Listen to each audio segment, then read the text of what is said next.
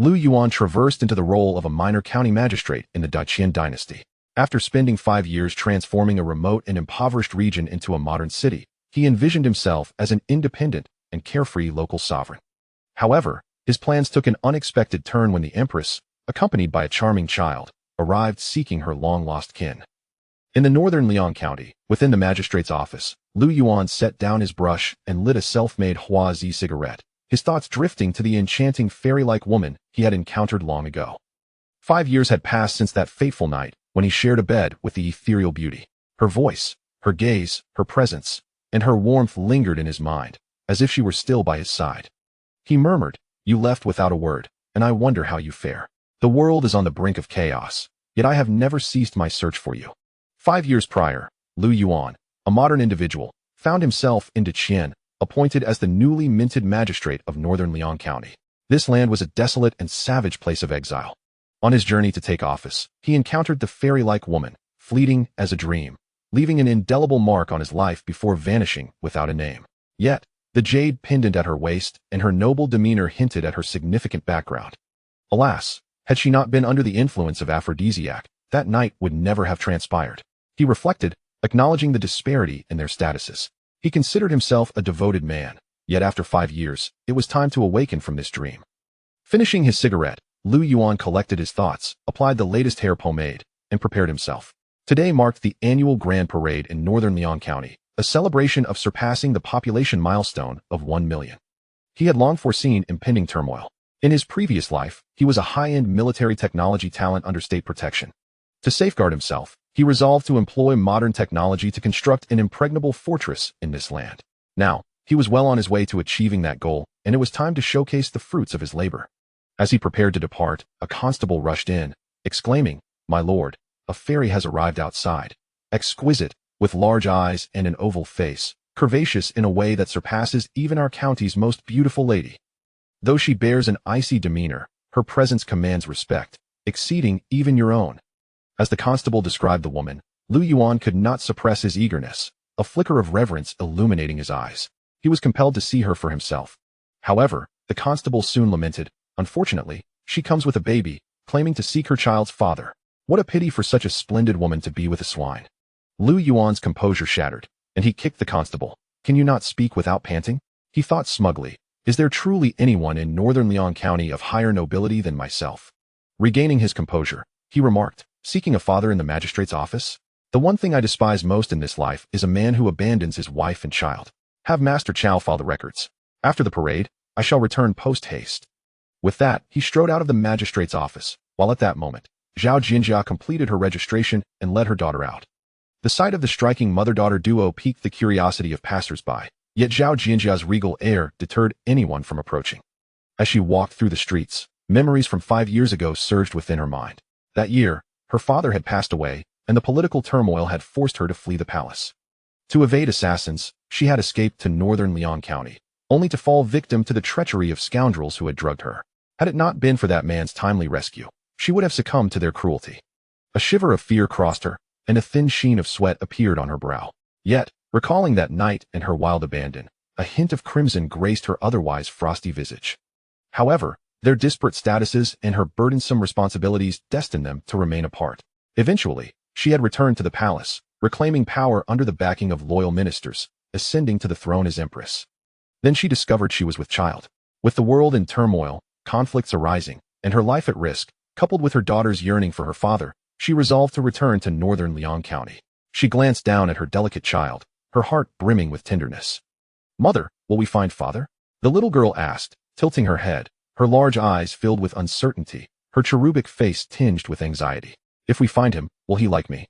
"Of course," Zhao Jinjia nodded, internally vowing, "If he does not love or acknowledge you, I shall deal with him."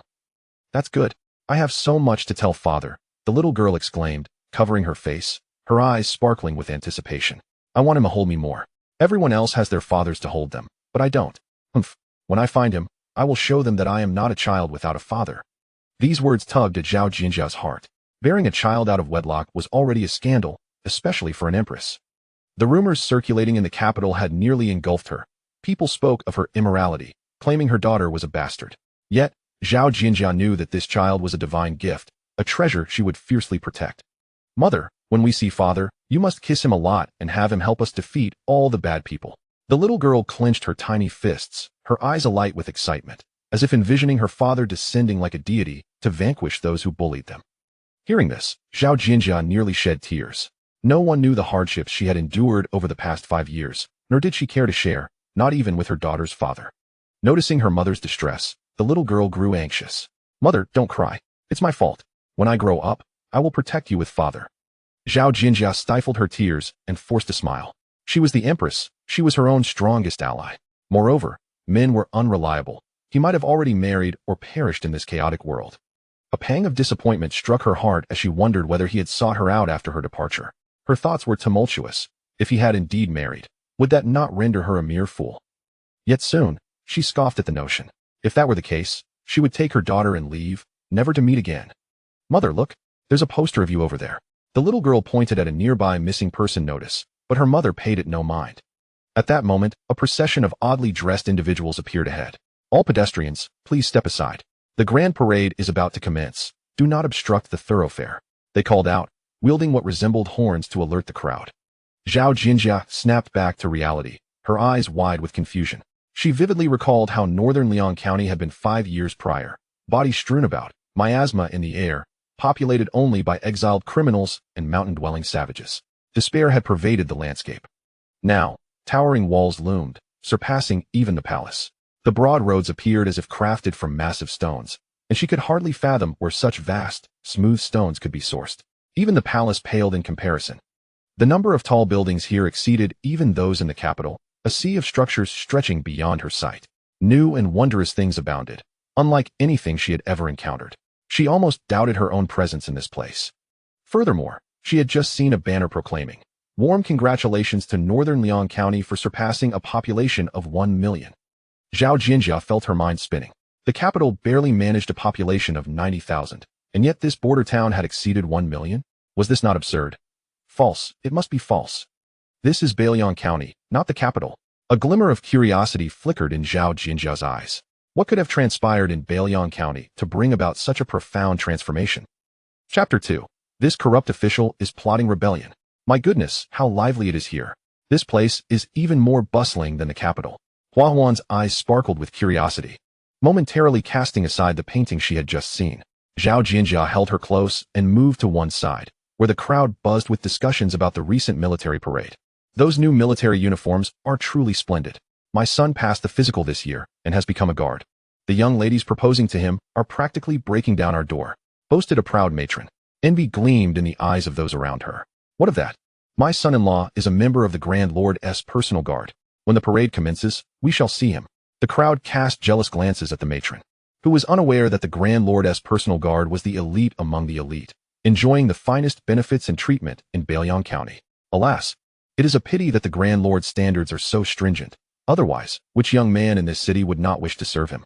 The crowd sighed collectively. Zhao Jinjia furrowed her brow. Serving the county magistrate? Should it not be in service to the nation, to oneself?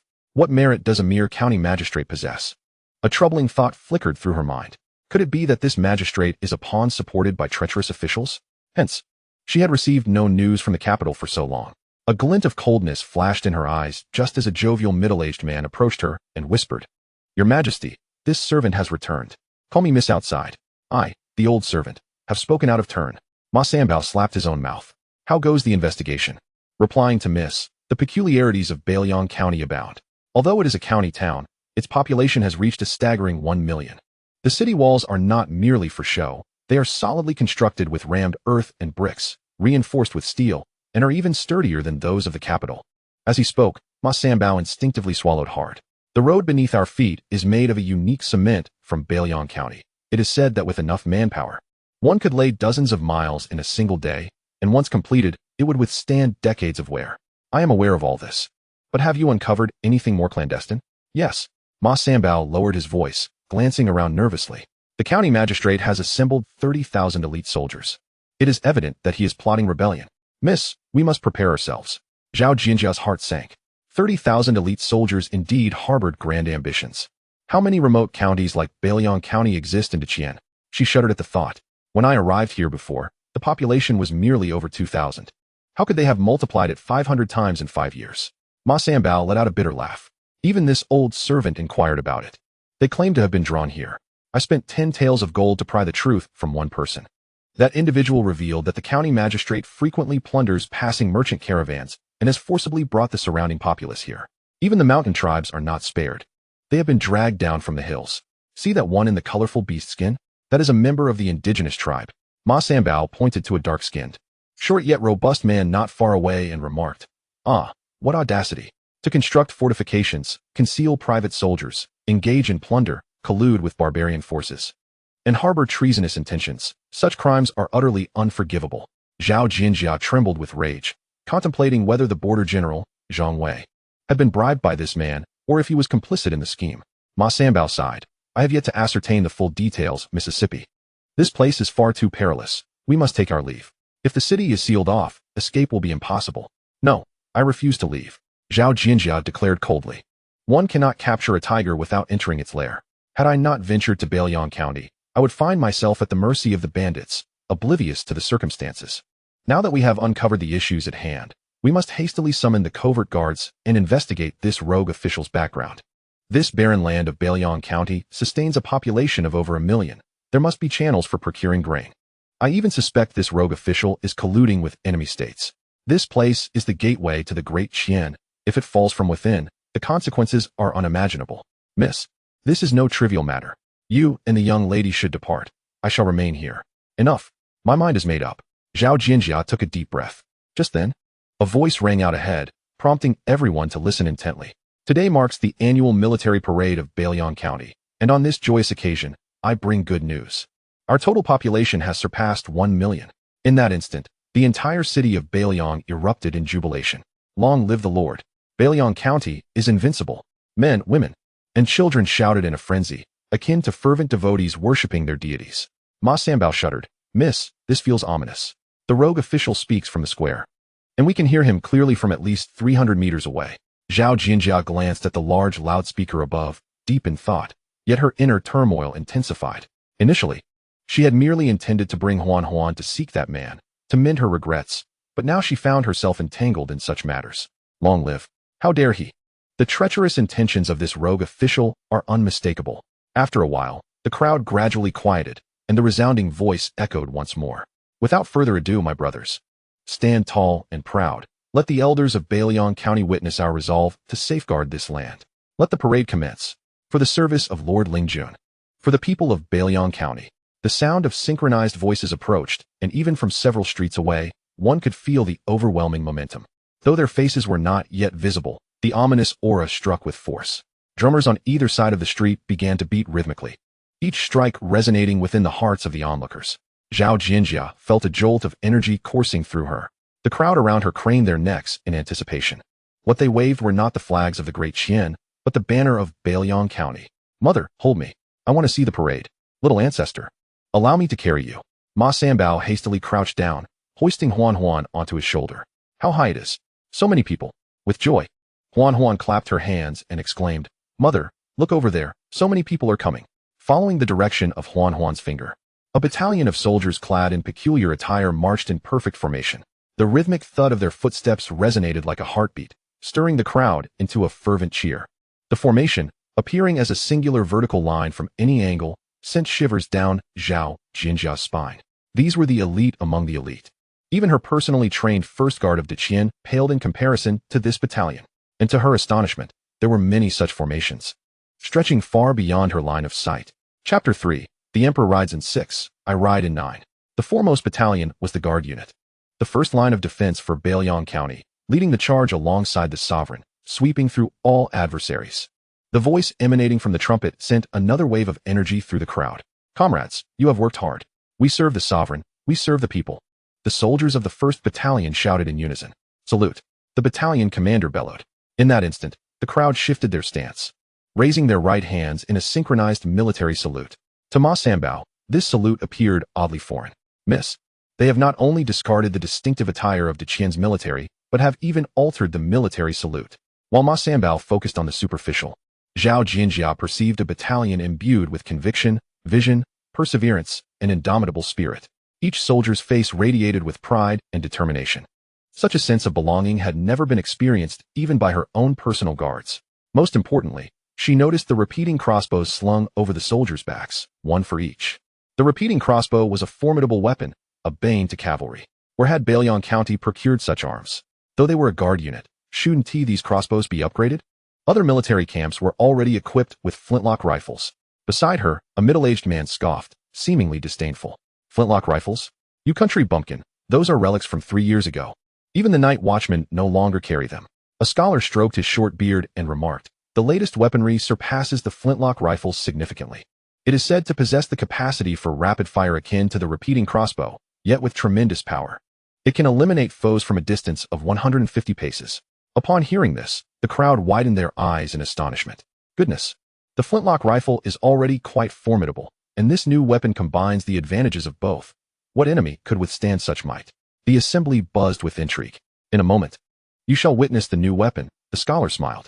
Given our esteemed lord's character, the weapons to be displayed are those that are already in mass production and have been deemed obsolete. Just as he finished speaking, the 2nd Battalion approached, brandishing flintlock rifles, albeit with some variations. The common folk, unversed in such nuances, could only cheer and applaud enthusiastically. Ma Sanbao snorted softly and murmured, what grandiose claims! Aside from the Qian crossbow, what weapon can truly strike down an enemy from 150 paces? Do they expect to rely on those sticks in their hands? Zhao Jinjiao remained silent, pursing her lips. She did not believe the common people to be fools. Beiluang County has managed to survive and thrive in such a harsh terrain, and the sole reason for this remarkable feat is its formidable strength. The towering and sturdy city walls are but one aspect, complemented by an elite force of 30,000 troops. However, at the junction of the 3 kingdoms, both the Great Qian and Great Qian dynasties have stationed over 300,000 elite soldiers in this region, each capable of obliterating the defenses here. Furthermore, the elite forces of the Great Qian Dynasty have amassed more than 150,000 troops just 100 miles away at Beiluang Pass. Although Beiluang County lies within the territory of the Great Qian, it merely serves as a warning outpost. Everyone desires to seize this coveted piece of land. Yet the tripartite stalemate ensures that none can claim it outright. The central plains provide no natural defenses, and the surrounding tribes pose constant threats, rendering it a challenging position to both conquer and maintain. Indeed, a double-edged sword. Perhaps it is precisely this unique terrain that has afforded Beiluang County its opportunity. Or could it be that they possess weapons capable of vanquishing foes from a distance of 150 zhang? Is it possible that such weaponry is the cornerstone of their defense? Zhao Jinjia felt a surge of excitement. If the court could indeed manufacture such powerful weapons, it would be as if they had been granted wings. This weapon must be firmly grasped in her own hands. She fixated on the fire sticks held by the soldiers in the 2nd formation, her heart racing. The 3rd formation comprised cavalry, armed with fire sticks adorned with bayonets, while their sabers dangled at their waists. What captivated Zhao Jinjia most were the suits of armor worn by the cavalry, appearing as though they had been cast as a single piece, undeniably thick and robust. The officials of Beiluang County certainly spared no expense. According to the nearby commoners, these were crafted from the finest iron. Such extravagance! The Great Qian boasts 100,000 cavalry, yet, through the might of the nation, they can only muster 5,000 fully equipped horsemen. Their armor is not entirely forged from superior iron, simply because it is prohibitively expensive. Yet, this small Beiluang County possesses 1,000 fully equipped cavalry, each clad in the finest armor. It is truly astonishing. The 4th formation consisted of scouts, the 5th of chariots, and the 6th formation followed suit. As each formation passed before her, Zhao Jinjia found her breath quickening and her chest heaving with anticipation. She must find a way to seize these formidable assets. With them, perhaps Great Qian could turn the tide of fortune. Why should she fear those adversaries? For nearly half an hour, all formations had passed. However, the troops did not disperse. They remained poised in readiness. The solemnity and gravity of the moment showcased the sanctity of the soldiers. The previously boisterous crowd fell silent, all eyes drawn to a singular point, the direction from which the formations had arrived. Zhao Jinjia instinctively followed their gaze. Were there more formations? At that moment, a resounding announcement echoed from above, calling for the esteemed lord to review the troops. The soldiers shouted in unison, "Please, esteemed lord, conduct the review." The commoners instinctively straightened their backs, echoing, "Please, esteemed lord, conduct the review." In that instant, their eyes brimmed with awe and joy, as if they were welcoming their king. This filled Zhao Jinjia with an unmistakable discomfort. She is undoubtedly the emperor. How can this dog official presume to act otherwise? He possesses the capability. And when the time comes to apprehend him, Should he confess all, I might yet spare his life. Otherwise, I shall take more severe measures. At this moment, Zhao Jinjia found herself unexpectedly enamored with talent, a thought so absurd that it startled her. In the vast expanse of Bailiang County, with its 1,000,000 inhabitants, an eerie silence fell. Soon, a grand carriage drawn by 9 majestic horses slowly approached from a distance. Upon it stood a figure, tall and striking, with lustrous hair and an extraordinarily handsome visage. Lu Yuan sighed. It was not his intention to appear so ostentatious. He had merely instructed them to procure a simple carriage. Yet the construction bureau had provided a grand vehicle, necessitating 9 horses for its movement. Nonetheless, he dismissed his concerns. After all, beauty sufficed. He surveyed the citizens under his governance, and at that moment, an overwhelming sense of fulfillment surged within him. Behold, this is the kingdom he has forged. Comrades, your toil is commendable. Your hard work is acknowledged, and I shall bear greater burdens. He rallied. The citizens, soldiers, and common folk erupted in jubilation as the carriage glided past. Zhao Jinjia counted the horses pulling the carriage, biting her lip in astonishment. Such audacity from this petty official. The emperor rides with 6, yet he dares to commandeer 9. Chapter 4. Those who dare to offend Bailiang shall face dire consequences, no matter how far. Oh, my little ancestor, please do not leap about. What if you were to fall? Ma Sanbao grasped onto Huan tightly, yet upon hearing her words, his eyes widened. Where was that scoundrel? Ma Sanbao had watched Zhao Jinjia grow up and was her devoted eunuch. Before the previous emperor passed away, he entrusted her care to him. In this lifetime, it was only that one evening he lost sight of her, and lo and behold, she was deceived by a man and became with child. He, being childless, had come to regard Zhao Jinjia as his sole emotional anchor, and for years, he yearned to settle the score with that rogue. Where is he? Mother, where is father? Huan cried out anxiously, but her voice was too soft, drowned out by the surrounding shouts. Zhao Jinjia snapped back to reality, her heart racing. Huan, where is he? There. Huan pointed towards Lu Yuan, now surrounded by the crowd. But at that moment, the throng erupted, pushing Ma Sanbao to the back. Zhao Jinjia hurriedly embraced Huan. My dear, are you all right? I'm fine, father. It truly is father. I saw him. He looks just like the drawing mother made, even more handsome. Huan beamed, her eyes narrowing with joy. If we bring father home, how envious everyone will be. Yet soon, a look of grievance crossed her small face. But when I called out to father, he ignored me. Mother, does father dislike me? Zhao Jinjia followed the direction of Huan's finger, catching only a glimpse of the back of that dog official's head. She did not connect her child's mention of father to that official. Could it be that man had joined the ranks of the rebel officials? Or was he amidst the throng across from them? She urgently inquired, Huan, where did you see father? He is right over there. Huan turned her head and, to her dismay, discovered that Lu Yuan had already ventured far away. Overcome with anxiety, she wept. He is gone. Daddy is gone. Daddy doesn't want Huan anymore. Zhao Jinjia took a deep breath and reassured her, Huan.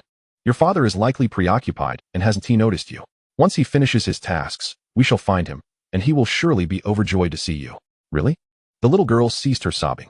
Has mother ever deceived you? Zhao Jinjia sighed, contemplating the vastness of the population. How challenging it was to locate a single individual amidst millions. This was not the capital, and she had limited resources at her disposal. Perhaps the child longed for her father so intensely that she mistook someone else for him. How frustrating it was not to have clearly seen the features of that corrupt official. Zhao Jinjia's gaze hardened. These misguided citizens were woefully ignorant to revere a traitor. It was evident how adept that official was at manipulating the hearts of the people. Not only did she intend to eliminate this official, but she also sought a means to eradicate his entire lineage. At that moment, the crowd began to settle. Just as Zhao Jinjia prepared to retreat, a thunderous sound erupted from the loudspeaker. A deafening horn blared, sending a jolt through the air. Though Ma Sanbao was unsure of the cause, he instinctively shielded the 2 women in his arms. This is bad. It's the alarm. We are under attack. The expressions of the surrounding citizens shifted, their anxiety palpable. An elderly man stepped forward, declaring, Fear not, fellow villagers.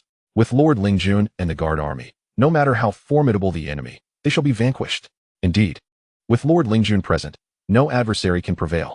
The initially panicked citizens soon regained their composure. It was evident that their trust in Lord Lingjun had reached a level where they would willingly stake their lives. Hearing of the impending attack, Zhao Jinjia felt a surge of anxiety as unwelcome memories flooded her mind. Ma Sanbao was particularly frightened, urging, Quick, let us flee. Don't linger here. The onlookers chuckled at Ma Sanbao's cowardice. A woman remarked, You must be from out of town. Do not be alarmed. Over the years, our Bailiang County has encountered foes numbering not less than 80,000. Being attacked has become a regular occurrence. As long as Lord Lingjun is here, the city shall remain unbreached. Let us remain calm. We can eat and drink without fear of running out of provisions. Even if we must stay within the city for a year or two. Yes, let us not frighten the children. Someone will come to guide us shortly. The surrounding crowd endeavored to soothe Ma Sambao's fears. No sooner had the words been spoken than the loudspeaker crackled to life. However, these 100,000 barbarian soldiers, outnumbering the forces of Bailiang County threefold, displayed no fear. Unlike the indigenous inhabitants of the mountainous regions of Bailiang County, these marauders were vicious and ruthless. Occupying a vast expanse of lawless territory, their numbers reaching several 100,000. They engaged in rampant pillaging, committing unspeakable atrocities, and became the object of intrigue for various nations. During the lifetime of the late emperor, these barbarians had launched a surprise attack on the forces of Qian, inflicting severe losses. Zhao Jinjia harbored these grievances deeply within her heart. At that moment, numerous individuals clad in black uniforms with red armbands appeared in the streets, urging, "Quickly! War is about to commence. Seek refuge in the shelters." The crowd remained unperturbed, for they had the invincible guardian army and a lord who resembled a deity. Those like Zhao Jinjia, carrying children, were prioritized for evacuation. Ma Sambao followed suit, inquiring, "Where are we headed?" "Do not panic, just follow the crowd," Zhao Jinjia replied, maintaining her composure, though her heart was tumultuous with emotion. In times of war, who suffers the most? It is the common people. Bailiang County not only informed the populace promptly, but also facilitated their retreat, prioritizing the elderly and the young. How many lives were lost in that rebellion 5 years ago? How many frail and vulnerable souls perished in that calamity? Had it not been for that, the population of the capital might have exceeded 1 million by now. This pain resided within Zhao Jinjia, yet at this moment, she witnessed the compassion of Bailiang County towards its people. Such an attitude was unparalleled, even among nations. A sudden wave of shame washed over her. Gazing towards the city walls, soldiers began to ascend. She hoped that the corrupt officials could repel the enemy and safeguard the citizens of this city. "If you win, I shall spare your entire clan. But your life shall be forfeited." Chapter 5. Zhang Wei captured your excellency. The barbarian wolf riders have reached Shirley Slope. They will be upon us within half an hour. The Guardian camp has already established its defenses. The infantry battalion is in position. The firearms battalion is ready. Within mere minutes, the soldiers participating in the grand parade had completed their preparations. Below the city, cavalry stood poised for action, each soldier meticulously checking their weapons and ammunition. Awaiting orders from Lu Yuan. Report. Zhang Zongbing's forces are yet to be seen. A scout rushed into the city tower, kneeling on one knee. Lu Yuan furrowed his brow, setting down his teacup, a surge of frustration rising within him. These barbarians chose the grand celebration to launch their assault. How audacious. He held no regard for these marauders. In fact, after the parade, he had intended to settle accounts with them. With Bailiang's population exceeding 1 million, the county town felt cramped. It was time for a fourth expansion. Such expansion required manpower, and the free barbarian soldiers would serve as ideal laborers. However, his foremost concern lay with Zhang Wei. 5 years prior, he had gone to great lengths to win him over. Had it not been for Zhang Wei's assistance in concealing matters, the affairs of Bailiang County would have been exposed long ago, leaving him unable to act with such ease. Over the years, they had forged a brotherly bond, and he had specifically invited Zhang Wei to this grand event. Zhang Wei had acknowledged the invitation, yet the celebration had concluded without a sight of him. He did not believe that Zhang Wei had betrayed him. Thus, only one possibility remained. The news of Zhang Wei's departure had been leaked. The barbarians, appearing to besiege the city, were actually targeting Zhang Wei. Bang! Lu Yuan slammed his hand on the table, sending the reconnaissance team out with a fervent resolve. Alive or dead, they must find him. The scouts hurried away. Lu Yuan stepped out of the city tower, leaning against the battlement, murmuring, "Brother Zhang, I hope my fears are unfounded. Should anything happen to you, I would offer the lives of 100,000 barbarian soldiers as tribute. My lord, I shall slay those scoundrels." A burly man beside Lu Yuan exclaimed. Wielding a hefty wolf-toothed club, he sported a rooster comb hairstyle, had triangular eyes, and a face full of brutish features that made him appear fearsome. Though the squinting gaze somewhat undermined his intimidating presence, rendering him almost comical. Originally named Deji, he was a chief of a native tribe, renowned for his towering stature and innate strength, living by plundering until he was subdued by Lu Yuan and became a fiercely loyal bodyguard. Lu Yuan bestowed upon him the name Eagle Eye. With 100,000 barbarian troops, 3,000 of whom were wolf cavalry, the terrain here was perfectly suited for cavalry. How many could you truly slay? On the other side, a woman clad in black and red attire, holding a saber, interjected. Her physique was striking. Her long, well-toned legs and sun-kissed skin radiated vitality. Particularly, her slender, slightly arched eyebrows resembled two long swords, exuding an air of heroism, akin to the legendary Lin Qingxia's portrayal of the unbeatable East. Red Gu is right. This isn't a duel. Individual combat prowess holds little value. Lu Yuan replied. Red Gu, are the medics prepared? Yes, my lord. They are ready and on standby to rescue the wounded. Red Gu respectfully responded, her gaze lingering on the handsome man before her, recalling the moment 4 years ago when he had saved her. In her direst hour, it was this man who had bestowed upon her the hope of life and a home where she could find peace. Since then, she had regarded him as more precious than her own life. Alas, he seemed to view her merely as an older sister. Just then, Lu Yuan glimpsed thick smoke rising through his telescope. The barbarians were attacking. The entire army must prepare. Upon the expansive city wall, the soldiers stood fearless. They were warriors forged in the crucible of blood and fire. Whether facing 100,000 foes or 1,000,000, their composure remained unshaken. The first trap. The caltrops are in place. The second trap. The razor wire is set. The third trap. The minefield is established. The entire army is ready. A series of voices echoed in Lu Yuan's ears. Despite the affluence of Bailiang County, it still faced shortages. War horses, copper, iron, coal, and even salt were scarce. The nearby salt pans could barely supply a few thousand, and after years of extensive exploitation, they were on the verge of depletion. Thus, it was imperative to expand their territory and bring the entire barbarian domain under Bailiang County's control. Only then would there be no immediate concerns regarding war horses, copper, iron, coal, and salt. The barbaric wolf cavalry, renowned as one of the most formidable cavalry forces in the realm, even adorns its steeds in armor. Only overwhelming firepower can breach their defenses. Having suffered setbacks at the hands of the barricades and razor wire, the barbarians have finally wised up, utilizing the wolf cavalry as their vanguard. Yet, their inevitable downfall looms. They have breached the first line of defense. They have broken through the second line of defense. They have entered the minefield. Boom. In that instant, the mines buried in the earth erupted as if on cue. The thunderous sound rang incessantly, toppling the heavily armored horses and barbarian riders alike. Excellent. Splendid work. Lu Yuan clenched his fists, raising a hand to signal the artillery battalion to hold fire, urging them to advance deeper lest they escape. The barbarians are not fools. They possess siege capabilities, and besides siege engines, they have somehow procured artillery capable of hurling stones weighing 20 to 30 pounds over a distance of 40 zhang. Their accuracy may lack precision, but their lethality is undeniable. Once they have fully penetrated the third line of defense, Lu Yuan made a gesture. Fire. Boom, boom, boom. On the city walls, dozens of cannons, epitomes of the era's finest craftsmanship, fired in unison.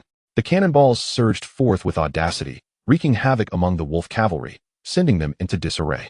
Yes, just like that. Obliterate these wretched souls.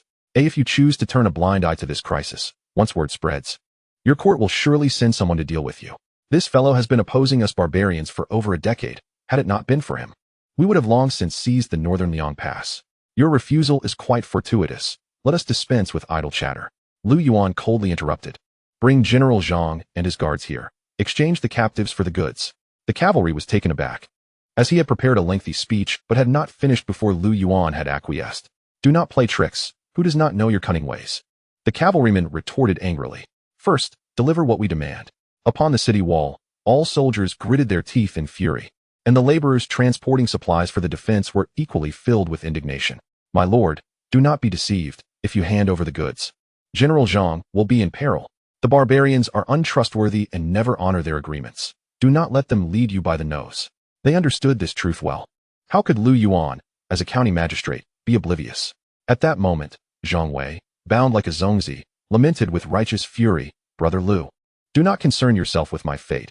If I perish, so be it, but the weapons must not be surrendered to them. Zhang Wei had taken enough lives in his lifetime. It was his honor to be your brother. In the next life, Zhang Wei shall still be your brother. Brother Lu, we fear not death, shouted Zhang Wei's loyal guards in unison. We would rather die by your hand than fall to these brigands. Please, give the order to vanquish the thieves. Though their numbers were few, their resolute spirit was enough to shake the heavens and move all of northern Liang County. They were truly commendable. Honggu sighed. Such is the way of the men of Deqian. Eagle Eye, in a frenzy, exclaimed, My lord, allow me to descend and slay them.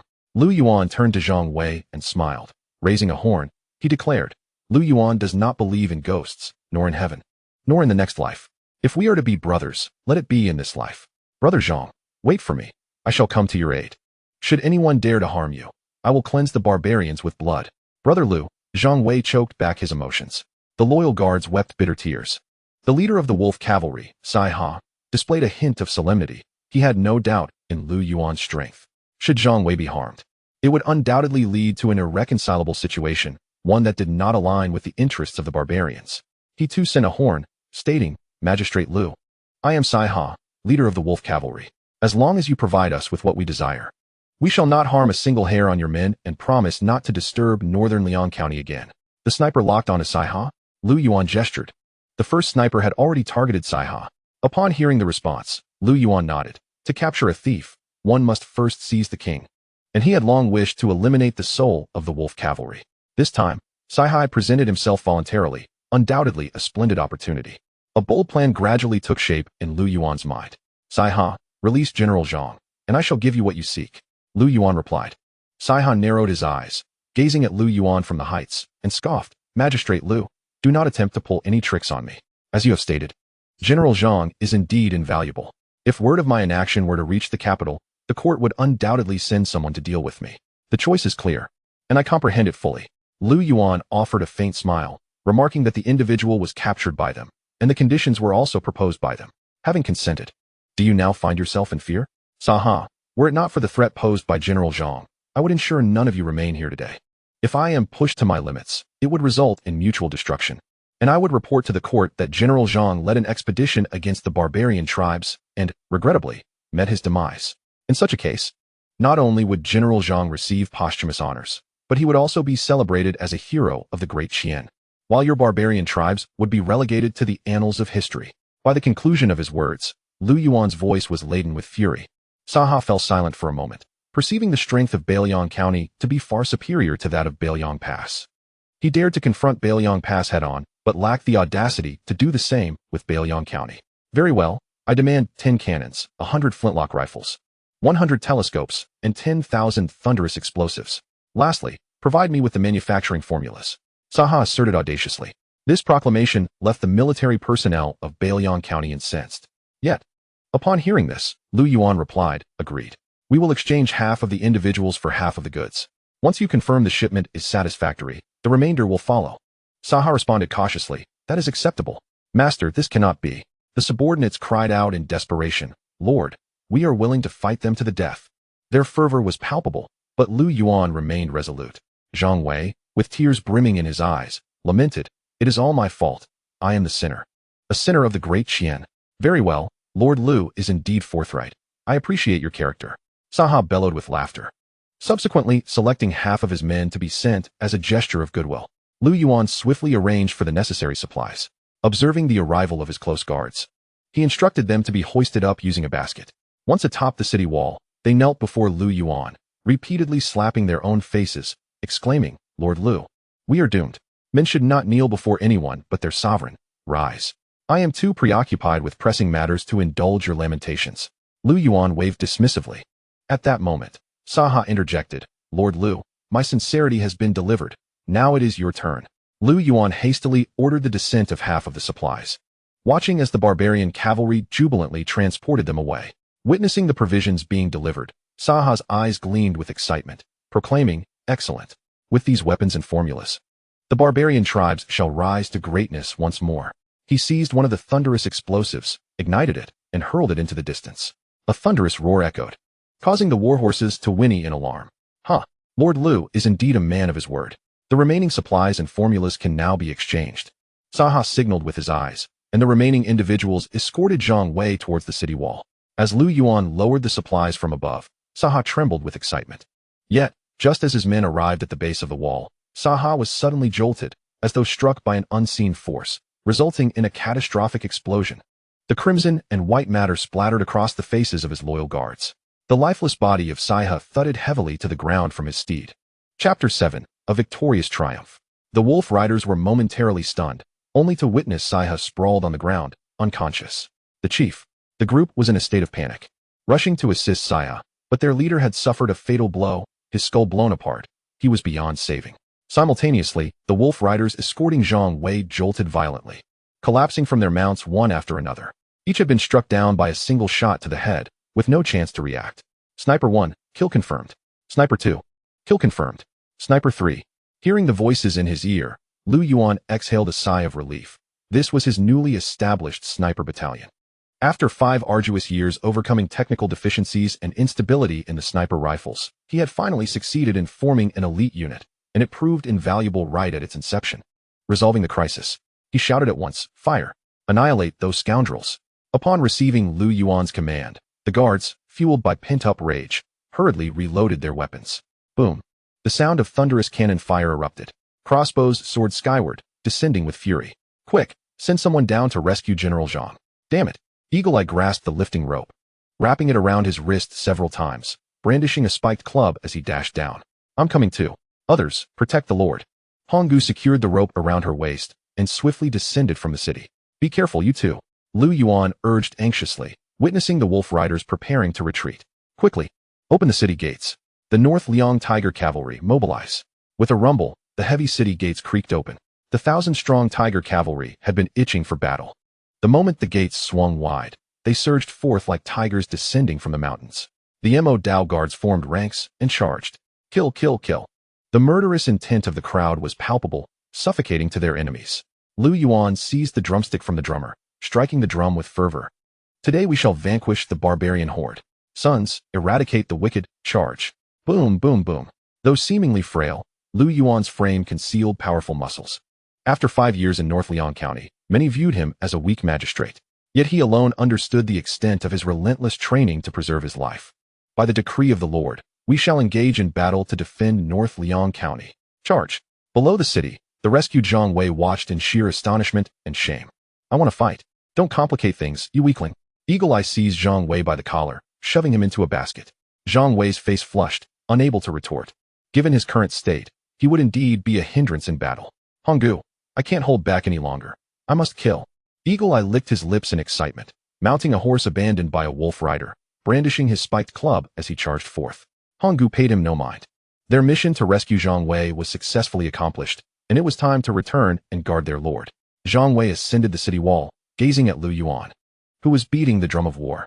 With hands clasped in reverence, he knelt on one knee and exclaimed, "Oh, Brother Lu, I am ashamed to face you." However, Lu Yuan replied, "Brother Zhang, I am preoccupied with the drum. You must issue commands in my stead, ensuring the wolf cavalry remains here." Zhang Wei had guarded the North Liang Pass for over a decade, and it was his steadfastness that secured the most vital gateway of the Great Qian Empire. While he could defend North Liang, he could not shield himself from betrayal by his own kin. Setting aside personal sentiments, Zhang Wei was a commander worthy of respect. Momentarily taken aback, he quickly composed himself and declared, "From this day forth, I shall heed your lead." With that, he stepped aside to issue orders on Lu Yuan's behalf. At that moment, the wolf cavalry, having lost their leader, Sai Ha, was in disarray, focused solely on a hasty retreat. Without Zhang Wei as a hostage, they lacked even the courage to draw their blades. What began as a fierce siege had devolved into a one-sided massacre. Meanwhile, within the refuge, Ma Sanbao was pale with fright, hearing the thunderous sounds of cannon fire. Why is the battle in North Liang so terrifying? How can it thunder in broad daylight? Upon hearing this, those around him couldn't help but chuckle. A young girl piped up, "What thunder? This is our unique weapon in North Liang." Before she could finish, the others pulled her back, and she seemed to recall something, closing her mouth with a disappointed expression. "What is it called?" Zhao Jinjia pressed. "Oh, it's nothing. Just know it's not thunder." "Big sister, are you from afar? Are you here for trade or to visit relatives?"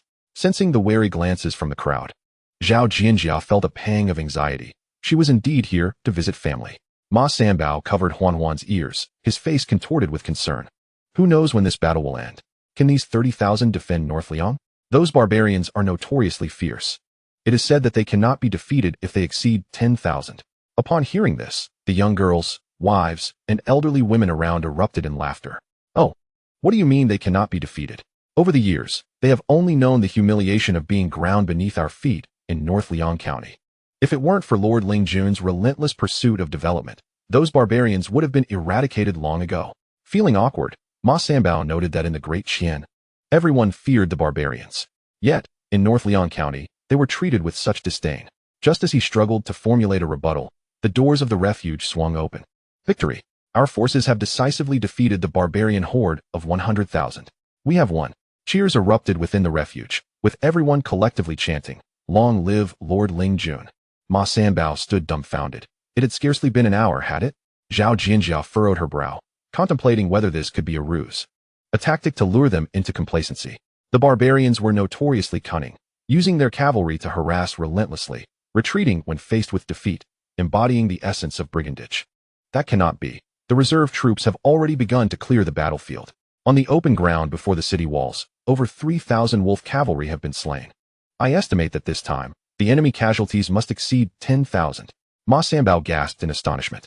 During the reign of the late emperor, the highest number of barbarians slain in battle had been a mere 500. In the modest county of Bailiang, the reported enemy casualties astonishingly exceeded 3,000. Zhao Jinjiao was taken aback. What did you say? The attackers were the wolf cavalry? Surely, there must be some mistake. They are the foremost warriors of the barbarian tribes. The messenger assured him that this was indeed a command from above, leaving no room for doubt. With a smile, he added, "The war has concluded. Please depart in an orderly fashion and return to your homes." Ma Sanbao quickly regained his composure. Could one truly boast without consequence? Slaying 3,000 ordinary barbarian soldiers was impressive enough, but vanquishing 3,000 wolf cavalry? That was incredulous.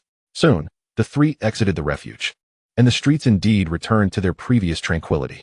Observing the drowsy Huan, Zhao Jinjiao resolved to seek rest at an inn. Just then, several individuals clad in blue uniforms approached them, commanding, "You three, come with us." Chapter 8. A surfeit of honors too scorching to handle. Who are you? And by what right should we accompany you? Ma Sanbao exclaimed in alarm, instinctively shielding the two women behind him. Zhao Jinjia noticed the word safety embroidered on their chests, indicating they were from some local office in Bailiang County. By what right? The leader responded coldly. Is it not you who has been prying for information all over? Indeed. Commander, this is the very fellow who was asking questions and even offered me 10 taels of gold. Clearly a spy. A diminutive, wiry man brandished the gold, pointing an accusatory finger at Ma Sanbao. Ma Sanbao was dumbfounded. Was this not the very native he had just questioned? Hadn't he been pleased to receive the money? Why had he suddenly turned traitor? I'm new here, merely curious. Isn't it natural to ask questions? Who spends 10 taels just to inquire? The leader waved his hand, and 7 or 8 individuals quickly surrounded the trio. Please cooperate with our work. Otherwise, we will have to take measures against you. Fuming, Ma Sanbao retorted. Is there no law left? This is the territory of Qian. Enough of your nonsense. Take them away. Meanwhile, Lu Yuan set down his drumsticks and exhaled deeply. Report to Lord Ling Jun. We have slain 16,000 wolf cavalry and 4,800 ordinary cavalry, capturing over 11,000 prisoners. We have also seized more than 30,000 warhorses and various weapons. All 5 of the cannons we dispatched have been recovered, along with 20 flintlock rifles, though 30 have been taken by the enemy. The telescopes were entirely pilfered, and 3 boxes of grenades are missing. Please punish me, Lord Ling Jun. Several regiment commanders knelt before him, pleading for retribution. Zhang Wei, the general at the frontier, expressed his deep remorse. Brother Lu, it is all my fault. My men bear no responsibility. It was my news of departing the fortress that leaked, enabling these thieves to ambush us and allowing our weapons to escape. All blame lies with me. His personal guards also knelt in contrition. Lu Yuan shook his head. As for the stolen flintlock rifles, they are of little use without ammunition. They are but mere sticks for burning. It is not easy for them to replicate them, and our army has long since phased out flintlock rifles. Regarding the grenades, aside from the top layer, the rest are merely training rounds that cannot detonate. What good does it do for them to steal 3 boxes? The cannons are too heavy. In haste, they cannot transport them. It is regrettable about the telescopes, however, as they would have significantly enhanced their reconnaissance capabilities. Upon hearing this, Zhang Wei felt a surge of joy. Is it true? Why would I deceive you? Lu Yuan replied with a smile. During the 5 years of northern Liang County's rise, countless individuals had coveted these formidable weapons. Lu Yuan had long been adequately prepared. Otherwise, they would have been swept away long ago. Wonderful. Zhang Wei's feelings of guilt diminished slightly. All right, everyone, rise, Lu Yuan commanded. What is the casualty report from our recent battle? Reporting to Commander. Our medical unit has rescued 20 severely injured soldiers and 220 with minor injuries. Unfortunately, 2 have succumbed to their wounds, Honggu responded. Lu Yuan was relatively satisfied with these losses. In the era of cold weapons, casualties were often staggering. Before the widespread use of firearms, northern Liang County's battle losses had once exceeded 1/3. Now, however, they had diminished by more than 20-fold. Once these injured soldiers recovered, their training would be intensified 2-fold. Such a one-sided massacre, and still sustaining injuries, punishment was warranted. Lu Yuan snorted. However, rewards were equally important. The fallen soldiers would be honored as martyrs and heroes, receiving the highest standard of compensation and condolences. If they had elderly or young family members, the county office would provide for their upbringing. The injured soldiers would receive rewards based on their ratings. Let us record all achievements. 2 days hence, we shall hold a trial and award ceremony for the captured enemies in front of the county office. Yes, everyone was convinced by Lu Yuan's decisions. Zhang Wei had served in the military for 25 years, guarding the northern Liang Pass for 15, and had never experienced such a significant victory.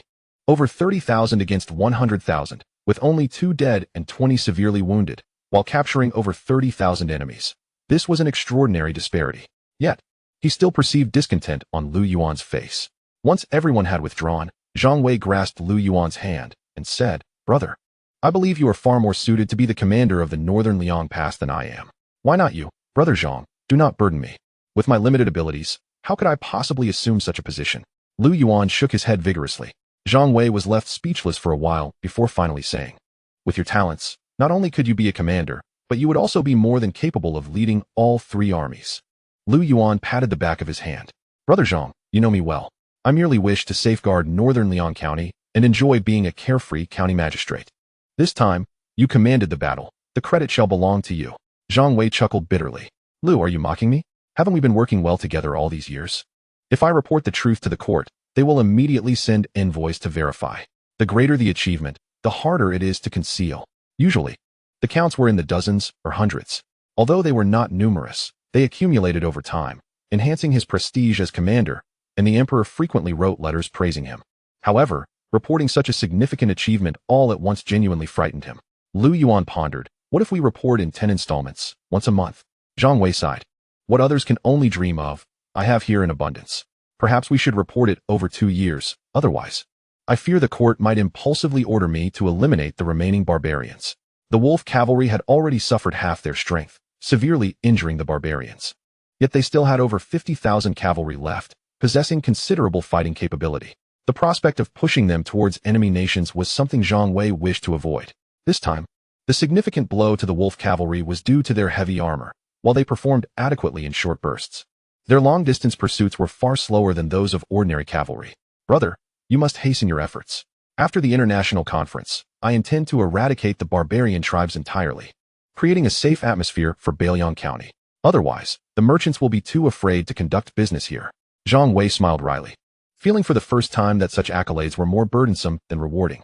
"Perhaps it would be best if you could recommend a few individuals for me to submit. That way, I could share some of the pressure." "You certainly think ahead, Brother Zhang." Lu Yuan gave Zhang Wei a thumbs up and then clasped his shoulder. "Since you missed the military parade and were startled, let us go and enjoy a bath at the newly opened hot springs in Bailiang County to wash away our misfortunes." Zhang Wei nodded and was about to descend the city tower when someone hastily approached Lu Yuan's side, reporting an urgent matter to the Lord. "Brother Zhang is not an outsider. Speak freely." Lu Yuan's words warmed Zhang Wei's heart. "The Security Bureau has apprehended 3 spies. Why not interrogate them directly?" Lu Yuan frowned. The individual hesitated, explaining, "Among these spies, there is a child under 5 years old, and judging by their accents, they seem to hail from the capital." Chapter 9.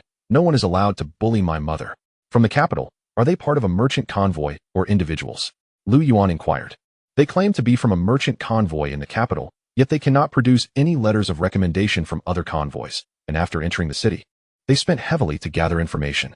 Lu Yuan frowned. Although the business partners of Bailiang County have been steadily increasing each year, they undergo rigorous screening. They implement a recommendation system whereby at least 2 distributors must vouch for any potential business dealings with Bailiang County. This ensures the quality of transactions while significantly minimizing the risk of information leaks. For 5 years, this system has been maintained effectively. Most individuals arriving here are either smugglers or major merchant convoys from various nations, possessing the strength to venture into this lawless territory for trade. The sudden emergence of an unendorsed new merchant convoy undoubtedly raises suspicions. If this convoy originated from Bailiang Pass, I suspect it may be linked to an insider. Lu Yuan stated. "First, we must secure these individuals. I will join you shortly." "Yes, my lord." Once the Security Bureau personnel departed, Zhang Wei gritted his teeth, expressing his disdain. "These treacherous lackeys are truly detestable. Brother Zhang, I have yet to inquire. Who knows about the matters regarding the pass?" After a moment of contemplation, Zhang Wei replied, "Externally, I have only mentioned that I was inspecting the pass, and only two individuals are aware, Deputy General Liu Yong and Deputy Commander Su Hai. Liu Yuan nodded. If either of these two leaked information, we should send back false news to determine who acts most suspiciously, for that individual will be the traitor. However, I only brought a little over 10 men with me this time. If someone seeks to usurp power, these individuals may not suffice. I will provide you with the men. Liu Yuan smiled, suggesting, come, let us interrogate these individuals together and see if any of them are familiar faces of yours. Why not leave now? What is the rush? Let the situation unfold a little longer. Liu Yuan remarked nonchalantly. If this person is indeed a traitor, then they are not an ordinary one. They could very well be a significant pawn of enemy nations embedded in Bailiang Pass for many years. Very well, I shall heed your counsel. Zhang Wei nodded thoughtfully, reassured by the support from Liu Yuan. Should an upheaval occur at the border, he felt an 80% certainty of reversing the situation. Meanwhile, within the confines of the Security Bureau, Ma Sanbao was seated on a torture chair, his eyes forced wide open, unable to blink for an extended period, resulting in tears streaming down his cheeks. You ruthless killers, devoid of law. You seize people without evidence. You will come to regret this. The head of the Security Bureau, Niu Dajin, slammed his hand on the table, his demeanor resolute. It seemed he needed to resort to more extreme measures. Go, fetch the steel needles. A crude steel needle was brought forth, causing Ma Sanbao to tremble in fear. This is coercion. I demand to see your county magistrate. I will report you. This method could compel even the most obstinate informant to confess. Niu Dajin forcefully hurled a steel needle, which embedded itself into the table with a sharp thud. Confess honestly, and you may avoid punishment. Otherwise, you shall experience the sensation of 21 fingers piercing the heart. What of this 21 fingers? Isn't it 10 fingers that connect to the heart? Niu Dajin smirked mischievously.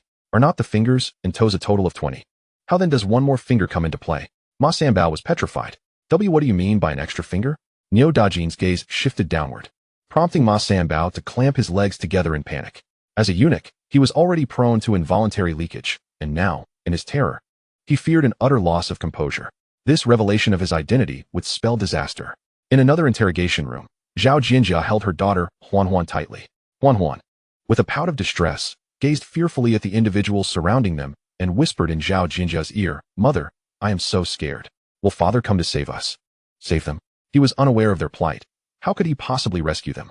Even if he were in Bailiang County and learned of their situation, he might lack the courage to come. This time, she had truly underestimated the circumstances and could only place her hope in the hidden guards to come to their aid. Otherwise, she feared the tricks these people might employ. Gently stroking Huan's back, she comforted her softly. Do not fear, father will surely come to rescue us. The interrogator was a woman of considerable beauty. Xia Hongmei smiled and remarked, Your daughter resembles you greatly. She is quite adorable. It is evident that you are truly mother and daughter. In truth, she continued, if you simply disclose the purpose of your visit here and do not cause any harm to Bailiang County, we will release you both unharmed. Zhao Jinjia replied coolly, I have already stated that I brought my daughter here to find my husband. That is the honest purpose. However, the changes in Bailiang County have been so drastic that I was merely curious and sought information. My dear lady, your excuse is rather flimsy. With your beauty, one cannot hide the essence of one's character. If I were a man, how could I possibly abandon my wife and child? She added, I went to the county office to report to the officials. You should be able to verify the truth of my words. Indeed, her thoughts were meticulous. Xiao Hongmei scoffed. Yet her argument was riddled with flaws. 5 years ago, not even a dog would venture into Bailiang County. Why would your husband traverse such a distance from the capital? What could he possibly seek here? Surely, he did not come for trade. If that were the case, why has there been no word from him in 5 years? Regardless, a letter from home should exist, should it not? If you do not report to the officials, I would be inclined to believe you are merely a merchant lost in Bailiang County. A trace of sarcasm flitted across Xia Hongmei's lips. Now, this enchanting lady. Can you reveal who sent you here? Surely, you wouldn't want such a delightful young girl to lose her mother, would you? Huan was terrified to tears. Yet she feigned bravery, saying, Do not be afraid. Mother, Huan will protect you. Just then, a blood-curdling scream akin to that of a slaughtered pig echoed from the adjoining interrogation room. Ah, Zhao Jinjia was utterly enraged. How dare you harm my people? Rest assured, I shall not spare you. Xia Hongmei sighed. Every individual who enters our domain ultimately begs for mercy. To be frank, I truly hesitate to act against a mother and daughter like you. But why choose to provoke the troubles of Bailiang County? With a wave of her hand, 2 female interrogators approached, attempting to seize Huan from Zhao Jinjia's grasp. Do not bully my mother, Huan exclaimed, brandishing her tiny fists. Though fear gripped her, she still recalled her earlier bravado. My mother has yet to find my father, and none of you are permitted to harm her. When my father arrives, he will deal with all of you. No one paid heed to the child's words. Yet, her declaration shattered Zhao Jinjia's resolve. If this little one were to be taken from her side, she would rather perish. Do not touch my daughter, Zhao Jinjia asserted fiercely, exuding a regal aura that momentarily stilled the interrogators attempting to snatch the child. Xia Hongmei frowned, preparing to intervene personally. At that moment, a voice resonated from outside.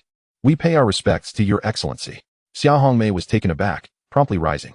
Wonderful. Your Excellency has arrived. Let us see how you deal with these spies. Chapter 10. All kneel. Nyoda closely followed Xia Hongmei as they hurried out of the interrogation room, exclaiming, I pay my respects to Your Excellency. Lu Yuan nodded, inquiring, how is the interrogation proceeding? That middle-aged man is as timid as a mouse. He hasn't even been subjected to torture yet, and he has already fainted in fright. Nyoda sighed helplessly. We just administered a heart-saving pill. He is yet to awaken. With such a disposition, how could he aspire to be a spy? Lu Yuan was speechless. And the mother and daughter? Reporting to Your Excellency, they are still being interrogated. That woman is particularly obstinate. We haven't extracted anything useful from her, suggesting she has been trained as a death warrior for an extended period. Xia Hongmei analyzed with conviction. No matter. A trace will remain. Even the most skilled spies leave behind evidence. Lu Yuan glanced at Ma Sanbao, who lay slumped on the tiger bench, indifferent, and stepped into another interrogation room. Nyoda and the others hurriedly followed, eager to learn. Zhang Wei also yearned to acquire Lu Yuan's interrogation techniques. After all, Bailiang County had endured for 5 years, not just due to its own concealment, but largely owing to Lu Yuan's prowess. This time, being betrayed by an insider had left him humiliated before Lu Yuan. He must learn diligently to return and deal with those treacherous scoundrels. Just before Lu Yuan entered the interrogation room, he heard a little girl crying, comforting her mother. Do not be afraid. Mother, Huan is here, do not fear. The young girl shielded the woman's face, yet Lu Yuan inwardly lamented, thinking these spies are utterly inhumane, to thrust such a young child into a task. He pushed open the door, entering, the sound startling Huan into a tremor. Zhao Jinjia took a deep breath, having devised a plan. If all else failed, she would claim to be a relative of Zhang Wei, firmly convinced that Zhang Wei had an illicit connection with the corrupt officials of Bailiang County. She resolved to stall for as long as possible, hoping to buy time until the dark guards arrived. However, the moment she laid eyes on the newcomer, all her thoughts evaporated. At that instant, she even held her breath. As Lu Yuan recognized the woman's face, he felt a sense of familiarity, and upon closer inspection, his mind momentarily faltered. He stood frozen, rubbing his eyes, and looked again. The moment their gazes locked, he was rendered speechless, pointing at her in disbelief. How could it be?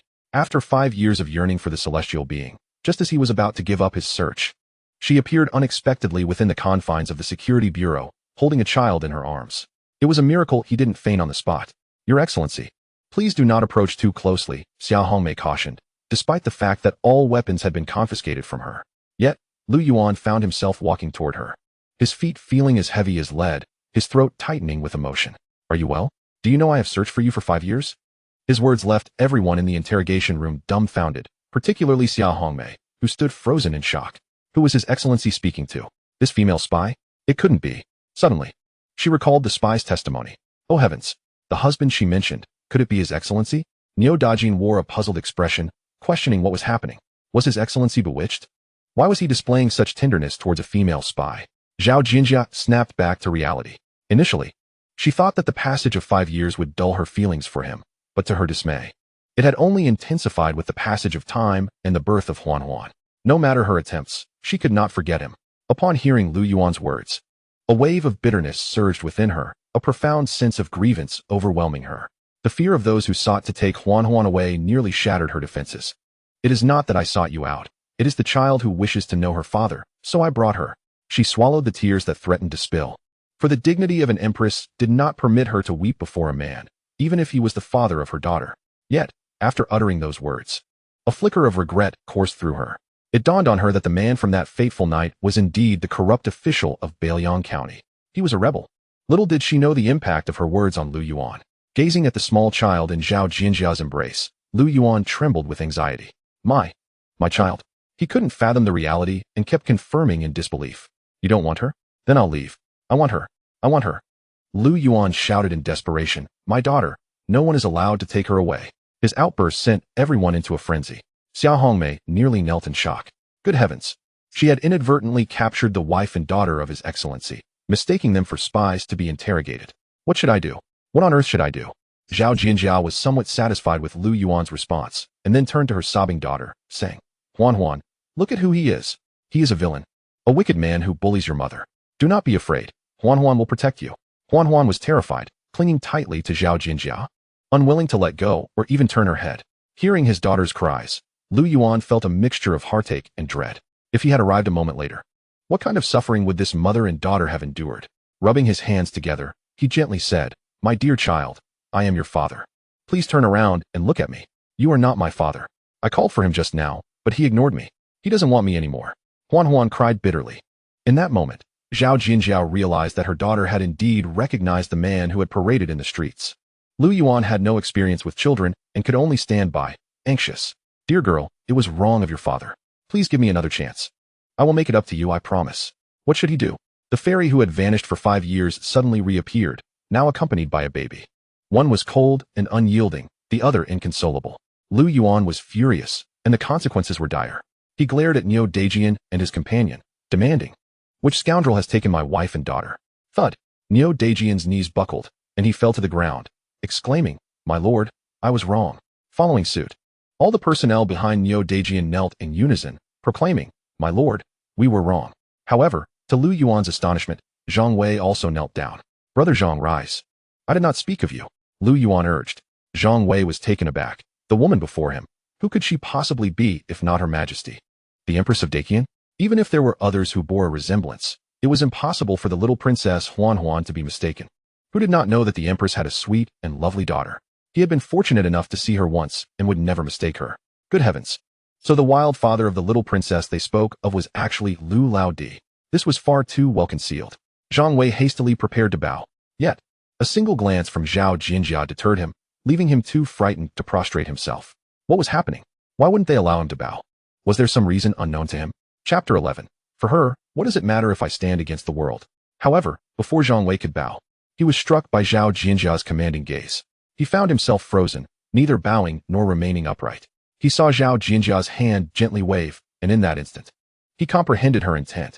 Lu Yuan hurriedly approached Zhang Wei, offering his support. Brother Zhang, what are you doing? I'm a bit weak in the knees. I traveled all night from Bailiang Pass without rest. I must have embarrassed you, my brother. Zhang Wei chuckled awkwardly, confused as to why Her Majesty was here and what her connection to Lu Yuan might be. Yet, he understood that Lu Yuan had no inkling of her true identity. Otherwise, why would Lu Yuan seek his help in concealing it? Why would he search for Her Majesty for 5 years? Thus, Her Majesty had concealed her identity. But why had she not revealed it to Lu Yuan? That remained a mystery to him. Lu Yuan pondered deeply and pulled up a chair. Brother, please sit and rest for a moment. Suddenly, he turned to Niu Dajian, who was closely following Xia Hongmei, and inquired, What on earth is happening here? Can someone provide me with an explanation? Niu Dajian shuddered and stammered as he recounted the events. My lord, this is precisely what transpired. Please, punish me. Xia Hongmei, mustering her courage, added, It is my failure for not recognizing the madam. I implore you to punish me, my lord. Upon learning the details, Lu Yuan understood it was part of their duties and chose not to pursue further accountability. Instead, he stated, From this moment forth, you are to clearly recognize this face. These two are my wife and daughter. Henceforth, you shall treat them with the same respect you afford me. Do you comprehend? Yes, my lord. With a collective sigh of relief, everyone began to greet Zhao Jinjia. Niu Dajian, saluting the madam. Madam, Hongmei has been remiss. Please, punish her. A throng knelt before Zhao Jinjia, incessantly apologizing. Hearing their conversation, Huan ceased her tears, lifted her head, and gazed at Lu Yuan in disbelief. Father, you truly have come to save Huan. That single utterance of father nearly shattered Lu Yuan's heart. I am so sorry, my dear. I had no knowledge of your existence all these years, nor did I know you would seek me out. Please grant me another chance to make amends. In his 2 lifetimes, this was his first experience of fatherhood. The little girl was simply enchanting. Upon closer inspection, she was a miniature version of Lu Yuan himself. He could not fathom that Zhao Jinjia would jest about such matters. 5 years ago, he lacked the capacity to retain Zhao Jinjia. Today, 5 years later, he must care for both mother and daughter. Huan's cherubic face was alight with joy, yet she instinctively glanced at her mother. Zhao Jinjia nodded slightly, sighing softly. Go on. With this approval, the little one opened her arms and leaped into Lu Yuan's embrace. In that moment of connection, an overwhelming sense of kinship surged within him.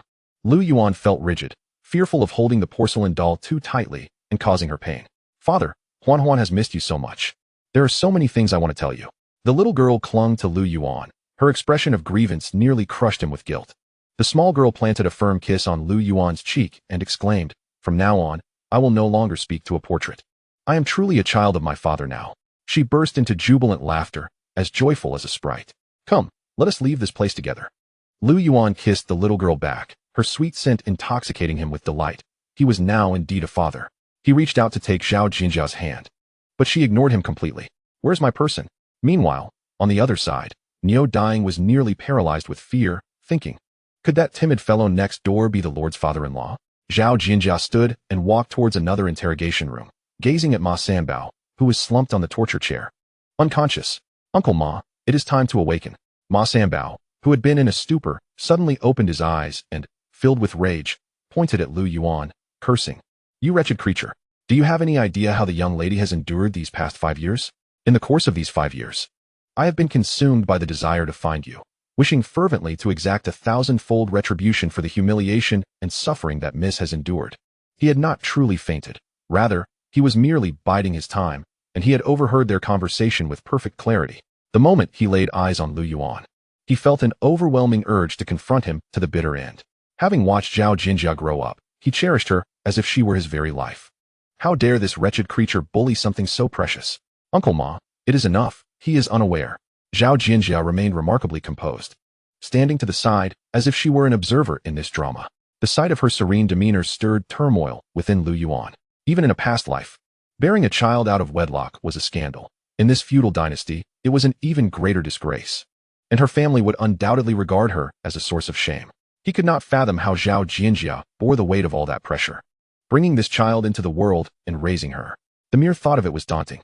Therefore, he felt an immense gratitude towards Zhao Jinjia for gifting him such a delightful daughter. Turning to Ma Sanbao, Lu Yuan spoke with utmost seriousness.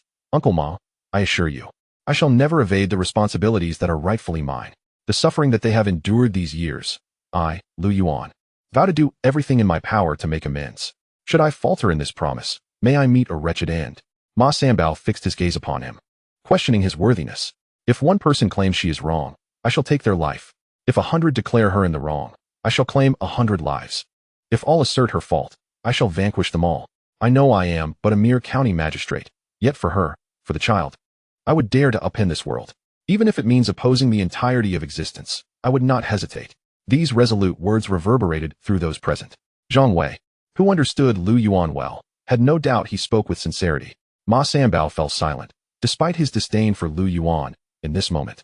He did not shirk from responsibility. Rather, his reaction was deserving of the term man. A flicker of emotion crossed Zhao Jinjia's calm gaze, but quickly faded. "Do not misunderstand. I brought the child here merely to show her that she is not without a father. It does not imply that I intend to rely on you for sustenance," Zhao Jinjia stated coolly. "Moreover, I am not your wife. It is merely a coincidence that we have a child together, nothing more." Did Lu County Magistrate still wish to forcibly claim her as his wife? Lu Yuan chuckled bitterly, realizing she believed he had taken advantage of her plight. Her suffering was of her own making, and thus he resolved to shield her from the storms of life, demonstrating his intentions through action. "Of course not. But your future is assured under my guardianship." Chapter 12. A father by blood, a mother by chance. Zhao Jinjia let out a light laugh, seemingly unperturbed by his words. "Then there is no need for Lord Lu to concern himself." Lu Yuan understood that without this child, they would never have crossed paths again in this lifetime. As time reveals a horse's strength and a person's heart, you will come to understand my character, Lu Yuan. With that, Lu Yuan embraced Huan, exclaiming, "My dear daughter, let us return home." He chuckled, bursting with excitement. The proud father who now has a daughter. Lu Yuan was eager to announce their existence to the world. Niu Jin and the others exchanged glances, taken aback by the sight of Lord Ling Jun in such high spirits. Ma Sanbao gritted his teeth, warning, "Miss, we must not let this scoundrel escape easily." Zhao Jinxia watched the jubilant father and daughter, her lips involuntarily curving upward. Yet, upon seeing Zhang Wei, her smile faded, and she shot him a glance before leaving the interrogation room. Zhang Wei wiped the cold sweat from his forehead and hurried after her.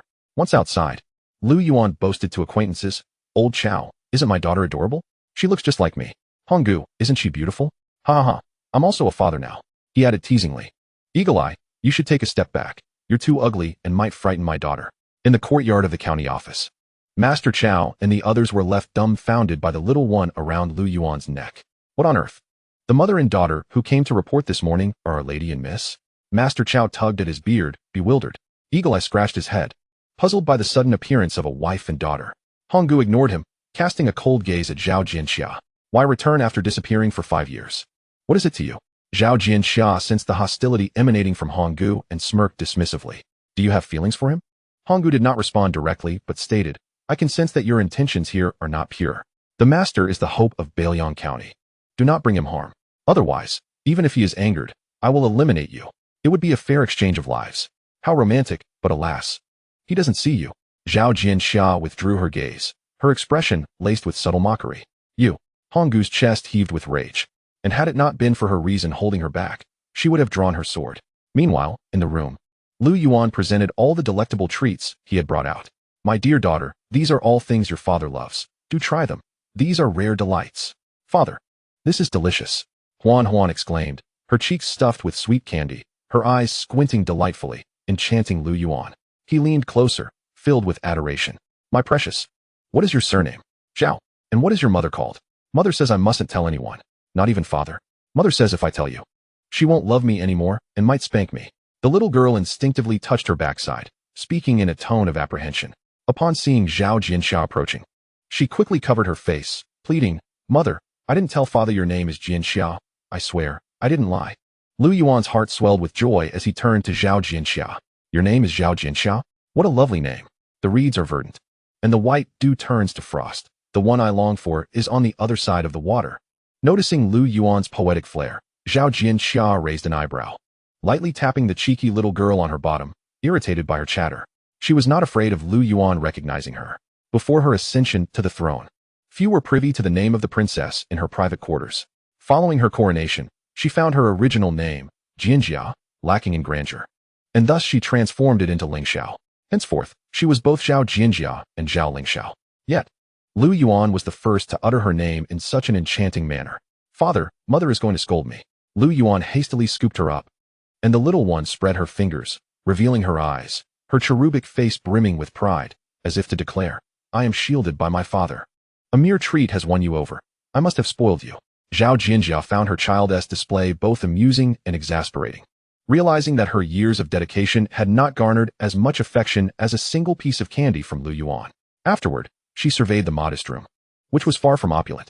Aside from a large bed, there was a substantial desk cluttered with various papers and books. On one wall hung a drawing of herself. Zhao Jianjia's thoughts grew complex once more. Did she not fear that her husband outside might be angered by this portrayal? Husband? Lu Yuan chuckled. Who told you that Honggu is my wife? Isn't she? Zhao Jianjia exclaimed. 5 years ago, when I met you, my heart could not harbor another. For all these years, I have remained single. Now, with you and Huan, I have even less inclination to consider anyone else. His candid words and unabashed gaze left Zhao Jianjia somewhat overwhelmed. I have stated that there can be nothing between us. I merely wish for the child to understand that she is not without a father. We shall depart in a few days. Rest assured, I am not the type to cling relentlessly, nor will I impede your pursuit of happiness. And what if my happiness is you? Impossible. Zhao Jianjia resolutely rejected him. You shameless man, the hour grows late. We must return to the inn. No, I do not want to leave father. I want to stay with father. Huan clung tightly to Lu Yuan. Zhao Jianjia, exasperated, warned, if we do not leave now, I shall discipline you. Let us stay here. There are rooms available. What I have said stands. Zhao Huan, if you do not depart at once, I shall ensure you have a father, but no mother. Realizing her mother was truly upset, Huan reluctantly released Lu Yuan's embrace, then grasped Zhao Jianjia's hand and pitifully addressed Lu Yuan. Father, Huan is leaving first. But mother did not say you cannot follow. Lu Yuan was momentarily taken aback. His daughter was indeed more astute than he. He could not believe that Zhao Jianjia was truly heartless. With his daughter's cooperation, he believed he could warm her stone-like heart. If you dare to follow, I assure you that by the next day, you shall not see us again. Zhao Jianjia replied coldly. Huan's face fell. Father, you must come to Fuyuan in early tomorrow to find me. You little rascal, cease your prattling. Zhao Jianjia fumed. This impish child had laid bare all her secrets. Was father truly dearer than her? A myriad of unspoken feelings welled within her. Lu Yuan hastily pursued them, but Zhao Jianjia forbade his company. Once they vanished from sight, Lu Yuan turned his back to Honggu and instructed, inform Lu Su to covertly protect those two at all times. There must be no missteps. Secure all the inns surrounding Fuyuan Inn. From this day forth, I shall pursue my bride. Chapter 13. Is the rebel my uncle? That night, Huan had already fallen into a deep slumber, calling out for her father in her dreams, which vexed Zhao Jinjia to the point where she contemplated giving her a gentle pat. How much longer until the dark guards arrive? No more than 2 days. Is it really going to take that long? Zhao Jinjia furrowed her delicate brows. The citizens of Bailiang County possess residence permits made from special materials, making them impossible to counterfeit. Moreover, they seldom leave the city, and outsiders entering will be scrutinized. If they are newcomers, they will be monitored immediately. Should too many dark guards arrive, it may raise suspicions. However, news from the dark guards indicated that they had disguised themselves as a merchant convoy to attend the upcoming international conference in 3 days. At that time, merchants from various nations would converge in Bailiang County, presenting the best opportunity for the dark guards to infiltrate. What exactly is this international conference? Zhao Jinjia frowned. Here is the brochure for the conference. Ma Sanbao handed over a piece of sturdy paper. Where did this come from? From the inn. Ma Sanbao replied. According to the inn staff, the international conference in Bailiang County has been held for 3 consecutive years. This will be the 4th, attracting hundreds of merchant convoys each time. Such a significant event, and I have heard nothing of it in the palace. Could it be that local merchants of Deqian are not participating? Zhao Jinjia picked up the brochure and began to read, finally understanding the essence of the international conference. Setting the brochure down, she remarked, as for Lu Yuan, he seems particularly fond of children. I could leverage that. Your Majesty, you must not. One can know a person as face, but not their heart. Lu Yuan may very well be feigning. Ma Sanbao said anxiously. All the inns in the vicinity have been monopolized by him, and the dark guards have reported that someone is watching us. They clearly suspect us. We must not be deceived by his seemingly harmless appearance. Zhao Jinjia pursed her lips, her expression a complex tapestry of emotions. This journey to Bailiang had brought her countless surprises. She had initially hoped to find Huan's biological father, even if he were an ordinary man. Yet, she had indeed found him, only to discover that he was not only the county magistrate of Bailiang, but also a daring rebel. He was shrouded in too many enigmas that plagued her. I understand, but only by getting close to him can I gain control over everything in Bailiang County. As for Lu Yuan, if he confesses sincerely, out of consideration for Huan, I may show him mercy and spare his life. Your Majesty is wise. Ma Sanbao replied. I have already sent word to Zhang Wei. He knows what to do in the future. The next day, Lu Yuan rose early, preparing his signature breakfast with great enthusiasm, and joyfully knocked on Zhao Jinjia's door. Upon seeing him enter with a meal box, Zhao Jinjia said, You really needn't have gone to such trouble. I fear Huan may not be accustomed to outside food, so I prepared some dishes myself for you to try. Lu Yuan placed the meal box on the table, his gaze lingering on Zhao Jinjia's graceful figure, causing warmth to swell in his heart. Yet he refrained from gazing too long, fearing it might displease her. He approached the bedside, looking at the little one sprawled out in slumber, softly calling, Little Juju, it's time to wake up for breakfast. The sun is already shining on your little bottom. The young girl's long eyelashes fluttered, but her eyes remained closed. Lu Yuan deliberately said, I can bring you your favorite candy, but if you don't open your eyes, I might eat it all. No way, that's mine. Huan, feeling anxious, opened her eyes and grasped Lu Yuan's hand, saying, You are an adult. How can you take food from a child? Lu Yuan playfully pinched her nose. Who told you to pretend to be asleep? Observing the tender scene between father and daughter, Zhao Jinjia was suddenly struck by an absurd thought. If he were not a rebel, perhaps it would be quite delightful to return to the capital with him. What am I thinking? Zhao Jinjia touched her flushed cheeks, suppressing that ridiculous notion. I will help the child get dressed. No need. You have taken care of her all night. First, have something to eat. I will handle it. Then, like a magician, Lu Yuan produced a new outfit for Huan. Look, this is the new dress your father had made for you overnight. Try it on and see if it fits. The little girl was already charming, and once adorned in Lu Yuan's new clothes, she looked exquisite, like a porcelain doll, leaving Lu Yuan utterly mesmerized. My daughter is truly adorable. Lu Yuan's eyes narrowed with delight, and then, with a flourish, he produced a hairpin. Come, let father style your hair. Zhao Jinjia was astonished. How many women have you styled hair for? What are you thinking? I learned this on the spot. Lu Yuan carefully gathered her fine hair, tying it with utmost caution. Observing his clumsy demeanor, Zhao Jinjia found herself believing his words. What is the true nature of this man? Does he not harbor any doubts regarding the child's identity? In just one day, can he truly show such heartfelt care for her? After finishing breakfast, Lu Yuan said, Let us go for a stroll, just the two of you. At that moment, Honggu reminded him, Sir, your schedule is already full for today. In the morning, over 100 merchant caravans will arrive. In the afternoon, there is an educational reform meeting at the Ministry of Education, and in the evening, a summary meeting at the military office. Tomorrow, there will be trials and commendation ceremonies for the prisoners of war. Moreover, envoys from both Dejing and Dexia will be dispatched, led by Princess Chongning of Dejing and Princess Yongle of Dexia. You have repeatedly emphasized that the venue for this international conference must be flawless. Are you willing to overlook that? After saying this, she glanced meaningfully at Zhao Jinjia. A flicker of anger flashed in Zhao Jinjia's eyes. This scoundrel truly colludes with foreign enemies. He expects me to spare him unless he seizes the opportunity to capture these foreign princesses. With this thought, she feigned surprise. What are they doing here?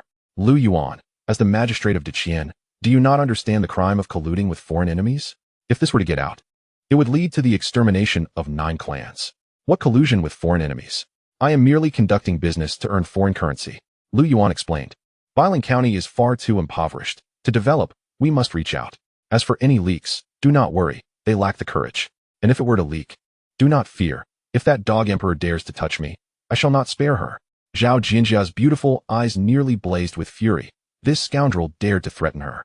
Just then, Master Chow hurried over. Sir, the envoys from Dexia and Dejing have already arrived. Didn't they say it would be 2 days? Why have they come early? Lu Yuan was exasperated. Not only that, but the Prince of N has also arrived. Chao Shiye remarked. Xia Yuan is nearly overwhelmed with tasks. She has requested your presence to oversee matters. Lu Yuan cursed under his breath. What a rascal. Did he conspire with them? Fine, I shall make my way there shortly. Zhao Jinjia was taken aback. Even the crown prince of Duan has arrived? Which Duan prince? The one from Deqian? Does he have connections with you as well? Indeed. Both he and his father maintain a cordial relationship with me. When he arrives, I shall introduce you, Lu Yuan replied. Zhao Jinjia seethed with frustration. Who is the Duan prince? He is my uncle. Were it not for his staunch support, I would never have ascended to power. Yet now, you dare to inform me that the Duan father and son are associated with you, a rebel? Hence, the rebel is, in fact, my uncle. Chapter 14. Allow me to introduce you to your esteemed teacher's wife. Outside the Bailiang reception hall, merchant caravans from various nations gathered. Not only did representatives from Dexia, Dejing, and Deqian attend, but merchants from neighboring smaller states also flocked to the scene. The already bustling Bailiang County was now even more vibrant. Some caravans, arriving late, found themselves unable to secure accommodations at the reception hall and had to seek lodging at nearby inns. Soldiers, armed and vigilant, patrolled the streets, intimidating the foreign visitors. Has Lu Yuan arrived? Princess Chongning inquired, lifting the curtain of her carriage, adorned with floral embellishments on her forehead. Her captivating phoenix eyes were framed by delicately arched willow-like brows. Her cherry-red lips complemented her resplendent crimson palace attire, crowned with an exquisite phoenix tiara. The hem of her skirt barely concealed her ample figure, while her skin resembled the finest silk, seemingly flawless. Report to the princess. He has not yet arrived. Director Xia Yuan of the Bailiang County Investment Bureau is currently facilitating our lodging, replied Zhang Songnian, the envoy accompanying the princess. Princess Chongning, Xia Ning, expressed her dissatisfaction. Who is ahead of us in line? It is Princess Yongle of Dexia.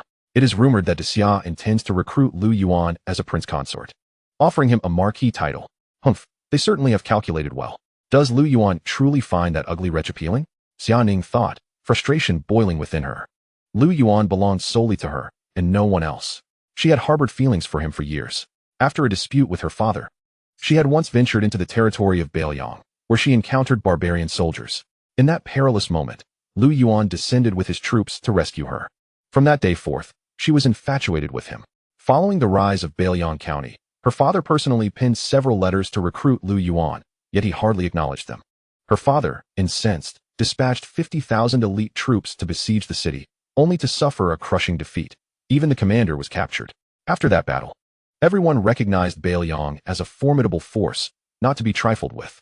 This time, the barbarian elite had mobilized in full force, and the wolf cavalry, feared by all nations, suffered significant losses in less than an hour, leaving them unable to recover for the next 2 decades.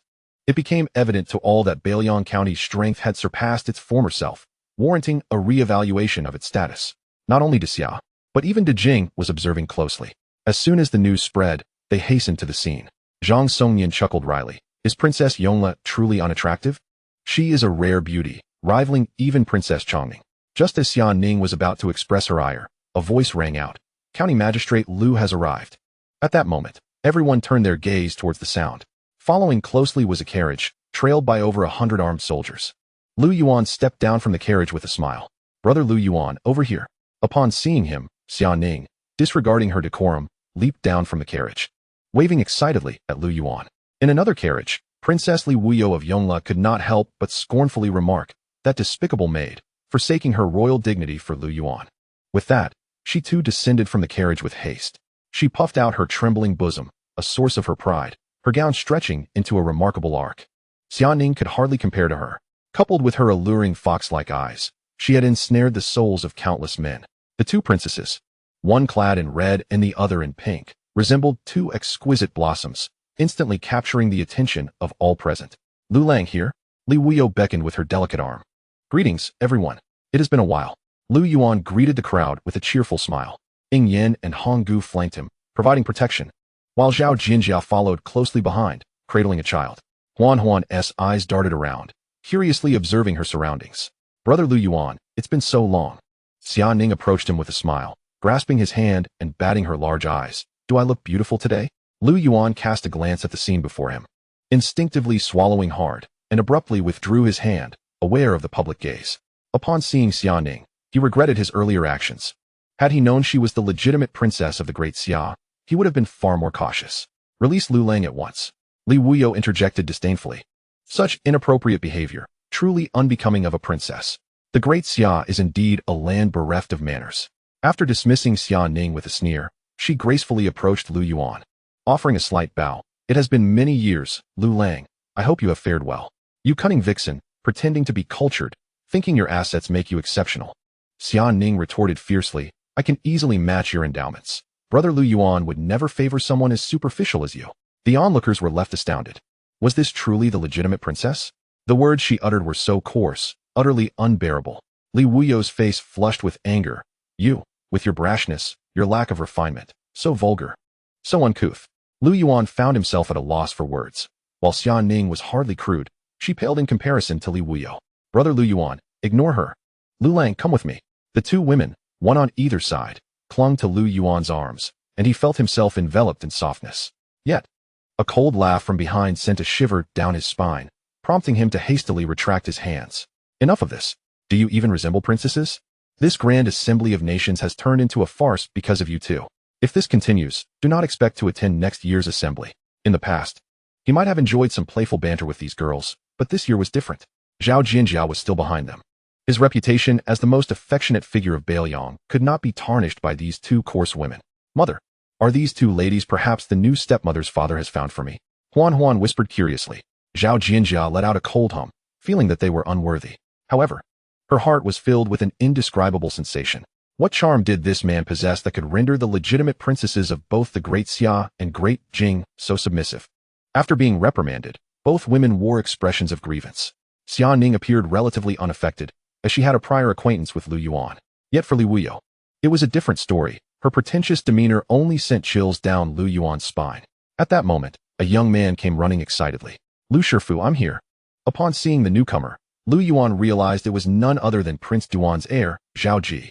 Zhao Ji dashed over and embraced Lu Yuan. Lu Shifu, I missed you so much. Lu Yuan nearly stumbled from the impact. You rascal, you're already of age, yet you still act like a child. Zhao Ji chuckled. Isn't it because I missed you too much? By the way, I have important news for you. Don't rush, there are many people here. We'll talk later. Let me introduce you to two individuals. Lu Yuan took Zhao Ji's hand and pointed joyfully at Zhao Jinjia and her daughter. This is my wife, your Shirmu. And this is my daughter, your little Shimmy. Zhao Ji was taken aback. When did Lu Shifu have a wife and daughter? He had never heard of it. But as he recognized who Lu Yuan was introducing, he was left utterly speechless. With a soft thud, Zhao Ji's legs buckled, and he knelt down. Chapter 15. The enfeoffment of kings awaits. Gazing at the familiar face before him, Zhao Ji nearly lost his composure. Why, your highness? Lu Yuan was momentarily stunned before bursting into laughter. You are quite filial, giving such a great courtesy to your Shirmu. Here. This is a meeting gift prepared for you by her in advance. Fearing Zhao Jinjia had not prepared anything, Lu Yuan handed over the red envelope he had brought. Lu Shifu, you must be joking. Zhao Ji took the envelope, on the verge of tears. This was no mere Shirmu. This was clearly his elder sister, the princess. Zhao Jinjia regarded Zhao Ji with a glint of coldness in her eyes, though her lips curled into a slight smile. Prince Duan's heir, well done. Who would have thought that a mere woman like me could become an elder to the heir of Prince Duan? Seeing Zhao Jinjia did not rebut his words, Lu Yuan sighed in relief. This woman truly upheld his dignity in front of others. The first step had been taken. Was the second step too far away?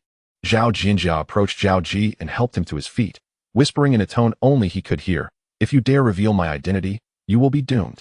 Zhao Ji was terrified, shaking his head vigorously. "Thank you for the red envelope, Shermo." Zhao Jinjia gave him a look that signaled he was wise to remain silent. Meanwhile, the onlookers were left in stunned silence. When did Lu Yuan acquire a wife and daughter? Xia Ning was bewildered, unable to believe her eyes as she looked at Zhao Jinjia and her daughter. "Brother Lu, where did they come from? You must give me an explanation." Li Wuyo furrowed her brow. "Lu Lang, if you have such needs, you need not resort to seeking a widow with children." It was common knowledge that Lu Yuan was a bachelor. Their investigations into him had revealed everything. Thus, Li Wuyo concluded that Lu Yuan must have taken on someone else's burden. Upon hearing this, the surrounding crowd suddenly understood. It was unexpected to learn that Lu Yuan favored married women rather than young maidens. Indeed, his tastes are rather peculiar. "Brother Lu Yuan, if you desire, you may seek out Ninger. Why pursue an older woman? Xia Ning is truly throwing caution to the wind. Look at him, so emaciated. Where's the comfort in that?" Li Wuyo puffed out her chest, declaring, "Lu Lang, my heart is sincere. Choose me." The onlookers were left in stunned silence, unsure of how to respond. What merit does Lu Yuan possess to incite a rivalry between two princesses? If they could win the favor of even one princess, they would be willing to meet their end right there. Yet, Lu Yuan displayed disdain, seemingly willing to forsake two delicate princesses for the sake of an older woman. What could he possibly be thinking? The officials and merchants accompanying the two nations began to quarrel amongst themselves, causing a great disturbance. "You mischievous fox, are you set on opposing this princess?" A cold glint flickered in Xia Ning's eyes. "Zhang Songyan, proclaim the emperor's decree." "Yes, your highness." Zhang Songyan stepped forward and announced loudly for all to hear, "I am Zhang Songyan, Grand Minister of the Honglu Temple of Dejing, here to convey the command of His Majesty, the Emperor of Dejing, to bestow rewards upon County Magistrate Lu Yuan of Bailiang County." At these words, the crowd fell silent, their attention drawn to Zhang Songyan. "Lu Yuan, a hero of the realm. I cannot sleep at night, yearning to bring him into my fold. Securing Lu Yuan is akin to amassing 1,000,000 valiant troops. Henceforth, I bestow upon Lu Yuan the title of Marquis of Bailiang, hereditary and unchanging, with a fief of 2,000 households, along with a purple gold crown, a golden fish pouch, and a purple robe with red borders. He is granted the privilege to ride in a carriage of rank 5, to bear a sword to court, to stand before the king without bowing, and to receive a life-saving decree." This cascade of rewards and privileges left the attendees gasping in astonishment. Who has ever heard of a marquis with a fief of 2,000 households? Such treatment is reserved for royal princes. The emperor rides in rank 6, while he rides in rank 5, above 1 and below 10,000, and the life-saving decree is nothing short of extraordinary. However, what left the crowd utterly bewildered was yet to come. Zhang Songyan solemnly declared, "Only Lu Yuan is worthy to be the national son-in-law. I decree that Princess Chongning shall be married to Lu Yuan. Furthermore, he is to be appointed general of the Northern Expedition, fully responsible for the military affairs of Bailiang." A collective gasp swept through the assembly.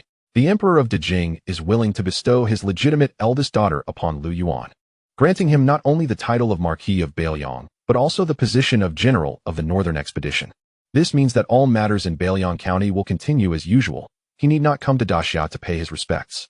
The princess shall marry you, and all status will be yours. After the proclamation, Zhang Songyan turned to Lu Yuan with a smile.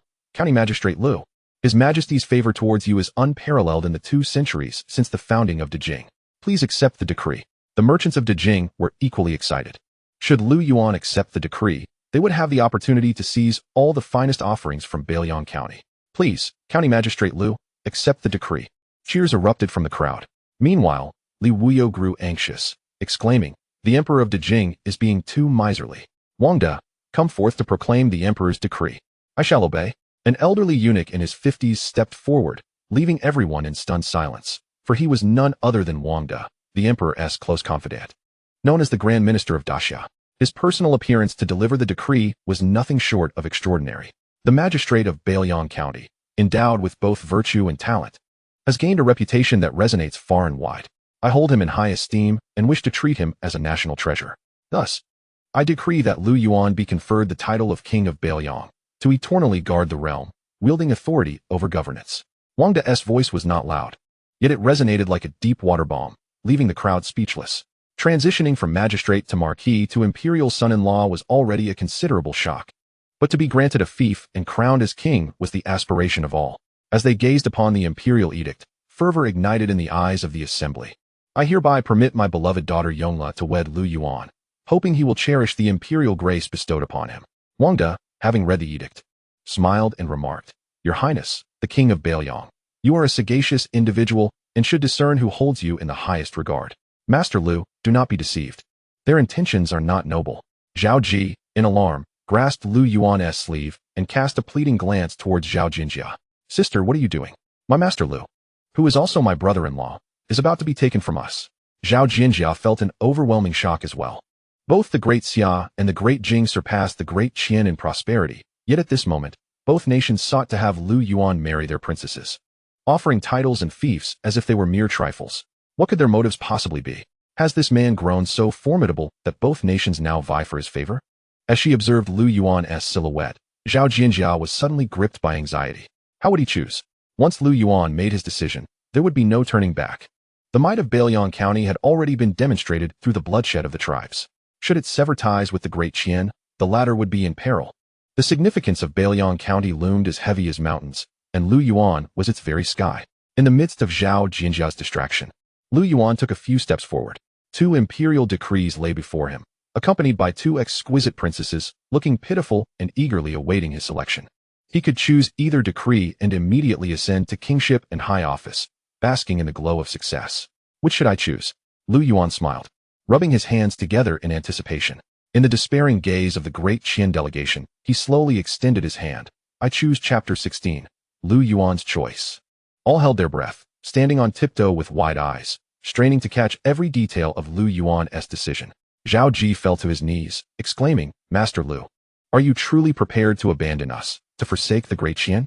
The merchants of the Great Qian who accompanied Zhao Ji also knelt, pleading, Magistrate Lu, think carefully. Your Highness, I implore you, counsel Master Lu. Zhao Ji beseeched Zhao Jinjia. Her absence would have been one matter, but now that she was present, how could she stand by and watch Lu Yuan succumb to the embrace of a rival nation? One Lu Yuan could match the strength of 100,000 soldiers. Even the Emperor of Great Jing acknowledged this. Why could she not see it? Does Master Lu not merit your alliance? Madam, you are also a citizen of the Great Qian. You cannot simply watch as Magistrate Lu turns to a foreign power. The merchants of the Great Qian all joined in their appeals. Zhao Jinjia's previously serene expression finally shifted. She felt the tension within her heart. But what could she do? What good would it do to plead with her? Had not the Emperor of the Great Qian prepared for this moment? Concerning the princesses of de Xia and de Jing, does our de Qian not possess any suitable princess for marriage?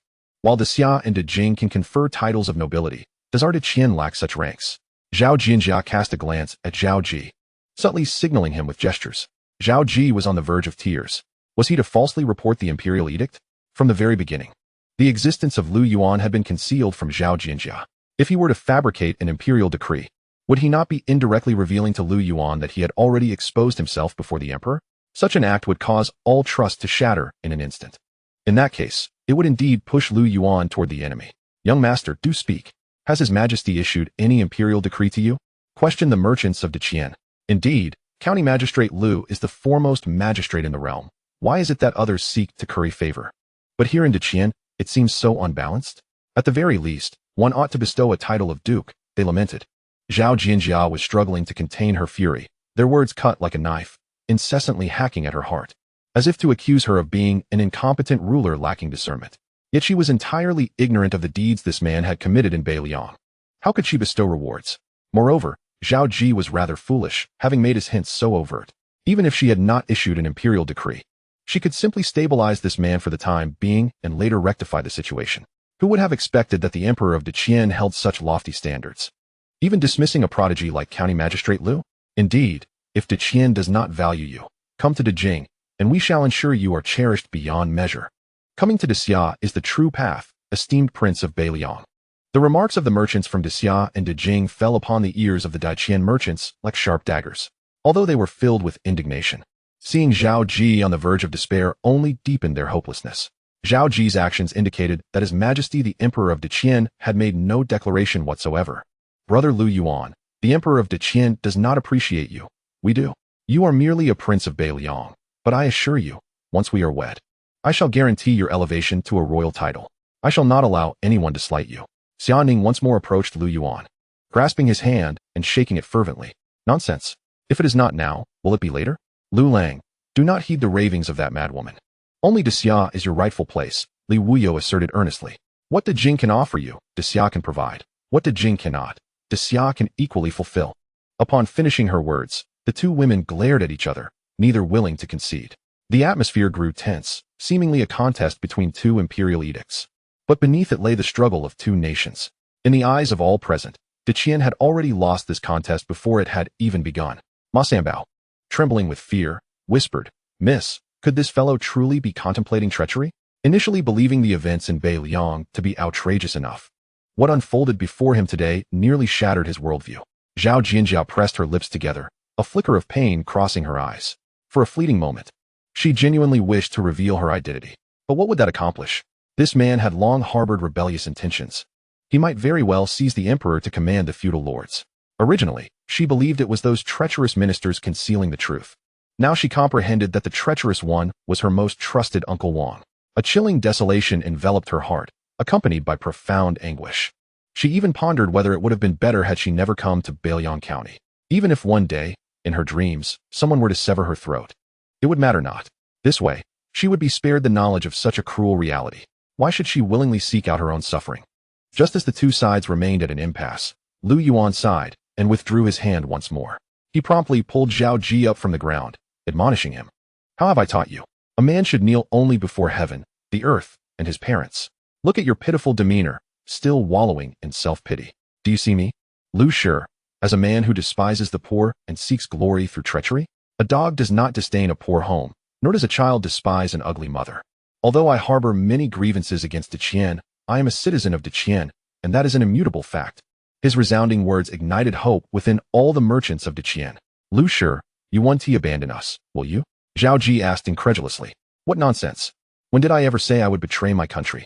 Lu Yuan ruffled his hair, and then turned to look at Princess Xia Ning and Princess Li Wuyo. I appreciate your kindness, but I am a timid person, lacking grand ambitions, and I have no desire to climb too high. Please convey my gratitude to your emperor. As long as they do not trouble me, I shall be quite content. Also, you two should keep your distance from me.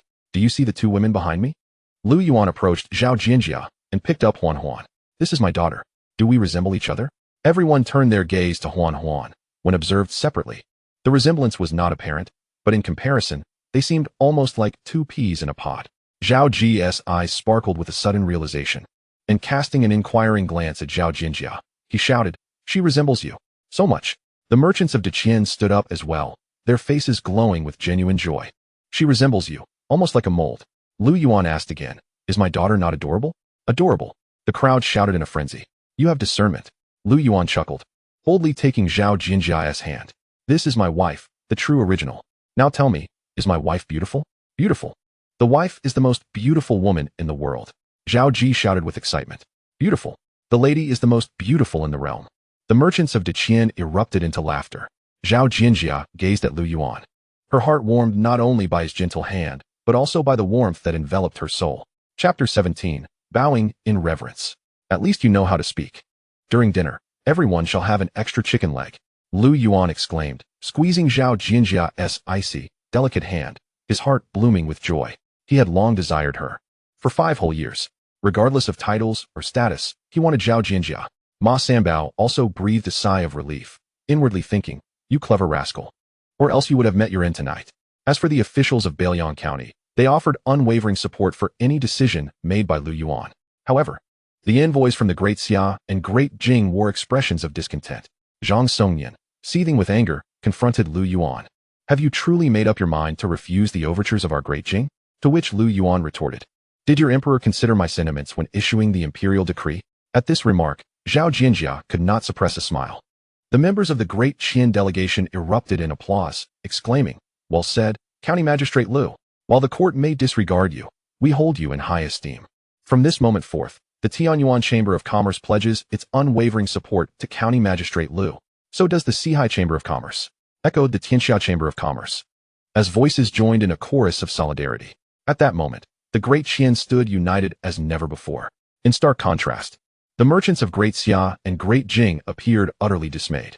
Zhang Songnian's fury reached its peak. Very well, County Magistrate Liu, do not regret this decision in the future.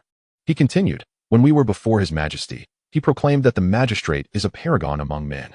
Should you choose not to accept the decree, it matters not. If you are willing to name your price, as long as Great Xia can meet it, we shall comply. Wang De cast a disdainful glance at Zhang Songnian, stating, our Great Xia is not like Great Jing, penny-pinching and devoid of sincerity. As the saying goes, even if the deal does not go through, righteousness remains. County Magistrate Liu, your patriotic fervor is truly admirable. He then performed a deep bow, leaving those around him astonished. After all, he was the Chancellor of Great Xia. And apart from the Emperor, who else would merit such a profound gesture? At that moment, he not only bowed, but did so before the gaze of many onlookers. Both the Great Qian merchant group and the officials from Bailiang County felt a sense of pride. This exemplified the indomitable spirit of the Great Qian people. Zhang Songnian, witnessing this scene, grew even more incensed. Wang De, that scheming eunuch, was remarkably adept at seizing opportunities. Lu Yuan chuckled softly, recognizing that the individuals from Great Xia were indeed shrewd, adopting a sufficiently humble stance that could be exploited further. As for Great Jing, daring to threaten him on Bailiang's territory, he would bide his time, knowing that one day he would march into the very heart of Great Jing. Lord Wang, your Emperor's sincerity has been duly noted. Please convey to His Majesty that Bailiang County eagerly anticipates a deeper cooperation with Great Xia. Lu Yuan said with a beaming smile. Wang De felt a surge of joy, replying, we are grateful to County Magistrate Liu. Li Wuyo puffed out her chest, casting a disdainful glance at the aggrieved Xia Ning. Did you hear that, you manly woman? This is the sincerity of our Great Xia. You cunning vixen, just wait. One day, I shall have my revenge. As it appeared the two women were on the verge of another quarrel, Lu Yuan hastily interjected, enough? Let us not bicker. First, let's check into the guest house and later enjoy a meal together. For the next 2 days, officials from Bailiang County will accompany you throughout. The two women exchanged glances, snorted in unison, and turned away. Lu Yuan then addressed the Great Qian merchant group. Dear friends, should there be any inadequacies in our hospitality, I beg your understanding. County Magistrate, your words are excessive. They replied, each bowing in return, their faces alight with joy, as though they had just achieved a great victory. Xia Yuan, ensure these esteemed guests are well taken care of. Lu Yuan instructed, casting his gaze toward the elegant woman clad in a black uniform nearby. Yes, my lord, she replied. Xia Yuan responded affirmatively and then addressed the crowd. Esteemed guests, please follow me. All formalities have been duly completed. Regardless of whether Lu Yuan accepted the overtures from the two nations, the international conference was bound to convene. Each occurrence of this gathering heralded the potential for a lucrative new venture, one that even nations would not dare to underestimate. Brother Lu Yuan, may I accompany you back? Xia Ning pouted, her expression one of displeasure as she approached Lu Yuan. Lu Lang, you must be fatigued. How about I massage your shoulders when we return? Li Wuyo attempted to assert herself further. Lu Yuan cast a glance at the two, feeling a sudden sharp pain in his palm, and hastily replied, no need. You both should rest well. I have matters to attend to, so I shall take my leave. With that, he gently nudged Zhao Ji, who stood there in bewilderment, urging him, what are you doing? Come along. Zhao Ji quickly regained his composure and signaled for their companions to follow. As Lu Yuan departed without a backward glance, both women stamped their feet in frustration. In the carriage, Zhao Jinxia maintained a frosty demeanor, remarking, how much longer do you intend to hold my hand? Lu Yuan's face flushed. Your hands are cold, so I thought to warm them. Let go. Zhao Jinxia's eyes sparkled with a mix of embarrassment and annoyance, her cheeks blooming with a faint blush. This insufferable man. How could he be so brazen in front of Zhao Ji? Did she not have any dignity? Oh. Lu Yuan chuckled ruefully, reluctantly releasing her hand. The carriage, filled with people, had descended into an odd silence, each occupant exchanging wide-eyed glances. Huan, leaning closer to Lu Yuan's ear, whispered, Daddy, Mother is merely shy. Next time, hold her hand when there are fewer people. You little rascal, what nonsense are you spouting? Zhao Jinxia was exasperated, feeling as though her secrets had been laid bare. Huan let out a strange cry, hastily burying her face in Lu Yuan's embrace. Daddy. Mother smiled several times when you held her hand, just now. From now on, do not follow me. It's as if I never had you. Lu Yuan gazed at his daughter, and then at the flustered Zhao Jinxia, momentarily entranced by her beauty. Even in anger, she radiated elegance. No grand princess, not even from the Great Xia, could compare to you. Lu Yuan's overly sentimental words rendered Zhao Jianxia's cheeks even redder. Should you behave so frivolously again, I shall leave immediately. Startled, Lu Yuan quickly fell silent and even covered the little girl's mouth. The father and daughter, both feeling wronged, elicited laughter from Zhao Ji, who was observing nearby. Zhao Jianxia shot him a warning glance. Zhao Ji stifled his laughter, adopting a solemn expression, as if he were recalling every sorrowful event in his life to suppress the urge to smile. Satisfied with his reaction, Zhao Jianxia turned her gaze to the window, unaware that her earlobes and graceful neck had taken on a rosy hue. After hosting Zhao Ji for lunch, Lu Yuan was soon occupied with official matters. The delegations had arrived early, necessitating the postponement of both the trial and the commendation ceremonies until the following day. Zhao Ji was no stranger, and he stayed at Lu Yuan's residence that evening. Once Lu Yuan departed, only Zhao Jianxia and Huan remained at home. Now that their identities as mother and daughter were exposed, it was prudent for them to avoid ordinary inns for safety's sake. Huan had already fallen asleep, while Zhao Jianxia sat in the pavilion, sipping tea. Observing Zhao Ji's anxious demeanor, she said calmly, "Speak up. What exactly is going on?" Chapter 18, Zhao Ji's Courage. Plop.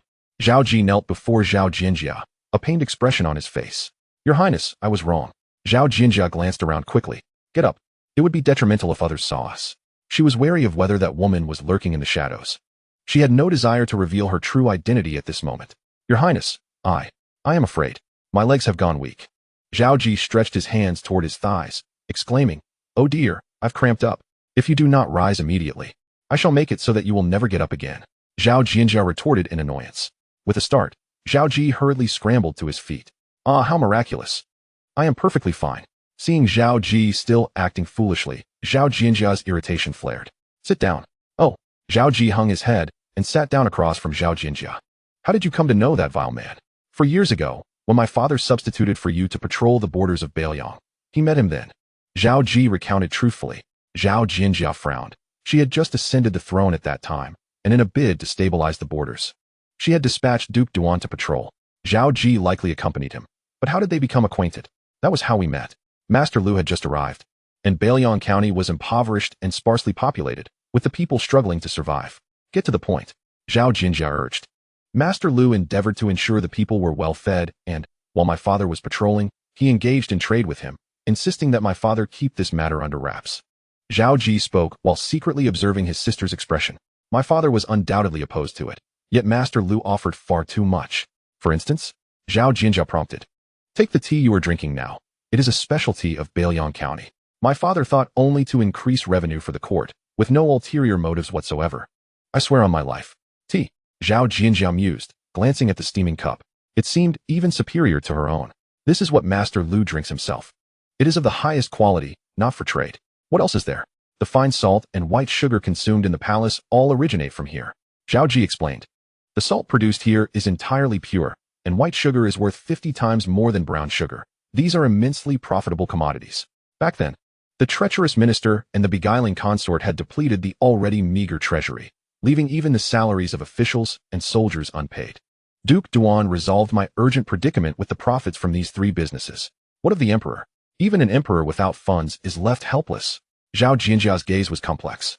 She had been at her wit's end, even contemplating selling titles.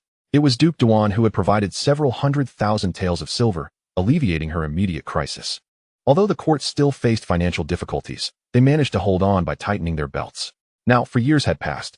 Then why did you not inform me?" "Because that vile man forbade it." "Indeed, Master Lu forbade it." "Your Highness, is he truly the biological father of Huan?" "Do not inquire about matters that do not concern you," Zhao Jianxia replied coldly. "Oh." Zhao Ji recoiled in fear. "Your Highness, since you have such a close relationship with Master Lu, we possess a natural advantage. Surely you have witnessed the wonders of Bailiang County and Master Lu's patriotic spirit. I have my own plans. Do not presume to be clever," Zhao Jianxia coldly remarked. "Have you never considered that this treacherous man might harbor rebellious intentions?" "Impossible. Master Lu has never contemplated such thoughts," Zhao Ji asserted with unwavering conviction. "This rogue has raised private troops, engaged in mercantile ventures, colluded with enemy nations, and intends to forge a profound alliance with the Great Qian. What else could he be but a traitor? Master Lu acts solely for the welfare of the people of Bailiang County. Your Highness, you may doubt anyone, but you cannot doubt Master Lu. He is truly a man of great talent. Otherwise, Why would I go to such lengths to become his disciple? Zhao Ji insisted, growing increasingly agitated. I acknowledge that he has made mistakes, but without those missteps, how could he possibly survive in the perilous environment of Bailiang County? For over 2 centuries since the founding of the Great Qian, the magistrate of Bailiang County has changed nearly every year, either dying or being abducted by barbarians, leaving no one willing to take the position. Yet, Master Lu single-handedly transformed Bailiang County into the world's foremost city, compelling both the Great Xia and the Great Jing to bow down and collaborate with him. Your Highness, I do not know what conflicts exist between you and Master Lu. You may criticize his actions as unorthodox, but you absolutely cannot accuse him of treachery. Zhao Jinjia, fraught with anxiety, retorted. Do you still remember that I am your elder sister? For the sake of Prince Yuan, I have refrained from causing you trouble, yet for the sake of an outsider, you dare to conceal the truth. Master Lu is not an outsider. Zhao Ji replied earnestly. Zhao Jinjia narrowed her eyes, warning. Do not think that just because you are my brother, I shall not discipline you. Even if you were to break my legs, I would still say this. Zhao Ji replied resolutely. My father has said that the hope of the Great Qian may lie with Master Lu. For years ago, Master Lu predicted that chaos would inevitably engulf the world, and now those very predictions are coming to pass. Even if I must perish, I will ensure Master Lu's safety. You. Zhao Jinjia trembled with fury. You have truly been brainwashed by this scoundrel. Initially, she intended to intimidate Zhao Ji into submission, but it became evident that Zhao Ji's regard for Lu Yuan surpassed even his loyalty to her. Why is it that others feel this way? Yet even one's own kin shares the same sentiment? Has she truly performed so inadequately as an emperor? Zhao Ji, whom she had always perceived as timid and cowardly, now stood firm and unyielding before her. Suppressing her agitation, she declared, Very well, if you assert that he is not a rebel, then prove it to me. Zhao Ji shook his head. I cannot provide proof, but your highness, I am also a member of the Zhao family. I would never harm myself. Nor would I harm you. Zhao Jinjia was profoundly dissatisfied with their conversation, yet the more she felt this way, the more it ignited her inner defiance. Hearing footsteps approaching from outside, she hastily instructed, Keep today's discussion to yourself. From now on, pretend you do not know me and cooperate with me. Otherwise, I will not spare you. Just as she finished speaking, a young woman clad in plain garments approached. She appeared delicate and fragile, yet possessed an alluring beauty. Her curves accentuated in a way that no man could withstand. She approached Zhao Jinjia, respectfully bowing. Madam, this humble servant is Luo Bing, the exclusive seamstress of the esteemed master. The master has instructed me to create a fitted gown for you to wear at tonight's banquet. After speaking, she quickly bowed to Zhao Ji. Young Master Zhao is also here. Greetings, Aunt Luo. Zhao Ji cast a glance at Zhao Jinjia, awkwardly replying. Zhao Jinjia shot him a sidelong glance and addressed Luo Bing with indifference. Is he suggesting that I am unfit to be seen in public? Chapter 19, The Banquet, Madam. You jest, Luo Bing replied with a light laugh. This humble servant has lived for so long and has yet to behold a lady as ethereal as yourself. The master often states that to marry you is akin to smoke rising from ancestral graves. At this remark, Zhao Jinjia snorted coldly. Was this man so frivolous with everyone? Stealing a furtive glance at Luo Bing, she noted that despite her age, the woman possessed a charm that most men could scarcely resist. Such exquisite beauty surrounding that scoundrel surely indicated a life of debauchery. The thought left her feeling quite unsettled. Madam, you are mistaken. The master is a man of great integrity, and you shall understand this in due time. With that, Luo Bing produced a measuring tape and approached, declaring, This humble servant shall take your measurements for clothing. Zhao Jinjia hesitated, but then reconsidered. Securing her position in Bailiang was paramount. She was curious to see what tricks that scoundrel had up his sleeve. She would not allow herself to be led astray while he spun his web of deceit around her family. This was a debt she intended to settle. Lu Yuan had spent the entire afternoon in a whirlwind of activity, yet even in his fatigue, he wore a smile as he stepped through the door. The moment his little girl called out Daddy and rushed towards him, he felt a joy that filled him with renewed vigor. Ah, you've put on new clothes. Indeed. Aunt Luo is quite skilled, Huan chirped, clearly delighted with her attire. Lu Yuan nodded, glancing at Zhao Jinjia in surprise. Didn't Sister Luo make something for you? Zhao Jinjia gritted her teeth. Have you lost your mind? Why should I accompany you to the banquet? Lu Yuan scratched his head. Consider it a chance to unwind. Besides the banquet, there's a grand fireworks display tonight. It's truly beautiful. Don't you wish to see it? I do. Huan exclaimed, bouncing with excitement. Then it's settled. We shall go for Huan's sake. That dress is cut far too high. It's far too revealing, making one look like a savage. Zhao Jinjia protested. And those shoes, with heels so high, I can scarcely walk. If you don't want to wear them, then don't. Comfort comes first. Lu Yuan replied, not insisting further, as he joyfully carried his daughter inside. Zhao Jinjia was incensed. She felt that Lu Yuan was intentionally tormenting her. After washing up, Lu Yuan donned a revised Zhongshan suit, looking particularly dapper. Where's Jinjia? He inquired of Honggu. Has she not emerged yet? She refuses to go and has also forbidden the young lady from attending. Honggu scoffed. Lu Yuan sighed softly. Very well. Perhaps the events of the past few days have been too overwhelming for her. If she chooses not to attend, we shall not force her. Before long, Lu Yuan arrived at the Tianqing terrace of the reception hall, where he consistently welcomed foreign guests. The hall was ablaze with light. Years prior, it had been dimly lit by gas lamps. Now, in a space that resembled a grand palace, a magnificent chandelier hung from above, illuminating the entire area. What does it mean to be as bright as day? This is it. Merchants from various dynasties gazed in awe at the chandelier, bewildered by its luminous glow. My heavens! It is brighter than the fish oil wax recorded in the Huainanzi. The eyes grow weary from prolonged gazing. The welcoming attendants at the Celestial Star Pavilion regarded these unsophisticated folk with disdain. Seated amidst a throng, Xiaoning spoke in a hushed tone. This contraption appears to be called an electric lamp, far superior to any candle, by 100-fold, 1,000-fold. This international conference must be seized as an opportunity to secure this business deal. Zhang Songnian nodded in agreement, surmising that this would likely be the most lucrative venture of the year's conference, inevitably stirring up a flurry of competition. Xia Ning's gaze drifted towards the distant figure of Li Wuyo, whose audacious attire left little to the imagination. Why not just strip entirely? Li Wuyo smiled with confidence, aware that today, Lu Lang hesitated to accept the imperial decree due to the overwhelming crowd. Openly rebelling would be quite the spectacle. This night, I must ensnare him, even if it means coaxing him to accept the decree in secrecy. Wang De whispered, Your Highness, I apologize for your discomfort. Discomfort? I feel no such thing. Li Wuyo replied with a smile. What woman could remain indifferent to such an exceptional man? Only a man of his caliber could conquer my heart, compelling me to willingly kneel in servitude. Look at that boorish woman, striving with all her might to steal my man. She must not succeed, otherwise the great Xia shall be in peril. Wang De nodded in agreement. At that moment, a voice called from outside. County Magistrate Lu has arrived. The crowd rushed forward, greeting him with fervent enthusiasm, as though they were reuniting with a long-lost father. Brother Lu Yuan, Xian Ning exclaimed, lifting her skirts as she hurried to him. Lu Lang. Li Wuyo was equally eager, and both women grasped Lu Yuan's arms.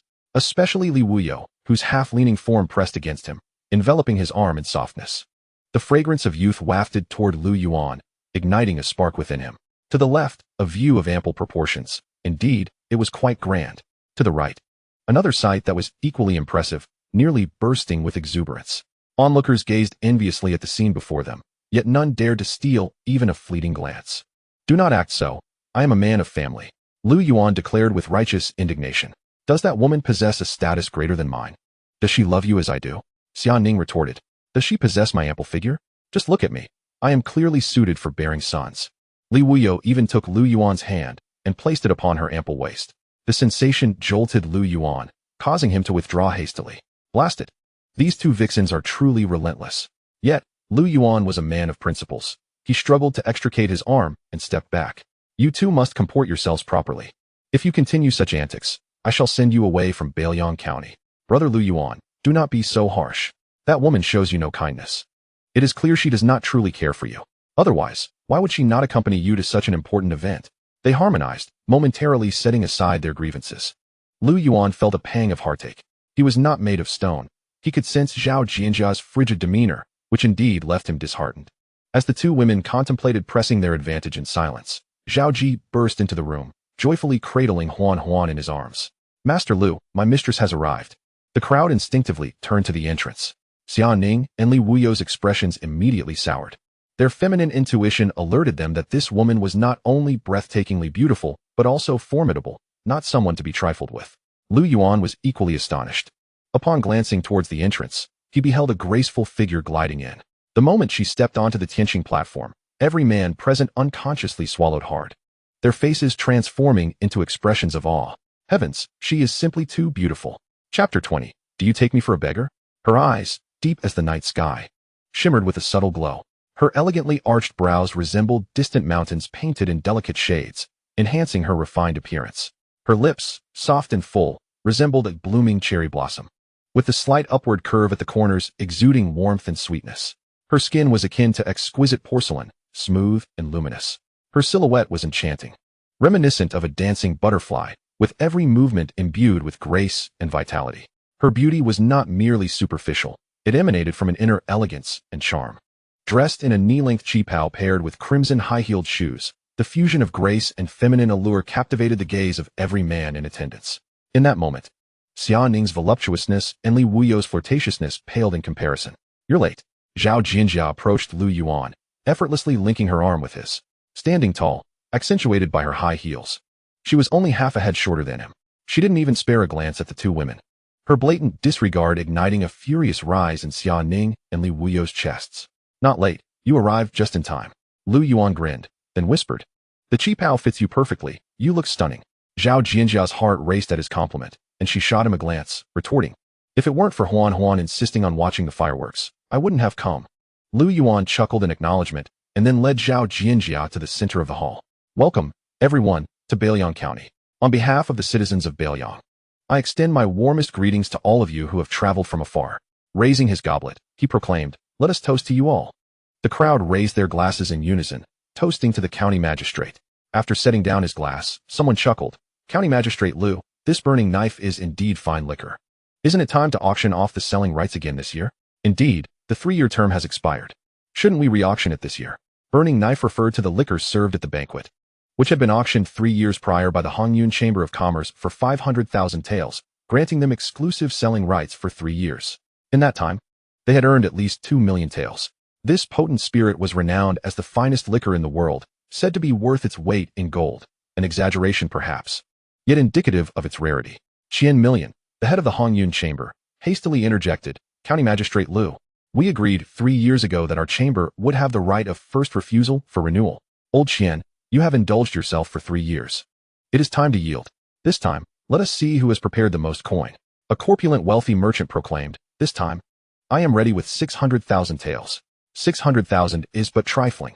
I shall offer 650,000 for a mere 2.5 years. 70,000 for a year and a half. Very well, you all wish to play this game. Then I shall raise it to 750,000 for just 1 year."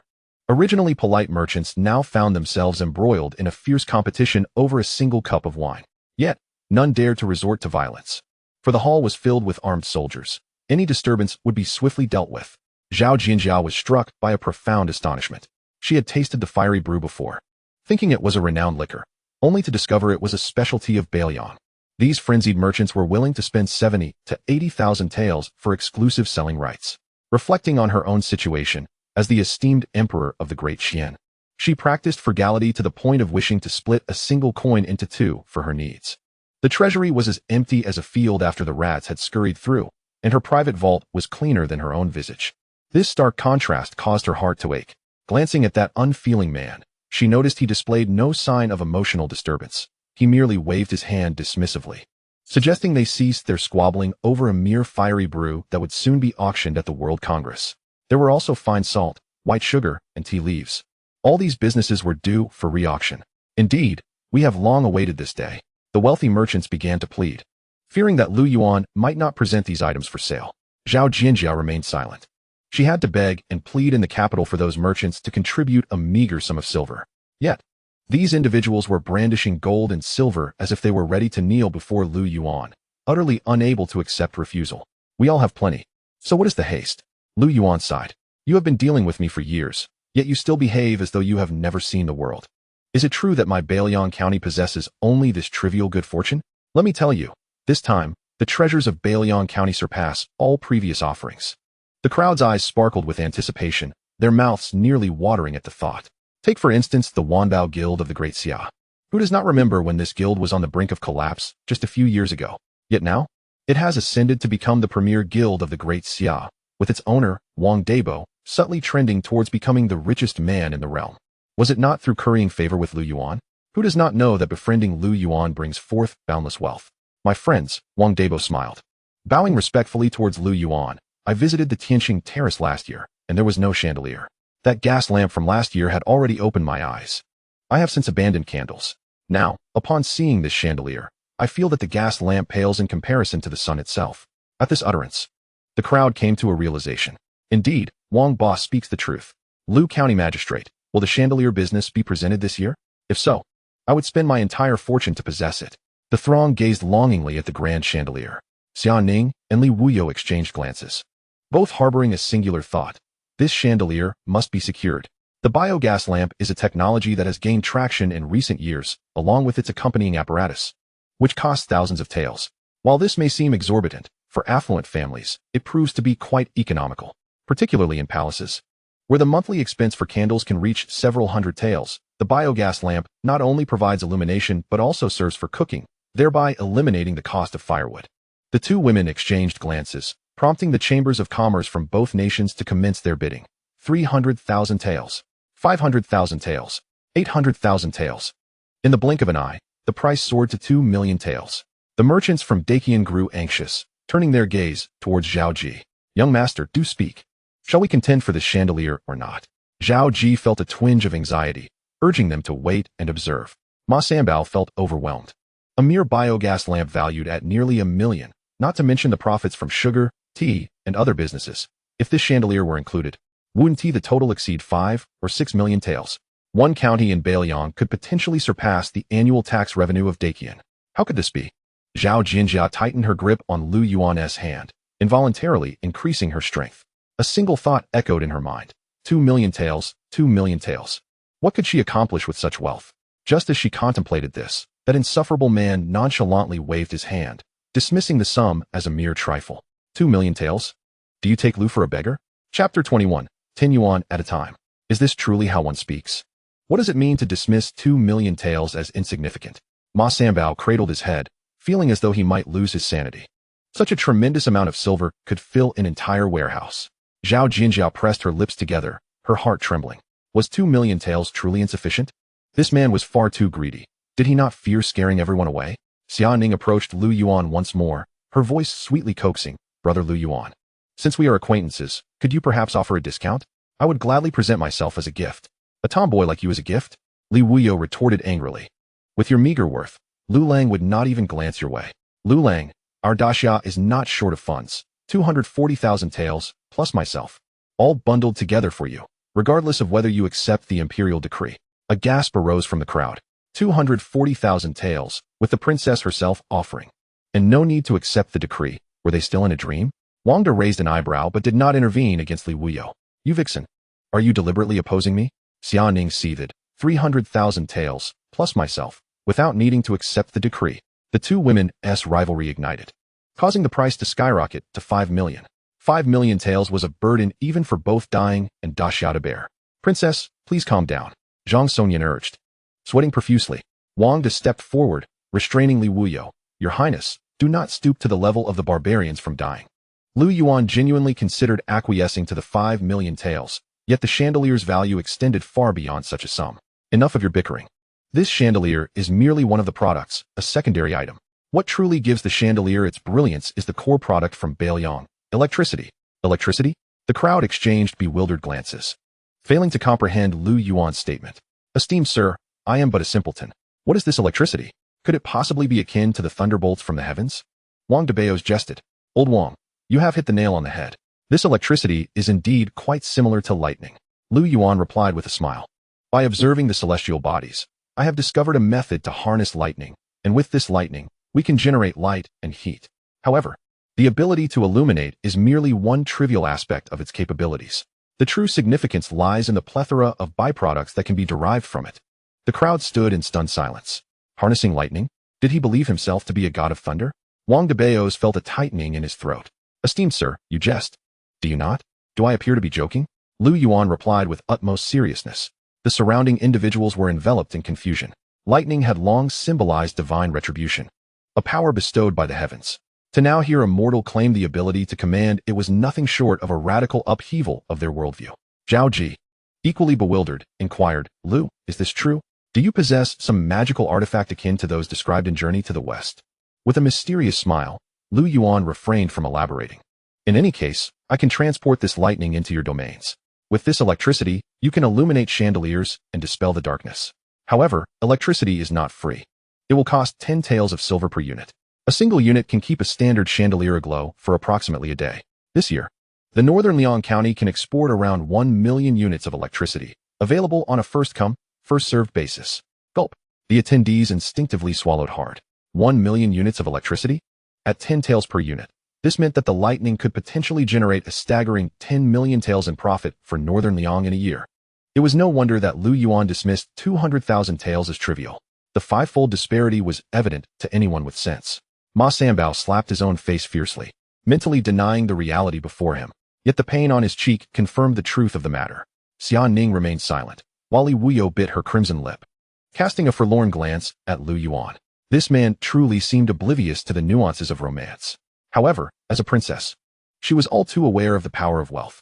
If she could secure 10 million taels for her father, he would readily trade her away. Thus, she must wed into northern Liang County. That way, all the riches would eventually belong to her. Suddenly, Wang Debao's snapped to attention. Esteemed sir, may I request 20,000 units of electricity in advance? Qian Million also responded promptly. County Magistrate Lu, would it be possible for me to acquire 15,000 units? In quick succession, the eyes of the merchants in the hall gleamed with fervor. Although 10 taels per unit was a steep price, Lu Yuan had merely stated that he would supply the electricity, without forbidding them from selling it to others. They could easily resell it at 20 taels per unit, doubling their profit. This was far more lucrative than mining for gold. Zhao Ji urged, quickly, make an offer. Let us secure as much electricity as possible. Soon, the merchants from the Daqian Trading Association began to bid fervently, transforming the entire hall into a cacophony of animated voices, each one vying for a better deal. Their faces flushed with excitement. Zhao Jinjia's gaze was filled with an intricate mix of emotions. Did this man truly remain unmoved by the allure of wealth? That is a business worth 10 million taels, nearly equivalent to 3 years' worth of tax revenue for the Great Qian Dynasty. Tax revenue, mind you, is not to be confused with grain or textiles. Moreover, in recent years, the Great Qian has faced numerous calamities. From earth dragons overturning the earth to vast expanses of barren land, and floods wreaking havoc, the nation's grain yield has plummeted by a third. A situation that continues to deteriorate, with this year's tax revenue witnessing a drastic reduction of nearly half. Should this sum of silver come into her possession, she could undoubtedly turn the tide. Lu Yuan smiled, suggesting that tonight we indulge in a feast, drink, and enjoy the fireworks, leaving discussions of wealth aside. For such matters are rather mundane. When the conference of nations commences, let each display their prowess. The mood among the crowd became animated. And when he stated his unwillingness to sell, it was akin to them being halfway undressed in a brothel, only to hear him declare that he would perform but not sell himself. Was this not a jest at their expense? In an instant, many faces reflected disappointment. Their gazes dimmed, as if they had just lost their parents. Come, let the music play. Lu Yuan snapped his fingers, and the orchestra nearby began to perform. The gentle melody filled the air, and the lights of the hall transformed into a dazzling spectacle. Lu Yuan stepped back, bowed slightly, and extended his hand, asking, "My dear lady, would you do me the honor of dancing?" Zhao Jinjia felt the collective gaze of the room upon her. Even catching sight of Xia Ning and Li Wuyo approaching briskly, she extended her hand, placing it within his palm. Lu Yuan smiled, then wrapped his arm around her slender waist, guiding her hand to rest upon his shoulder. Their eyes locked, their breaths intertwining. Sensing Zhao Jinjia's tension, Lu Yuan whispered, "Do not be anxious. This is a social dance unique to Bailiang. Just follow my lead. It is quite simple." Zhao Jinjia scoffed softly. Who is anxious? Though Lu Yuan's laughter provoked a sense of defiance within her. The aura he exuded transported her thoughts back 5 years. Why had she not reciprocated the affections of those two princesses who adored him so? Chapter 22. Happiness comes too swiftly. Zhao Jinjia strove to maintain her composure. Thus she inquired, "I have a wife and daughter. Why would I agree to them?" Lu Yuan inhaled her fragrant scent, feeling an indescribable tranquility within. Furthermore, as a citizen of the Great Qian, how could he seek glory through treachery? His response warmed Zhao Jinjia's heart. However, recalling how cunning he was in bewitching others, she steeled herself. Summer and Jing, the emperors of their nations, hold you in such high regard. Yet the emperor of Great Qian treats you as if you were nothing. Do you not feel even a little disheartened? Why should I feel disheartened? She knows nothing of my deeds in Bailiang. How could she possibly reward me? Lu Yuan chuckled, inching his chin closer to her shoulder. Understanding Zhao Ji's actions were a result of his own requests for concealment. Just then, a sharp pain shot through his toes, prompting him to glance up and find Zhao Jinjia's face flushed with indignation as she glared at him. "Is this how social dancing works? Do you take me for a fool?" Zhao Jinjia exclaimed in frustration, recognizing that this man was indeed taking advantage of her in every way possible. Lu Yuan found himself captivated by her soft, rosy lips, instinctively licking his own, yet he forced himself to divert his thoughts. In any case, I wish to keep this from the emperor, and I have no desire for titles or accolades. Why not? Are you not quite talented?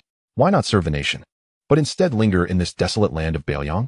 Those with ambition, who among them does not wholeheartedly dedicate themselves to the country and its people? Zhao Jinjia, perplexed, remarked that Lu Yuan's loyalty was evident in his actions, which could warrant his execution 100 times over. To claim he is disloyal, yet he withstands the allure of two nations' offers. Who then is the true Lu Yuan? Must patriotism be proclaimed to the four corners of the earth? Lu Yuan, with a slight curl of his lips, replied, I possess a sense of self-awareness. If I cannot save an entire nation, then I shall save a province and its populace. If that is beyond my reach, I will save a county's citizens. And if I can save not even a county, then I will save as many as I can. But first, I must ensure my own safety to possess the capacity to aid others. Titles of nobility and high office are distant aspirations for me. The power struggles of the court are repugnant. Here, I can be a local sovereign, dictating my own terms. I will shape Bailiang County as I envision it, without heed to the emperor's decrees. There are many matters beyond even the emperor's control. Otherwise, how could dynasties crumble and change course? Thus, my ambitions are modest. Protecting myself and safeguarding Bailiang County is my ultimate goal. Now, there is an additional aim: to protect you and your mother. Cowardice, however eloquently disguised, is merely an excuse. Zhao Jinjia turned her head away, her emotions in a tumult. Lu Yuan's words were selfish, yet strikingly genuine, resonating with a truth that she could not dismiss. Perhaps, who among us is unafraid of death? Lu Yuan recalled the precarious days following his arrival in this realm, vowing to live fully, more joyfully than anyone else in this world. What if I were to send you to the capital to serve the nation? Zhao Jinjia turned to him, gazing earnestly. What would become of Bailiang County if I were to leave? I cannot entrust it to anyone else. There are millions here, all relying on me. Jinjia, my ambitions are limited. I cannot encompass the entire world. I understand you come from the capital, of noble birth, and meeting you is a stroke of fortune for me. Yet, I do not believe I embody the grand ideals you seek. Lu Yuan sighed with a wry smile. I merely wish to use my abilities to ensure a better life for myself and those around me. Zhao Jinjia felt exasperation at his lack of ambition. Yet a sense of relief washed over her. Perhaps such a person would be easier to influence. I am not pressuring you. I merely believe you possess the ability. Why not give it a try? She gently encouraged. No, it would be too exhausting. Managing Bailiang County is already a daunting task. The capital would surely overwhelm me. Lu Yuan steadfastly refused. Frustrated, Zhao Jinjia felt the urge to bite him. A spineless man, reveling in his small dominion in this backwater. Pathetic. After venting her irritation, another thought crossed her mind. Do you not wish to know who I am? Lu Yuan hesitated for a moment, certainly curious, yet thought. If you wish to tell me, I need not ask. Zhao Jinjia replied. Actually, you are not mistaken. My family does have some connections to the court. Lu Yuan quickly interjected. What position does my father-in-law hold? Perhaps you could persuade him to resign. Following the path of the Great Qian offers no future. In this tumultuous world, it is better to come to me. I can surely protect your family. Zhao Jinjia could only laugh in exasperation. This insufferable man claims he harbors no treachery? His every utterance suggests the downfall of the Great Qian. It is evident he intends to remain in northern Liang, biding his time. Do not concern yourself with official titles. They are irrelevant to the plight of the common folk. Lu Yuan was momentarily taken aback. Is it related to the Ministry of Revenue? Zhao Jinjia remained silent, and Lu Yuan continued. Jinjia, trust me, in 3 years at most, or even just 1, chaos will engulf this realm. At that time, the Great Qian will surely find itself ensnared in a quagmire. Now is the time to extricate ourselves, lest it be too late. Zhao Jinjia felt an overwhelming urge to silence this rogue. Am I to be likened to a fallen emperor, so utterly powerless? If you lack the heart to serve the nation, spare me your words. I wish not to discuss this. With a frosty demeanor, Zhao Jinjia ceased her graceful movements. Her gaze shifted to the side, where Zhao Ji was energetically carrying Huan, racing through the hall. Ma Sambao chased after them, exclaiming, Ancestor, please slow down, do not fall. Lu Yuan furrowed his brow. Persuasion had proven futile, and he resolved to find a way to assist her. Just then, the music halted, and the flickering lights returned to normal. Everyone, still yearning for more, paused their dance. Only Xia Ning and Li Wuyo sat in silence, nursing their drinks. At that moment, outside the hall, brilliant bursts of fireworks shot up into the night sky, exploding into a kaleidoscope of colors, illuminating the heavens in a breathtaking display. Zhao Ji took Huan outside, and the attendees shifted their steps. Lu Yuan led the sulking Zhao Jianjia to the vantage point of the Tianqing Terrace, where they were cordoned off by Hong Gu and Ing Yan. Isn't it splendid? It was prepared just for you and Huan Huan. Lu Yuan instinctively reached for a cigarette, but withdrew it upon noticing Zhao Jianjia. A true man never subjects his family to secondhand smoke. This was Zhao Jianjia's first experience with a fireworks show. The explosive sounds startled her, yet the dazzling lights captivated her. How could such beauty exist in this world? After nearly half an hour, the fireworks display concluded, marking the end of the evening's festivities. After bidding farewell to the guests, Lu Yuan cradled Huan Huan, who had grown weary and nestled against his shoulder. Upon returning home, as he intended to place Huan Huan in her designated room, the little girl clung to his neck, refusing to let go. Daddy, Huan Huan dreams of sleeping with you. Will you and Mama accompany me to sleep? Her pleading voice tugged at Lu Yuan's heart. He cast a discreet glance at Zhao Jianjia, pondering the impossibility of her request. Just as he contemplated how to gently dismiss her, Zhao Jianjia unexpectedly spoke. All right. Mama will help you sleep with Daddy. Lu Yuan's eyes widened in astonishment. Goodness, happiness has come too swiftly. Chapter 23. Huan Huan is truly a little princess. Observing Lu Yuan's beaming smile, Zhao Jianjia remarked coldly, it is merely to lull her to sleep. Nothing more. I understand. Lu Yuan planted a kiss on the little girl's chubby cheek, truly a good daughter. The room prepared for the mother and daughter is quite spacious, with a generously sized bed. Huan Huan joyfully bounces on the bed, exclaiming, Daddy, this bed is so much fun. Indeed, this bed, known as a Sealy, was just manufactured this year, he replies. Zhao Huan Huan, are you not worried that you might break the bed with all that jumping? Not at all, dear. Jump as much as you like. If you break it, Daddy will just get a new one. Zhao Jianjia cast a disapproving glance at Lu Yuan, her gaze lingering on the thick mattress, lost in thought. In Bailiang County, even the beds are unlike those found elsewhere. They can actually bounce. She sits at the edge of the bed, feeling the soft yet supportive mattress, which is remarkably comfortable. How can this bed bounce? Zhao Jianjia wonders curiously. Oh, it has springs inside. Do not underestimate these springs. Aside from Bailiang, there is no other nation capable of producing such a thing, Lu Yuan explains with a smile. There are also premium palm leaves inside. It won't sag even after a decade of use. You may be underestimating the world too much, Zhao Jianjia retorts defiantly. Lu Yuan chuckles. Once industrial development reaches a certain level, manufacturing springs is not particularly difficult. He refrains from elaborating, focusing instead on the little girl, anxious lest she fall. Hearing his laughter makes Zhao Jianjia uncomfortable. She wants to argue with him, but the little girl is too tired from playing and lies down beside Lu Yuan. As he wipes her sweat, she says, Daddy, Huan Huan has never been this happy before. Most of the time, I played alone. Mommy never had time for me. And those people were so mean, always bullying me and Mommy. Sometimes I was too afraid to cry, fearing it would upset Mommy. So I would hide under the blanket and cry secretly. Lu Yuan's heart clenches painfully. No wonder Huan Huan is so understanding. She must have endured too much bullying. You little rascal, why do you share everything with others? Zhao Jianjia observes the pained expression on Lu Yuan's face and adds, I don't neglect her. I understand. Lu Yuan gently strokes the little girl's hair, making a shushing gesture with one hand while the other caresses her back, humming a lullaby. Little darling, sleep tight. And in your dreams, I will accompany you. His voice is tender.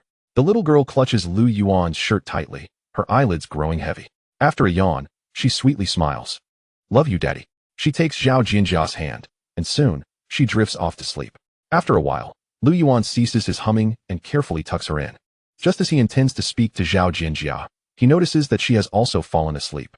Yet, even in slumber, her brow is furrowed, her posture curled up, hands clasped in front of her, exuding an aura of insecurity. Indeed, being an unmarried mother, raising a child alone, and traveling great distances to seek her family, one must be truly desperate to endure such hardships. Lu Yuan's eyes brim with compassion and guilt as he silently vows to protect this mother and daughter for the rest of his life. The following morning, Zhao Jianjia awakens from her dreams and, upon opening her eyes, sees Huan Huan curled up like a little bug in the embrace of that man, sleeping soundly. Startled, she throws off the covers, relieved to find that her clothes are intact, and scolds herself for being so careless. What embarrassed her the most was that she had not slept on a pillow, but rather on Lu Yuan's hand, with her feet resting on the body of that scoundrel. In that moment, she felt a mix of shame and annoyance. Just as she was about to stealthily distance herself, that rascal abruptly opened his eyes, his dazed gaze gradually sharpening. You're awake. How did you sleep last night? Zhao Jianjia froze, responding with a stiff tone, not well at all. In truth, Over the past 5 years, she had not enjoyed a single peaceful night's sleep, waking 2 or 3 times each night. Yet, last night, she had slept remarkably soundly. Lulled by Lu Yuan's humming of an unknown tune, as if she had taken a sedative, sleeping straight through until dawn. Lu Yuan smiled. Perhaps it's just an adjustment to the mattress. It will get better in a few days. You should accompany Huan to sleep for a while, and I will prepare some food. After speaking, he carefully withdrew his numb arm and rose, cautious not to disturb the little angel in his embrace. Just as Lu Yuan opened the door, a figure stumbled in from outside. "Oh no, damn it!" Ma Sanbao exclaimed. "Uncle Ma, good morning," Lu Yuan greeted cheerfully. "Good morning, my foot." Ma Sanbao cursed inwardly, originally assigned to guard the Empress and her daughter, but now relegated to standing outside due to this scoundrel's arrival. Nearby, Honggu gestured. "He has been guarding the door all night." Lu Yuan hastily helped him up. Uncle Ma was genuinely good to Zhao Jinjia and her daughter. Who else would stand guard at the door like a eunuch? "Uncle Ma, you've worked hard. Rest assured, Jinjia and her daughter are safe with me. No one can harm them in the slightest. You need not guard them at night anymore." Ma Sanbao thought to himself, how can I not guard them? What if this scoundrel bullies the Empress? He dusted himself off and coldly remarked, "If you truly don't want me to worry, then act more responsibly." Lu Yuan did not argue, bringing forth toiletries and preparing an assortment of snacks. When the two women arose and freshened up, Lu Yuan was feeding the little girl when Qiao Shiya hurried over. "Master, the venues for the trial and award ceremony are ready. The guests have already arrived and are waiting for you." Lu Yuan acknowledged, turning to Zhao Jinjia. "Will you stay at home or accompany me?" "Don't worry about me. I can manage on my own," Zhao Jinjia insisted. "Daddy, I want to go," Huan declared. "What about your mother?" "I'll tell her everything when I return," Huan replied earnestly. "You ungrateful girl, forgetting your mother now that you have your father. I shouldn't have brought you along." Zhao Jinjia was infuriated. Ever since she recognized this scoundrel, her child seemed to have forgotten her entirely. "Don't be angry. Let us go together," Lu Yuan said. Eager not to miss out on an opportunity to strengthen their bond as a couple, he instructed Qiao Shiya, "Arrange for an extra seat." "What does this have to do with me?" Zhao Jinjia frowned, reluctant to be in the spotlight.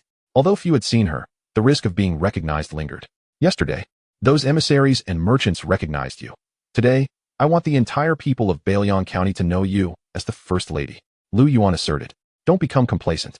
Between us, aside from this child, there is no other connection." Zhao Jinjia replied, "I, Zhao Jinjia, shall never be anyone's lady in this lifetime." "Indeed. You have the final say." Lu Yuan lifted Huan high, exclaiming, "My dear daughter, since your mother has no desire to be the First Lady, you shall be the first little princess of Bailiang County." Huan giggled. "Father, I have always been a little princess." In that instant, Zhao Jinjia broke into a cold sweat. "Zhao Huan, silence yourself." She rushed over, snatched Huan from Lu Yuan's arms, and, with resolve, delivered a sharp slap to Huan's bottom. "How dare you speak such nonsense? Will you continue to do so?" Huan instantly pouted, tears welling in her eyes. "Zhao Jinjia, why are you striking the child?"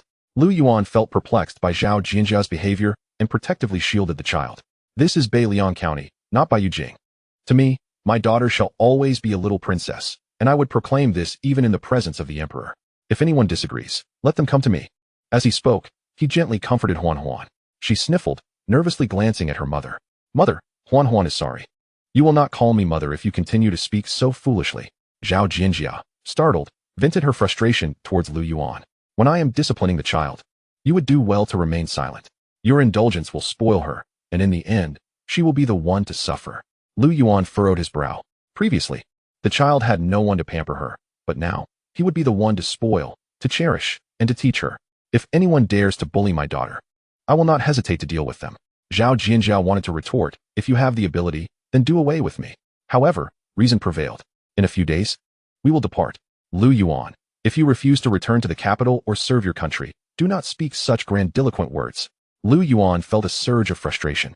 He could not fathom why this woman was so rigid and obstinate. "I shall take our daughter away for now. You need to calm yourself." With that, he carried Huan away. Ma Sanbao observed their discord and stepped forward. "Miss, this is his territory. We should exercise restraint. Our people will arrive shortly." Zhao Jinjia said nothing, angrily pursuing them. Ma Sanbao sighed. What a fateful entanglement. Soon, Lu Yuan arrived at the venue of the judgment conference, holding Huan. The square of Bailiang County was already bustling with people. Xia Ning, Li Wuyo, Zhao Ji, Zhang Wei, and others occupied the guest seats, while the merchants filled the audience. As Lu Yuan settled in, he noticed Zhao Jinjia approaching with a cold demeanor, and she sat silently beside him.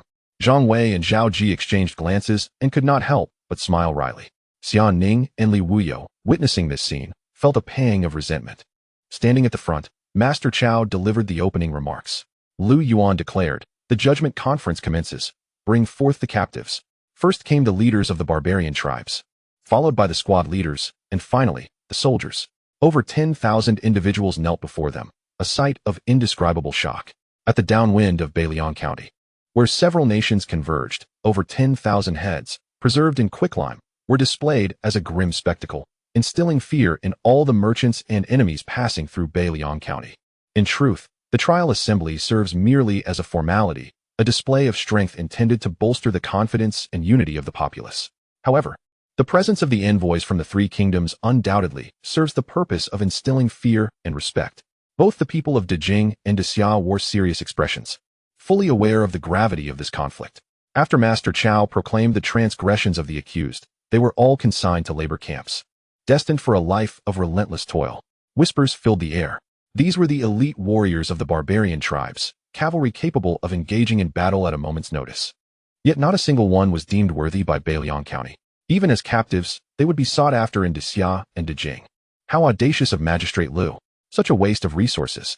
If these warriors were to be integrated, would not Bailiang County emerge even more formidable? What they pondered, Lu Yuan was surely aware of as well. With a population of 1 million, Bailiang County had tens of thousands of barbarian individuals, ordinary folk, who could be assimilated. However, these cavalrymen posed a risk that Lu Yuan was unwilling to entertain. With the advent of firearms, and given a little more time, the necessity for cavalry would soon diminish. The forthcoming commendation ceremony was to be the main event. This time, in the face of the barbarian invasion, 2 valiant martyrs from Bailiang County tragically fell, gravely injured, and ultimately perished. Let us invite the spirits of the heroes. 2 squads of soldiers solemnly approached, carrying the ashes of the martyrs, and the previously raucous gathering fell into a profound silence. Everyone rose, the funeral music began, and a moment of mourning ensued. Lu Yuan stood, removed his hat, placed it before him, and bowed his head, revealing a visage of sorrow. Zhao Jianjia scanned the crowd, astonished to see that the citizens of Bailiang County, regardless of gender, were removing their hats and kneeling on one knee. The children knelt on both knees, bowing deeply to honor the heroes. The somber music resonated as Master Chao, filled with grief and indignation, recounted the lives of the martyrs. Jia Ergu, a native of Bailiang, aged 17, unmarried, had served in the guard for 3 years, fighting valiantly and uniting his comrades, sacrificing his precious life for the people of Bailiang. Chen Daniu, also a native, aged 18, married with a son and a daughter, had served in the guard for 4 years. In Lu Yuan's eyes, they were but children, yet these very youths upheld the foundation of Bailiang County. Though he had long since come to terms with death, it did not render him cold-blooded. Quite the opposite, it deepened his respect for life. The wind howled mournfully. The citizens, too, found themselves choking back tears. Children, do you see those 2 heroes? From now on, strive to be like them, bravely defending our people. An elder wept to his grandson. Farewell, dear children. An old woman lamented. In that moment, the entire populace of the city raised their voices, calling out, "Heroes! May your souls return." The fervor of their cries left Xia Ning speechless and rendered Li Wuyo incapable of thought. They could not fathom how such a small place as Bailiang could possess such unity, a quality their own nation lacked. Zhao Ji's eyes brimmed with tears as he finally understood why Bailiang County had achieved victory after victory. Zhang Wei also marveled. Because these individuals possess an inherent love for this land and its people, how could they not be strong? Ma Sambao felt a profound ache in his nose, a poignant sentiment that stirred his emotions. After the ceremony, he implored, "Please, let the esteemed lord speak." Master Chao choked back his tears. Lu Yuan, with heavy steps, approached the ashes of the martyrs, gently smoothing the North Liang military flag that lay atop. "Brothers, I am grateful for all you have done for North Liang County. Every life must eventually meet its end, whether it be as light as a feather or as heavy as a mountain. Your sacrifices are a loss to all of North Liang. From this day forth, you shall reside in the North Liang Heroes Building, where the incense of the entire city shall honor you. I, Lu Yuan, vow before the citizens of this city to care for your families. Should I falter in this promise, may I not die a good death." Lu Yuan raised his right hand to the heavens, addressing the townsfolk. "Fellow villagers, brothers, sisters, how can we ensure the heroes find peace? An eye for an eye, blood for blood. Let the blood of the barbarians serve as a tribute to the souls of our heroes." The entire populace roared in unison, "Kill! Kill! Kill! Chapter 25. The Decision of the Barbarians. This was the collective will and fury of a million citizens, a force to be reckoned with. Yuan aimed to make it known that the people of North Liang County were not to be trifled with. Inciting their wrath would lead to dire consequences. The deafening cries for vengeance caused Zhao Jianjia's eardrums to thr subsequently. The wounded soldiers and the valiant warriors who had slain foes were duly recorded. As Master Chao read the list, many either advanced 3 ranks or received promotions, with monetary rewards exceedingly generous. Those present calculated that within such a brief span, Yuan had disbursed over 2 million taels of silver, averaging 20 taels per individual. Moreover, the payments were made in genuine silver, leaving the members of the envoy and the merchant caravan utterly astonished. This was what one might call extravagance. Who would not be compelled to serve Yuan with unwavering loyalty? Ma Sanbao was exasperated, lamenting the reckless spending. Zhao Ji inquired of Zhang Wei regarding the total military expenditure for the northern Liang Pass from the previous year. Zhang Wei replied with a wry smile, noting it to be less than 200,000 taels. With 30,000 soldiers in northern Liang, the annual military expenses were approximately 120,000 taels, a figure Zhao Ji accurately provided. Zhang Wei, with a rueful chuckle, remarked that it was disheartening to compare. 5 times the military strength of northern Liang could not even match a fraction of Yuan's rewards. While it was true, the national military expenditure of Qian amounted to a similar figure, one county equating to a whole nation, a comparison that stung even more. After the awards ceremony concluded, Yuan hurriedly proceeded to the International Exposition for a final inspection. When Huan grew weary, Zhao Jinjia escorted her back to rest. Meanwhile, the news of northern Liang County's impending military actions against the barbarian tribes swiftly spread. Within the golden tent of the Dragon Court of the Barbarians, the aged two-man reclined wearily in a tiger-skin chair, observing his 2 sons quarrel with palpable disgust. Had you not heeded the counsel of the Xia dynasty, we would not have suffered such a dire defeat. And you, are you not secretly in league with the Great Jing? Watching his sons expose each other's secrets only fueled his ire. Enough, Wusun, Axi. Both of you, silence. Father, Axi must bear responsibility for this battle, Wusun retorted angrily. Had he not trusted the words of the Xia, we would not have lost Zhang Wei, nor would Saihe have met his tragic end, resulting in the loss of over 30,000 elite troops. That is preferable to your desire to align with the Jing. Axi scoffed. What of it? It is merely a pretense, allowing us to receive a continuous supply of resources from the Jing. Now, Yuan has seized all the surrounding populace. Where shall we replenish our supplies? Do you intend for the children of the wolf god to return to the mountains and take to farming like those peasants? Wusun retorted fiercely. Or do you plan to contend with Yuan to the bitter end? Have we not suffered enough over the years? I would rather confront the Great Xia or the Great Jing than launch another assault on northern Liang County. You are afraid. I am not. Wusun's eyes burned with rage, a flicker of ferocity igniting within them. Axi, without the wolf cavalry, the barbarian tribes will eventually perish. News has just arrived that Yuan executed 100 of our young men as sacrifices in the northern Liang Square. After the international conference, he will march his troops here. How will you defend against that? With those 30 firewood sticks or that handful of thunderous bombs? Axi fell silent. The heavy cavalry of northern Liang was more fearsome than the wolf cavalry. The Mo Dao soldiers were indeed the bane of cavalry. One could only wonder how Yuan had devised such strategies. Furthermore, with the addition of firearms, cannons, and heavy crossbows, and now the acquisition of numerous warhorses, his strength was further amplified. Currently, within the ranks of the barbarian tribe, a sense of trepidation permeates the air. Enough of the din, the chief admonished sternly. Our immediate concern must be to devise a strategy to alleviate this crisis. While we, the barbarians, are not averse to warfare, the repercussions of failure are not to be trifled with. Let us negotiate with the Great Xia and the Great Jing. We shall lean towards whoever offers the more favorable terms.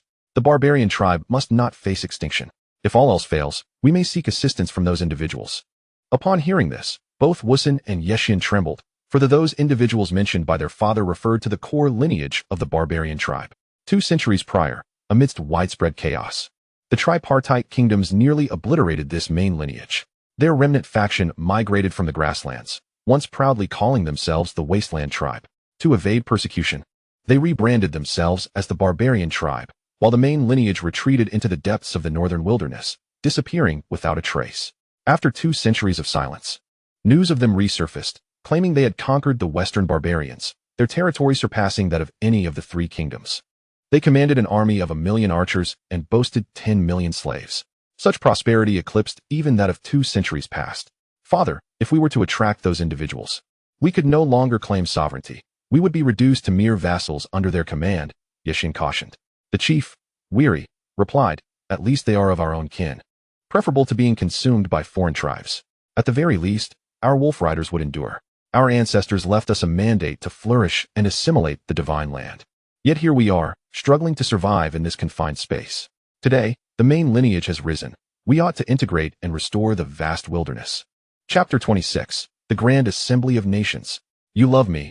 I love you. Sweet as honey in the city of Mixabingqing. Northern Liang's cut cake. You cannot be deceived. Nor will you suffer losses. 2 coins, 2 coins, everything for just 2 coins. On the day of the Grand Assembly, Lu Yuan rose early to bring Zhao Jinjia and her daughter to witness the festivities. Father, what is that? She inquired, pointing at a plump white figure that looked quite amusing. That is the Snow King. Wow, it resembles a cloud. Eagle Eye, get some cotton candy. Eagle Eye swiftly procured several pieces of cotton candy, handing one to Huan and offering another to Zhao Jinjia. Try it. It tastes quite delightful. I don't want it. Zhao Jinjia retorted coldly, maintaining a stern expression since yesterday, as if someone owed her a fortune. Red Ant seized the cotton candy, declaring, if she won't have it, I will. Some people are just too finicky. Others deserve only the remnants I leave behind. Zhao Jinjia remarked indifferently. Red Ant grasped the hilt of her sword, prompting Lu Yuan to quickly restrain her hand. Calm down, Red Ant. Fuming, Red Ant bit into the cotton candy, feeling an inexplicable urge to slice through the pretentiousness of that girl. She glanced back at Huan and muttered, what is so special about a girl? I could have won too. Lu Yuan broke into a cold sweat, instinctively shifting away. Zhao Jinjia snorted disdainfully, turning her gaze outward. The prosperity of northern Liang County surpassed even that of Bayou capital. The common folk appeared vibrant and healthy, from the 80-year-olds to the 8-month-olds, all dressed with care. It seemed as though northern Liang County had transformed overnight into a jubilant celebration. Everywhere, there were signs heralding the Grand Exhibition Assembly. And the mascot for this assembly was the iron-eating beast. Almost everyone possesses a food-stealing beast doll. Upon seeing it, Huan became so enamored that she refused to let it go. Soon, the group arrived at the venue of the international conference. Upon confronting the immense structure before them, Ma Sanbao's eyes widened. This is the site of the international conference. Surely, this architecture is an affront? Who granted you permission to embellish this place? Eagle Eye stared at him, bewildered, and remarked that this is Bailiang County, where the rules of Baiyujing do not apply. Clenching his fists, Ma Sanbao, with crossed eyes, declared, I have tolerated you for too long. What nonsense, Eagle Eye retorted. I am Eagle Eye. Eagle Eye, be courteous to Uncle Ma, Lu Yuan interjected, then continued, Uncle Ma, take it easy. Bailiang County has its own customs, and the practices of Daqian do not hold sway here. With that, he embraced Huan and entered the venue. Miss, look at him. I feel like I'm about to burst from holding back my anger, Ma Sanbao grumbled. Zhao Jinjia replied nonchalantly, hasn't he always strayed from the norm? I am keen to discover just how formidable this international conference truly is. Upon entering the hall, they found themselves amidst a throng of people, with hundreds of exhibitions. Each exhibition hall featured a distinct theme, encompassing products related to clothing, food, housing, and transportation. In addition to locally produced goods from Bailiang County, foreign merchants could also rent booths, reportedly at a staggering rate of 100 taels of silver per foot. A mere 3-meter square booth commanded a daily rental fee exceeding 1,000 taels, truly a case of every inch being worth its weight in gold. The venue boasted no fewer than 400 booths, implying that over the 3 days of the international conference, pure rental income could yield a profit in the millions. Why don't these affluent merchants invest in Baiyujing? Ma Sanbao expressed his frustration. It's not that they don't, but has anyone ever contemplated establishing such a platform? Zhao Jinjia pondered thoughtfully. Only in a lawless place like Bailiang County can renowned merchants from across the world converge. Doggedly ambitious, Lu Yuan. Are you aiming to transform Bailiang County into a transit hub for the 3 kingdoms? You could say that, although transit hub may not be entirely accurate. I intend to position Bailiang County as a core provider, dominating the upstream of the industry. Just like tea, right? Is there any region in the 3 kingdoms that lacks tea? Lu Yuan remarked, picking up a handful of tea leaves from a stall. Why then? Does Bailiang's tea fetch a price equivalent to gold per ounce? Zhao Jinjia hesitantly replied, because it's unique? Precisely, Lu Yuan affirmed. It's because of its distinctiveness and superior taste. Bailiang has mastered tea production techniques, enabling the creation of various tea types. However, these merchants are not fools. Someday, they too will discover the technology. At that point, what will sustain us is our brand. Brand? Zhao Jinjia inquired curiously. Isn't tea that merely a name?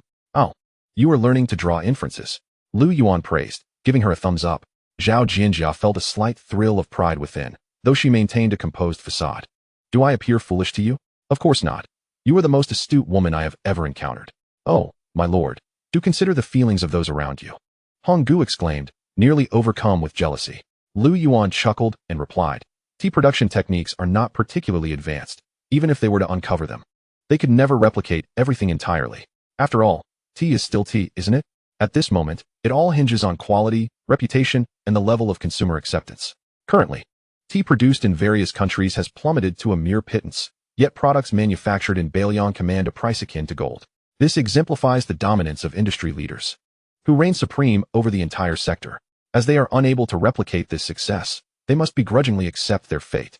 Zhao Jinjia nodded, realizing the underlying meaning. Tea is merely a fraction. What Bailiang County truly aims to grasp is the essence of their craft, the elements that remain unreplicable. In doing so, they maintain control over the initiative. Speaking thus, Lu Yuan led his group to a stall operated by Bailiang County. Clad in sunglasses and masks, they went unrecognized. Night Bailiang. O Night Bailiang, you are a sleepless city. A melodious and enchanting song resonated from the record player, captivating the surrounding merchants. How delightful. What is this? And it even plays by itself? I recognize it. This is sung by Bailiang County's foremost diva, Moron Wanqing, exclaimed the crowd in awe. How extraordinary. Amidst the excited chatter, someone inquired, what is the price? Gentlemen, please remain calm.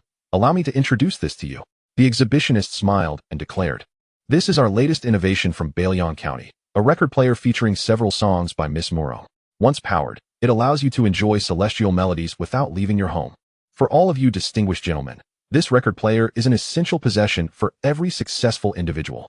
Following the introduction, a female auctioneer stepped forward, smiling as she announced, esteemed gentlemen, this record player has limited availability. First come, first served. There are two options for collaboration. The first is wholesale at 300 taels of silver per unit, with a minimum order of 5. The second is to purchase exclusive sales rights for a nation, allowing you to freely distribute to dealers, with a unit cost of only 250 taels. Absolutely, I want the exclusive rights for the Great Qian Nation. 100,000 taels for the exclusive rights in Daxia. Chapter 27. Losing money for promotion. I apologize, sir, but the starting bid for this record player is 150,000 taels, the female auctioneer replied with a smile. Are you kidding? 150,000 taels for something that can't be eaten or drunk. With that amount, one could indulge in countless escapades. Ma Sambao scoffed. Who in their right mind would squander such money? Uncle Ma, you fail to grasp the prestige associated with these distinguished gentlemen. In the future, anyone without a record player at home will feel embarrassed to call themselves important. Lu Yuan chuckled. I bid 160,000 taels.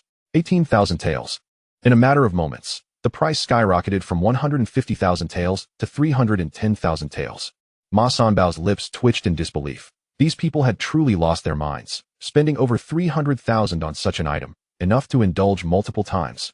Zhao Jinjia remarked, is this what you referred to as unique and unreplicable? Do not underestimate the record player. Give them 50 years, and they will still not be able to produce anything like it. By then, Bailiang County's similar products would have undergone numerous upgrades, Lu Yuan replied confidently, showcasing the technological superiority they possessed. Could you tell me the cost of this record player? Zhao Jinjia inquired softly. The costs are rather steep. Essentially a case of losing money to gain notoriety. Lu Yuan sighed and made a gesture of triumph. Over 200 taels? No, merely 20 taels. Half for labor and half for materials, Lu Yuan clarified. Ma Sambao was on the verge of tears from frustration. A cost of 20 taels means the lowest selling price must be at least 250 taels, yielding a profit of 12 to 13 times. And you dare to claim it's a loss for publicity? Is that even a reasonable statement? Zhao Jinjia was also taken aback, wishing to confront him for his brazen demeanor.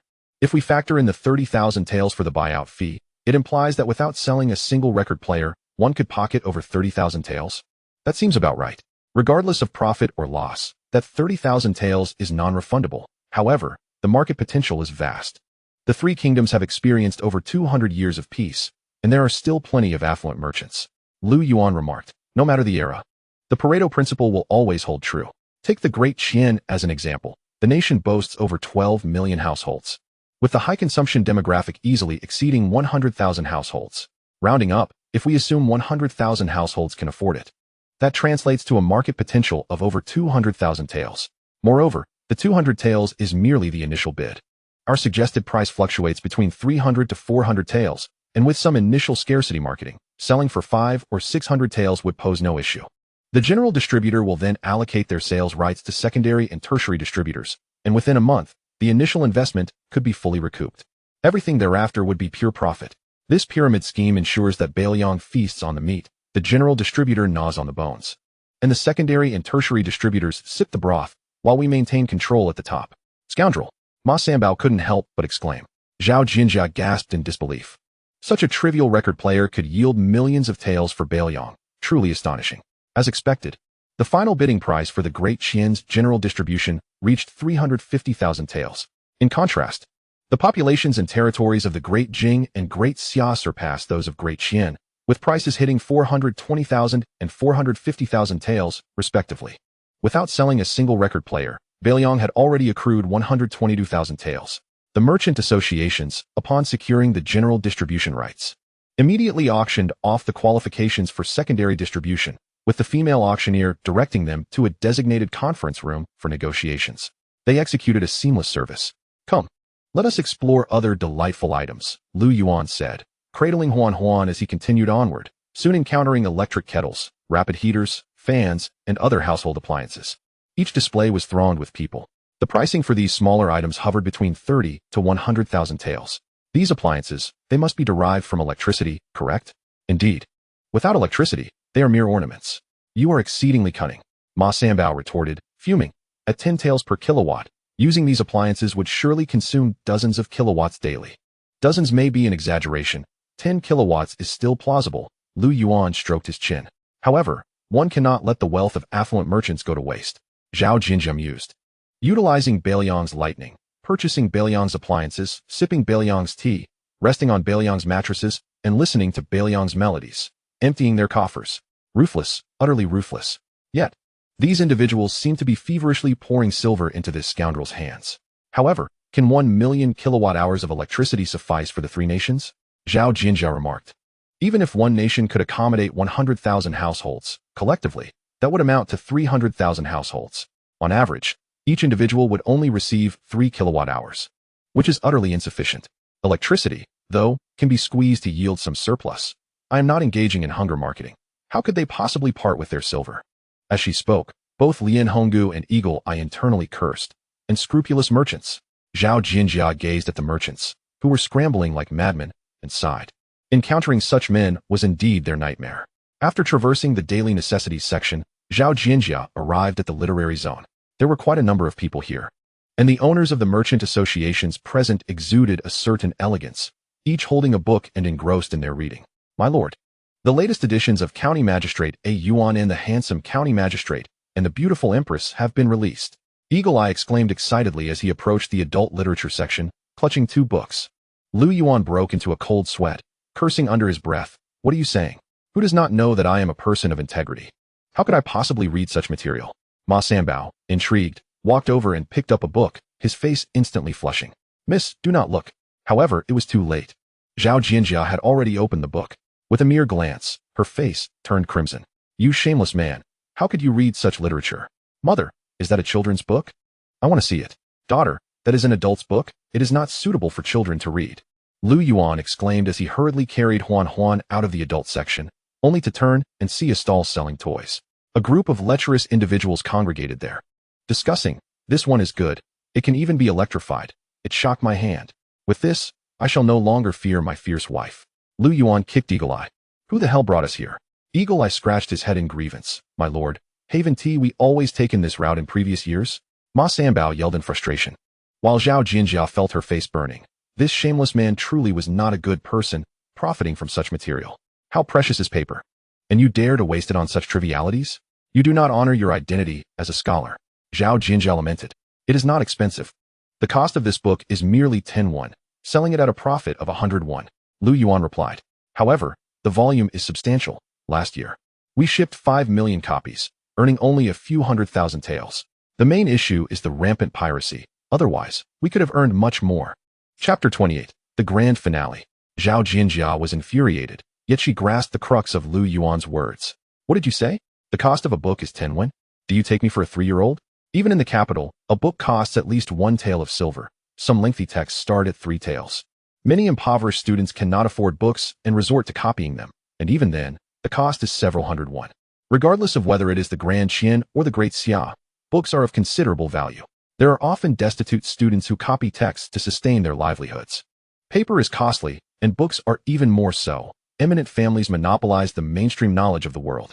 Despite Zhao Jinjia's efforts to employ those from humble backgrounds, it remains futile. The pressure from established families nearly overwhelmed her. The papermaking technology of Bailiang has now evolved into its third generation, significantly reducing production costs. Consequently, the quality of these books is rather mediocre, which makes them quite affordable. Additionally, we have innovative printing techniques that are not only rapid but also cost-effective. This printing technology has even found applications in the garment industry. Lu Yuan gestured towards the nearby clothing section, emphasizing its importance. Last year, the printed t-shirts sold an astounding 5 million units. Later, due to the inability to keep up with production demands, we resorted to employing laborers from reform through labor camps to operate sewing machines, providing them only with meals and no wages, thus further lowering costs. Zhao Jinjia's heart jolted painfully as she tightly grasped Lu Yuan's hand. You are not deceiving me, are you? What purpose would I have in lying to you? Lu Yuan replied. In recent years, the prices of rice paper from Daxia and dyeing have nearly halved. I estimate that this year, I will completely saturate the rice paper market. But why is the paper from Daqian still so expensive? Are you foolish? If I were to sell paper to the capital, wouldn't that wretched emperor discover my activities immediately? Lu Yuan retorted. Mind your language. Ma Sanbao exclaimed, visibly agitated. Huan cast a furtive glance at her mother, quickly covering Lu Yuan's mouth. Father, no foul language allowed. Oh dear, I was wrong to say that. I should be punished. Lu Yuan gently patted his own mouth. Zhao Jinjia, in a fit of anger, pinched Lu Yuan sharply. If you possess such low-cost paper, why not contribute to Daqian? With these affordable papers, we could cultivate a multitude of scholars. If you printed more of the 4 books and 5 classics and less of those vile texts, all the literati across the land would owe you a debt of gratitude. I have no desire for fame, Lu Yuan stubbornly insisted. Moreover, do you truly believe that flooding the market with these products is a benevolent act? Let me enlighten you. Whenever Bailiang enters a sector, it inevitably leads to a complete reshuffling of that industry, resulting in countless layoffs. Do you understand? I consider this a form of protection for Daqian's fragile commercial structure. So, you are being merciful then? Zhao Jinjia chuckled in exasperation. Bingo. Lu Yuan snapped his fingers. You have seen the products at the foreign merchants' booth. They are rather commonplace. All mid to low-end goods, with minimal profit margins, exactly the type of items we prefer to avoid. Just yesterday, Zhao Ji implored me to purchase electricity for Bai Yujing, but I refused. For electricity is a wondrous thing. Once it spreads, can it be contained? Yet, you are reluctant to forego profits, so as long as electricity does not reach the capital, everything is fine, correct? Zhao Jinjia retorted angrily. Please try to understand. Lu Yuan was unwilling to continue this discussion. Just then, Xia Yuan hurriedly approached. Sir, those people are on the verge of overwhelming the main exhibition booth. You must come and see. What is happening? They are clamoring to auction off electricity. Everyone is eyeing this lucrative opportunity, Xia Yuan explained. Lu Yuan furrowed his brow. That is a flagship product. Let us discuss it on the 3rd day. If anyone causes a ruckus, expel them and ensure they are never allowed back in. Xia Yuan, with no other option, complied. Let us proceed. These are merely the exhibits for the 1st day. The real highlights will unveil over the next 2 days. In the following days, Bailiang's key products were showcased one by one, including the Bailiang Pingy 28 bicycle, foot-operated sewing machines, and tricycles. Upon their exhibition, they astonished the entire audience. Zhao Jinjia repeatedly refreshed her understanding. However, what truly astonished her was the grand finale auction on the 3rd day. On this day, Lu Yuan dressed formally, standing upon the stage, while below him gathered merchants from various nations. The past 3 days of the World Congress had drained their energy and emptied their coffers. Yet each individual remained fervently excited. The true magnates awaited the ultimate auction. Lu Yuan expressed his gratitude, stating, Thank you all for your support towards me and Bailiang County. I believe everyone has made some remarkable gains these past few days. The crowd below revealed satisfied smiles. The wealthy merchants had merely covered their costs. Through the sale of distribution rights, they amassed considerable profits. Alternatively, they engaged in business exchanges, achieving win-win collaborations. It could be said that their pockets were now bulging, eagerly anticipating the final, sumptuous offering. Master, we await your decision, boomed Wang Daba. Indeed, Lord Lu, I dreamt of you every night these past 2 days, chuckled a rotund merchant, patting his belly. Laughter erupted among the attendees. Lu Yuan smiled in return. Very well then, without further ado, Let us commence the auction for the lightning. But first, allow me to outline the rules. This auction is for a 10-year distribution right, meaning there will be no alterations for a decade afterward. The attendee's eyes brightened at this revelation, who was unaware that Lu Yuan was exceptionally shrewd. Previously, distribution rights were auctioned for a maximum of 3 years, yet now he boldly proposed 10. While there had once been concerns regarding Bailiang's sustainability over a decade, such worries had dissipated. Furthermore, I have observed the stars, and this year is one of both drought and flood, resulting in plentiful lightning. I anticipate collecting substantial amounts of electricity, with a conservative estimate of 3 million degrees. Moreover, each subsequent year will not yield less than 3 million degrees. Once the electricity enters the territory, whom you choose to supply is entirely your business. I will not interfere with the quantity sold. A wave of excitement surged through the crowd. 3 million degrees of electricity represented an enormous bounty. To facilitate management, I propose that each nation appoint a major distributor, simplifying oversight and transmission. The starting bid for a national distributor will commence at 300,000 taels, beginning with Qian. Lu Yuan announced. The once lively atmosphere fell into a stunned silence. Even Wang Daba was taken aback, stammering, "Master, 300,000 taels of silver is rather exorbitant, isn't it?" "Indeed. Even if I were sold, I could not gather such an amount," they echoed. While they were wealthy, each possessing fortunes in the millions, 300,000 taels in hard currency seemed an insurmountable sum for anyone to produce at once.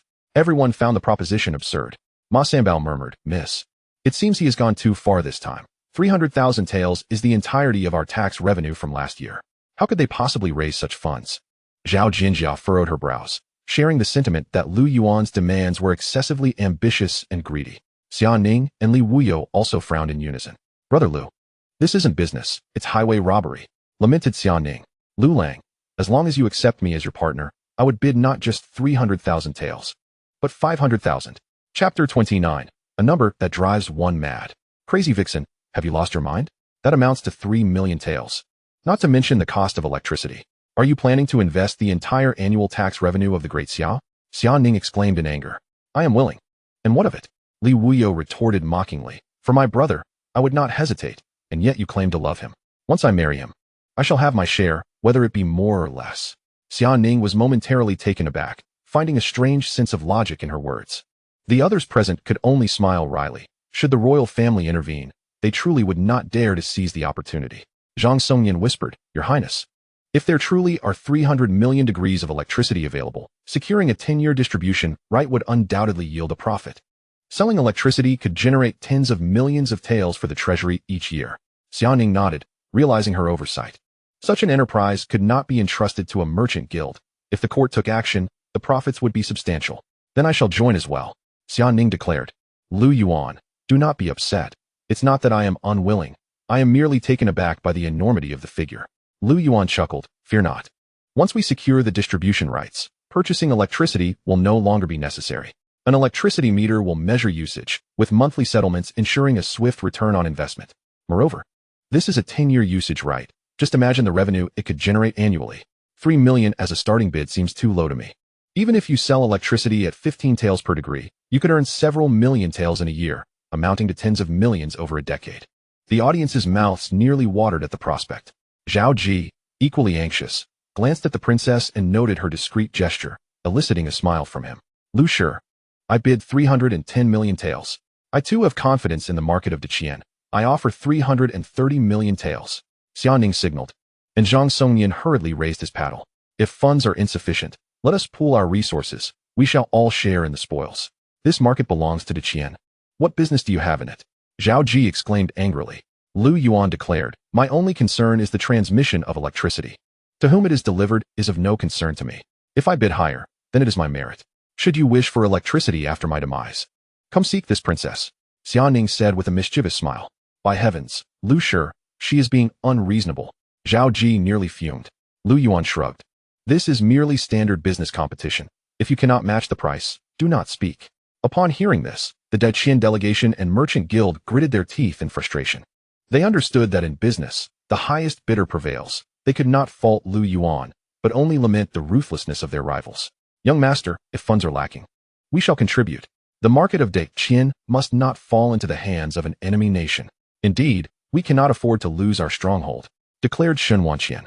"The wealthiest merchant of Deqian, I shall contribute 100,000 taels." I, from the Wind and Cloud Merchant Guild, will offer 800,000 taels. The World Merchant Guild bids 500,000 taels. Seeing the fervor of his companions, Zhao Ji felt deeply moved. Thank you all. I will certainly commend you later. You are too kind, young master. They all responded, bowing in respect.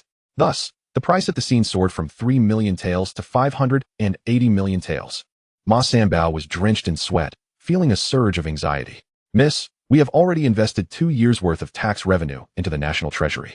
This scoundrel is insatiably greedy. Not even sparing his own people. Zhao Jinjia remained silent, her heart heavy with unease.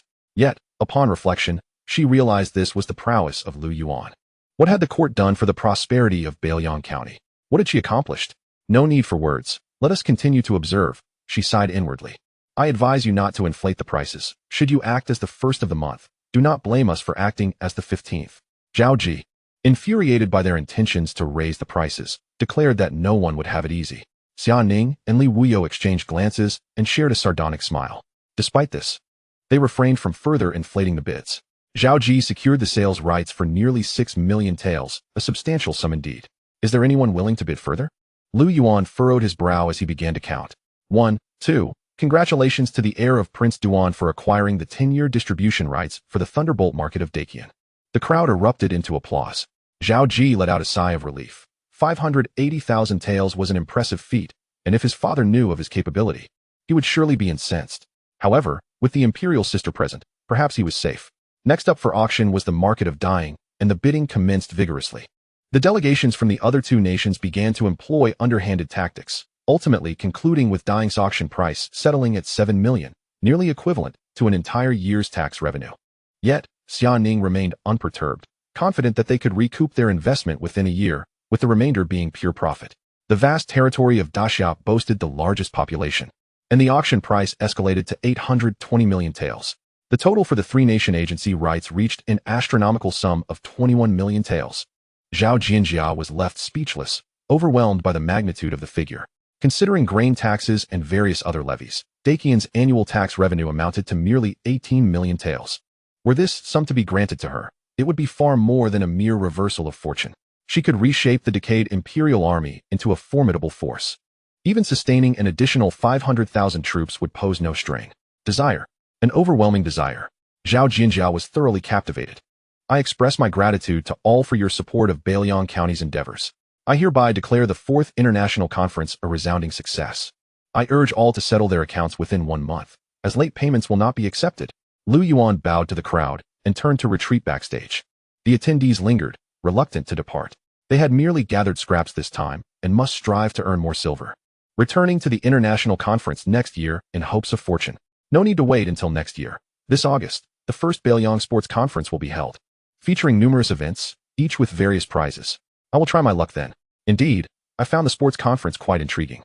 It serves to enhance national prestige while also generating revenue. Just as they finished parting with their silver, their attention quickly shifted to the upcoming sports conference in 3 months. Even before it commenced, excitement was already brewing. Congratulations, 21 million taels, surpassing the tax revenue of an entire nation, Zhao Jinjia remarked. Lu Yuan was quite taken aback. I had thought you would mock me for being ensnared by money, though I do not particularly admire your manner of conduct. It is undeniable that financial resources hold significant importance at times. Zhao Jinjia appears somewhat rigid. Lu Yuan, having cradled Huan, inquired softly, what is the matter with your mother? Has she taken the wrong medicine today? Huan, with her large eyes rolling, whispered, Father, I must confide in you that my mother has run out of silver and wishes to borrow some from you, but she feels too embarrassed to ask. Though her voice was barely audible, everyone around heard her clearly. Honggu scoffed disdainfully, such pretentiousness. Zhao Jinjia, feeling both embarrassed and enraged, thought, who said I wanted to borrow silver from him? She had only muttered a quiet remark, never expecting the impudent child to overhear.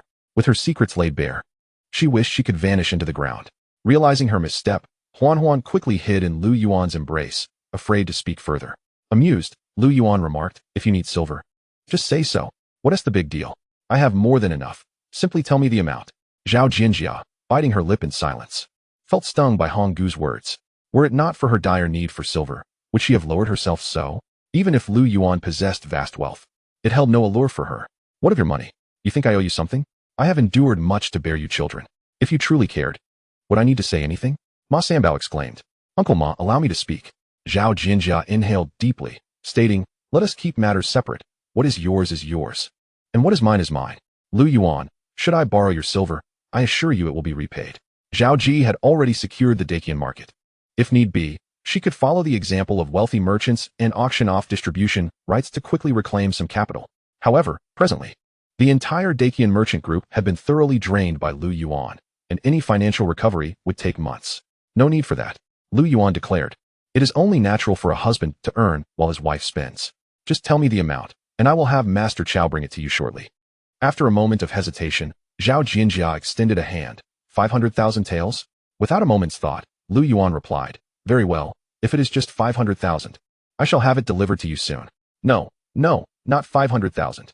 Zhao Jinjia gasped, hastily shaking her head. She truly intended to borrow 50,000 taels. The treasury was utterly depleted, and without local tributes, she could not even afford candles. With this sum, she could endure until funds were replenished. "You seek 5 million taels?" Honggu mocked. "You disdain the master yet covet his purse. Your pretentiousness is truly revolting." "Enough, Honggu," Lu Yuan frowned. "Your disdain for her reflects upon me as well. Do you understand?" Startled, Honggu retorted, "Without the master, I would never look down upon you, regardless of her status. She is the mother of my child. Though we are not yet wed, in my heart, I will eventually marry her. Throughout these years, she has endured countless grievances and humiliations without uttering a word to me. Such a woman, you deem her pretentious?" Lu Yuan stated resolutely. "Do not speak of 5 million taels. Even if it were 50 million, should she ask, I would give it to her. Listen carefully, all of you. From this day forth, anyone who dares to look down upon her is, in fact, looking down upon me. Previously, it was unknown to me that this mother and daughter had no support. Henceforth, regardless of who it may be, should anyone lay a finger on them, I shall annihilate their entire family." The gravity of those words rendered the onlookers speechless. Do not be deceived by Lu Yuan's usual jovial demeanor in Bailiang.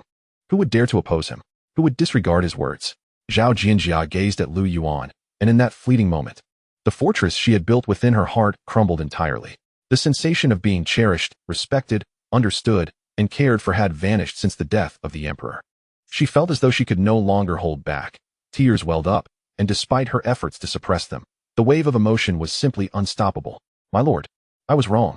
You should not have spoken to me in this manner," Lu Yuan retorted angrily. Honggu let out a bitter laugh, stepping before Zhao Jinjia. "Madam, I was wrong." With that, she raised her hand to strike her own face, but just before her palm made contact, Zhao Jinjia seized her wrist.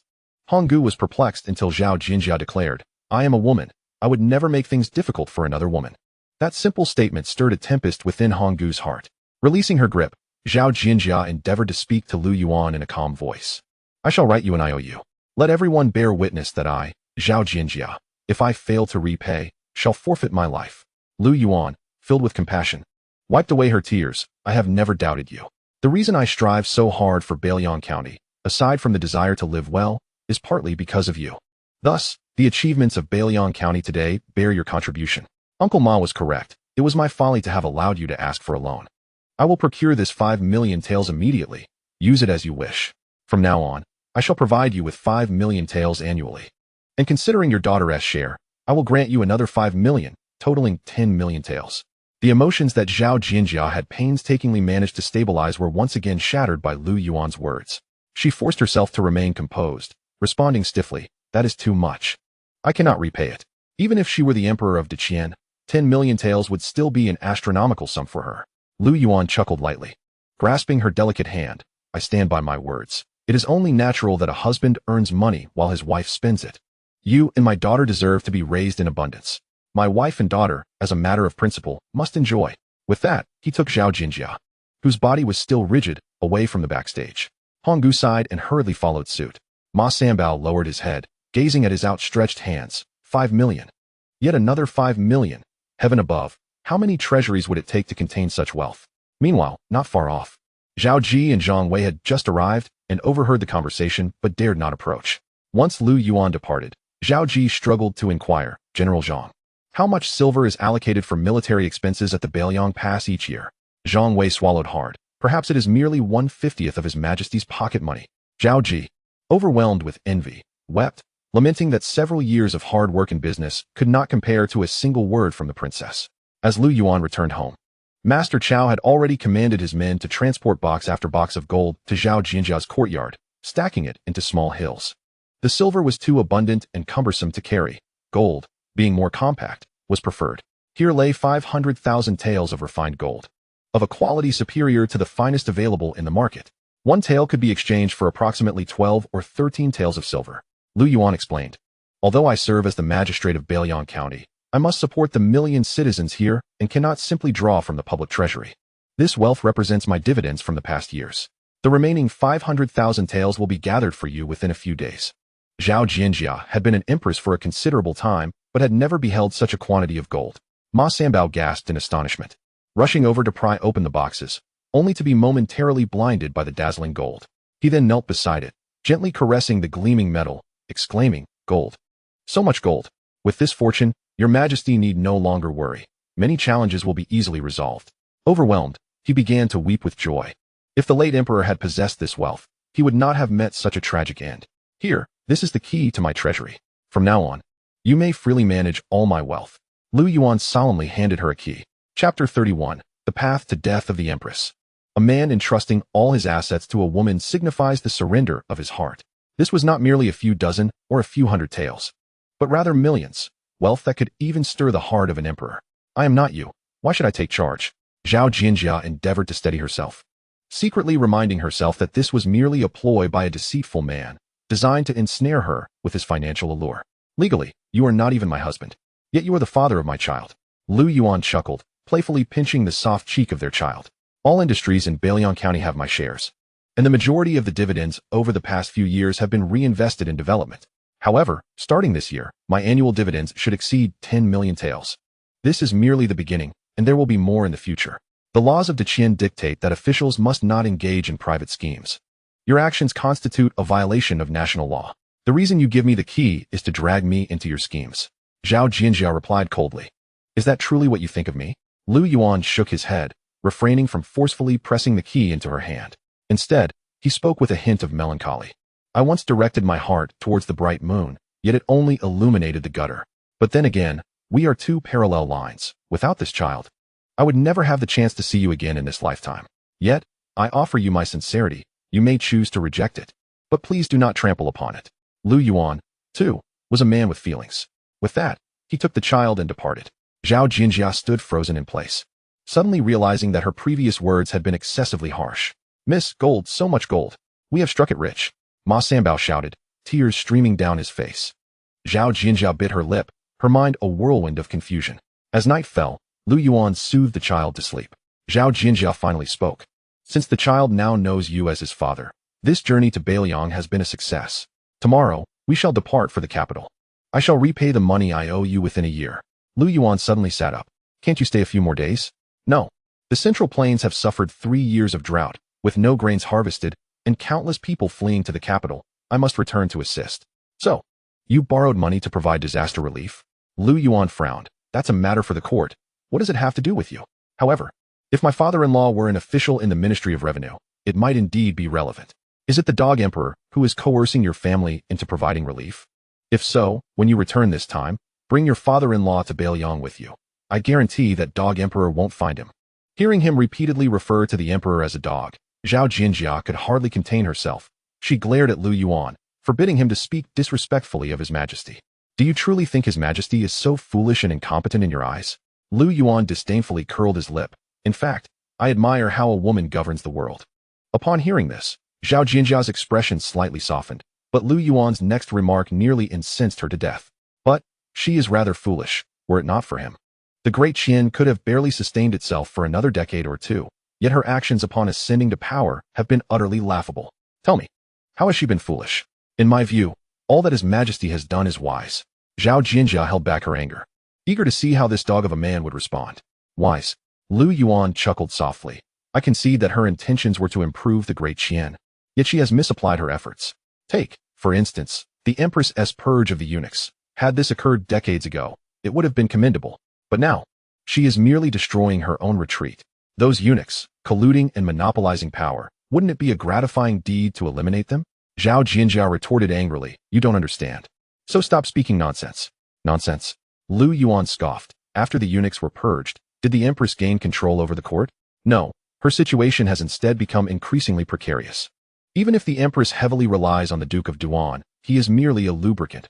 Most of the time, he serves as a mere mascot. In truth, I am aware that the initial push for the Empress to govern was precisely because she is a woman, easily manipulated. The Duke of Yuan must have made significant promises to garner support from those officials. Otherwise, wouldn't a prince be more suitable? Zhao Jinjia was momentarily stunned, at a loss for how to retort. It is said that those in the court are pressuring the Empress to marry, but she is the Empress. How could she marry? If I am not mistaken, those individuals must be fervently advocating for their own young and handsome relatives, right? Once she bears a prince, they will then propose him as the crown prince, and at that point, it would be the Empress's demise. By then, whether the Great Qian truly bears the surname Zhao remains a matter for debate. Lu Yuan shook his head. Zhao Jinjia felt an inexplicable fear arise within her. Yet she forced herself to remain composed. The Duke of Yuan is His Majesty's trusted confidant. How could he possibly have any dealings with those people? Do not slander others and tarnish their reputation. Lu Yuan, amused, replied, Zhao Ji is my disciple. I consider the Duke of Yuan a brother. Why would I slander him? I actually have a great deal of respect for the Duke of Yuan. Amidst the chaos of the Great Qian, he has managed to maintain stability through his own capabilities. To be frank, I admire him immensely. Regrettably, he is mistaken. Even if he must bow to the new party, he cannot use the eunuchs as a token of allegiance. This is the greatest means of restraint left by the late emperor to counterbalance the new party. What do you mean? Zhao Jinjia gazed incredulously at Lu Yuan. The eunuchs have committed unspeakable atrocities, deserving of universal condemnation. How could they possibly be a tool for the late emperor to restrain the new party? During the late emperor's reign, he did not attend morning court for 15 years, yet the government remained harmonious and effective. Was this truly the late emperor's merit? Was it because he did not wish to attend court? I believe not. It was those individuals who sought to prevent the late emperor from attending court and voicing his opinions. It was from that time onward that the late emperor, in order to counterbalance the new party, began to employ eunuchs, even before the term eunuch faction was coined. By the time the eunuch faction flourished, how many members of the new party had already been executed? It was only then that the emperor gradually gained a voice. All of this is mere conjecture on your part. How could the late emperor possibly allow the eunuchs to wreak havoc upon the realm? Thus, I assert that the female emperor is quite foolish. She is unfit to hold this imperial title. It is understandable for an ordinary person to lack comprehension. Yet for an emperor to be ignorant is simply too absurd. Lu Yuan sighed, stating, You must understand that eunuchs are rootless and incapable of stirring great turmoil. Their power is entirely derived from imperial authority.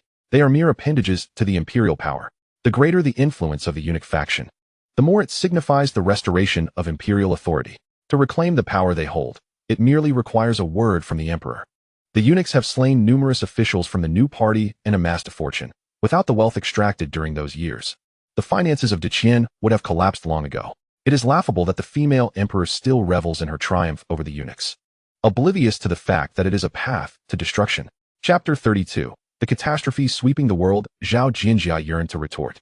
Yet Lu Yuan's arguments were so well-founded that she found herself at a loss for words. The retired emperor is a benevolent monarch, universally acknowledged. And the eunuch faction was certainly not condoned by him. You say it is not, so it is not. For you and me, this matters little. Lu Yuan sighed again, saying, The deceased have already secured their place in the annals of merit. What of the living?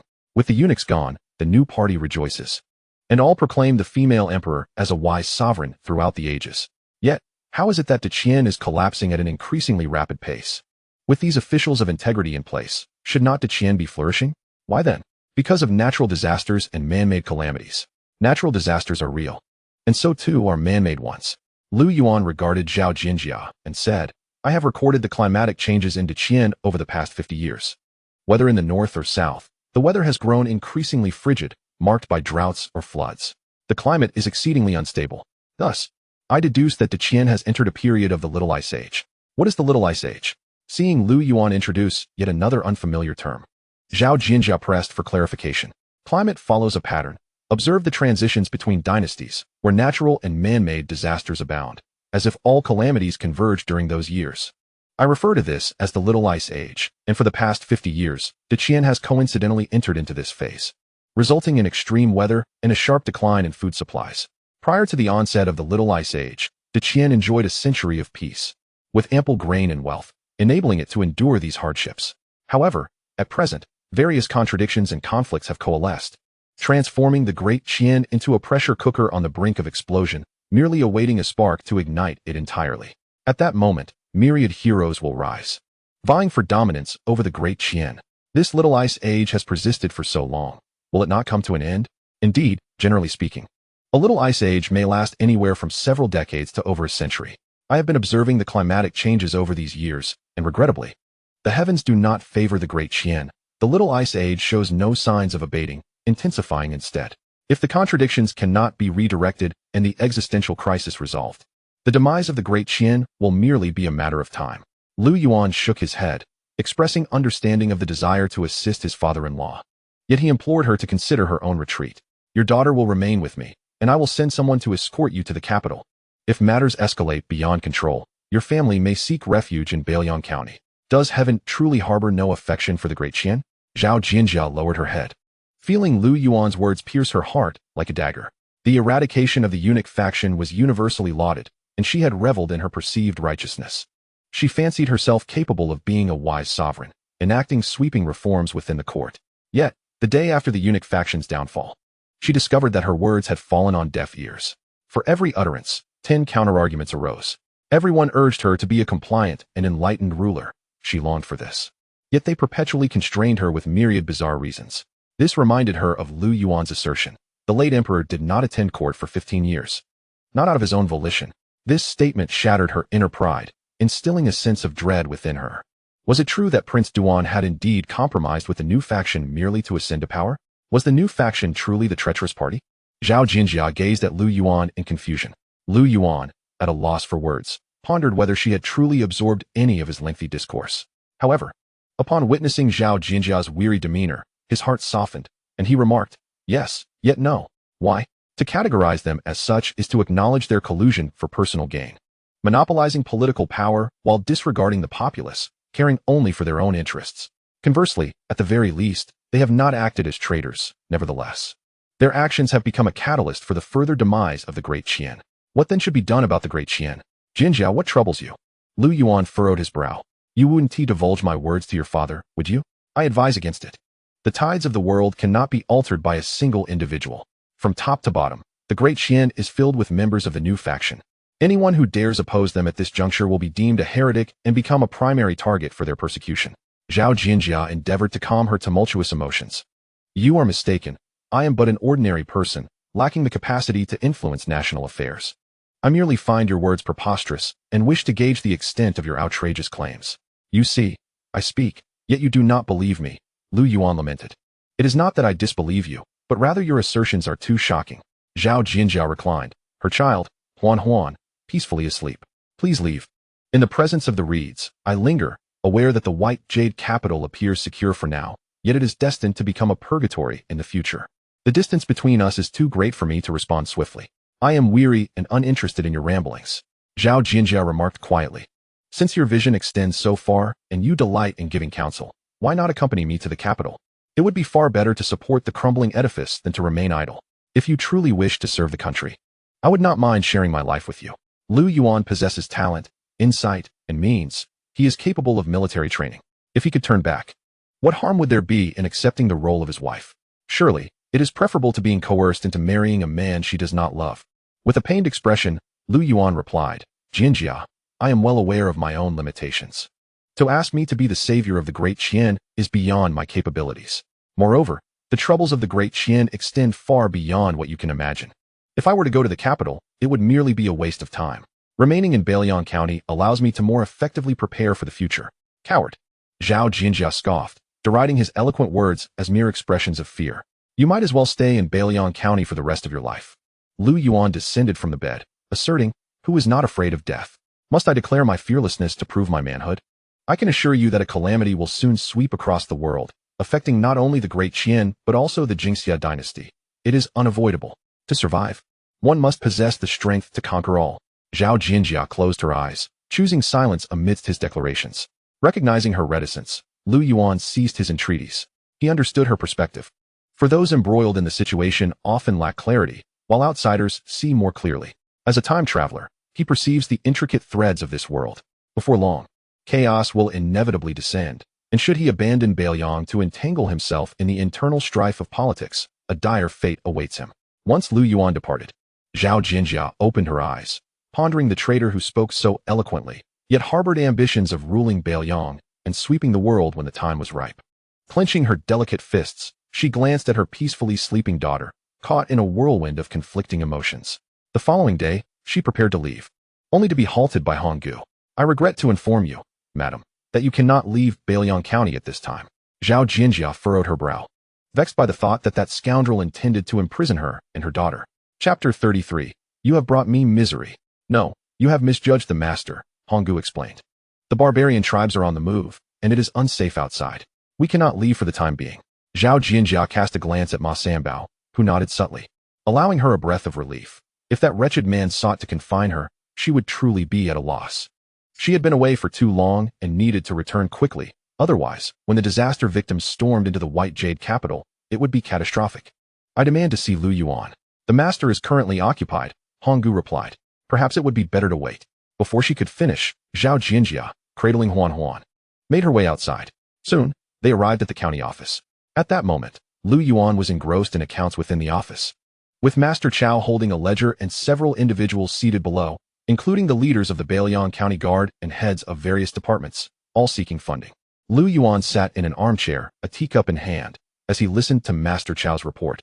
My lord, at this international conference, the total account amounts to 67 million taels, with 24 million taels already recorded. We have received deductions in the form of rice, textiles, coal, iron ore, copper ore, cane sugar, and coarse salt, totaling 8,700,000 taels, all of which have been stored. There remains 33,800,000 taels yet to be accounted for. Upon hearing this, the hall erupted in thunderous applause. Everyone was filled with exhilaration. The income of over 60 million taels was nearly equivalent to the total tax revenue of the third year of Deqian. Lu Yuan gestured for silence, spitting out a bit of tea foam, remaining composed. What was this? It would be more appropriate to celebrate when the annual revenue exceeded 100 million taels. The crowd grinned foolishly, delighted at the prospect of such wealth, which promised a more substantial budget for the year. My lord, shouldn't we increase our troops this year? Suggested Wang Debao, the commander of the infantry regiment, rubbing his hands together. I believe an increase of 10,000 would be most appropriate. Confounded Wang. Your infantry regiment already boasts the largest numbers. Do you presume my cavalry regiment is merely a supplement? Retorted Guillermo, fuming. Your cavalry consumes the most silver among all the regiments, and over the years, my lord has provided you with the finest resources. It is high time for us to receive our due. Indeed, if there is to be an increase, it should be for us, not you. Our infantry shall be the bane of your cavalry. The commanders engaged in a heated dispute, their hands clutching silver notes, their spittle flying. One might mistake the scene for a den of bandits. Xia Hongmei chimed in with a radiant smile. My lord, regardless of the outcome, we must expand our medical corps. Currently, there are only 500 personnel in the entire medical unit, and merely 7 lead surgeons, which is inadequate for the impending war. Upon hearing this, the others readily agreed. Indeed, the medical unit deserves augmentation. I, Wang Debao, have no objections. Neither do I, Guillermo. Who dares to object? Who can claim to be unscathed in battle? The more personnel Xia Hongmei had in her medical unit, the more formidable their forces would be in combat. Lu Yuan nodded, noting that a new batch of students from the medical school would be graduating this year. Select 500 from within, and we shall gather a total of 1,000. This year, I will allocate an additional 1 million taels to your budget. The medical school does not solely comprise students of appropriate age. Anyone under 30, regardless of gender, is eligible for admission. Graduates will either join the Bailiang County Hospital or the Military Medical Corps. Thank you, my lord. Xia Hongmei replied joyfully. In the future, cavalry and firearms would be the primary focus of military development.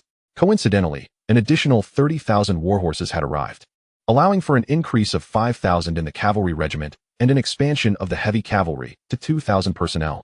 With a budget of 300 million taels allocated for this year, Guillermo was so elated that he knelt down, exclaiming, Thank you, my lord.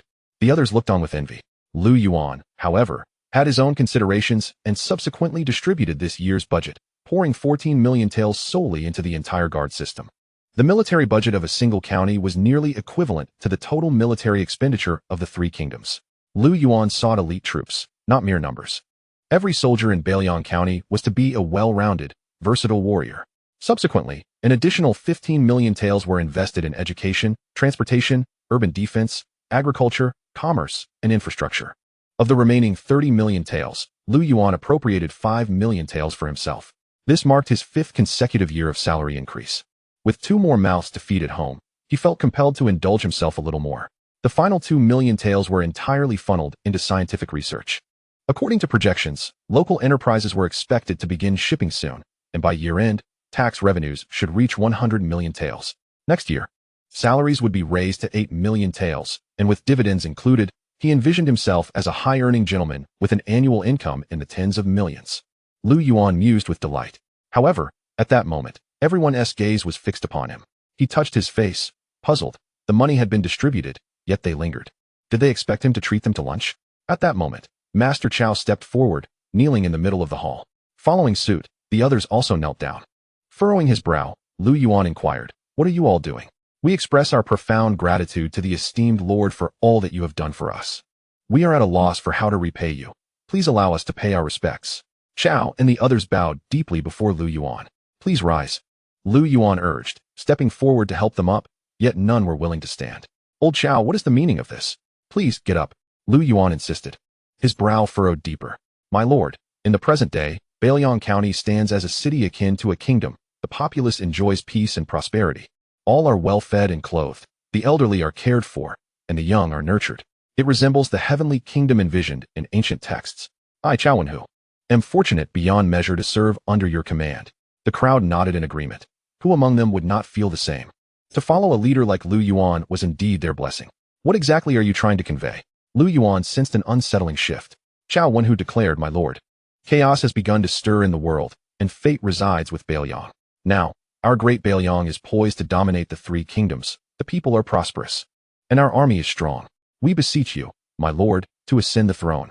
With that, Wang Dabiao and the others echoed loudly, "Please, my lord, take the throne." Lu Yuan was left speechless. "What are you trying to do, old Chow?" Yet Chow Wen-hu continued, "5 years ago, you advised me to build strong walls and stockpile provisions.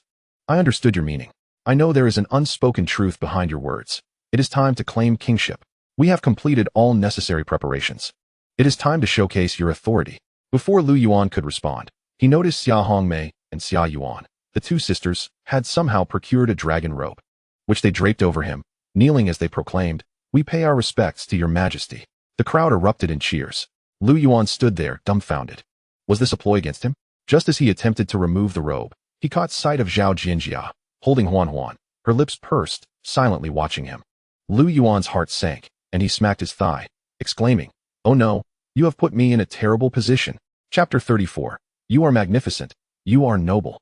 Chow Wen-hu, however, believed Lu Yuan was merely being modest, as Bailiang County was still under the rule of the Great Qian, and any aspirations to establish a new order would require a touch of subtlety. For 5 years, Chow Wen-hui had never imagined that he would one day be hailed as a hero, a paragon of wisdom and virtue. This was the dream of every scholar. He recalled the allure of the Daxia and dying realms, unable to suppress a laugh.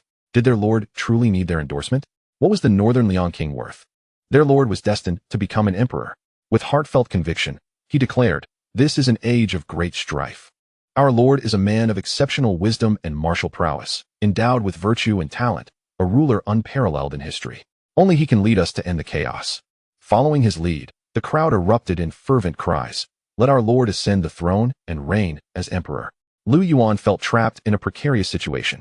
In truth, he had long prepared himself for the possibility that Northern Liang County might one day gain independence as a neutral territory. Yet, it remained a county under the banner of the Great Qian. Once labeled a traitor, the moral high ground would be lost. The only viable path forward lay in starting anew. He was not like Song Jiang, who had gathered the 108 heroes merely to wait for the court's amnesty. However, to proclaim himself king was still premature, let alone to aspire to the title of emperor. Once he took the lead, the court would undoubtedly take notice, and Zhang Wei would swiftly turn from ally to foe. Thus, he waited, biding his time for the complete onset of chaos. When the nation crumbled, and everyone was consumed by their own survival, it would be the opportune moment for Northern Liang County to flourish. "Lu Yuan, you treacherous scoundrel. You dare claim you harbor no rebellious intent?" Ma Sanbao, witnessing the scene, erupted in furious rebuke. "You have donned the yellow robe. What more is there to say?" Zhao Jinjia's expression turned cold as she watched the unfolding drama. The fragile trust she had begun to build with Lu Yuan shattered in an instant. "Oh, just as I suspected, you deceitful man. You wish to become a rebel." A deep bitterness enveloped her heart. She would have preferred that Huan's father be an ordinary man rather than a schemer. Uncle Ma, Jinjia, I must pursue them, Lu Yuan called out. But within the hall, everyone stood in stunned silence. At his sharp command, they fell to their knees, paralyzed with fear. Jinjia, allow me to explain. I had no inkling they would come to this. You need not explain. Every action you take reveals your deceit. You do not wish to serve the country. You merely desire to establish yourself as a king. Zhao Jinjia could no longer endure it. Let me go? I cannot remain here another moment. Jinjia, please. Listen to my explanation. Lu Yuan, do not frighten Huan, or I shall loathe you for eternity. Zhao Jinjia replied bitterly. Observing Huan's anxious demeanor, Lu Yuan inhaled deeply. I will arrange for your safe departure. Remember, after the world descends into chaos, come to northern Liang County. There will always be a place for you here. That will not be necessary. Even if we, mother and child, perish at the hands of treacherous villains, we shall never accept your protection. Zhao Jinjia retorted, clutching her child as she turned away without looking back. Huan's cries pierced Lu Yuan's heart like daggers. My lord, I shall escort them to Baiyu Jing. Honggu exclaimed, hastily pursuing them. Ingyan, summon Zhao Ji and brother Zhang to accompany us.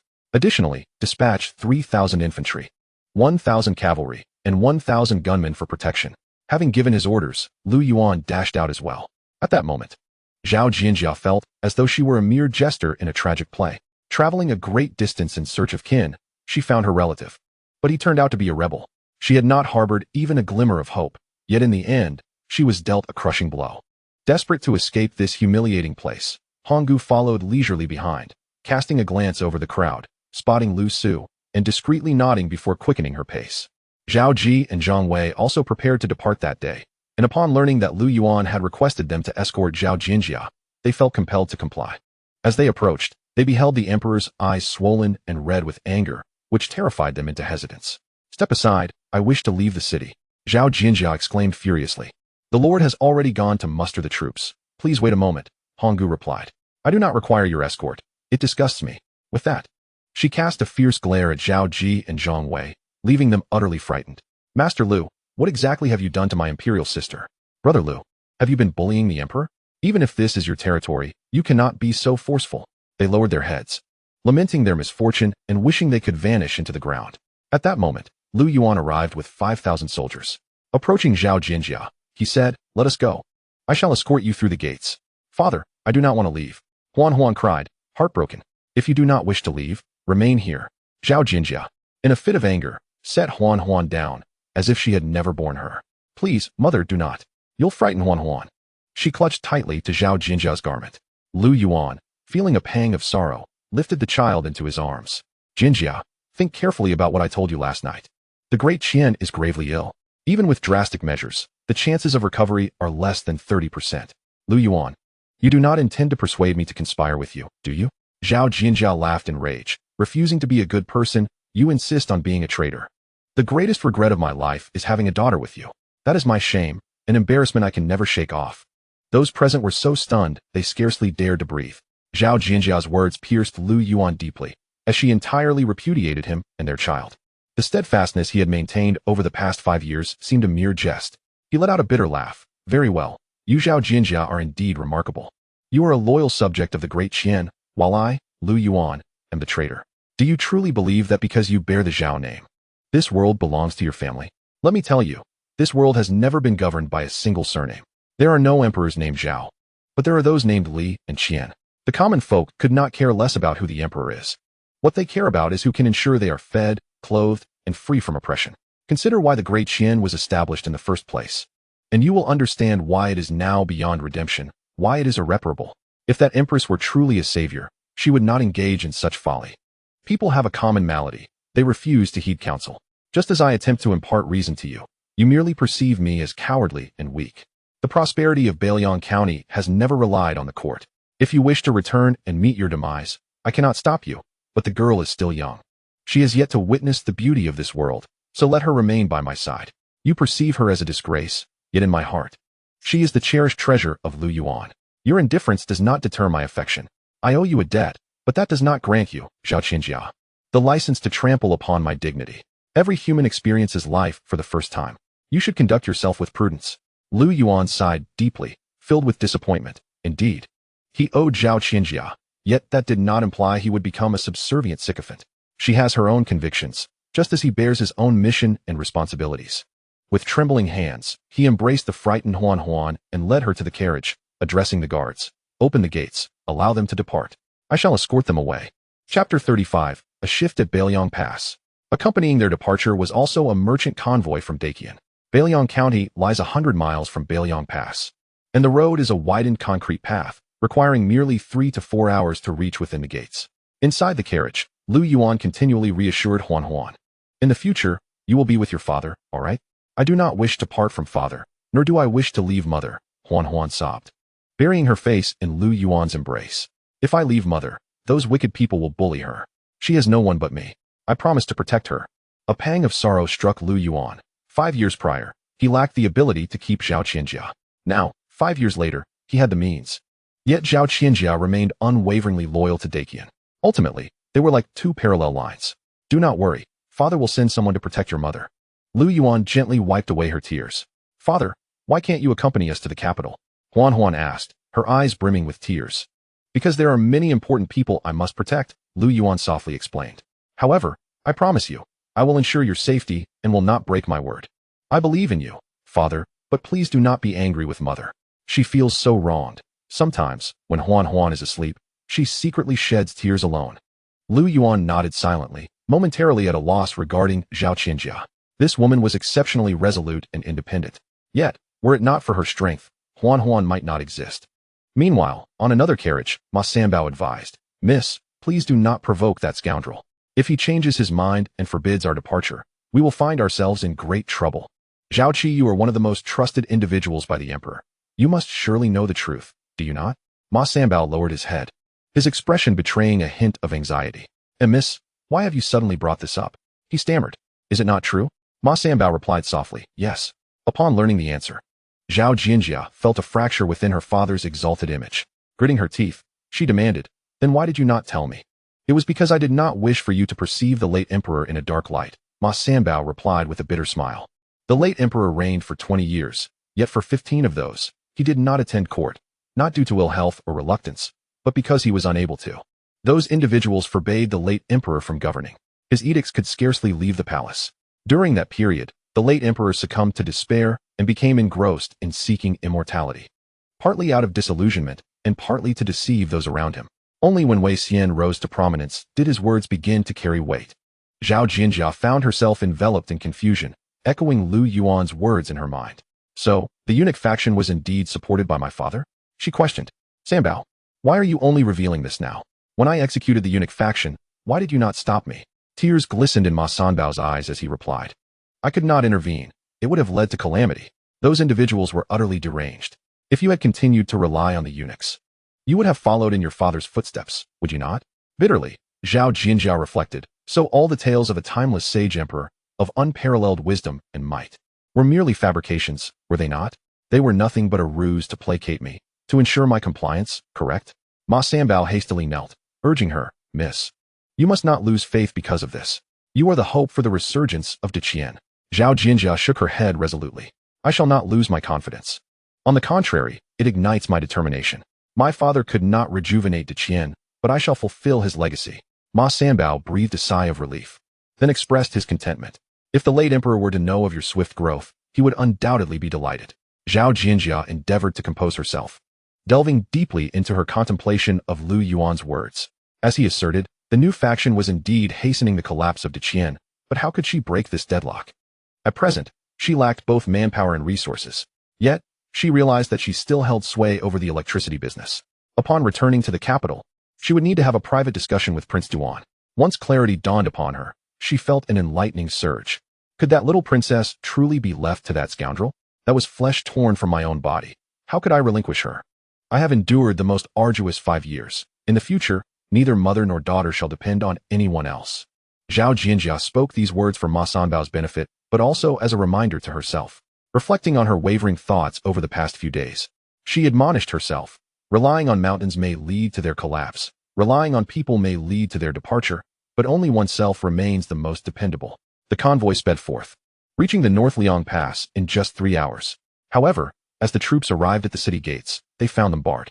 Upon the city walls, all Daqian soldiers were fully armed, standing in a state of high alert. Halt! This is the North Liang Pass of Daqin. Retreat at once, or face merciless execution. A soldier bellowed, brandishing a horn. Zhang Wei stepped down from the carriage and shouted defiantly, Sun Erlingzi, I am Zhang Wei. Open the door for me, you scoundrel. However, Sun Erlingzi seemed not to recognize him, retorting, nonsense. Our esteemed general is safely within the gates. How could he possibly be outside? Someone, shoot this impostor dead. In an instant, hundreds of arrows rained down upon Zhang Wei like meteors. Damn you. Zhang Wei's face turned pale with fear as he quickly retreated into the steel-crafted carriage. The arrows clanged against the carriage, unable to penetrate its defenses. In the crowd, Lu Yuan sensed the urgency of the situation and discreetly signaled to the soldiers, who swiftly drew their weapons and prepared for battle. Noticing that their adversaries showed no sign of relenting, Lu Yuan bellowed, fall back 100 meters, quickly. The 5,000 troops promptly retreated to a safer location. Brother Zhang, there is trouble at the Bailiang Pass. We must withdraw. Hearing Lu Yuan's voice, Zhang Wei was engulfed by a mix of fury and dread. As he retreated, he shouted, Lu Yong, Su Hai, you two scoundrels, show yourselves. Not only was Zhang Wei terrified, but the merchants of the Dacian caravan were also scrambling to escape. Zhao Ji was equally frightened. An arrow had just pierced the window, narrowly missing him. General Zhang, what on earth is happening? Zhang Wei maintained a stoic expression, though his heart sank to the depths of despair. This is disastrous. How can I have a future after this in front of His Majesty? Noticing Zhang Wei's silence, Zhao Ji became increasingly anxious. Fortunately, their retreat was swift, with only a few horses sustaining injuries, and no casualties among the personnel. Meanwhile, inside the carriage, Ma Sanbao expressed his alarm. The people of Bailiang Pass have gone mad. They dare to shoot at Zhang Wei? Zhao Jinjia felt an inexplicable anxiety. She understood the implications of attempting to assassinate a general. Once again, she recalled Lu Yuan's words. The fall of Dacian was imminent, and soon warlords would rise. With the court still intact, but the warlords ignoring the imperial edicts and battling amongst themselves, she forced herself to remain calm, resolute in her determination not to panic. Once they reached a secure area, Lu Yuan approached, holding Huan Huan. Jinjia, keep an eye on Huan Huan. A fierce battle may lie ahead, and you should return to Bailiang County with the child. I will not leave, Zhao Jinjia insisted. What is happening? What else could it be? There is upheaval at Bailiang Pass. Someone is vying for power. Lu Yuan set Huan Huan down and moved to close the door. But Zhao Jinjia grasped the door, handing Huan Huan to Ma Sanbao. Uncle Ma, take Huan Huan and retreat. I want to stay. Miss, it's dangerous, Ma Sanbao urged. Let them handle the fighting. Zhao Jinjia shook her head, determined to witness how the Bailiang Guard, with its 30,000 men, would fare against the 100,000 barbarian cavalry. Lu Yuan furrowed his brow. You may stay, but remain in the rear. If you interfere with the battle, I won't care who you are. I will scold you regardless. With that, he turned to leave.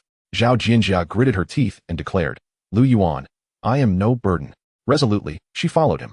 Ma Sanbao tightly embraced Huan Huan, my little ancestor. Why are both your parents so obstinate? On the city wall, Lu Yong slapped Sun Erlingzi on the head. Are you a fool? Can't you see that you shouldn't let your guard down? What on earth are you shouting for? Aren't you clearly revealing to that dog official impersonating the general that we intend to shoot him? Sun Erlingzi shrank back. General Lu, I acknowledge my mistake. Lu Yong couldn't suppress his frustration and kicked him again. We had a perfect opportunity, and I held back from ordering an attack just to wait for Zhang Wei to show himself. Yet we squandered it.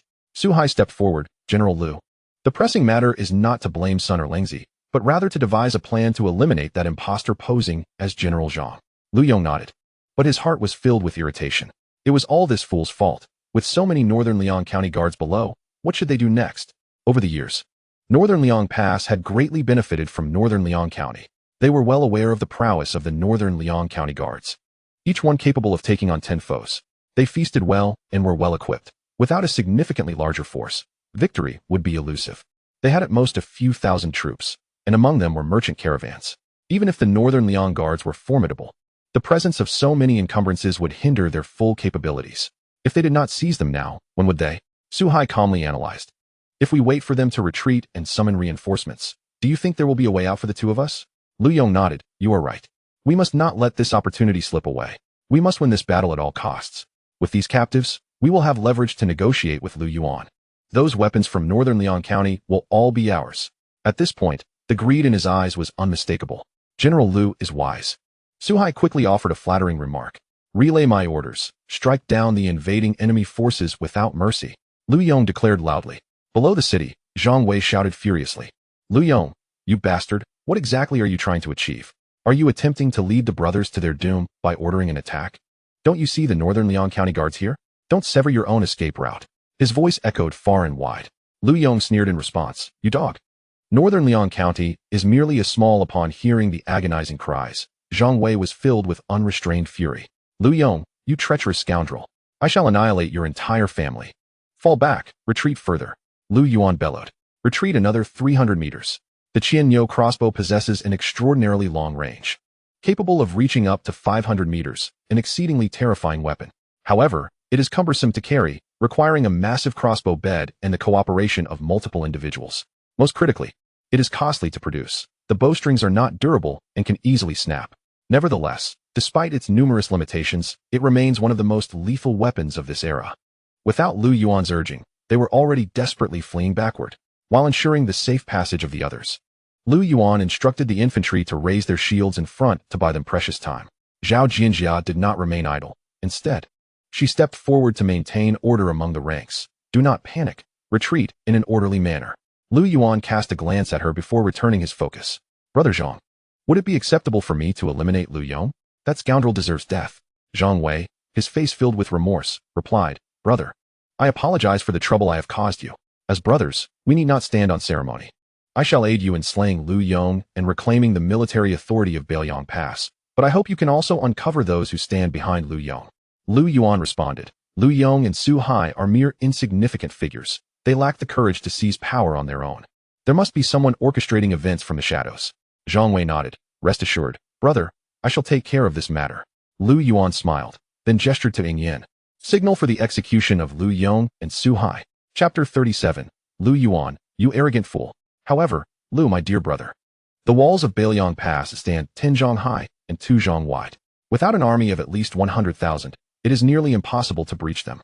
Zhang Wei hesitated. It is not that I doubt your capabilities, but we have only 5,000 men and no siege equipment. It may prove quite difficult to eliminate these two traitors. Lu Yuan replied with a calm smile. There is no need for siege. We can still eliminate these two. Zhang Wei furrowed his brow, recognizing that the astute Lu Yuan would not make empty boasts. Considering this, he clasped his fists and said, Brother, I entrust this to you. Lu Yuan patted his shoulder and glanced at the anxious Zhao Ji. If you are afraid, retreat to the back and do not linger here. Zhao Ji shook his head. No, I wish to stay with you. As you wish, Lu Yuan replied, and then he began to withdraw, sending out a feigned attack to confuse the enemy. Zhao Jianjia's voice grew hoarse from shouting, and upon seeing that everyone had retreated to a safe distance, she hastened to Lu Yuan's side. We must return to Bailiang County. In just over an hour, night will fall, and it will become perilous. We cannot retreat. These individuals will not grant us the opportunity, Lu Yuan asserted. Previously, when Brother Zhang exited the pass, he was captured by these conspirators who sought to seize power. I have defeated the barbarian forces, and the news of Brother Zhang's survival has likely reached them, which is why they have refrained from attacking until Brother Zhang arrived at the city gates before unleashing their arrows. Ultimately, their target has always been Brother Zhang. If that were not the case, they would have fired arrows as soon as we approached, rather than wasting so much breath. What are your plans? Zhao Jinjia remarked. Given these individuals, breaching the North Liang Pass is utterly implausible, especially with so many merchant caravans trailing behind. To capture the leader is to quell the insurrection. Eliminating Lu Yong and Su Hai would dissolve our crisis. Lu Yuan responded with confidence. Capture the leader? What a jest. Unless you can ascend the city walls. How do you propose to strike? Zhao Jinjia retorted coldly. Lu Yuan, the enduring strength of North Liang County owes much to its formidable walls, which stand like mountains. Within the North Liang Pass lies an army of 150,000. Should they charge forth, do we stand a chance? The North Liang troops are among the most formidable in the Great Qian. Therefore, we must dispatch 2,000 men to delay them, providing others the opportunity to escape and minimizing casualties. After 3 hours of relentless travel, both men and horses are thoroughly exhausted. Traversing the night is perilous. The barbarian tribes may strike at any moment. Who knows if they will ambush us along the way? If it were only us, that would be manageable. But what of those merchant caravans? Have you pondered this dilemma? Thus, seeking refuge within the gates is the only means to ensure safety. You are being obstinate, squandering precious time here. When night falls, our situation will become truly dire, Zhao Jinjia asserted. Let me make it clear. Defending a city and engaging in open battle are two vastly different matters. Do not overestimate the valor of the guard. If I cannot trust them, whom can I trust? If I dare not entrust my safety to them, Would that not be a farce? Lu Yuan replied coldly, Zhao Jinjia. Warfare is a man's affair. Kindly step aside and refrain from further debate. I have faced perilous situations countless times over the past 5 years, far more dangerous than today. Do not seek to assert your presence here. With a sudden grip, he seized her collar. If anyone else were to cause a disturbance in the ranks, regardless of gender, I would have dealt with him swiftly. After releasing her, he chose to ignore her. Lu Yuan's disdain left Zhao Jinjia trembling with fury. You arrogant fool. Were it not for Huan, I would care not whether you live or die. My good intentions are wasted on you. Once night falls, it will be too late to speak of matters. Madam, trust the master, Red Ant, who had been following Zhao Jinjia, interjected.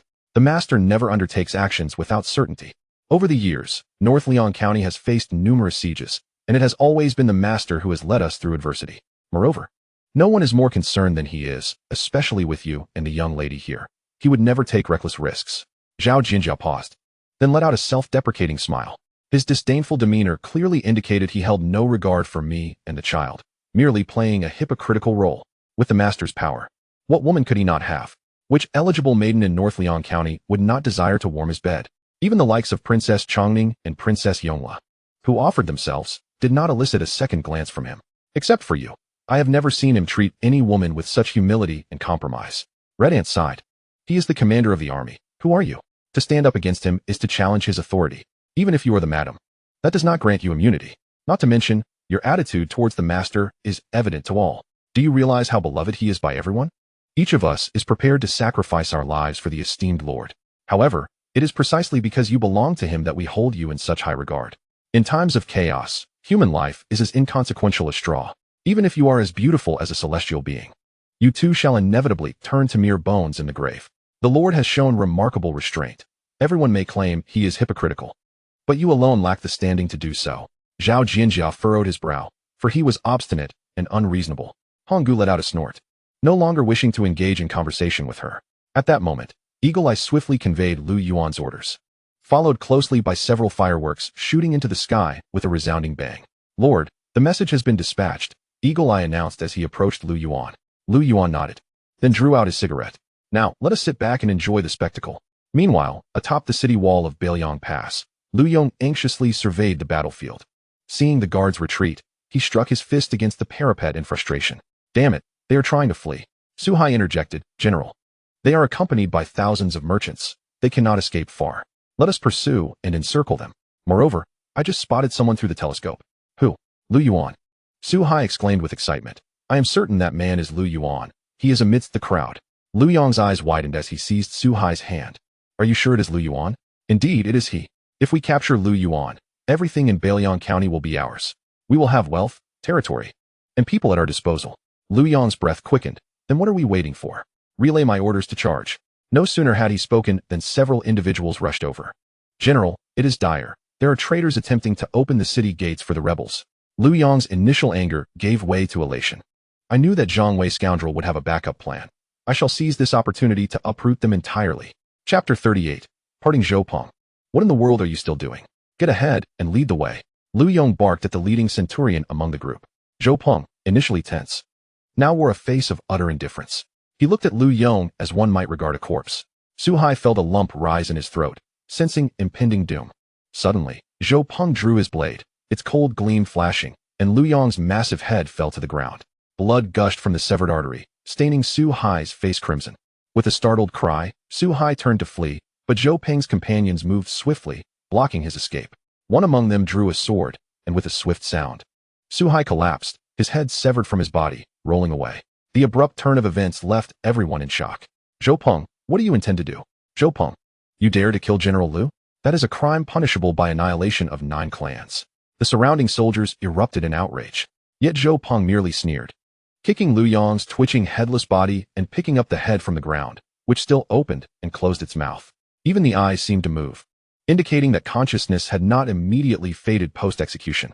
Zhou Peng raised Lu Yong's head high, proclaiming loudly, Brothers, the traitor Lu Yong has capitulated. By the order of General Zhang, I shall execute these 2 ruffians. If you do not surrender at once, you shall face severe consequences. Cease your assaults immediately. We have gathered at Bailiang Pass to protect our homeland, not to serve treacherous scoundrels. Lu Yong and Su Hai are forcing our hands for their own selfish desires. General Zhang is just beyond the pass, alongside our brothers from Bailiang County. Do you truly wish to sacrifice yourselves for these two villains? Stand down, or you will be branded as traitors.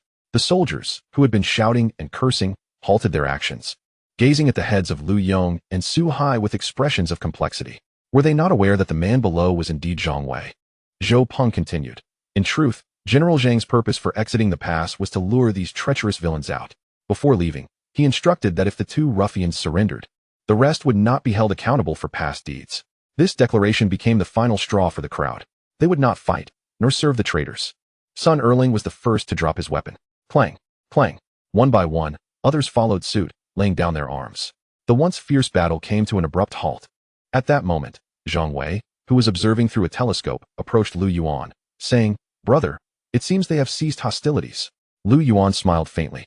"It appears we have succeeded." "Succeeded? What do you mean?" Zhang Wei was taken aback. Just then, a voice rang out from Bailiang Pass. "General Zhang, this is Zhou Peng. The traitors Lu Yong and Su Hai have been slain. Please give your orders." "My lord, it seems Lu Yong and Su Hai have been executed," Gu Ermao hurriedly reported. Lu Yuan lowered his telescope and said to Zhang Wei, "Indeed, we have succeeded. Lu Yong and Su Hai have both fallen." Zhang Wei's face was a mask of astonishment. Is this truly success? Zhao Jinjia furrowed her brows, pondering whether this was merely a cunning ruse. "I have seen both of them. I can recognize their heads," she said. Lu Yuan instructed Gu Ermao, "Have him open the city gates. Not only must the outer gates be opened, but also the inner gates of the city." Gu Ermao promptly turned to relay the message. Zhang Wei, having recognized Lu Yong and Su Hai, cast a deep glance at Lu Yuan and clasped his hands in gratitude, saying, "Brother, your great favor shall not go unacknowledged. I will remember it always." He then discreetly glanced at Zhao Jinjia before mounting his steed and calling out to the city gates. To his surprise, both gates swung open. As Gu Ermao led his men into the city, the earlier tension dissipated. Lu Yuan smiled at Zhao Jinjia, saying, "See, I told you we would enter the city. I did not deceive you." Zhao Jinjia looked at Lu Yuan's smug expression, wishing she could bite him. "Lu Yuan, your reach is truly extensive, even within Bailiang Pass. You have your people. Zhou Peng and Sun Erling are surely your allies, am I right?" Understanding, without stating the obvious, kept things from becoming awkward. Lu Yuan merely remarked, "Let us not speak of it," as he walked over to embrace Huan, saying, "Do not fear, it is all over now." Zhao Jinjia stomped her foot in frustration. "You deceitful man. Do not think that resolving the chaos at Bailiang Pass will earn you my forgiveness so easily." In her view, Lu Yuan's audacity to intervene in the affairs of Bailiang Pass signifies that he would not hesitate to venture into Baiyujing in the future. This wretched man is undoubtedly destined to become a formidable adversary. It is infuriating to think that he could be swayed from the shadows to the light. If so, he would undoubtedly become a significant asset to us. As the group entered Bailiang Pass, Lu Yuan addressed Zhang Wei, saying, "Brother Zhang, I leave these individuals in your capable hands. I must return to Bailiang County." Upon hearing this, Zhao Jinjia was taken aback. The day was nearly over. And what if he encountered barbarian soldiers on his way back? "Are you concerned for my safety?" Lu Yuan smiled. Zhao Jinjia, her expression stern, retorted, "I am not worried about you. I fear for the soldiers who may perish due to your misguided decisions. Lu, you should rest for the night before departing." Zhang Wei urged anxiously, "It won't hurt to stay just one more night." Zhao Ji frowned, saying, "It is better to be cautious. Do not risk it." Huan clung to Lu Yuan's neck, unwilling to let go. "Father, please stay." Lu Yuan affectionately pinched Huan's chubby cheeks, responding, "Father wishes to stay as well. But I must return." With Xia Ning and Li Wuyo still in the vicinity, uncertainty loomed. Despite Bailiang County's robust response mechanisms, he could not shake his anxieties. Were it not for the mother and daughter, he would not have ventured beyond the city gates. "Lu Yuan, this departure may very well be a farewell. Let me spend a little more time with Huan, creating a cherished memory for her, shall we? Are you attempting to keep me here?" Zhao Jinjia felt the weight of everyone's gaze upon her, rendering her somewhat flustered. As the esteemed emperor of the Great Qian, it was humbling to lower herself so. How could Zhang Wei and the others perceive her? Yet, surprisingly, she did not deny it. Observing her tacit acceptance, Lu Yuan felt that his efforts over the past days had not been in vain. This parting signifies a promise of a more splendid reunion in the future. This will not be our final encounter. Jinjia, you possess your convictions, and I bear my responsibilities. Time will validate my words. When that day arrives, I shall come to fetch you. If you do not come willingly, I shall resort to binding you. With reluctance, Lu Yuan placed a tender kiss on Huan's cheek, refraining from forcibly keeping her by his side. "Be good. Remember what I told you?" "I will." Huan, realizing her father would not accompany her, bravely held back her tears, patting her chest like a miniature adult. Father, do not worry. During your absence, I will protect mother for you. Chapter 39. Xianing's plea. With a playful pinch of Huan's nose, Lu Yuan affirmed, Father trusts you. He then handed the child to Ma Sanbao, whispering in his ear, Uncle Ma, should you face insurmountable challenges, send someone to Qingshui Street, Tianjiu Alley, to seek out the fortune teller Chen Xiazi. No matter the obstacles you encounter, he will assist you. Lu Yuan, do not speak of this openly. If Jinjia inquires, do not reveal it. You know her temperament well. Lu Yuan winked at him before turning to Zhao Ji, saying, Little Ji, please convey my regards to Prince Duan. With that, Lu Yuan clasped his hands together, acknowledging the group. May we meet again amidst mountains and waters. Zhang Wei sighed. Until we meet again. Lu, take care. Zhao Ji solemnly offered a studentess bow to Lu Yuan. Let us depart. Lu Yuan cast a glance at Zhao Jinjia before mounting his horse, leading the group out of the Bailiang Pass without looking back. Once the group had vanished from sight, Zhao Jinjia regained her senses, feeling a sudden emptiness within her. Reflecting on the events of the past few days, an uncanny sense of unreality enveloped her. What did your father tell you? Zhao Jinjia inquired. I cannot disclose it. It is a secret between my father and me. Sanbao replied. What did that scoundrel of a man say to you? Your Majesty, Ma Sanbao stated. Lu Yuan instructed this old servant to take good care of you. Is that all? This old servant would never deceive your Majesty. Zhao Jinjia nodded, then turned her gaze to Zhang Wei and Zhao Ji. They both swallowed hard. With a thud, they knelt before her. Your Majesty, I am guilty. Please punish me. Your Highness, I am at fault. Please impose your punishment upon me. Zhao Jinjia let out a cold laugh, saying, Do not be hasty. None shall escape their due punishment. Meanwhile, Lu Yuan hurried back to Bailiang County under the cover of darkness, encountering no misfortunes along the way. Upon returning home, he found no joyful presence of Huan or Zhao Jinjia, leaving an indescribable void within him. The mattress still bore the fragrance of Zhao Jinjia. My lord, you may bathe now. Honggu, nervously approaching the bed where Lu Yuan lay, discovered that he had already fallen into a deep slumber from exhaustion. She sighed, noticing how tightly he clutched the mattress while asleep, feeling a twinge of envy and sorrow. It's just childbirth. I can do that too. Honggu stared at Lu Yuan for a moment, summoning unexpected courage. She moved closer, her heart racing. Just as she exhaled in relief, laughter erupted behind her. Sister Honggu, I saw everything. Honggu's face flushed crimson as she glanced at the sleeping Lu Yuan and hastily exited the room, closing the door behind her. Lu Su, did you accomplish what my lord requested? I merely came to bid farewell to my lord, but I did not anticipate witnessing such a shocking scene. Lu Su's voice echoed in the darkness. So what? I simply wish to warm my lord's bed, to bear him children. Dare you say you do not desire the same? Honggu puffed out her chest, asserting that she had done nothing shameful and had no reason to feel fear. Lu Su offered a non-committal grunt before changing the topic. While I am away, take good care of my lord. If he suffers any loss upon my return, neither of us will have a place to stand. As you say? Honggu, slightly embarrassed and irritated, threw a playful jab into the shadows. She missed her mark. Lu Su chuckled. Well then, tell my lord I said goodbye. Be safe on your journey. Honggu murmured. That night, Lu Yuan slept particularly soundly, albeit regrettably, the beauty was no longer there. My lord, Lu Su visited last night. Honggu announced, bringing in the new garments made by Luo Bing. What did she say? Nothing much, just that she left and asked you to take care. As she spoke, she assisted Lu Yuan in dressing, as if returning to the days before Zhao Jinjia's arrival. Lu Yuan nodded, realizing that not only would Lu Su protect Zhao Jinjia and her daughter from the shadows, but she would also bring his family from the capital. The origins certainly did not spring forth from the crevices of stone. They were nurtured by parents, and moreover, there existed a younger brother and sister beneath. In the prosperous era of the Great Qian, spanning 2 centuries, social classes had become entrenched, and most notably, the imperial examination had ceased to exist. Ascending to officialdom depended on recommendations or filial piety. Lu Yuan belonged to the former category. His father, Lu Qishan, was originally a Longzhong in the Ministry of Revenue, a 5th-rank official who had advocated for Lu Yuan. Initially, Lu Yuan was to serve as the county magistrate of Fu County. But due to the treachery of a scheming official, his father spoke out with integrity, resulting in a demotion to a warehouse keeper in the Ministry of Revenue. Why was Lu Yuan not reduced to commoner status? Coming to Bailiang County as an official, how many could hope to survive? This was far more insidious than reducing Lu Yuan to a commoner. The perils he faced on his journey to take office remained vividly etched in his memory. Over the years, he had longed to bring his family over, Yet considering the arduous journey and the lurking dangers in Bailiang County, he refrained from taking risks. Now, Bailiang County had acquired a capital that was proud in the world, allowing him the means to bring his family over to enjoy a life of comfort. When the time came, regardless of the chaos that ensued, his family would thrive amidst the turmoil.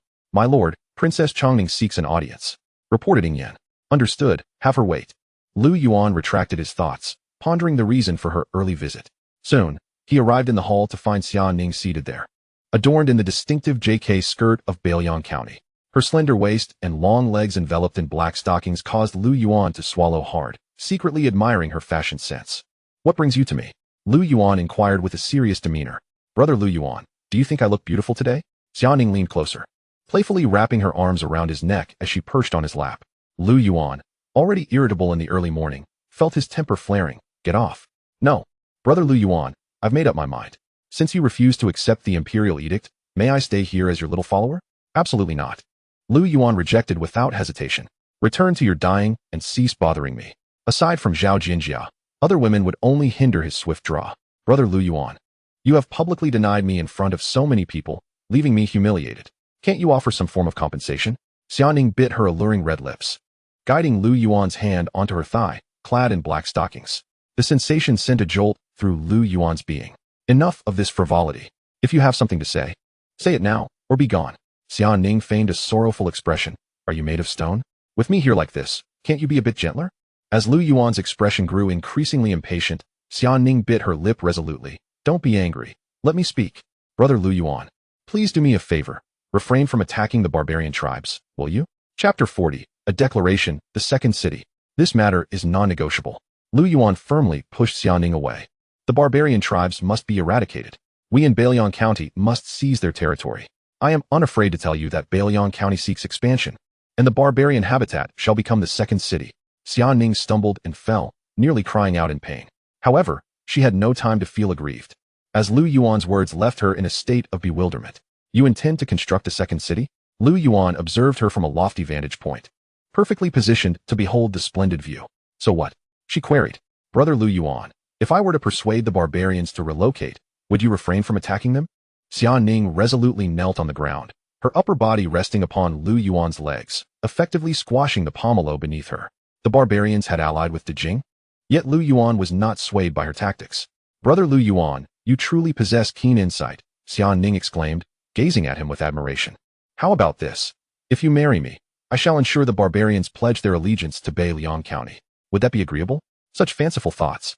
Yuan rose to his feet, declaring firmly, "Let it be known today, whether it be de Jing or de Xia. Any who dare to harbor the barbarians shall be considered enemies of Bailiang County. If they dare steal my free labor, they must not blame Yuan for taking matters into my own hands." "You are too domineering," Xia Ning protested, her irritation evident. Yet she quickly added, "But what if I truly like them?" "You little masochist," Yuan teased with a chuckle, but his warning was serious. "Remember my caution, otherwise the consequences are beyond what de Jing can endure." Despite Yuan's jovial demeanor, Xia Ning felt compelled to abandon her plans to receive the barbarians. The precedent set by Pashan loomed large in her mind. Unless the Jing mobilized an army of 300,000, they would never conquer Bailiang County. How stingy. Xia Ning stood up, feeling wronged. "Is your heart made of stone? That woman scowls at you while I obey your every whim. Yet you don't even glance my way. If you wish to follow me, it is not impossible. Sever ties with de Jing and become my maid." "You." Xia Ning was infuriated, shooting him a glare. "If you marry me, I would indeed be yours, thus severing ties with de Jing. Don't say I'd merely be your maid. You could do as you please. I fear you might devour me." Yuan waved his hand dismissively and instructed Yin, "See her out." Fuming, Xia Ning stomped her feet. "Fine. I, Xia Ning, shall not relent until you willingly marry me." With that fierce declaration, she stormed out. However, scarcely had she departed when Li Wuyo arrived, dressed in an equally striking outfit, the latest style of the Rabbit Girl ensemble. Yet, like Xia Ning, her purpose was to plead on behalf of the barbarians. After receiving a warning from Yuan, she too left in discontent. As Yuan prepared to have his breakfast, Honggu reminded him, "Master, Chao Shiye and the others are kneeling outside." "Humph. What are they pretending for? Let them come in." The thought of them only served to ignite Yuan's ire. Soon enough, Chao Shiye and his companions entered, kneeling before Yuan in unison, paying their respects. "Spare me this nonsense. Explain to me what transpired yesterday." Chao Shiye gritted his teeth. "Master, it was my doing alone. I incited everyone, and it has nothing to do with the others. If punishment is to be meted out, let it fall solely upon me. It was my fault, master. I, Wang Dabiao, am to blame. Master, I, Gu Ermao, also share in the fault. In an instant, everyone clamored to take the blame upon themselves. Silence, Lu Yuan scolded. And immediately, the room fell silent, with everyone looking at him with injured expressions. Lu Yuan took a sip of tea and then slammed his hand on the table. I understand you mean well, he said, but the timing is all wrong. Do you comprehend? The chaos has already manifested, yet it has not spiraled into utter disorder. Once I ascend to the throne, how will Zhang Wei perceive it? What will the 150,000 troops of Bailiang think? At that point, news from Bailiang County will be impossible to suppress. The court will inevitably find out. This will greatly hinder the development of Bailiang County, which is a burden we cannot bear. Although Bailiang County has achieved some progress and gained a bit of strength, it is far from being able to sweep across the world. Unless one day, Bailiang County can overpower the three kingdoms. At that time, not only will I not penalize you, but I will also gladly accept it. Chao Shiye discerned the subtext in Lu Yuan's words. My lord, you are not upset with us for urging you to claim the throne, but rather for our poor choice of timing? Lu Yuan nodded. We are all comrades here. So let me speak candidly. The development of Bailiang County has already bordered on treason. If one day the world descends into chaos and the court calls for conscription, would you be willing to serve the Great Qian? Would you? Not a chance. Wang Dabiao replied without hesitation. The Great Qian is ruled by a tyrant. The common folk are starving, and in the Central Plains, people even resort to cannibalism. To serve such a court, I, Wang Dabiao, would rather defect. Indeed, serving the Great Qian pales in comparison to serving ourselves. My lord, we recognize no one but you. Almost simultaneously, everyone echoed in unison. Chao Shiye further affirmed. Since the day I met you, Chao Wenhu has sworn to assist you in dominating the world. Should I betray this oath, may I meet a gruesome end. Lu Yuan smiled. These individuals were his lifeline in times of turmoil, each one handpicked and promoted by him, fiercely loyal. Let me assure you, I, Lu Yuan, am not Songjiang and will never betray my brothers. Lu Yuan provided reassurance, causing everyone to exhale in relief. Water margin has thrived in the three kingdoms as it mirrors our world almost precisely, written with striking authenticity. The darkness of our era even surpasses that depicted in water margin. Yet, the people of Bailiang County loathe Song Jiang for his treachery. My lord is wise. Long live my lord. The crowd erupted in cheers. Honggu revealed a sincere smile, her gaze fixed on Lu Yuan, thinking, only this man could inspire such loyalty. Lu Yuan raised his hand for silence and continued, I have two matters to address. The first is regarding military action against the barbarian tribes. We must completely conquer their stronghold. The second matter is, after securing the barbarian stronghold, I intend to establish a second city. The Central Plains are suffering from drought, displacing millions of people, presenting a prime opportunity for Bailiang County to flourish. We must seize this moment to bolster our population, regardless of the era. Manpower is the ultimate resource. Bailiang County, with a population just over 1 million, needs more people. Zhao Jianjia has also reminded me that instead of allowing the populace of the Central Plains to flood into Baiyujing, we should guide them towards Bailiang County. As long as we provide the disaster victims with food, they will fight for us. With a population of 5 million, Lu Yuan dares to dominate this world. Chapter 41, Night Assault. The people present were filled with excitement. My lord, are we about to construct a second city? Isn't that rather hasty? Wouldn't it be better to continue expanding the old city? Nyoda insisted. Lu Yuan raised his hand to quiet them, gesturing for Yin Yin to bring forth the map. Pointing to it, Lu Yuan explained, the barbarian encampment lies a mere 50 miles away, separated by an expanse of fertile plains, which, if cultivated, could sustain an additional 200,000 to 300,000 people. In the future, food must come first, population second, and territory third. We need to stockpile more grain. Thus, after vanquishing the barbarians, we shall transform their encampment into our second city, accommodating new citizens and serving as a stronghold for better resource collection. Moreover, with the barbarians out of the way, it will facilitate trade for merchants from various nations in Bailiang County. After hearing Lu Yuan's analysis, everyone was eager to expand their territory. Who wouldn't relish such an opportunity? Once Lu Yuan soared to greatness, they would surely follow suit. My lord, I volunteer to lead the charge against the barbarians. Wang Dabiao exclaimed eagerly. My lord, I shall go. If I fail to defeat the barbarians, I, Gu Ermao, will present my head. Six Jin expressed his readiness to lead the infantry against the barbarians. Observing the fervor of his comrades, Lu Yuan nodded approvingly and began to deploy his troops. Even when hunting rabbits, one must exert full effort. I will send 20,000 of our 30,000 men. You shall have the day to prepare and rest. We shall launch our assault at night. Lu Yuan commanded. Before this, keep the news under wraps. By dawn, I expect your triumphant return. The soldiers knelt in unison, responding, Yes, my lord. You may disperse. Soon, night fell, and a curfew was enforced in Bailiang County. However, to promote commerce, it was set for 9 o'clock in winter and 11 o'clock in summer. As the seasons changed, while most were still in slumber, the sound of synchronized footsteps and horses' hooves echoed outside. Many awoke startled. Some opened their windows to witness the guards orderly exiting the city. Could the barbarians be troubling us again?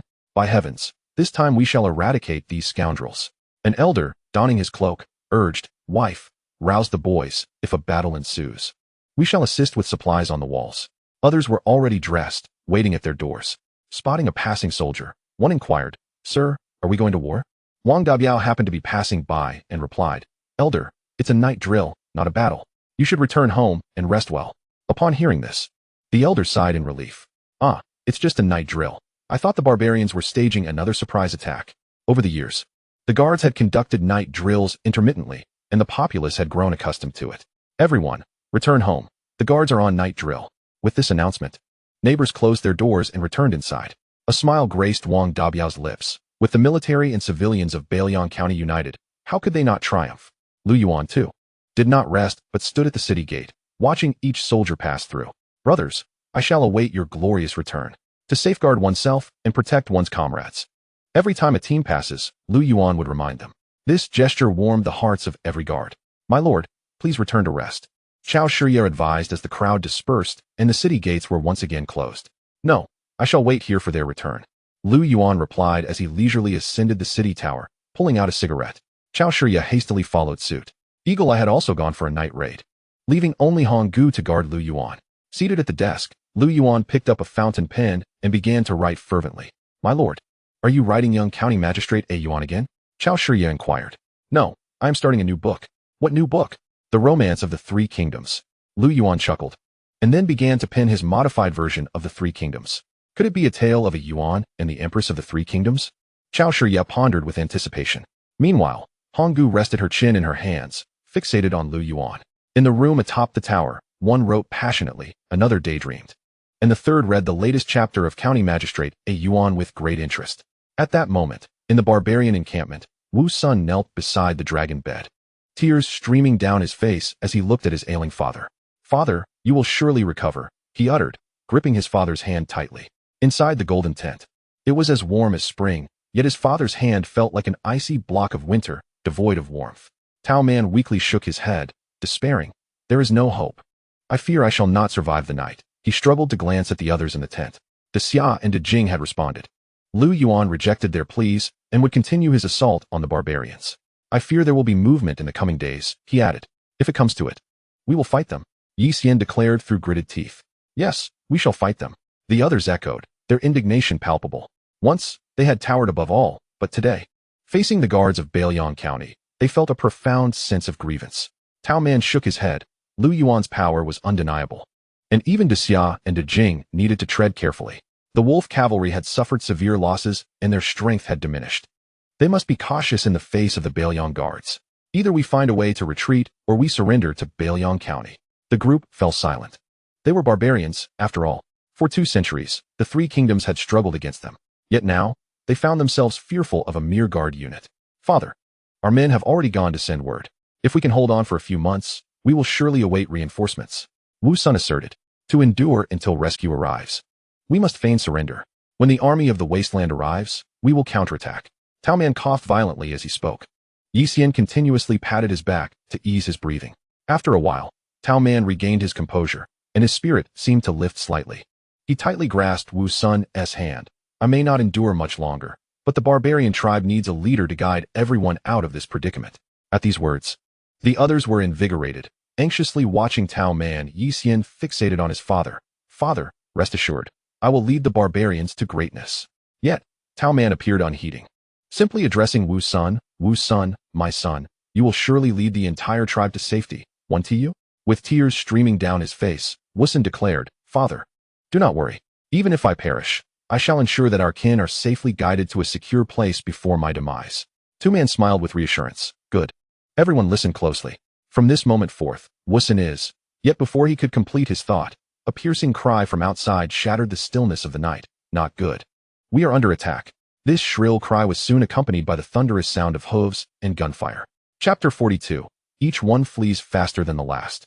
The sudden upheaval left everyone in a state of panic, akin to startled birds. Two men clutched Wusun's hand tightly, for Wusun was the newly appointed leader of their tribe. However, his voice was drowned out by the cacophony of explosions from outside. Yet, Yexian, standing nearby, caught every word with clarity. His expression shifted from grievance to dissatisfaction, culminating in a fierce determination, as he internally raged, I am the left-wise king. Why should Wusun assume the role of leader? Tragically, after uttering those words, two men gasped and succumbed, his eyes never closing in death. Wusun wept bitterly. Father, Yexian admonished, stop your weeping. The enemy is upon us. How much longer will you allow your tears to flow? He unsheathed his curved dagger, raising it skyward, proclaiming, I am the left-wise king of our tribe. Before his death, my father entrusted me with the leadership. Warriors, follow me into battle. Without granting Wusun a chance to object, he strode decisively out of the tent. Seeing this, the others hurriedly followed suit, while half of those loyal to Wusun remained behind. Wusun seethed with anger. What a base act, to distort my father's final words. Such treachery deserves punishment. Yet with the enemy advancing, this is not the time for disputes. Eager for glory, he resolved to let Yexian take the lead while they picked off the spoils from behind. Come, let us slay our foes and honor my father's spirit in the heavens. With that, he drew his sword and followed. The once lively golden tent now stood silent, save for the lifeless body of two men, whose eyes remained unclosed in eternal rest. Upon exiting the camp, Wusun beheld multiple flares illuminating the sky, casting a glow that seemed to engulf the heavens. A barrage of flaming arrows rained down, igniting the encampment in a fiery inferno. Occasionally, figures ablaze would emerge from the tents, frantically rolling on the ground. Wusun quickly recognized that the assailants were the North Liang Guard. A chill gripped his heart. Had they not endured enough suffering at their hands over the years? They had been relentlessly oppressed. Now, they were caught unawares, even as the enemy approached. In a state of panic, he mounted his horse, urging, quickly, retreat. In their haste, they formed no coherent formation. How could they possibly fight? The heavy and light cavalry of the North Liang were formidable, rivals to his own wolf riders, boasting superior equipment and physical prowess. The infantry wielded their weapons with terrifying efficiency, capable of cleaving both horse and rider in half. He had expected Yexian to charge forward, but turning to look, he found that the scoundrel was fleeing faster than he could. Wusun's eyes widened in disbelief. Yexian, how could you abandon us? Alas, Yexian had already distanced himself, leaving Wusun's voice unheard. Surrounded by his loyal guards, Yexian stepped out of the tent and beheld the formidable Northern Liang Guard army advancing with great ferocity. The gravity of the situation struck him. The opportunity for battle had vanished. Had he detected the presence of the guards sooner, he might have fought back. Yet, with the enemy already infiltrating the camp, what could he do but flee? It was not a matter of cowardice. He was merely a leader caught in a whirlwind of chaos, fully aware of the implications of a nighttime ambush. Urgently, he sought passage through the Great Qian to ensure safety. As he glanced back at the pursuing soldiers, he wished for his steed to possess 4 additional legs. Though he anticipated Lu Yuan's treachery, he never expected it would manifest today, nor in the guise of a night raid, compounded by the recent death of his father. Everyone was preoccupied with vying for the position of the pack leader, leaving no room for such considerations. It could only be said that Lu Yuan had masterfully seized the moment with ruthless precision. Initially, it was hoped that the two princesses from rival nations could broker peace. Yet both proved ineffectual. Meanwhile, the Wusun gathered their remaining forces as best they could. However, the ferocity of the guards was overwhelming. The firearms in their possession could claim a life with a single shot. With the winds favoring them, a conflagration erupted, engulfing the camp and roasting many alive. Quickly, wolf cavalry, assemble, cried one of the commanders. My king, we have gathered only a few thousand. The rest have been led away by Yexian. What did you say? Wusun gritted his teeth in frustration. Let us flee. They are upon us. If we do not escape now, it will be too late, urged another. Reluctantly, Wusun swallowed his grievances and resolved, we must go to Dajing. Once there, we shall be safe. With that, he furiously cracked his whip and galloped toward the borders of Dajing. At that moment, Eagle Eye, clad in specially crafted armor, stood tall like a mountain. His wolf-toothed club swung with vigor, smashing the skull of an enemy with a single blow.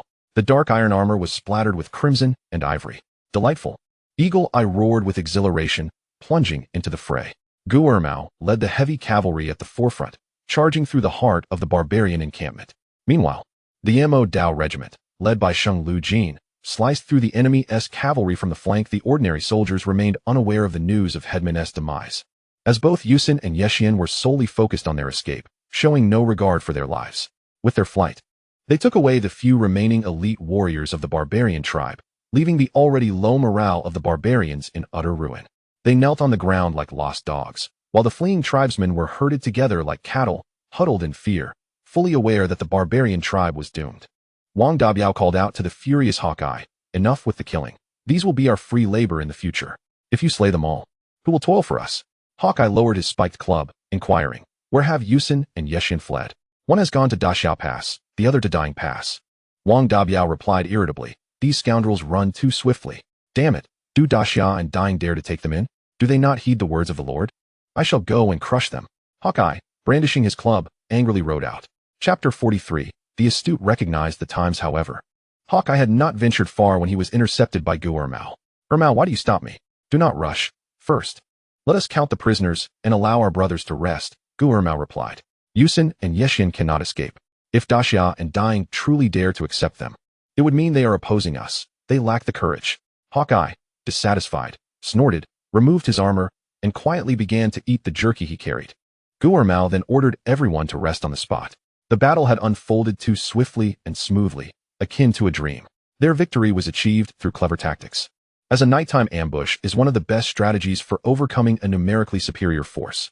Meanwhile, outside Daxiao Pass, Yexian shouted, "General Chun, it is I, Yexian. Open the gates and allow me to enter." Leading over 10,000 troops to Daxiao Pass, the sound of their hooves had already alerted the commander, Chen Yuan. "Yexian, why are you here at this late hour instead of resting in your tent? What do you want at my Daxiao Pass?" Chen Yuan, roused from a deep slumber, was irate. "Are you here to wake me up for a pee? General Chun, do not jest. Open the gate quickly. I come to seek refuge with Daxia." Yexian implored anxiously. Chen Yuan frowned. "Who comes to seek refuge at such an hour? Do you think me a fool?" Seeing Chen Yuan's skepticism, Yexian insisted, "I am not joking. Let us in quickly." "General, doesn't it seem like Yexian has been driven out?" the vice commander suggested. Chen Yuan stroked his beard thoughtfully. "That is a possibility. I suspect a rift has occurred among the barbarians. With Headman gravely ill, perhaps this fellow could not compete with Yuan. The general is wise." The vice commander quickly flattered. "If you do not open the gates soon, I shall seek refuge with Dying." Yexian retorted, equally irate. "Dear brother Yexian, do not be hasty. At this late hour, without special circumstances, the gates cannot be opened. If anything goes awry, even 10 heads would not suffice for my downfall," Chen Yuan replied. "Unless you possess a letter from the princess, the gates shall remain shut." Yi Xian was utterly exasperated. Where could he possibly procure a message? "I shall take my leave. Walk slowly, I want to see you off," he declared. "Chen Yuan, let me speak candidly. The Northern Liang Guard has launched a surprise attack on Longting. If you allow me in trance now, it would be akin to offering me a lifeline amidst the snow. I would owe you my very life. Once I navigate through this ordeal, I shall settle the score with you," Yi Xian threatened. "Oh, so you have come seeking refuge," Chen Yuan laughed heartily. Though internally, he was alarmed. The Northern Liang's movements were alarmingly swift. Given Yi Xian's frantic escape, it seemed the barbarian Longting had indeed been annihilated. Impressive, exceedingly impressive. Their military prowess has surpassed previous levels. Just tell me whether you will open the door or not. Yi Xian's patience had run thin. "General, we cannot open the door. The princess has stated that if we accept the barbarians, Northern Liang will undoubtedly retaliate." The deputy reminded him. "Am I to fear Northern Liang's retribution?" Chen Yuan retorted, visibly displeased. "However, we have conducted extensive business with Lu Yuan. Have you forgotten? We receive substantial dividends annually. What benefit would there be in provoking Lu Yuan? Besides, Northern Liang has maintained a stance of neutrality, favoring neither side.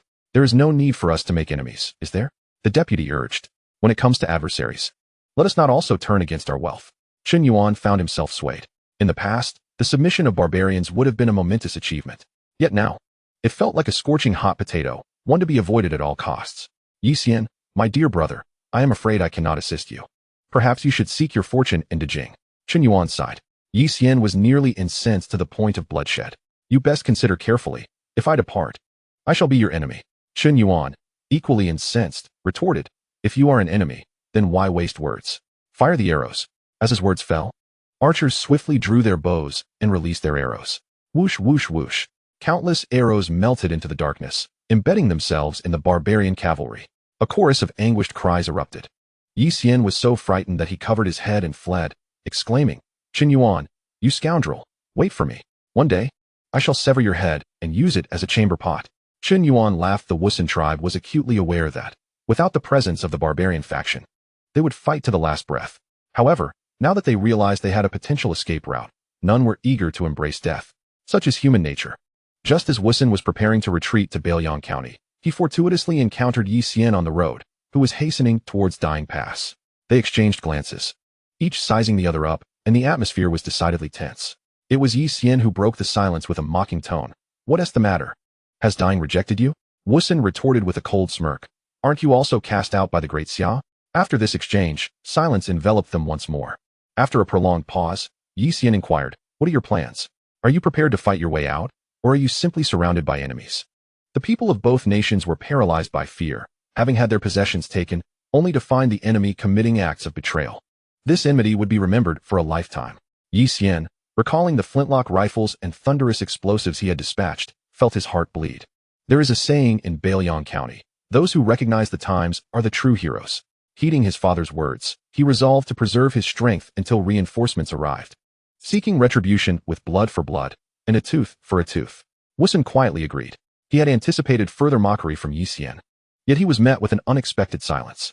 With over 20,000 cavalry, they represented a formidable force that could not be overlooked by any nation.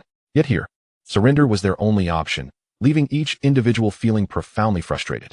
"If not, we could feign surrender, while we may not breach Bailiang County from the outside. The internal situation could be quite different," Yi Xian whispered. A spark of realization ignited in Wusun's mind. There was wisdom in this. If brute force was futile, then perhaps a more subtle approach was warranted. Chapter 44. Enough chit-chat, let us fight. Upon the battlements of Bailiang Pass, Lu Yuan received the exhilarating news of a resounding victory, which filled him with immense elation. "Excellent.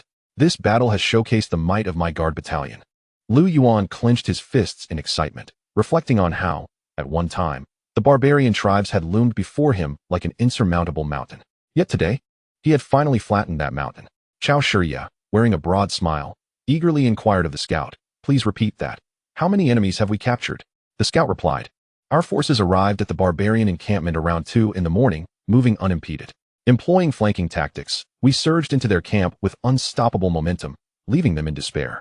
Commander Wang decapitated their leader, instilling fear among the barbarian soldiers. In total, we executed over 14,000 and captured 30,000 barbarian soldiers, along with approximately 390,000 barbarian civilians. Yi Xian and Wusun, with their entourage of over 20,000, have fled towards the Great Xia Pass and Dying Pass. Commander Gu has already led a pursuit. We should hear back shortly," the scout concluded. Hong Gu, too, was overjoyed, congratulating the Lord on the extermination of the barbarian tribes. Lu Yuan erupted into laughter, exclaiming, "From this day forth, this 300 li of territory belongs entirely to Bailiang County." Once the scout departed, Chao Shiya remarked, "My lord, ought we not to announce this victory to the entire city, so the populace may share in the joy?" Lu Yuan nodded affirmatively. "Yes, make the announcement." With a cheerful demeanor, Chao Shiya left. Lu Yuan held little belief that Dying and Great Xia would dare to take in Wusun and Yi Xian. At worst, Bailiang County would deal with them once more. Should they attempt to close their gates, he would unleash chaos to compel them into trade with Bailiang County. Soon, the news of Bailiang County's great triumph spread throughout the city. "Princess, there is trouble." Zhang Songyan hurriedly approached Xianing, exclaiming, the barbarians, what has happened?" Xianing furrowed her brows. "The barbarians have been annihilated by Lu Yuan." Zhang Songyan pounded his thigh in frustration. "All our years of support for Dying have been in vain." "What did you say?" Xianing gasped. "When did this happen?" "Last night, Lu Yuan dispatched 20,000 men under the guise of night training. But they actually rushed straight for the barbarians. In a single battle, they thoroughly wiped them out. Headman was decapitated, and Yusun and Yeshian, with their 20,000 men, have vanished without a trace. The barbarians are no more." Xianing stamped her foot in anger. "This man is utterly heartless, showing me no respect at all. The destruction of the barbarians does not align with the interests of Dying. Now that there is no barbarian to stir trouble, who can stop Bailiang County from growing? I will demand an explanation from him," Xianing declared as she lifted her skirt and strode outside. Upon exiting, she encountered the equally furious Li Wuyo. The two women exchanged glances, both letting out a cold huff, yet surprisingly refraining from arguing. "The barbarians have been exterminated," Li Wuyo stated coldly. Bailiang County has grown to such an extent, we must join forces to restrain them. While Xianing harbored deep feelings for Lu Yuan, it did not preclude her from targeting Bailiang County. A matter is a matter, pressure must be applied. Yexian is also a general of Daxia's 4 towns. Lu Yuan's actions are a slap in the face to Daxia. At this moment, Li Wuyo had entirely shed her previous flirtatious demeanor, adopting an air of solemnity. Coincidentally, Yuan is also the barbarian king conferred by dying. He must provide us with an explanation, Xianing said, as the 2 women exited the reception hall. They observed the streets of Bailiang County bustling with citizens, all emerging from their homes, sharing the news, and celebrating with greater fervor than during the New Year. Soon enough, the 2 found Lu Yuan. What do you 2 want? I am not in the mood for your flirtations right now. Lu Lang. Yexian is also the northern general conferred by our Daxia. Bailiang County's unprovoked attack warrants an explanation to our Daxia. Brother Lu Yuan, although Ning'er belongs wholly to you. Yuan is also the northern barbarian king conferred by dying. The territory of the barbarians is indeed part of our dying land. Your unprovoked invasion disregards our dying. Lu Yuan twirled the pen in his hand, showing no intention of standing. He replied blandly, what explanation do you seek? Release the barbarian captives, Li Wuyo suggested. I can lead the effort to sign a non-aggression pact, ensuring that the barbarians will not oppose Bailiang County in the future. I share the same sentiment, Brother Lu Yuan. That is our dying territory. Your unwarranted assault will be difficult for Ning'er to justify upon return. How about this? Release them and offer a token compensation of several tens of thousands of taels. Lu Yuan set down his pen and lit a cigarette. In your eyes? The barbarians may have wronged me, yet I cannot retaliate, can I? Have you not considered that protecting the barbarians equates to opposing Bailiang County? Are Dying and Daxia truly prepared to engage in war with Bailiang County? If so, let us meet on the battlefield and see who possesses the metal, for if I, Lu Yuan, fail to flatten the barriers of Dying and Daxia, then I shall have no claim to my abilities. His voice was calm yet firm, resonating with unwavering resolve. Zhang Sonyan coldly remarked, even though Bailiang County may be formidable, it consists of merely 1,000,000 souls, while our Great Jing boasts a military force of 1,000,000. With 300,000 archers. It is not that Great Jing fears Bailiang County, but rather that we are unwilling to exploit the weak. Lu Lingjun, do not be so ungrateful as to jeopardize our friendship. We are the most reasonable of families, while you may refuse to welcome the imperial edict. It is unacceptable to strike one of our generals from the Great Xia. We cannot return home empty-handed, can we? If His Majesty's wrath is ignited, leading to the descent of heavenly troops, even Bailiang County's might would find it arduous to contend against hundreds of thousands of soldiers. If you were to accept the imperial decree, it would make matters far simpler. Wang De, with a flick of his dust whisk, smiled and added, should you become the emperor's son-in-law, it would not be out of the question for His Majesty, in his good graces, to grant you entire territories of the barbarian tribes as fiefs. Whatever the family matters entail, should anyone dare to bully the weak, His Majesty would not stand idly by. This old eunuch was far more cunning than Zhang Sonyan. His approach was both soft and firm. Had Lu Yuan shown a hint of weakness, he might have acquiesced. Aspire to be my father-in-law? The Emperor of Xia has yet to earn that privilege. Lu Yuan exhaled a puff of smoke, dismissing further dialogue. Let the battle commence. I await your mobilization here. Should you fail to come, I shall personally seek you out for an explanation. Upon uttering this, Xia Ning fell silent, and Li Wuyo was left in shock. Zhang Songyan's eyes widened in fury, and even Wang De was rendered speechless. The audacity was astonishing. Lu Yuan's resoluteness left them bewildered. This fellow had left himself no avenue for retreat. Even Wang De, with his typically good temper, was incensed at this moment, coldly advising, Lu Lingjun, consider carefully. If both nations converge in hostility, it will result in untold suffering for the people of Bailiang County. Is this truly what you desire? Lu Yuan, exasperated, retrieved a revolver from beneath the table, aiming it directly at Wang De's head and fired without hesitation. Bang! A gaping wound appeared on Wang De's forehead. The bullet spiraling out the back of his skull, splattering red and white brain matter onto Li Wuyo's face, leaving her paralyzed with fear. Did he not harbor the slightest concern? Brother Li Yuan, please remain calm. We did not intend to coerce you.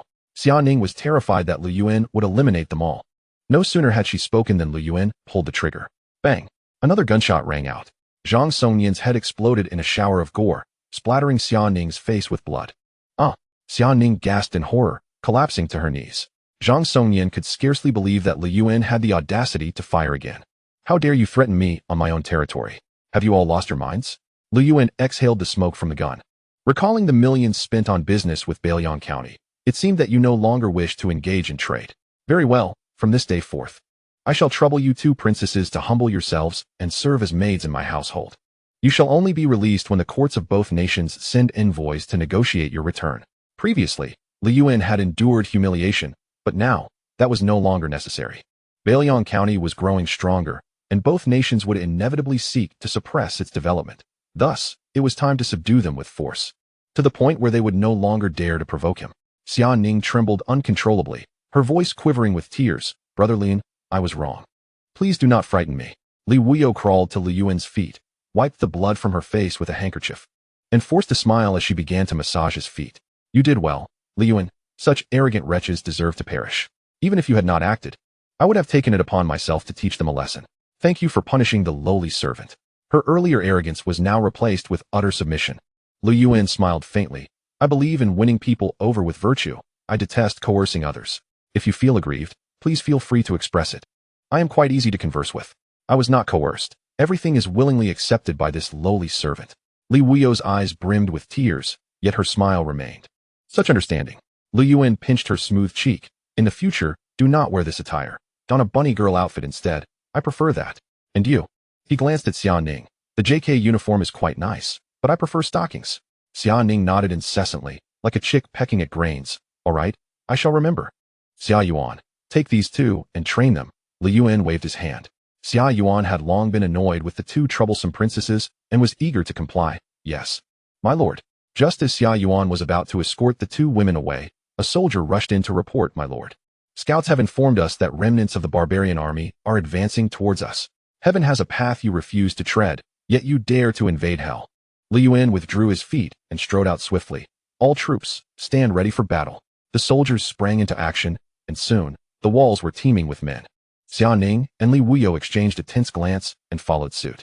Before long, a cloud of dust rose before the city walls, the sound of galloping hooves thundering as if the very earth trembled. However, the opposing force soon halted, and as the dust settled, a figure emerged. Holding a large trumpet and calling out loudly, Lord Li Yuan, I am the left-wise King Yexian of the barbarian tribe, leading the elite of our ranks to pledge allegiance to Bailiang County. Please, Lord Li Yuan, grant me an audience. Upon hearing those words, the Northern Liang Guard was taken aback. What was going on? Had Commander Gu and his team not already annihilated the barbarian ancestral lands? Why were these individuals, instead of seeking vengeance, coming all this way to surrender? Xia Ning and Li Wuyo exchanged astonished glances, both recognizing the shock reflected in each other's eyes. Had they known this would transpire, they would not have exerted themselves so. After laboriously navigating a convoluted path, they had inadvertently provoked Lu Yuan's ire, and it was of a particularly difficult to soothe variety. Lord Lu, I am Wusun, here to submit. We have had many misunderstandings in the past. Please grant us an opportunity for reconciliation. I am willing to lead the barbarians to fight for you for all eternity. With Lu Yuan remaining silent, Wusun grew anxious. Do you think these two are merely feigning surrender? Lu Yuan mused with amusement. Red Ant, holding the horse-slaying saber, it seems so. Then let us entertain their charade. After all, they represent the finest labor force. With a smile, Lu Yuan continued, if you wish to negotiate, everyone must strip bare and approach me. I shall then grant you the opportunity to converse. At this proclamation, Red Ant and the other women present flushed crimson. Did you hear that? Lu Yuan demands we strip and walk over. Yexian inquired hesitantly, glancing at Wusun. Wusun gritted his teeth. He indeed said that. The scoundrel, how excessively cautious. Yexian's expression darkened. He had long known Lu the thief was cunning, but never had he anticipated such obstinacy. With no retreat available, Wusun inhaled deeply and called out, Lord Lu, we come to pledge our loyalty. Demanding we strip is rather humiliating, is it not? Oh, embarrassed are we? Then let us forego discussion and resort to battle. I shall erect two monuments, one before the Great Xia Pass and another before the Great Jing Pass. Whoever dares topple them shall face my wrath. Lu Yuan retorted. Xia Ning and Li Wuyo exchanged wry smiles, fully aware that Lu Yuan was not jesting. He harbored such intentions. They should never have provoked him. He was far too petty. Yexian and Wusun trembled with rage. What shall we do? He is clearly not falling for our ruse. If we strip, we cannot conceal the thunder of heaven. Yexian lamented. Wusun furrowed his brow, a thought emerging. We can hide the thunder of heaven in our hair. Once we eliminate Lu Yuan, Northern Liang County will crumble without resistance. That is the only option left. Yexian resignedly agreed. Then let us acquiesce to his demands. Wusun nodded and promptly ordered everyone to disrobe completely. The crowd shivered in the biting cold, and Wusun, shivering himself, called out, Lord Lu, we are finished undressing. May we approach now? Lu Yuan stroked his chin. Not yet. You must also shave your heads. Chapter 46. Cue to enter the city in this era. People possessed thick locks that were exceedingly difficult to find a balding individual among them. The barbarians, who had no penchant for hygiene, had even denser hair. Who knows what they might conceal within? He had already suffered significant losses of grenades. If one detonated nearby, the risk would be dire. His current standing was due to sheer survival instincts. That scoundrel is pushing his luck. Stripping is one thing, but demanding we shave our heads like bald donkeys is intolerable. Yixian shouted in fury. The Uyghurs were equally infuriated, finding the bandits excessively cautious. Resolving to confront these scoundrels head-on, they picked up weapons strewn upon the ground, preferring to perish in battle than endure such humiliation. In the three kingdoms, one values the body and skin received from their parents. However, we, as barbarians, do not subscribe to this belief. It can only be said that the bandits are exceedingly troublesome. Presently, faced with formidable foes ahead and pursuing enemies behind, we find ourselves in a dire predicament. If all else fails, we shall comply with his directives. I refuse to believe that he can slay hundreds of thousands. In due time, we shall secretly amass our strength. When reinforcements arrive, will we not have our chance for vengeance? Uyghur, not allowing anger to cloud his judgment, took a dagger and sheared off his hair, brandishing a whip as he shouted at Lu Yuan. Lord Lu, we have shaved our heads. They completely shaved their hair, then lined up, ensuring a distance of at least 3 meters between each individual. Lu Yuan made further demands to Xianning and Li Wuyo. The request to disrobe was already outrageous. Compelling them to shave their heads would surely meet with resistance. Yet, they not only acquiesced, but did so with remarkable swiftness. Soon, a line of gleaming bald heads appeared, all stark naked, an undeniably shocking sight. Lord Lu, we have all completed our shaving. At this moment, Uyghur's face had turned pale from the cold. He longed to huddle together with the others for warmth, but the bandits forbade it, insisting they maintain a distance of 3 meters. The cold wind blew, causing many to sneeze. Lu Yuan replied, now, march forward in a line, without any concealment, any sign of unrest, and you shall be executed. With that, Uyghur and Yi Xian led the way, both bare as they approached the city of Wang. Lu Yuan set down his binoculars, remarking on their diminutive stature, which was not even a third of his own. He then ordered the city gates of Wang opened. Unperturbed by the prospect of rebellion, bring forth the labor camp uniforms and shackle them with handcuffs and leg irons. Anyone who dares resist shall be slain on the spot. Lu Yuan commanded, then leaned over the city wall, observing as Uyghur and Yi Xian entered Wang, where they were detained separately. Lord Lu, we sincerely submit. Grant us a chance. Uyghur managed a strained smile. Though the barbarians were not on par with the guard troops, they were still among the strongest armies in the world, capable of serving as your vanguard. Do not worry. There will be such an opportunity, Lu Yuan replied with a smile. However, the two felt an inexplicable chill as they witnessed his jovial demeanor. Surely you will not keep the handcuffs and leg irons on us, Yi Xian said, his expression grim. We are, after all, the left and right vassal kings of the barbarian tribes. Lord Lu, would you not grant us even a modicum of leniency? Not executing you is the greatest mercy I can extend. Were it not for the superstition surrounding the killing of captives, I would annihilate you both without hesitation. Do you think you are in a position to negotiate terms with me? Lu Yuan looked down upon them, asserting, if you wish to survive, contribute earnestly to the construction of Bailiang County. You may yet see the light of day. Otherwise, death awaits. You. Yi Xian was incensed. Uyghur held him back, gently shaking his head. The two brothers, who had quarreled since childhood, did not wish for Yi Xian to provoke Lu Yuan. Their inner conflicts could be resolved privately, but they must present a united front externally. Suppressing his fury, Yi Xian replied, yes, I understand. Only then did Lu Yuan nod in satisfaction. However, 20,000 is an overwhelming number. They can only enter the city of Wang in batches. Subsequently, these individuals were shackled and led into the heart of Bailiang County. Is this truly the essence of Bailiang County? As I gazed upon the ostentatious cityscape before me, my senses were nearly overwhelmed. Wusun sighed, having previously believed that Longting, while perhaps not rivaling the capitals of the three kingdoms, was not far behind, yet now, it seemed even Bailiang County surpassed it. In comparison, Longting appeared as humble as a mere latrine. Stop mumbling and move, barked the officer overseeing them, cracking his whip, and in an instant, 2 individuals were struck, wincing in pain.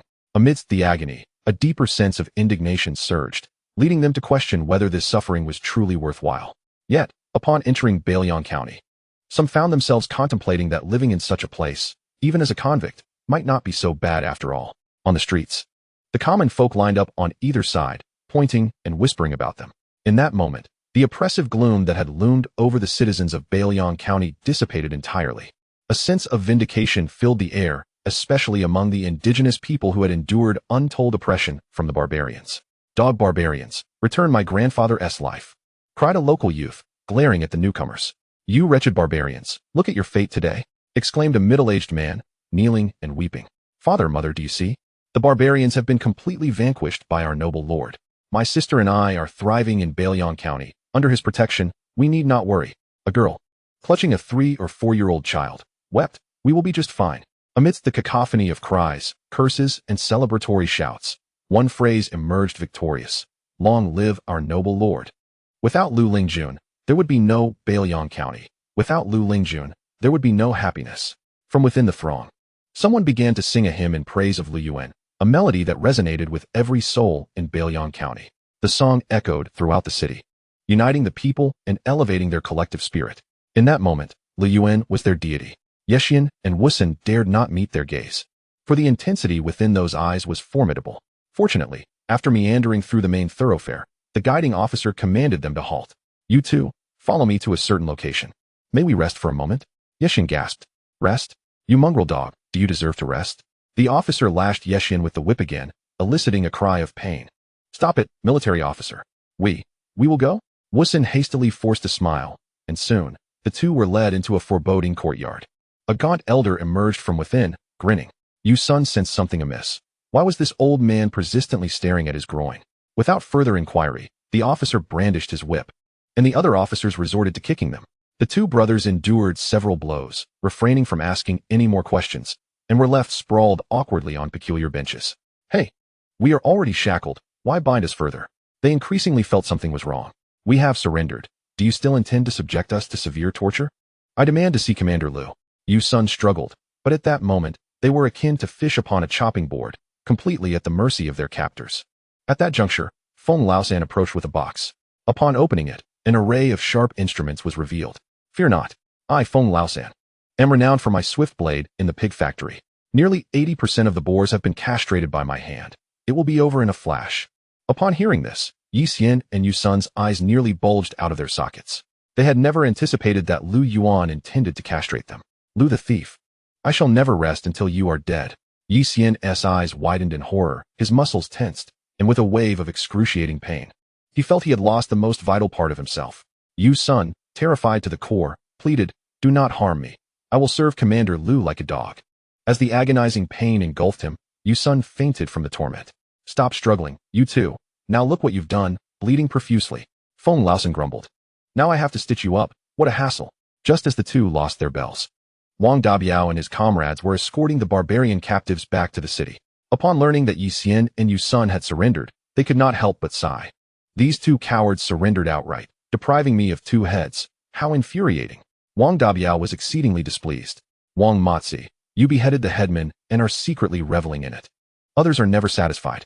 Zheng Lu Jin lamented bitterly. "This time, Wang Matzi will surely take the credit." Wang Dabiao's mouth nearly stretched to his ears. Feeling fortunate despite the situation, Lu Yuan surveyed the densely packed captives, feeling a sense of satisfaction in his heart. With these individuals, the construction of the new city would be expedited significantly. All barbarian males over the age of 5 were to be stripped of their clothing, shaved bald, and shackled. 50 would be grouped together, and if one caused trouble, the entire group would face dire consequences.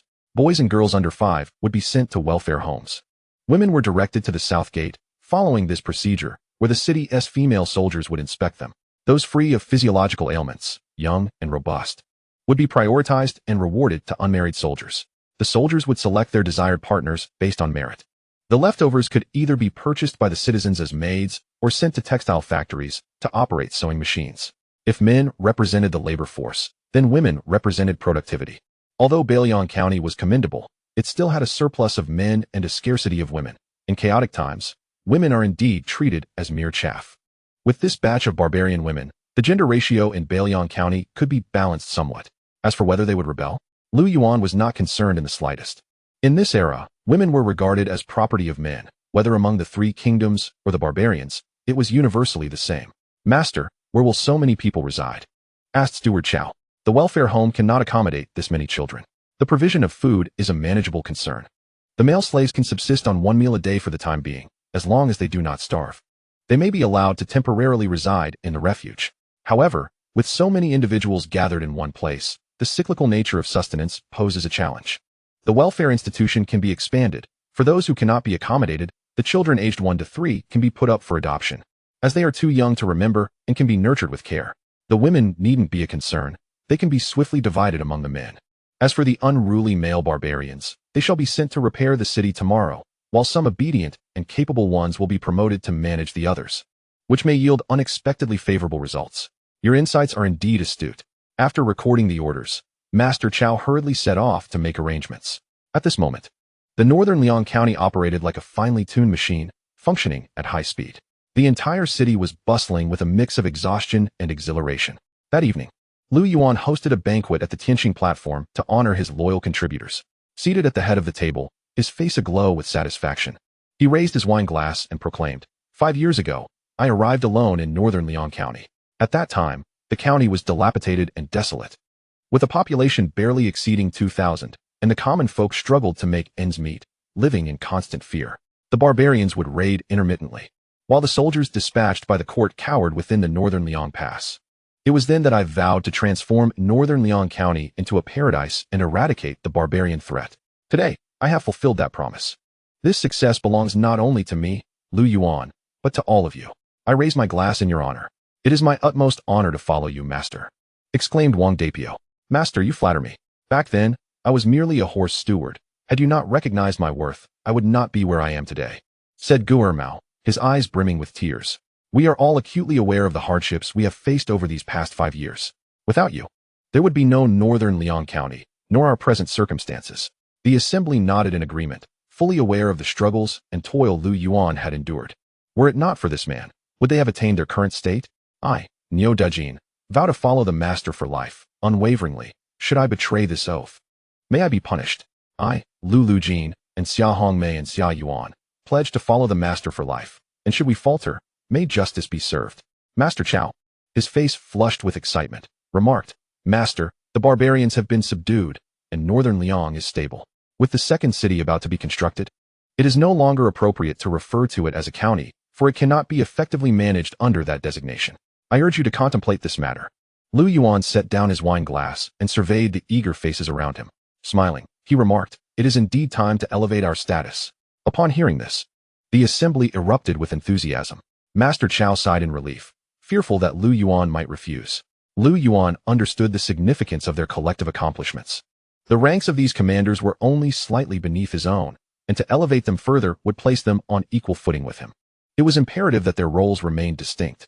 The principles of governance hinge upon clear rewards and punishments. Moreover, with the construction of a new city, the administrative authority would indeed be diminished. Let the master ascend to kingship, declared Wang Dapio excitedly. Kingship is not merely a title. Do you comprehend the weight it carries? Lu Yuan retorted, casting a stern glance at Wang Dapio, before continuing, Since everyone is so enthusiastic, I shall reward myself by elevating my own rank to that of a governor.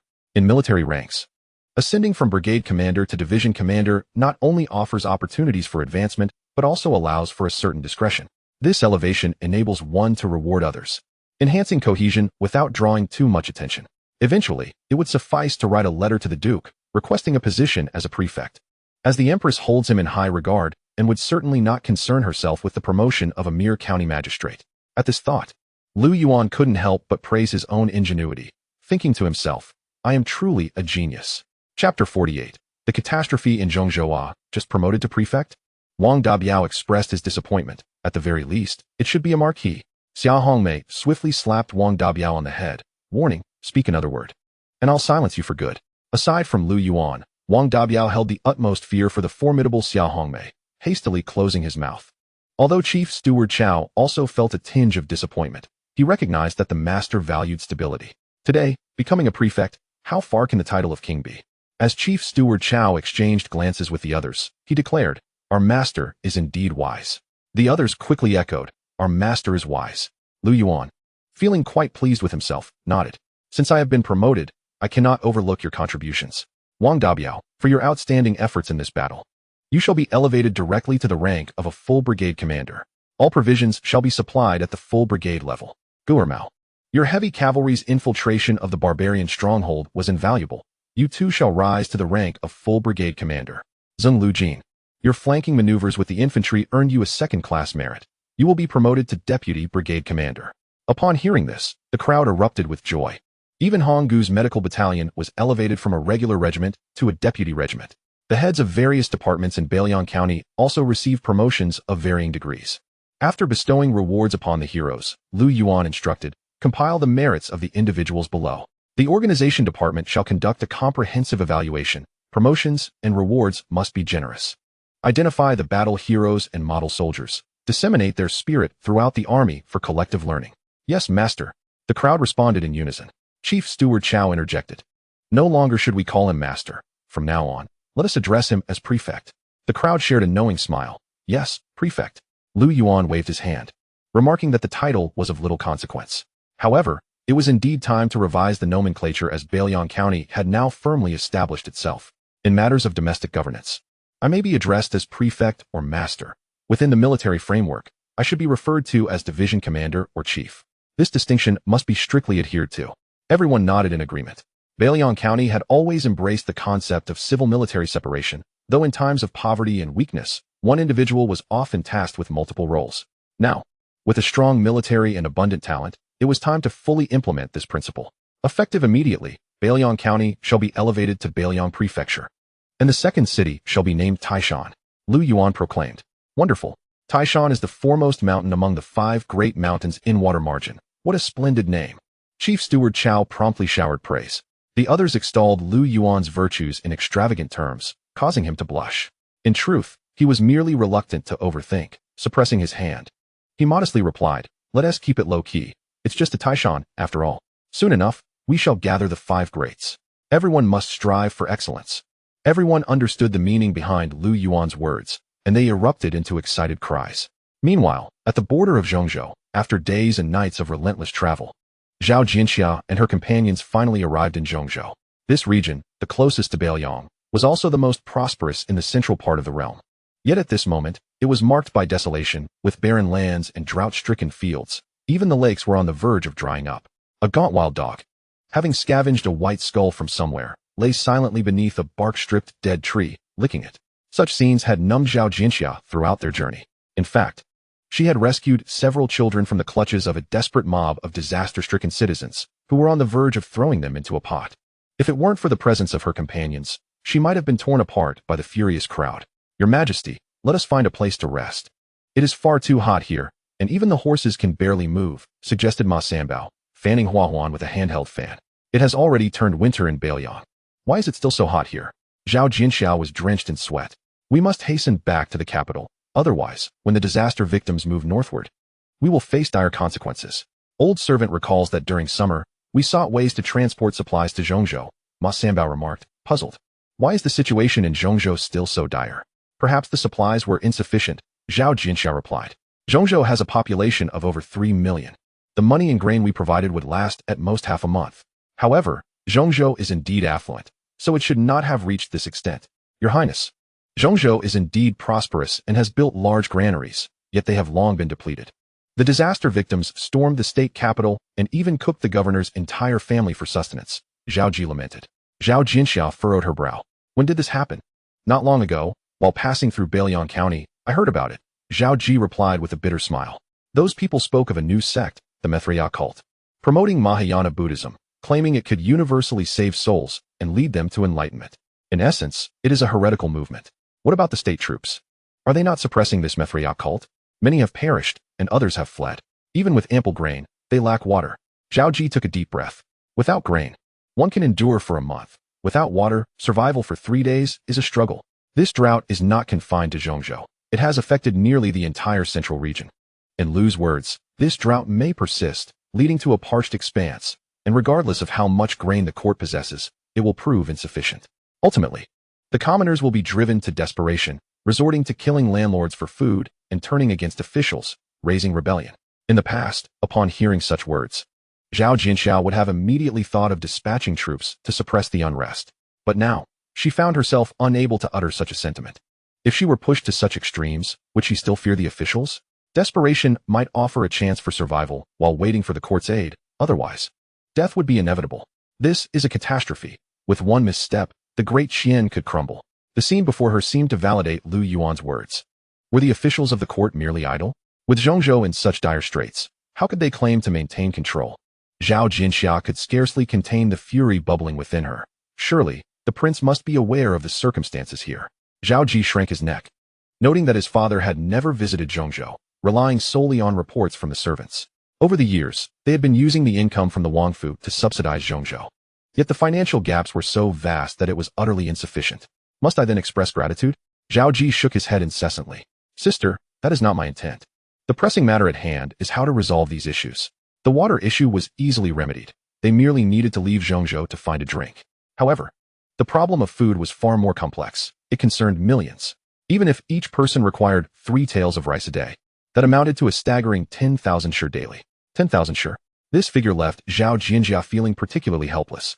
With no money and no grain, where could she procure such an immense quantity? Can the duke's residents manage to gather this grain? Zhao Jinjia inquired.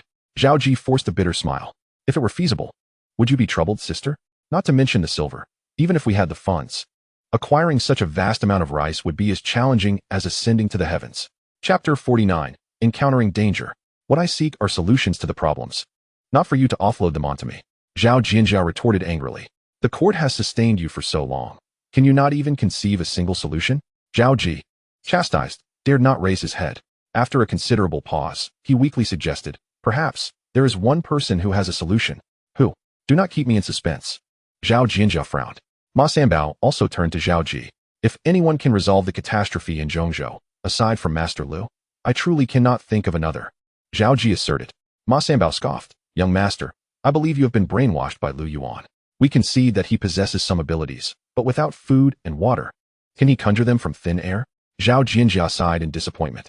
While Bailiang County holds many wonders, food and water cannot be summoned from nothing, unless Bailiang's grain could sustain millions for several years. Yet, Lu Yuan is far too selfish. Even if he had it, he would not share. Not entirely unfounded. Zhao Ji replied. However, Master Lu has stated that if these disaster victims have nowhere to go, he can guide them to Bailiang County. As he spoke, Zhao Ji discreetly observed Zhao Jinjia. Zhao Jinjia coldly responded, the citizens of Deqian need not rely on that traitor for salvation. Does he truly believe I am unaware of his intentions? He merely seeks to claim these people for his own purposes. Brother, Master Lu harbors no such thoughts. He merely feels compassion for these disaster victims. Zhao Ji dared not concede otherwise. Consider, sister, other provinces refuse these refugees.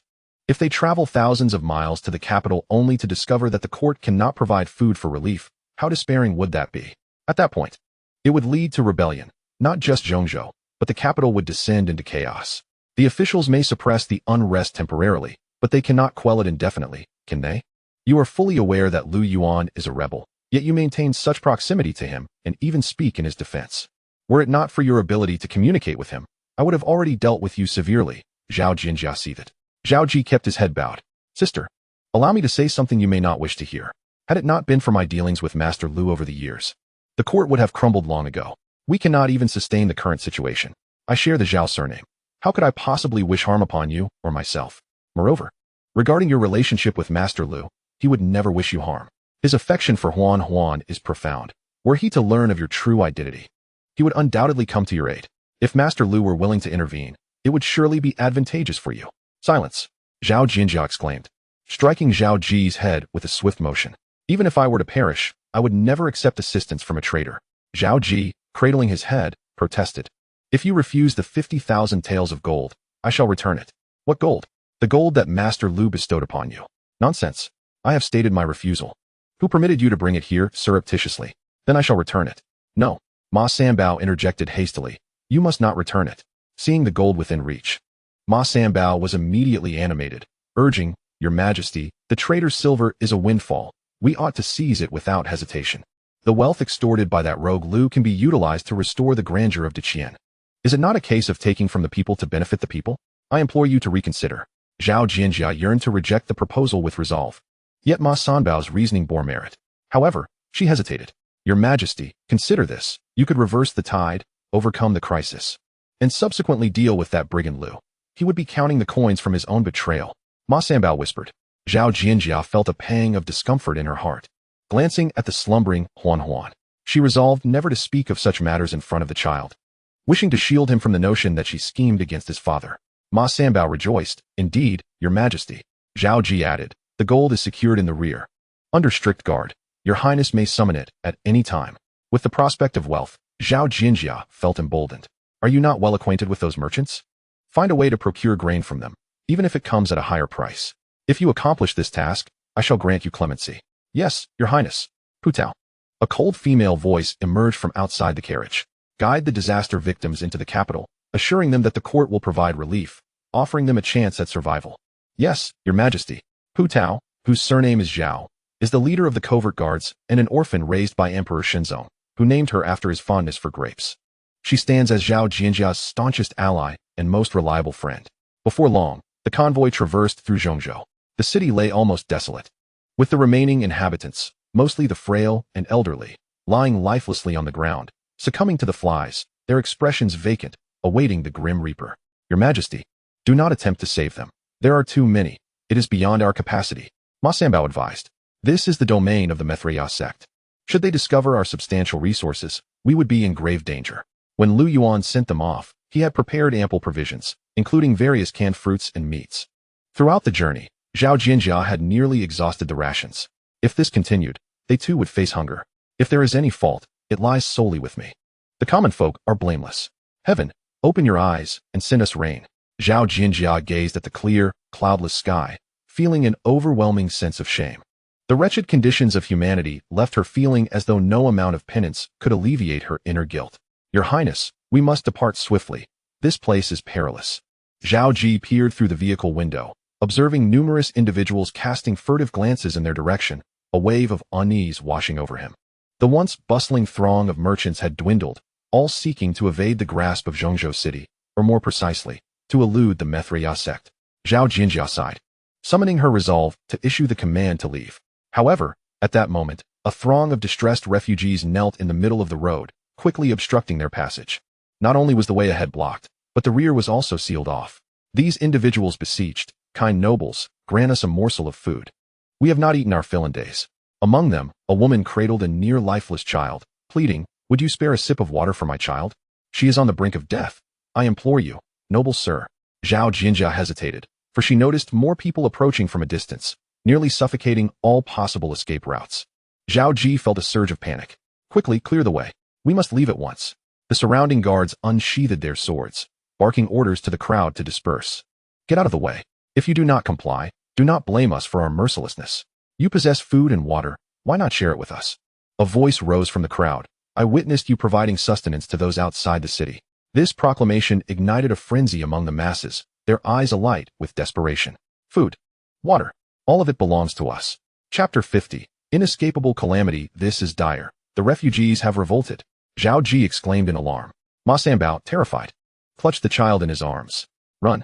Zhao Jinjia, witnessing the surging crowd, felt an overwhelming sense of urgency. Stand firm. The guards commanded. Who dares to advance? We shall show no mercy. Yet, their threats fell on deaf ears. For these starving souls, death was merely a feast. I crave meat and water. I wish to survive. Why do you wealthy souls refuse us a chance at life? Driven mad by hunger, the glinting blades no longer instilled fear. Clear a path for them. Let them pass. Zhao Putao grumbled, charging ahead. Putao, do not take their lives. Zhao Jinjia regretted entering the city, much less extending her compassion outside its walls. Upon hearing her words, Zhao Putao gritted his teeth, altering his strikes from lethal to merely forceful. The hundreds of guards fought valiantly. The refugees, weakened by starvation, succumbed quickly, and a path was soon cleared. Hurry, Zhao Putao shouted. The convoy veered away from the city, racing towards freedom. However, the approaching tide of refugees swelled, numbering in the thousands. The crowd surged, trapping them in a precarious situation. Zhao Putao, resolute, declared, if we cannot drive them away, we shall fight. Only blood can instill fear into their hearts. Otherwise, we shall all perish here. The sharp blades sliced through the skin of the desperate, and the ground was soon drenched in crimson. Some fell, but were immediately overwhelmed by the ravenous throng. Those individuals frantically sucked the blood from the wounds, and some were drained of life right before their eyes. This scene sent shivers down Zhao Putao's spine. Inside the carriage, Zhao Jinjia clenched her delicate fists, blaming herself. It's all my fault. Ma Sanbao covered Huan's eyes, reassuring her. "Do not be afraid, little ancestor, it will pass soon." Yet, the carnage persisted. These people seemed to have lost all sense of fear and fatigue, acting as if possessed.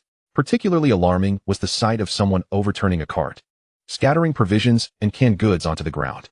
In that instant, the disaster-stricken crowd erupted in frenzy. "Food. That's food. Haha, I can eat meat now. It's all mine." Zhao Ji, witnessing this chaos, had a sudden inspiration. "Quick, toss all the food from the cart down as bait." Zhao Jinjia could no longer bear the ongoing slaughter. They were merely striving to survive, without any guilt. "Pu Tao, listen to Zhao Ji, throw all the provisions down." Zhao Jinjia commanded. Zhao Pu Tao said nothing, gathering a few people, climbed onto the cart, and cast the food towards the sides of the road. "Here, it's all for you." The crowd surged forward in a mad rush. In that moment, no one paid heed to the convoy. "Accelerate. Break through," Zhao Jinjia ordered. Soon, the convoy burst forth from the throng. As Zhao Jinjia glanced back at the struggling disaster victims, her heart sank. They ought not to have perished. Just when Zhao Jinjia thought they would escape the city smoothly, the city gates were abruptly shut. A group of people had gathered at the entrance, clad in white garments, their bald heads gleaming under the sun. "The heavens are unjust. Mithriya has descended. The world will change. Only I am Mithriya." They chanted incomprehensible slogans, facing Zhao Pu Tao and the others without an ounce of fear. "This is bad. They are from the Mithriya sect." Zhao Ji inwardly lamented, his heart quaking. "Sister, we are in trouble. These people are from the Mithriya sect. If they were captured by the Mithriya sect, the consequences would be dire." He regretted not dissuading Zhao Jinjia earlier. Ma Sanbao, pale with fright, reassured, "Do not fear. Little ancestor, even if I must perish, I will protect your safety." Zhao Jinjia's complexion grew even paler as she noticed the increasing number of Mithriya sect followers, converging from all directions, swiftly surrounding them. Most alarmingly, these individuals did not resemble the emaciated disaster victims. Instead, they appeared robust and glowing with health. She remained silent, drawing the dagger she had concealed on her person, originally intended for self-defense against Lu Yuan. At this moment, she was prepared for a desperate struggle. She was indeed a woman, yet after the calamity 5 years ago, she had deliberately trained in martial arts with Zhao Pu Tao. While she would not claim to be formidable, she could certainly fend off 1 or 2 ordinary assailants. "Sanbao, Zhao Ji, no matter what happens, escape with Huan and seek that scoundrel." Zhao Jinjia felt this could be a form of retribution. She believed she had done well as an emperor, yet reality dealt her a harsh blow. Her incompetence had led to the demise of so many. Such a calamity was perhaps justified. As for the reason behind not allowing Ma Sanbao to take Huan to the capital, it is because, after her demise, Li Yuan would become Huan's most significant support. Although that scoundrel harbors grand ambitions, he genuinely cares for Huan. Entrusting her to him would ensure that the child suffers no harm. "Your Majesty, there will be no peril. The shadows are on their way, and soon we shall be safe." Ma Sanbao quivered as he spoke. "There is no time left." Zhao Jinjia shook her head, for she had already glimpsed the Mithriya cultists ahead, their bows drawn taut. "Ba, lost souls, relinquish your weapons and attain enlightenment." A resounding voice echoed from the front. Following this, the surrounding Mithriya cultists chanted in unison, "Relinquish your weapons and attain enlightenment." "To hell with that, you phony bald ass. Get out of my way." Zhao Pu Tao cleaved through an advancing cultist with a single stroke, blood splattering across her face, making the thin scar at the corner of her eye appear even more menacing. "Pierce through them. Chief, they have bows and arrows." One of the members exclaimed anxiously. "Quick, bring out the repeating crossbows." As shadows, the crossbows were indispensable. Zhao Pu Tao commanded the outer members to eliminate the encroaching cultists to buy them time. Once the crossbows were loaded, the group synchronized their efforts, unleashing a deluge of damaging firepower. However, the Mithriya cultists were numerous, and they possessed fewer than 50 crossbows, each containing merely 10 arrows. The onslaught seemed endless. Simultaneously, the deep voice resounded once more, "Fools, let loose." Thwack, whoosh. The cultists drew their bows to the full moon, their skilled stances revealing years of rigorous practice. The previously frenzied assault of the cultists ebbed like a receding tide. The convoy also fell within the range of the arrows. In that instant, everyone was exposed beneath the storm of projectiles, and they were doomed. Chapter 51, The First to Kill You. "Quick, the Vajra umbrella." Zhao Pu Tao bellowed, brandishing a Vajra umbrella from behind. This unique weapon of the Dacian shadows serves as a defensive tool when opened, while when closed, it transforms into a sharp-edged four-sided mace, capable of piercing armor with its razor-sharp tip. However, such a weapon is prohibitively expensive, with the shadows possessing only a scant 100. Clang. The myriad arrows were deflected. Yet some were unavoidable, resulting in direct hits. Release again. Whoosh, whoosh, whoosh. The archers launched a three-tiered assault, providing Zhao Putao and her comrades with no respite. Furthermore, the surrounding Mithria cultists were not idle. Some fired hidden arrows from behind, launching poison darts. Old Huang, witnessing their battle-hardened brothers fall to the ground. Zhao Putao felt an overwhelming desire to vanquish these foes completely. Just then, a man surrounded by the Mithria cultists picked up an iron bow, the steel arrows gleaming coldly. Despite the longbow being difficult for three to draw, this man effortlessly pulled it to full draw. Thwack! The bowstring emitted a muffled thrum, and a shadowy projectile shot forth. Thud! It struck Zhao Putao's thigh with unerring accuracy. With formidable penetrative power, the arrow pierced through the specially crafted bullhide armor on Zhao Putao's leg, continuing its trajectory to pierce her thigh. Zhao Putao let out a cry of pain, losing her balance and tumbling from her horse. Putao! Zhao Jinjia exclaimed in alarm. Miss! I am unscathed. Zhao Putao mustered a strained smile, exerting all her strength to rise. Wielding a diamond umbrella in one hand and a blade in the other, she limped forward to engage in battle. Putao, return. Zhao Jinjia's eyes brimmed with tears. I promised the master to ensure your safety. Gritting her teeth, Putao forcefully extracted the arrow from her leg. The onlookers were deeply moved. This woman's resilience and determination surpassed that of 99% of men in this world. I am fond of this woman. I shall keep her as a goddess. Should she survive? A man nearby stroked his chin with a smile before issuing further orders to continue the barrage of arrows. Countless individuals were struck and fell into pools of blood. As they fought their way through, their blades had dulled to the point of uselessness. They were utterly exhausted, so weary that they were reluctant to rise. The Mithria cultists regarded them with the gaze of predators eyeing their prey. Indeed, they were seen as mere sustenance. Once a formidable convoy, now only a handful of survivors remained outside Zhao Jinjia's carriage, all of whom were battle-weary and injured. Despair permeated the air. Master Lu remarked that as long as a peasant uprising is not national in scale, it can be suppressed. The truly terrifying aspect lies in those who betray their own. Zhao Ji chuckled wryly, commenting that the governor of Zhongzhou, under the pretext of being consumed by disaster victims, has transformed into the Mithria, secretly plotting for supremacy. This seems rather plausible. They must be punished. Indeed, they must be, but first, we must escape. Zhao Ji slumped helplessly in his seat, lamenting that had he not declined Master Lu's escort initially, their presence would have rendered the Mithria insignificant. Zhao Jinjia shot him a fierce glare, admonishing him that if he venerates him so much, he might as well become his dog. Zhao Ji did not retort. He believed that this time, he was truly trapped and doomed. Your Highness, before I meet my end, I must confess, if Master Lu genuinely harbored rebellious intentions, no one could thwart him. You should not regard him as a traitor. Master Lu cares for you deeply and cherishes Huan. How could he ever wish harm upon Qian? You are mistaken, truly mistaken, Zhao Ji stated, disregarding Zhao Jinjia's ravenous gaze. Zhao Jinjia was infuriated. Yet Zhao Ji's words sliced through her defenses like a knife. Indeed, why had she been so obstinate? Yet, it was too late for any words now. She would likely never have another opportunity to see that scoundrel again. Meanwhile, the young monk sneered, saying, What governor? I cannot fathom your words. My lady, it is an honor for the Buddha to appreciate you. Should you remain obstinate, you will not face the Buddha, but rather the Asura.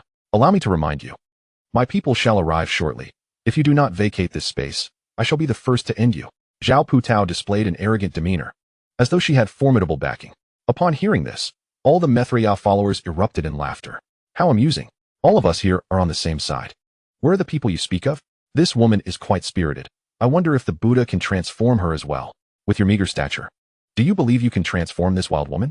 They jested with lewd remarks, which were utterly unbearable. Zhao Putao's heart sank. What could she do? She could not intimidate these people. Once captured, their fate would undoubtedly be grim.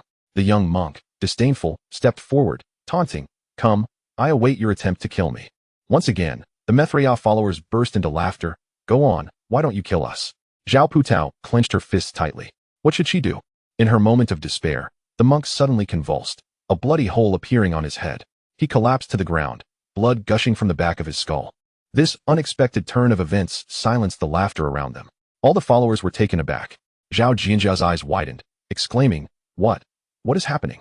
Master, what has happened to you? Please rise. The Mithria followers were thrown into a panic, only to witness those at the city gate falling one after another. Each demise mirrored that of the monk. The sudden upheaval terrified them. This is bad. They truly have reinforcements. Where are they? The followers of the Mithraea sect scanned their surroundings, desperately seeking the reinforcements mentioned by Zhao Putao. Not only were they bewildered, but Zhao Putao herself wore an equally perplexed expression. In an instant, her demeanor shifted, and she exclaimed with fervor, "Wonderful! My people have arrived. You are doomed. Your Majesty, could it be that the other shadow guards have arrived?" Ma Sanbao burst forth with elation. Zhao Jinjia furrowed her brow, questioning their whereabouts. Are the shadow guards truly so formidable in their lethal prowess? Zhao Ji fixed his gaze intently upon the slain Mithraea disciples, a flicker of surprise crossing his features. "I know who it is. I always believed he would not abandon us." Zhao Jinjia yearned to inquire about the identity of this person. Yet the battlefield was in constant turmoil, the Mithraea disciples erupting into chaos. Amidst the throng, the man seated upon the lotus dais appeared flustered, hastily descending from his perch. Fearing an ambush, at that moment, those standing in front began to fall in droves, each meeting a similar fate. Yet, he could not even discern where the enemy lay. What weapon could this be? The man felt a mixture of fear and rage, no longer daring to linger in that spot. "Quickly, apprehend all these individuals," he commanded, retreating under the protection of his core disciples. The Buddha had decreed that anyone who captured a demon would be rewarded with 100 pounds of rice and 10 pounds of meat. Initially, the disciples had been apprehensive, but upon hearing this, they descended into madness, shouting, "Kill that which is gravely wounded. Capture her." The Mithraea followers erupted into a frenzy. At that moment, a violent explosion resonated from a distance. Boom! A series of thunderous sounds obliterated countless rampaging Mithraea disciples. The explosions persisted, and within moments, the ground was littered with bodies. Under the bright daylight, where did this thunderous wrath come from? It was winter. This was winter thunder, a sign of divine wrath. The heavens had unleashed divine retribution upon them. They fled in terror. They had initially sought to capture individuals for food, but now they cursed their own lack of swiftness. Especially after the divine thunder descended, it brought with it an unquenchable divine fire. Once touched by that fire, it clung like a parasite, impossible to shake off. "Oh, save me. I do not wish to die. Heavenly Lord, I repent. I shall never consume human flesh again. Spare my life." In an instant, over 100 individuals were consumed by the divine fire, its ferocity burning through clothing, seizing upon flesh and blood, incinerating it with alarming ease. The fat of human flesh seemed to serve as the most optimal fuel. A gust of wind swept through, carrying the scent of roasting meat, causing some to retch, as if they would expel the flesh they had consumed over the past 2 years. What on earth is this? Ma Sanbao looked on in horror at the charred remains. Zhao Jinjia hastily urged the coachman to hasten, wishing to avoid being tainted by the eerie flames. Zhao Ji covered his mouth with a handkerchief, exclaiming, "How foul! I can hardly contain my nausea. Run. These individuals are under divine protection. We cannot touch them. I swear I shall never dare again. Spare me this once." Yet, the explosions continued, each detonation heralding the fall of dozens more. The Buddha, in a frenzy, dashed away, bewildered by the nature of these people. How on earth could they command thunder and divine fire? He had lived for over 30 years, yet he had never witnessed such an eerie spectacle. He even pondered the possibility of wielding such power to sweep across the world with ease. However, at that moment, a sharp pain struck his brow. Instantly, he lost his balance and crashed heavily to the ground, his thoughts forever frozen in the moment prior. The Buddha has been slain by the heavens. The death of the Buddha sent shockwaves through the ranks, and in that instant, the notion of the yellow heaven's demise felt utterly fictitious. If the yellow heaven were truly dead, how could divine retribution descend upon them? Zhao Jinjia and her companions retreated to the city gate and turned to survey the street, where no one remained standing. Everyone was gasping for breath, as though they had just emerged from a fierce battle. "We survived." Zhao Ji leaned against the carriage, bursting into laughter. "Your Highness, we have lived." Zhao Jinjia, still trembling with fear, recognized that the peril they had faced surpassed even the palace turmoil of 5 years prior. They had nearly perished there.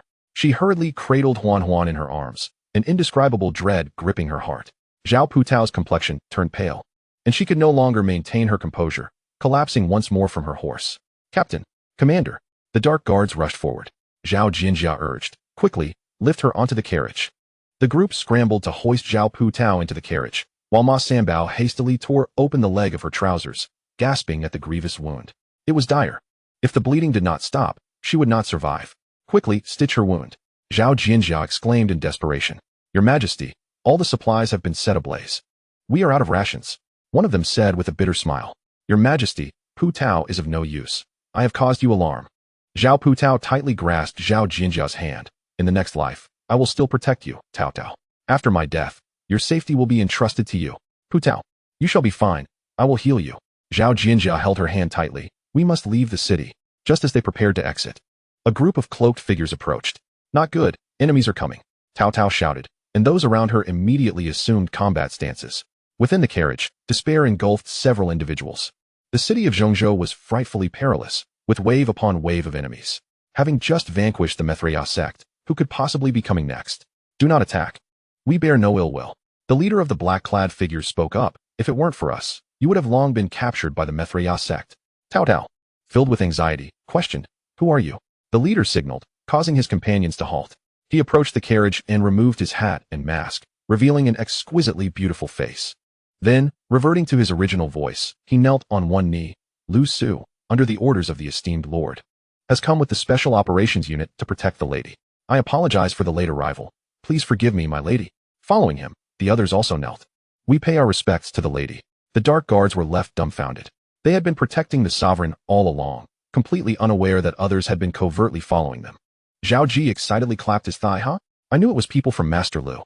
Ma Sanbao's eyes were filled with a myriad of complex emotions. Zhao Jianjia gazed at the striking woman before her, clad in robust attire, and in that moment, she was deeply moved. Are you from Bailiang County? Indeed, Liu Su replied. Is that scoundrel the reason you've been following me? Zhao Jianjia's expression hardened instantly. If they trailed her back to the capital, her identity would be entirely exposed. Liu Su held Zhao Jianjia in low regard. Otherwise, she would have intervened at the first sign of danger. The earlier incident had merely served as a lesson for her. Upon hearing such words, not only Liu Su but the entire Special Operations Unit's demeanor darkened. They had protected her for 12 hours without receiving even a modicum of gratitude. And now it seemed they owed her something. Let me clarify, this is not stalking, it is protection. Do you intend to rely on these individuals to return to the capital? Liu Su said with a mocking expression. Zhongzhou is not merely the domain of the Mithraea sect. It is also home to the immortal mother and the gluttonous king of heaven, with 18 deities congregated here. Do you think you can traverse Zhongzhou without knowing how to write the word death? How dare you speak rudely to the young lady? Tao Tao rebuked sharply. Zhao Jianjia felt an overwhelming sense of embarrassment, realizing her ingratitude. That was not my intention. I am truly grateful for your assistance. However, one of my companions is injured. Could you please provide treatment? I will surely reward you handsomely. Liu Su remained silent and swiftly approached Zhao Pu Tao, examining the grievous wound in her thigh. Her expression grew serious. The injury was severe, and it was uncertain if an artery had been affected. If the bleeding did not cease, amputation might be the only way to save her life. Hurry, lift her onto the carriage and find a quiet place for treatment. Upon hearing the mention of amputation, the dark guards were filled with anxiety. Zhao Jinjia grasped Zhao Pu Tao's hand tightly. Before long, the group departed from Zhongzhou City and arrived at a secluded location. The carriage was hastily converted into a makeshift operating room. The good news is that the major artery is intact. The bad news is that the leg bone is damaged, and she has lost a significant amount of blood. We need to administer a blood transfusion urgently, otherwise, she won't survive the surgery. The blood type had been tested and confirmed to be type O. Anyone with type O blood, prepare for transfusion. With the transfusion successful and anesthesia ready to be administered, the procedure commenced. Inside the carriage, Zhao Jinjia and Tao Dao could do little but observe, filled with questions but hesitant to interrupt the focused efforts of Liu Su and her team. The surgery lasted nearly 2 hours. All done, the operation was very successful. Liu Su's clothes were drenched in sweat as she removed her hat. She has been medicated. As long as she survives the infection period, she will be fine. However, the wound is large and deep, and for the next 2 weeks, she must continuously use the medicine produced in Bailiang County. Why must it be your medicine? Are there none available elsewhere? Tao Tao asked, puzzled. Indeed, there are none elsewhere. Liu Su pointed to the hanging for drip. This single vial of medicine is worth its weight in gold. It is exclusively for the internal personnel of Bailiang County, and no other place has it. Even if one were to obtain it by chance, without the proper usage methods, it could be fatal. Peach yearned to continue her inquiries, but was halted by Zhao Jinjia. Observing the steady breathing of Zhao Pu Tao, she sincerely expressed her gratitude. I owe you my life. There is no need for such indebtedness. We are merely executing the orders of our Lord, replied Liu Su, who did not seek to claim credit. This woman had shown a modicum of understanding and was less odious than before. Given that you possess such miraculous medicine, why not release it for the benefit of the populace? Zhao Jinjiao inquired, glancing at the vials suspended above. Because the yield is low and the cost exorbitant. We struggle to meet our own demands, Liu Su retorted, pushing open the carriage door. Lighting a cigarette with a lighter, she continued. Why should we bestow benefits upon the Qian? Has Qian contributed to the prosperity of Bailiang County? The emperor is blind and inept, and treacherous ministers run rampant. In another 2 years, Qian will cease to exist. In times of chaos, these medicines are worth their weight in gold. For the common folk to acquire them would only lead to calamity. Who is truly blind and inept? Peach seethed, her teeth clenched in frustration, unable to fathom how this extraordinarily beautiful woman could utter such harsh words. I am aware of your unwavering loyalty to Qian, as our Lord specifically instructed me not to provoke you. Yet, I cannot suppress my discontent.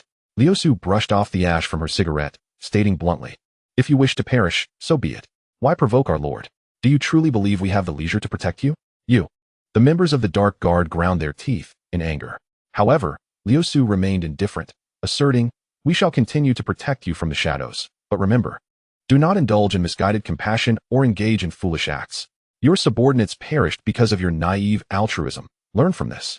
With that, Liu Su leapt from the carriage and beckoned her special forces, disappearing from sight. That woman is utterly detestable, Peach fumed, clenching her fists. Do not think that your beauty intimidates me. Ma Sanbao approached, advising, Your Majesty, do not lower yourself to her level. The people of Bailiang County are uncultured. Yet Zhao Jinjia shook her head, asserting, no, she speaks the truth. Were it not for my misguided benevolence and stubbornness, so many lives would not have been lost. This painful lesson has taught me that one must not be excessively altruistic. We must divert from Zhongzhou and guide the disaster-stricken toward the capital. We cannot allow Bailiang County to triumph. Yes, Your Majesty. Soon, the Dark Guard split into 2 factions, one to clandestinely protect Zhao Jinjia, and the other to guide the refugees to the capital. However, since that day, Liu Su had not shown her face again. Yet she ensured that the necessary medicines for Zhao Putao were delivered daily. Although Zhao Putao had not fully recovered, she was no longer in mortal danger, and her complexion gradually improved. At last, after 10 days of relentless travel, the group arrived at Baiyujing. Baiyujing remained bustling with activity. Yet the streets were now teeming with beggars seeking alms. Benevolent souls set up shelters to distribute gruel, but it was merely a drop in the bucket. Particularly, the air in Baiyujing was perpetually tainted with an unpleasant odor, starkly contrasting the pristine streets of Bailiang County, where wide avenues were adorned with blooming flowers and towering street lamps, and the roads were always impeccably clean. In this realm of the Great Qian, the surroundings are littered with refuse, and sewage flows freely. Some individuals even resolve their basic needs by the roadside. Despite being a city with a population in the millions, the inhabitants of Baiyujing are outnumbered by those of Bailiang County. What accounts for such a stark disparity? The carriage entered through the rear gate of the palace, and her departure garnered little attention. In truth, since last year, she had been treading the same path as her father, with those around her completely sidelining her. Even her absence from court would not sway the affairs of the state. Upon returning to her quarters, she donned the dragon robe and eagerly summoned records from the Ministry of Personnel regarding Lu Yuan. Lu Yuan, born in the first year of the Divine Dragon Era, was the son of Lu Qishan, who once served as a senior official in the Ministry of Revenue. Chapter 54, The Unseen Father-in-Law Setting Down the Documents. Zhao Jinjia furrowed her brow. Lu Qishan was undoubtedly a loyal minister of the Great Qian, yet how could he have sired such a treacherous rebel? No. Those who had been unjustly maligned in the past eventually had their names cleared. Why had Lu Qishan not been vindicated? Why was he still guarding the granaries? She recalled the Duke of Duan. This matter surely involved him.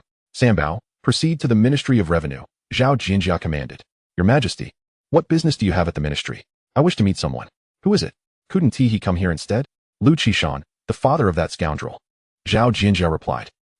He still has kin residing in the capital? Sanbao was taken aback, having thought him an orphan. I too believed him to be an orphan. Had it not been for these records, I would have nearly been deceived. Zhao Jinjia scoffed. Let us go. Your Majesty, you have not left the palace for many days.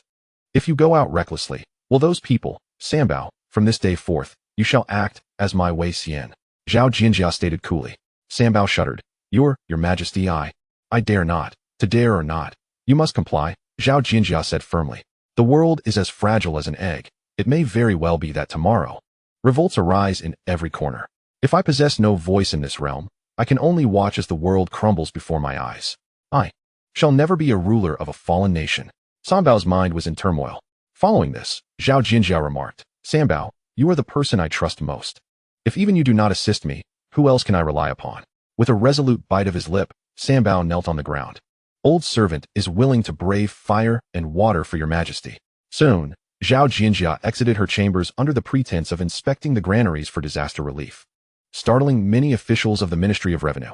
Minister Zhang Tailai could not restrain himself from cursing. Why is the emperor, instead of remaining in the palace to study and paint, here at the ministry? What an idle pursuit. Minister Zhang, His Majesty insists on inspecting the granaries. Deputy Minister Cui lamented. No one else can deter him. Please, intervene. Zhang Tailai begrudgingly set down his teacup and, with reluctance, stepped out of his office. Upon reaching the storeroom, he found a multitude of officials kneeling, obstructing the female emperor's passage. Your Majesty, why did you not inform me of your visit to the ministry? Zhang Tailai feigned surprise and hastily approached to pay his respects. Zhao Jinjia coldly replied, Do I need to notify you of my whereabouts? Open the granary at once. I wish to inspect this year's autumn tax.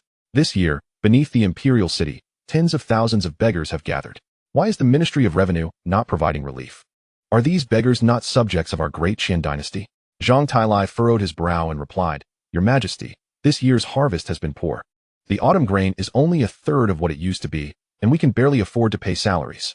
The court has already been in arrears for several years. If this continues, ministers will soon find themselves unable to put food on the table. Where can we find surplus grain to assist those idle and ungrateful commoners? Impertinent. His Majesty has ordered you to open the granaries. Why do you hesitate? Ma Sanbao bellowed, kicking Zhang Tailai to the ground. What matters more, your positions or the welfare of the people? Enough, Sanbao. Zhao Jinjiao waved her hand, addressing Zhang Tailai. I understand the salary arrears well, but the court has its own difficulties. No matter how dire your straits, they cannot compare to those of the common people. In a couple of years, when the harvest improves, we shall make amends. She had originally intended to seek out Lu Qishan, but with the crowd gathered here, she temporarily set aside that thought. Zhang Tailai, dazed from the kick, lay on the ground, staring blankly at the Empress and Ma Sanbao. The officials of the Ministry of Revenue were equally stunned. Ma Sanbao gestured. If they do not open the granaries, then we shall do it ourselves. Bring forth the tools to break open the treasury. The secret guard stepped forward with purpose. Zhang Tailai, in a state of panic, exclaimed, Your Majesty, we cannot do this. Other officials of the ministry fervently urged the same, but Zhao Jinjia remained unmoved. Taozi stepped forward and forcefully split the treasury doors open, revealing it filled to the brim with sacks. Zhao Jinjia approached, declaring, Let us inspect and see if it contains grain. Taozi cut open several sacks, and golden grains of rice spilled forth. Upon seeing this, Zhang Tailai was filled with distress, exclaiming, Those are the lifeblood of the people. How can you waste them so? Rising in anger, he directed his ire at Zhao Jinjia. Your Majesty, do you truly believe I would embezzle? If that were the case, then let the ministry dismiss me. The civil officials of the Great Qian Dynasty are particularly resolute, often risking their lives to voice dissent. Since the reign of Emperor Shun, such individuals have been rendered powerless. Previously, Zhao Jinjia thought those who spoke out against the court were loyal subjects, but now she has come to understand the complexity of the situation. Continue the inspection, Zhao Jinjia insisted, braving the pressure. Taozi proceeded to slice open several more sacks, all revealing the finest quality rice. This invigorated the officials of the Ministry of Revenue, who rushed to the treasury, exclaiming, Do not cut further. If you must, then step over my body first. If you must use a knife, harm not the grain. Their newfound concern for the grain made Zhao Jinjia question her own intentions. Ma Sanbao's expression darkened. Your Majesty, shall we continue? Zhao Jinjia sighed and shook her head. Since there is grain, let us have it transported from the treasury to aid the disaster victims. Zhao Ji has already contacted a batch of grain merchants. When the time comes, with a flood of disaster victims entering the capital, we must have a sufficient supply. Her direct approach to the ministry served both as a warning and a means of testing the waters. Moreover, seizing grain from the ministry to assist the victims would prevent those treacherous officials from blaming her, for after all, the welfare of the victims is paramount. As Zhao Jinjia prepared to have someone seize the grain, a clerk from the crowd reminded, Your Majesty, why not open the grain outside and inspect the layer within? Zhao Jinjia turned towards the voice and beheld a righteous clerk kneeling there. Lu Qishan, as a mere clerk, do you have the authority to speak? Cui Wen scolded angrily. Lu Qishan, you collude with the treacherous minister, and your survival is already a mercy from His Majesty. How dare you incite His Majesty to waste grain? A glint of menace flashed in Zhang Tailai's eyes, and he subtly gestured for a few junior clerks to take Lu Qishan away. Zhao Jinjia regarded the middle-aged man, clad in the garb of a clerk, yet exuding an extraordinary presence. His white hair at the temples accentuated his worn appearance, but his eyes shone brightly, filled with disdain as they met Zhang Tailai and the others. Lu Yuan bore a striking resemblance to him. Is this truly my long-unseen father-in-law? You all cease at once. Zhao Jinjia hastened towards Lu Qishan, then commanded Cao Tao, pull out the outermost rice sacks and inspect the contents. Upon hearing this, Zhang Tailai nearly leaped up. Your Majesty, no. However, Cao Tao acted even faster, swiftly tearing open the outermost rice sack and plunging a knife inside. This time, the blade cut through as if into the earth, slicing through with a fierce motion. With a crash, a deluge of mud and sand cascaded from the sack. Witnessing this scene, Zhao Jinjia's eyes glimmered with frost. The entire Ministry of Revenue was left dumbfounded.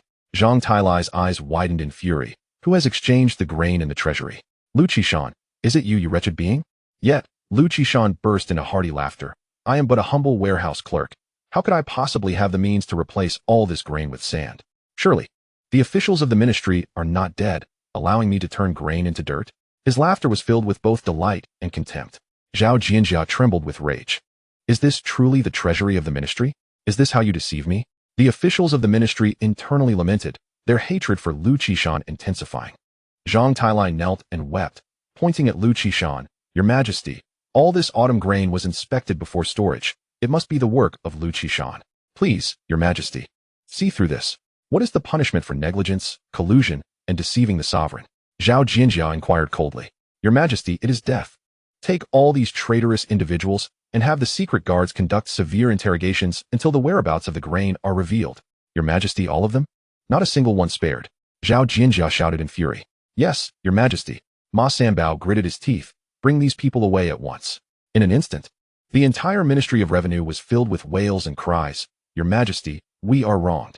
Your Majesty, we toil day and night. Please see clearly. In the past, Zhao Jinjia might have felt compassion, but at this moment, her heart was as hard as iron. The treasury of the ministry was the nation's vault. She took the knife from Cao Tao's hand and sliced open several more sacks, all of which, without exception, contained nothing but mud and sand. With reddened eyes, she looked at Lu Qishan. Knowing that these sacks contained nothing but sand, why did you not report it?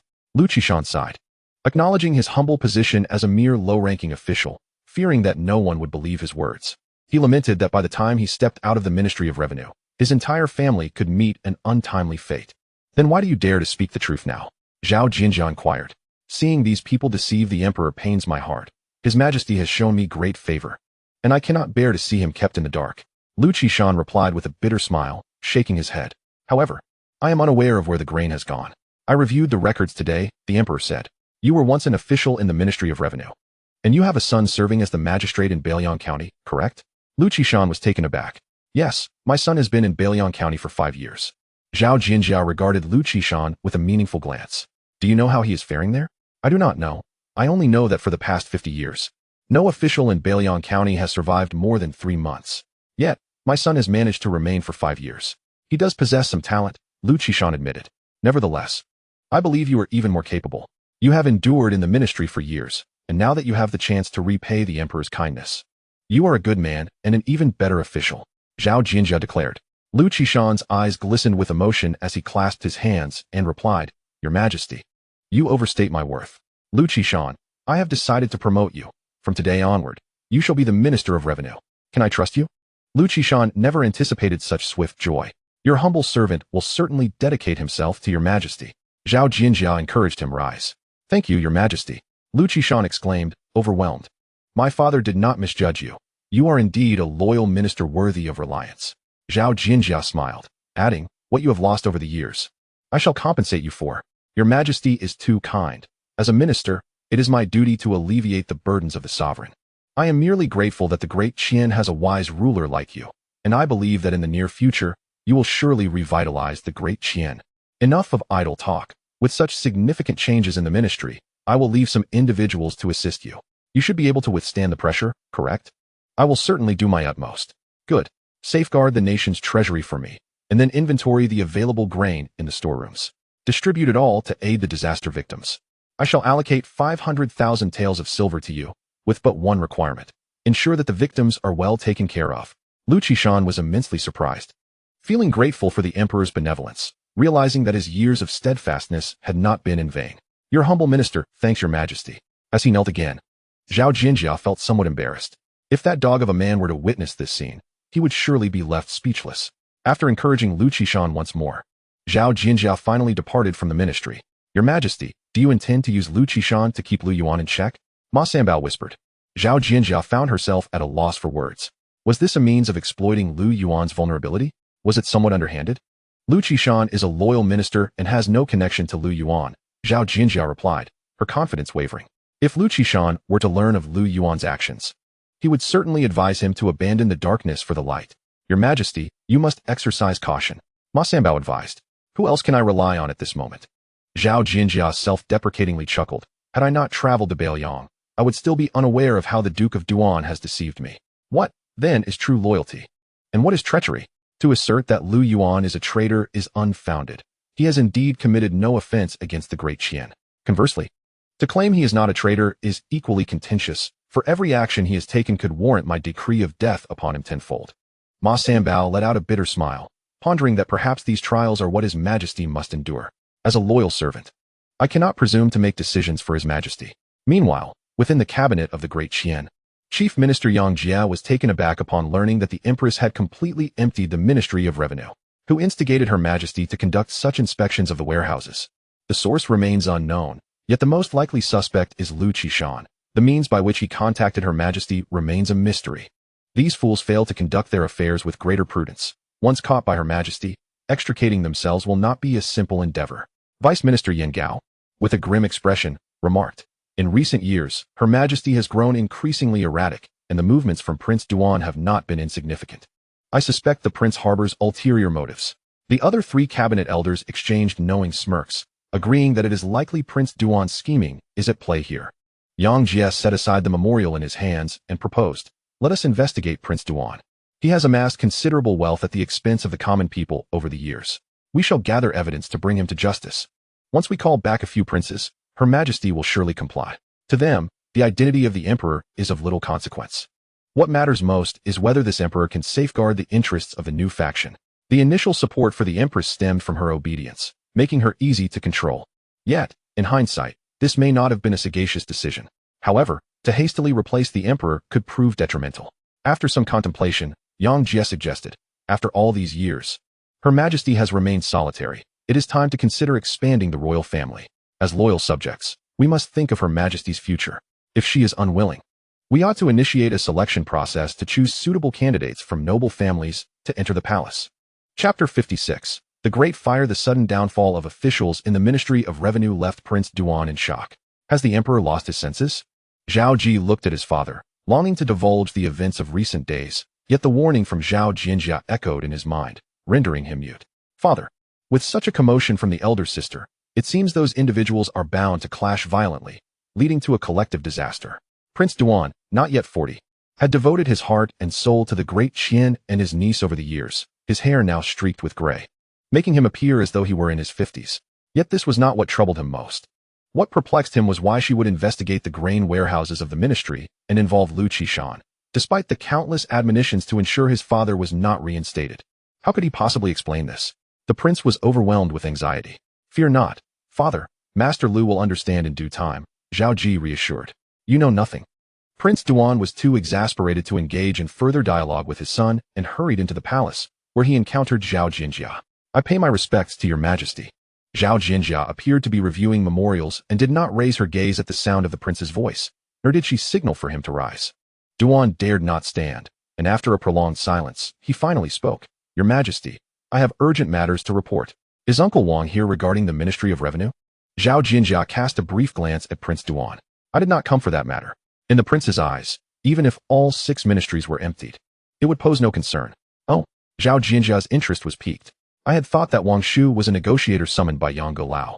Yet after such a lengthy period, Yang Golao has yet to make an appearance. How remarkably composed he must be. The Duke of Duan quietly lamented. For their arrogance revealed a complete disregard for Emperor Zhao Jinjia, and ultimately, this predicament would fall upon himself. Yang Golao had not sought me out. I am not his envoy. However, I believe it inappropriate for your majesty to reinstate Lu Qishan as Minister of Revenue. What is inappropriate about it? Lu Qishan associated himself with treacherous ministers, and it was only after your majesty ascended the throne and granted a general amnesty that Lu Qishan was spared. This is precisely why he has not been exonerated, and thus he must not be reinstated. Yet, I have perused the records from that time, and Lu Qishan opposed those treacherous ministers, which led to his banishment. Moreover, He nearly lost his life, and his son was originally set to serve in Dongzhou but was later reassigned to Bailiang County. Is this what Wang Shu refers to as collusion? Zhao Jianjia let out a cold laugh, but chose not to expose him. Very well. I shall make my own decisions regarding this matter. Lu Qishan will be employed under my decree, and no one can dissuade me. If I cannot wield even this modicum of authority, then Wang Shu might as well confer with those individuals about replacing their emperor. The Duke of Yuan was taken aback, suddenly finding the Empress on the dragon throne to be somewhat unfamiliar. He forced a smile, quickly bowing his head and saying, Your Majesty, that was not my intention. You are the sovereign of Deqian, and no one can replace you. Wang Shu, I have witnessed your toil over the years. However, Deqian now stands on the brink of collapse, and without decisive measures, recovery is impossible. In the vast realm, I have few whom I can trust. Yet, Wang Shu, you are indeed my most trusted kin, are you not? I am willing to dedicate my life for your majesty. Zhao Jinjia couldn't help but find this amusing. In that case, I shall trouble Wang Shu to manage matters with Yang Golao. Here is a confession from Zhang Tailai and others, should Yang Golao inquire. Wang Shu may present it to him. Zhao Jinjia tossed the confession before the Duke of Yuan. Upon examining it, the Duke feigned outrage, exclaiming, How dare they? Whether they dare or not is evident. Zhang Tailai and the others shall meet their fate at my hands. In 3 days, I shall execute them publicly outside the woman gate. Whenever Zhao Jinjia thought of Zhongzhou, his rage ignited. The officers at the borders could not even distribute rations, while these corrupt officials drained the national treasury. Their demise is the only remedy for the ire that plagues my heart. I understand what must be done. The Duke of Yuan solemnly remarked, Zhang Tailai indeed deserves death. With this confession in hand, he now possessed leverage for negotiation, ensuring he would not be entirely at a disadvantage. As he watched the Duke depart, Zhao Jinjia silently sighed. Your Majesty, I have selected a group of loyal young eunuchs. Here is the list for your Majesty's perusal. Ma Sanbao presented a list. Zhao Jinjia glanced over it and declared, From this day forth, establish the Ming Way and train these young eunuchs in secrecy, eliminating all spies within the palace. Yes, your Majesty. Meanwhile, Lu Qishan returned home, dragging his weary body. Though fatigued, he felt a rush of exhilaration. The Lu family resided in a humble abode within the northern slums, consisting of merely 2 earthen rooms, which leaked during the rain and allowed the wind to seep through on blustery days. Yet he had a virtuous wife, a studious son, and a clever daughter. Though living in modesty, their home was filled with warmth. Lingji, I have brought your favorite treats. Before Lu Qishan could reach his doorstep, he was met with a throng of people gathered outside, the acrid smoke choking the air. His pupils constricted as he barked, What are you doing at my doorstep? It's old Lu back. Old Lu, your house is on fire, and your wife and children are still inside. Please accept my condolences. In that instant, Lu Qishan felt as though struck by a thunderbolt. The joy of his recent promotion evaporated. He frantically pushed through the crowd, witnessing the flames engulfing his home. His heart shattered by despair. Overwhelmed by grief, his mind went blank. He opened his mouth, but no sound emerged. Lingji Xiaoyong, my wife. Like a soul lost, he rushed forward only to be restrained by those outside. Old Lu, the fire is too fierce. Come back. Old Lu, the dead cannot be revived. Hang in there. Curse that new party. I will not rest until vengeance is mine. Lu Qishan had only been reinstated that morning, and by afternoon, his home was in ruins. If not for the new party's retribution, who else could it be? I should have been killed. Gripping his chest tightly, darkness enveloped him as he lost consciousness. When he awoke again, he could not discern the time. The sound of voices reached his ears. Upon opening his eyes, he beheld familiar faces. Lingji, Xiaoyong, my dear wife. I am so sorry. It is my fault. Seeing his family, Lu Qishan rushed towards them and embraced them, weeping profusely. As a father, I should not have betrayed you. It is my fault that you suffered this calamity. My lord, we are alive. Please do not panic. Su Xiua hurriedly reassured her husband. Lu Lingji grasped her father's hand and touched her own face. Father, do you not love to pinch my cheeks? Go on, see if they feel the same as before. The warmth and sensation of his wife in his arms, the softness of his daughter's cheek, left Lu Qishan in a daze. You are not dead? Indeed. We are alive, Su Xiua replied with a face filled with lingering fear. Had it not been for these children, we would have truly been separated forever. Chapter 57. Those who dare offend the Lu family shall face no mercy. Yes, we were all well at home when we inexplicably fell unconscious. If not for Sister Lu Su's timely rescue, we would have perished in the flames. Lu Lingji echoed, her face pale with fright. With his loved ones restored to him, Lu Qishan held his wife and children tightly, relieved that they were safe. However, he quickly regained his composure. Where's the one who saved us? I must express my gratitude.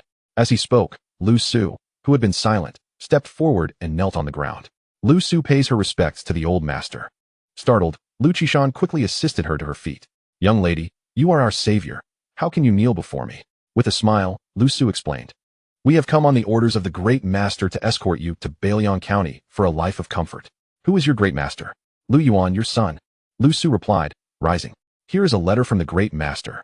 Upon receiving the letter from Lu Su and reading its contents, Lu Qishan finally understood the situation. So, that boy is doing well in Bailiang? Very well, Bailiang County is now even more prosperous than Baiyujing. The Lord has long wished to bring you there to enjoy a life of comfort, but the timing was not ripe. Now that Bailiang County has been fully developed, you may go there and indulge in tranquility, Lu Su remarked with a smile. Scoundrel! At least he possesses some filial piety, Lu Qishan chuckled. Yet he shook his head and said, however, I cannot leave. Why?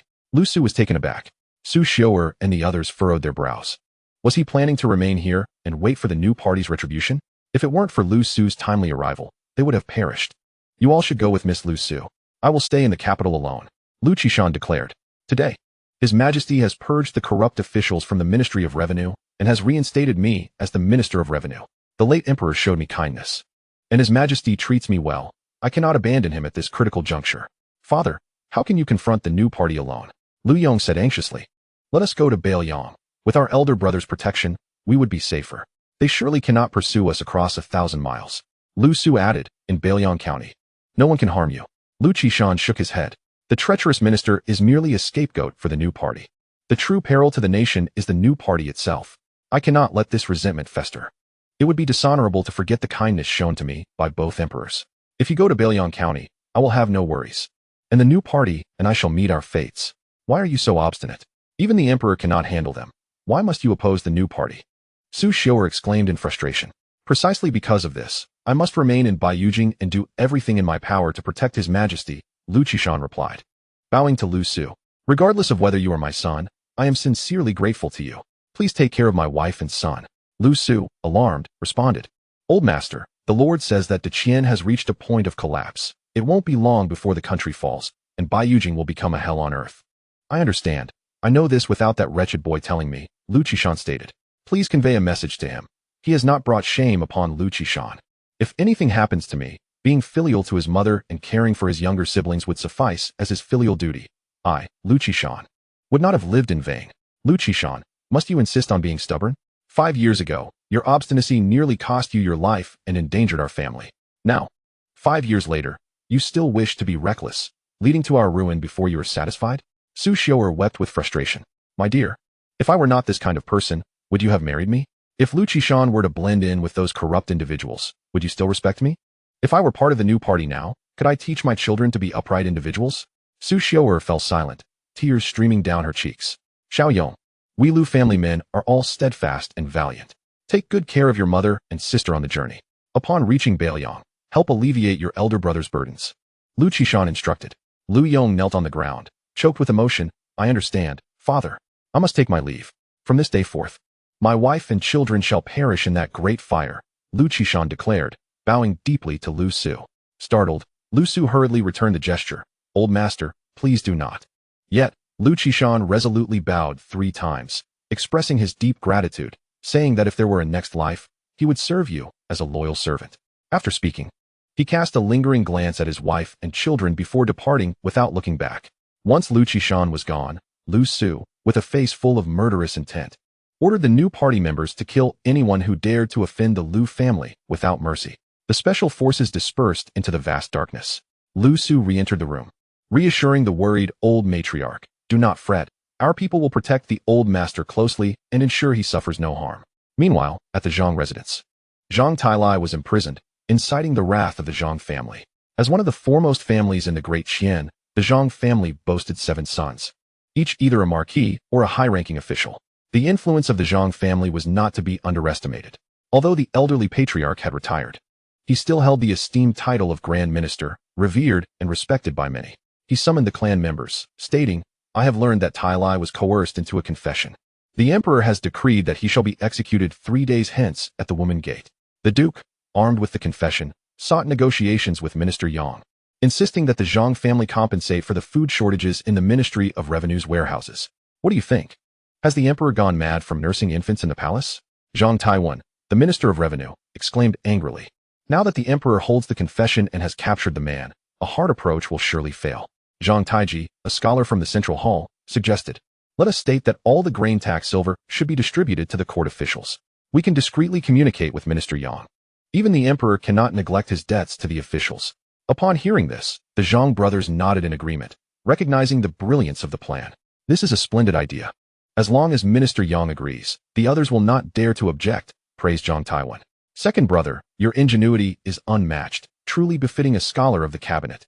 Zhang Taiji smiled, noting, the emperor's favor for Lu Qishan stems from his lack of connections, making him easier to control, and indeed, Lu Qishan is a formidable character.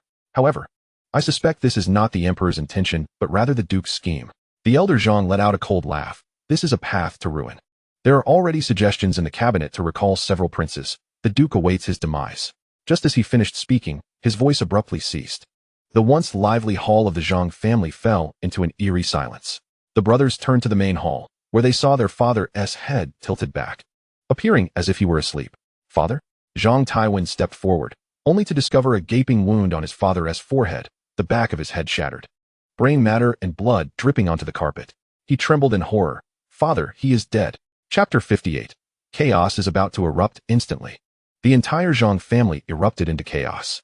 The brothers rushed forward, gazing at their father's lifeless, unblinking eyes, trembling with fear. This is too sinister. Just a moment ago, he was speaking, and now his head has exploded. What on earth is happening? An assassin. Zhang Taiji suddenly realized, shouting, quickly, Sam at that moment. Zhang Taiwan felt a sudden, excruciating pain in his chest, and before he knew it, a spray of blood erupted before him. In disbelief, he looked down, his strength draining away in an instant. Do not kill me. I do not wish to die, brother.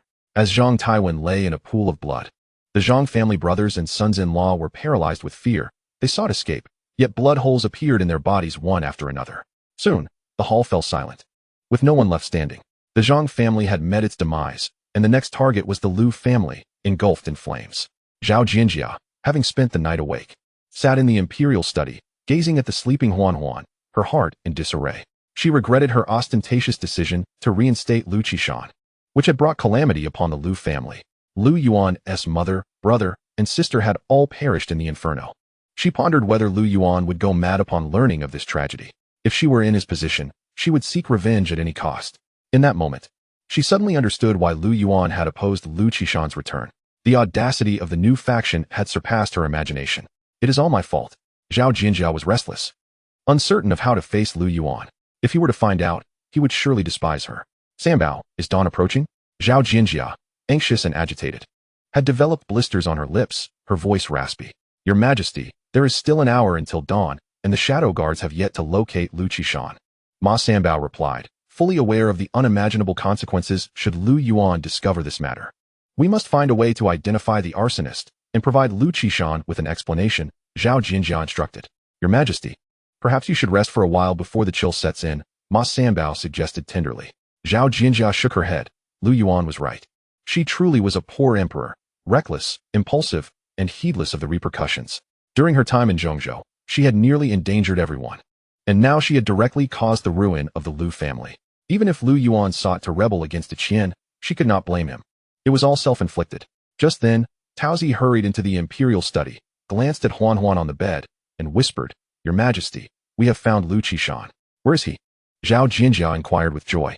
He buried the ashes of his wife and child at the mass grave yesterday, and cried there all night, fainting several times in the process. Taozi felt a pang of sorrow, knowing full well the bond between Lu Qishan and Zhao Jinjia. Zhao Jinjia's eyes brimmed with tears. I have wronged him. Moreover, there is another matter, Taozi continued. Last night, the Zhang family was exterminated, along with the Hu and Lu families, and the number of deceased has surpassed 2,000. Which Zhang family? Which Hu family? Ma Sambao exclaimed, nearly leaping to his feet. The officials from the court. The scene was horrendous, with their estates left desolate. Taozi lowered her head. It was likely the work of Liu Su and his associates. How do you know this? Zhao Jinjia furrowed her brow. Taozi produced a bloodstained note, inscribed with the words, Those who offend Lu shall be exterminated. Truly, this bears the hallmark of the northern Liang people. Zhao Jinjia sighed in relief, yet felt a surge of indignation. But then she reflected, on what grounds could she be angry? His mother, brother, and sister were gone.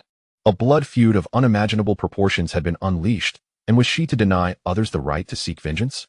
Your Majesty, in a single night. So many lives have been lost, and the entire realm of Baiyu is on the brink of chaos. Ma Sanbao is equally alarmed. For the conduct of these individuals is utterly disorderly. Do not panic. Those who perished were primarily the backbone of the new faction, and their demise serves our interests. Zhao Jianjia took a deep breath. One must dismantle before establishing anew. As long as they remain, I shall never grasp true power. Inform the Duke of Duan to employ every means to stabilize these individuals and prevent them from acting out of desperation. Meanwhile, the Duke of Duan also spent a sleepless night, tormented by the tragic events surrounding the Lu family.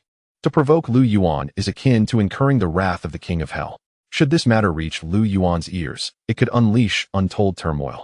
He no longer has the face to continue pretending to be brothers with Lu Yuan. As the Duke wrestled with his worries, palace emissaries approached him, stating their purpose. Rebels have ruthlessly slaughtered over 2,000 individuals overnight.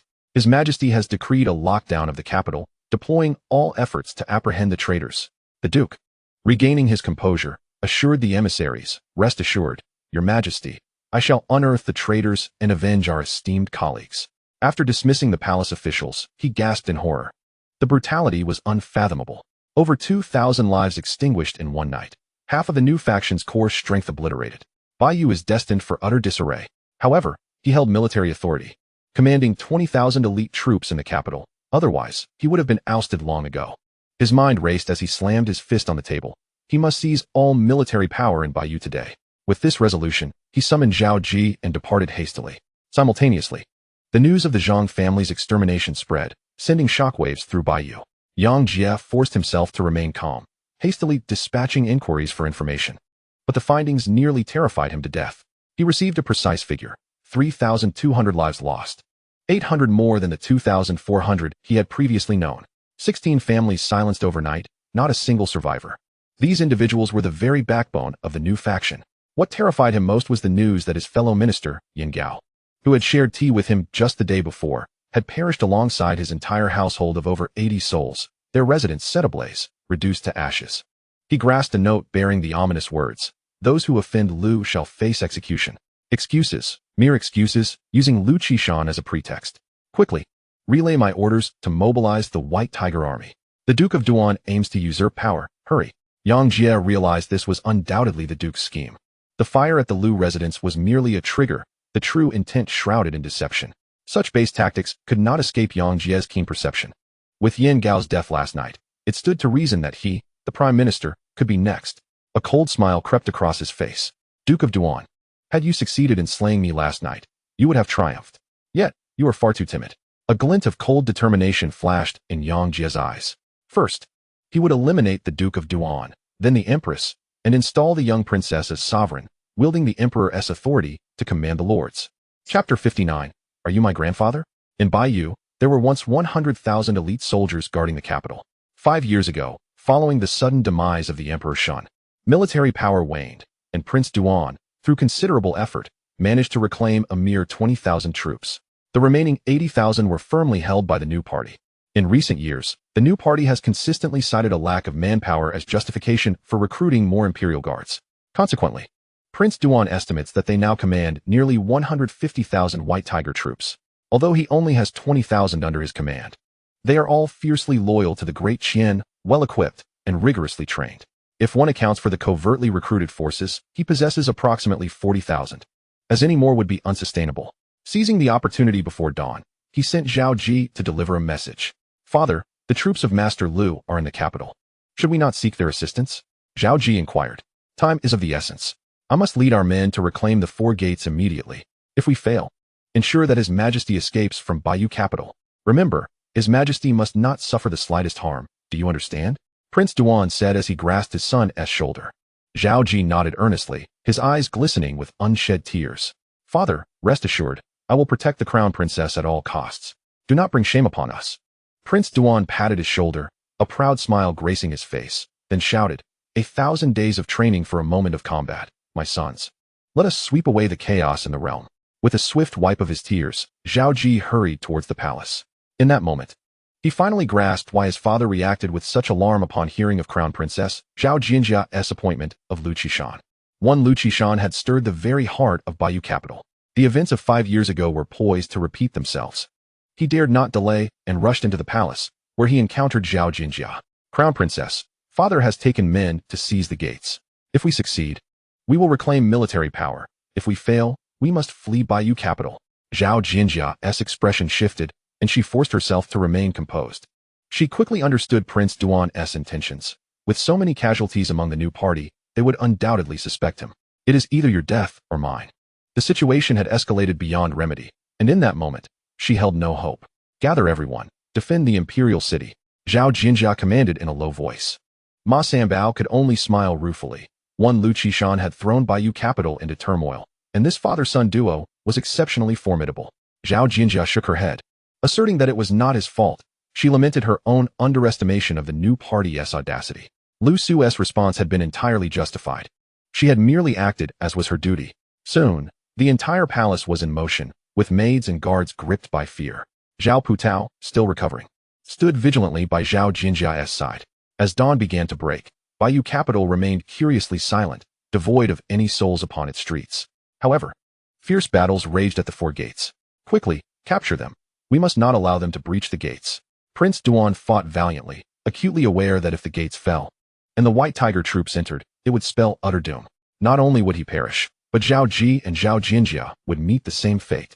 Your Highness, the southern gate cannot withstand any longer. It has already been breached by the White Tiger troops.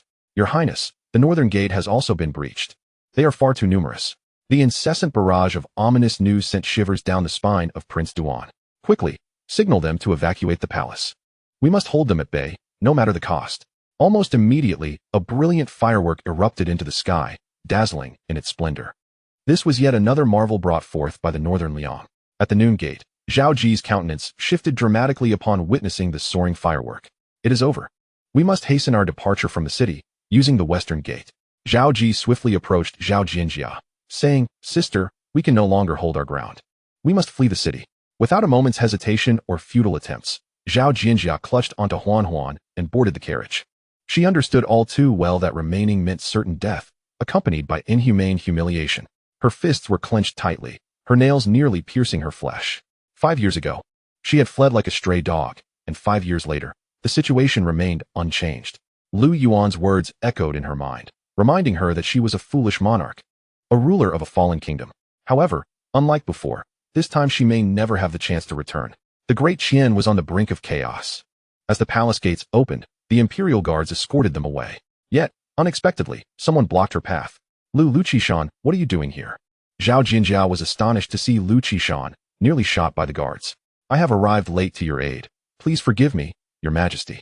Lu Qishan knelt on the ground, but there was no time for pleasantries. We must leave the imperial city at once. Once we are outside, we can surely rally a loyal army, and, when the moment is ripe, restore order and revive the Great Qian. Do you know what is happening outside? Ma Sanbao inquired. My home is in the north of the city, where soldiers are fighting fiercely and flames are raging. This situation can only suggest a mutiny. Hence, I rushed to your rescue. Zhao Jinjia gazed at the man before her, deeply moved. I am sorry. Had it not been for me, your family would not be in peril. It has nothing to do with your majesty. It is the fault of the new party. It is either me or the new party that can survive. To protect his family, Lu Qishan withheld the truth. Ma Sanbao, upon hearing this, felt a surge of respect. Although Lu Yuan was a traitor, Lu Qishan deserved the title of a loyal minister. Come aboard quickly, Zhao Jinjia urged. Thank you, your majesty. Lu Qishan entered the carriage, mindful not to sit too far inside, taking a seat near the door. Are you my grandfather? As dawn broke, Huan scrutinized Lu Qishan, exclaiming, Wow, you look just like daddy. Zhao Jinjia hurriedly covered Huan's mouth, shooting her a warning glare.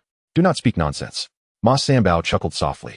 Discussing Lu Yuan in front of the child was ill-advised, yet this clever little one had managed to deduce that Lu Qishan was Lu Yuan's father.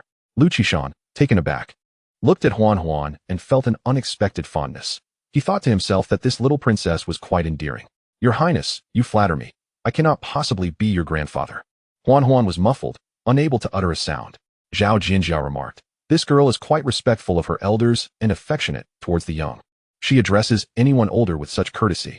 Lu Qishan nodded, noting that at such a tender age, her understanding of propriety was commendable. Surely, she was destined to become a virtuous princess of Qian. Yet, He couldn't shake the feeling that this little princess bore an uncanny resemblance to Lingji in her youth, particularly in her expressive eyes and brows, almost identical. Zhao Jianjia chuckled softly, giving Huan Huan a discreet pat on her behind. The little one, feeling aggrieved, began to shed tears, exclaiming, "Grandfather, mother scolded me." Chapter 60. Escaping to safety. Seeing the young girl in tears, Lu Qishan was reminded of Lingji's childhood, his heart nearly melting. However, being a prince, he refrained from overstepping his bounds and gently said, "Your Highness, not everyone will cherish you as I do. There are many ill-intentioned individuals outside. While honoring your elders and caring for the young is commendable, it is equally vital for you to discern right from wrong to better protect yourself." Zhao Jinjia nodded discreetly, recognizing that Lu Qishan was unlike others. While many would treat Huan Huan as an ignorant child to be coddled, he was teaching her how to safeguard herself. What would he think if he knew that Huan Huan was indeed his granddaughter? Flushed with warmth, Zhao Jinjia was grateful for the dim lighting in the carriage, which concealed her changing expression. Yet, thoughts of Lu Qishan's family, who perished in the fire, dimmed her gaze. She knew that Lu Yuan must despise her. Such a profound enmity would never be forgiven. "I will remember." Huan Huan sniffled and then, with a look of sincerity, asked Lu Qishan, "Grandfather, may I have a hug?" Lu Qishan turned to Zhao Jinjia and proposed, "Lu Qing, since this child is fated to be connected with you, how about you take on the role of her teacher from now on?" Zhao Jinjia had long been aware of Lu Qishan's esteemed background. A renowned filial son and talented scholar, recommended by the entire region and favored by the emperor. A man of loyalty and virtue cannot be deemed a disloyal subject. But those who lack both are certainly not worthy. I am humbled. You are a renowned filial son and scholar, even praised by the emperor for your loyalty and virtue. I trust you will educate Huan Huan well. Zhao Jinjia mused, pondering the age-old affection between ancestors and their descendants, yet wondering if he truly cherished his granddaughter. Lu Qishan, observing Huan Huan's lively demeanor, felt a strong affinity towards her. Grateful for the emperor's trust, he vowed to devote himself fully to her education. With that, he lifted Huan Huan into his arms. The little one beamed with joy, wrapping her arms around him and planting a kiss on his cheek. "Grandfather." Huan Huan is finally being held. Lu Qishan's heart melted completely, his gaze filled with warmth as he looked at her, reminiscent of his daughter's childhood. The bond between the grandfather and granddaughter was strikingly harmonious, seemingly unaffected by the turmoil of their escape. Meanwhile, Ma Sanbao, who had devoted himself to caring for the little ancestor, felt a pang of jealousy.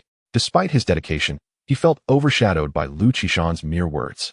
Lu Yuan had already taken the emperor's favor, and now it seemed his father was poised to take away the little ancestor as well. Neither of these two men were particularly virtuous. Observing the genuine affection in Lu Qishan's eyes, Zhao Jinjia's anxiety about their escape eased somewhat. Yet the situation outside remained dire. Just as the distant west gate came into sight, a formidable force of the White Tiger army suddenly surged forth, numbering no less than 5,000. Zhao Jinjia's heart sank heavily at this alarming sight. Zhao Putao, riding fiercely, felt a heavy weight in his heart and shouted, "Enemies ahead! Cut through them!" Both the north and south gates had fallen to the White Tiger army. Prince Duan had strategically chosen the west gate as the escape route for Zhao Jinjia and others, using himself as bait to defend the east gate. However, he could not withstand the overwhelming might of the new faction. The White Tiger army vastly outnumbered them. Everyone understood that if they were to be detained by these foes, none present would survive. Meanwhile, Zhao Ji, escorting them, decisively commanded, "Imperial guards, follow me. Ensure the safety of His Majesty." With that, he spurred his steed and charged into the fray. Zhao Jinjia watched his retreating figure, recalling the image of the little boy who once trailed behind her. His nose running and his demeanor timid and somewhat crafty. Yet in that instant, he transformed into a man. Zhao Ji seemed to hear her call. He turned and offered her a smile before resolutely plunging into the enemy ranks. "Uncle!" Huan Huan cried out, tears streaming down her face at the sight. "Kill!" Clad in armor, Taozi, accompanied by the shadow guards and imperial troops, plunged into the throng. However, the enemy was evidently prepared. Their shield bearers withstood the brunt of the initial assault. Zhao Putao lamented with fury, "Your Majesty, someone has betrayed our movements." Zhao Jinjia's heart sank. Before she could respond, Zhao Putao proposed, "There is a perilous plan. You must remove the dragon robe and hide in another carriage while I divert their attention." "No, it's too dangerous." Zhao Jinjia vehemently rejected the idea, fearing for his life. Zhao Putao smiled gently, "I fear nothing. As long as Your Majesty remains safe, my death would be worth it." Zhao Jinjia bit her lip, tears welling in her eyes, but she forced herself to remain composed. "No dying. We must survive together. I will heed your every command." But this time, I must disobey. Zhao Putao magically produced a dragon robe from a nearby chest and donned it. If I survive, I will surely find you. With that, he leapt onto a nearby carriage, issuing commands for the troops to charge. In that moment, countless arrows rained down upon her. Putao. Zhao Jinjia broke down in tears. Ma Sanbao, suppressing his anguish, pulled Zhao Jinjia into the carriage and instructed another, drive quickly.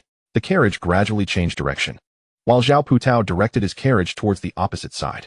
They were still pursued, but it was manageable. Occasionally, enemies emerged from the alley, but it seemed someone was targeting them, swiftly bringing them down. Another force appeared to be protecting them.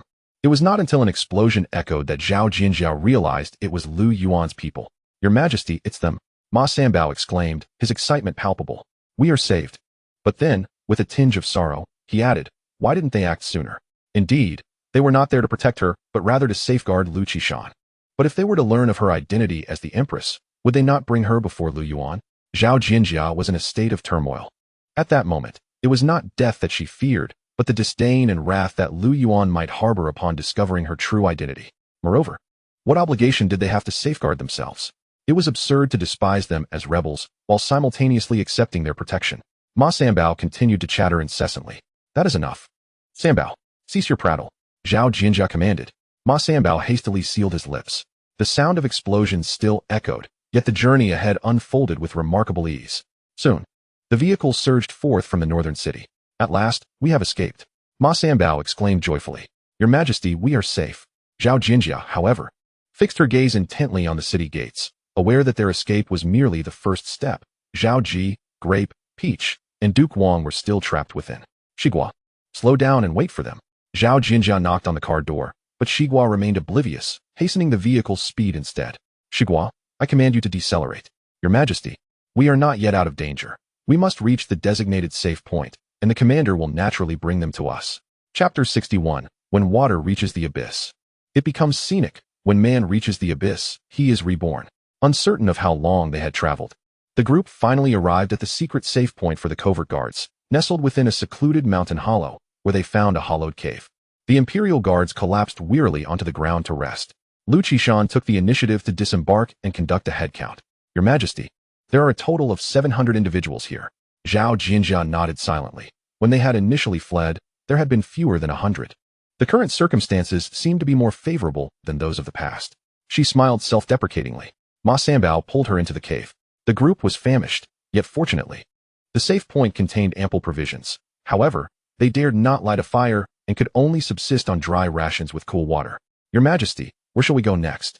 Bianjing, Zhao Jinjia replied. Lu Qishan's expression shifted dramatically. We absolutely cannot go to Bianjing. Although it is the secondary capital of Daqin, the new faction holds overwhelming power. How could your Majesty discern who among them is not affiliated with the new faction? Would we not be walking into a trap? Zhao Jinjia's countenance grew grave. Then, where do you suggest we go?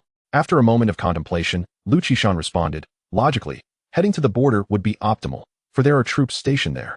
But the risks are significant. The best course of action would be akin to starting anew, as one would in entrepreneurship. Zhao Jinjia was taken aback. I am the one ordained by heaven. I need only raise my banner to rally talented individuals. Are you not putting the cart before the horse? Not at all. Lu Qishan gently adjusted the sleeping Huan in his arms for comfort, lowering his voice to explain. The Duke's failed coup has left the new faction eager to seize power through two methods: to raise the banner against the tyrants, eliminate the Duke, and attempt to capture your Majesty. However, the variables are too great, leading to turmoil throughout the realm, which may provoke further upheaval. Therefore, they will undoubtedly proclaim to the world that your Majesty has lost virtue and is unworthy of being a wise ruler. They will then install another as a puppet leader, resulting in a dual monarchy. No matter where we flee, they will pursue us relentlessly.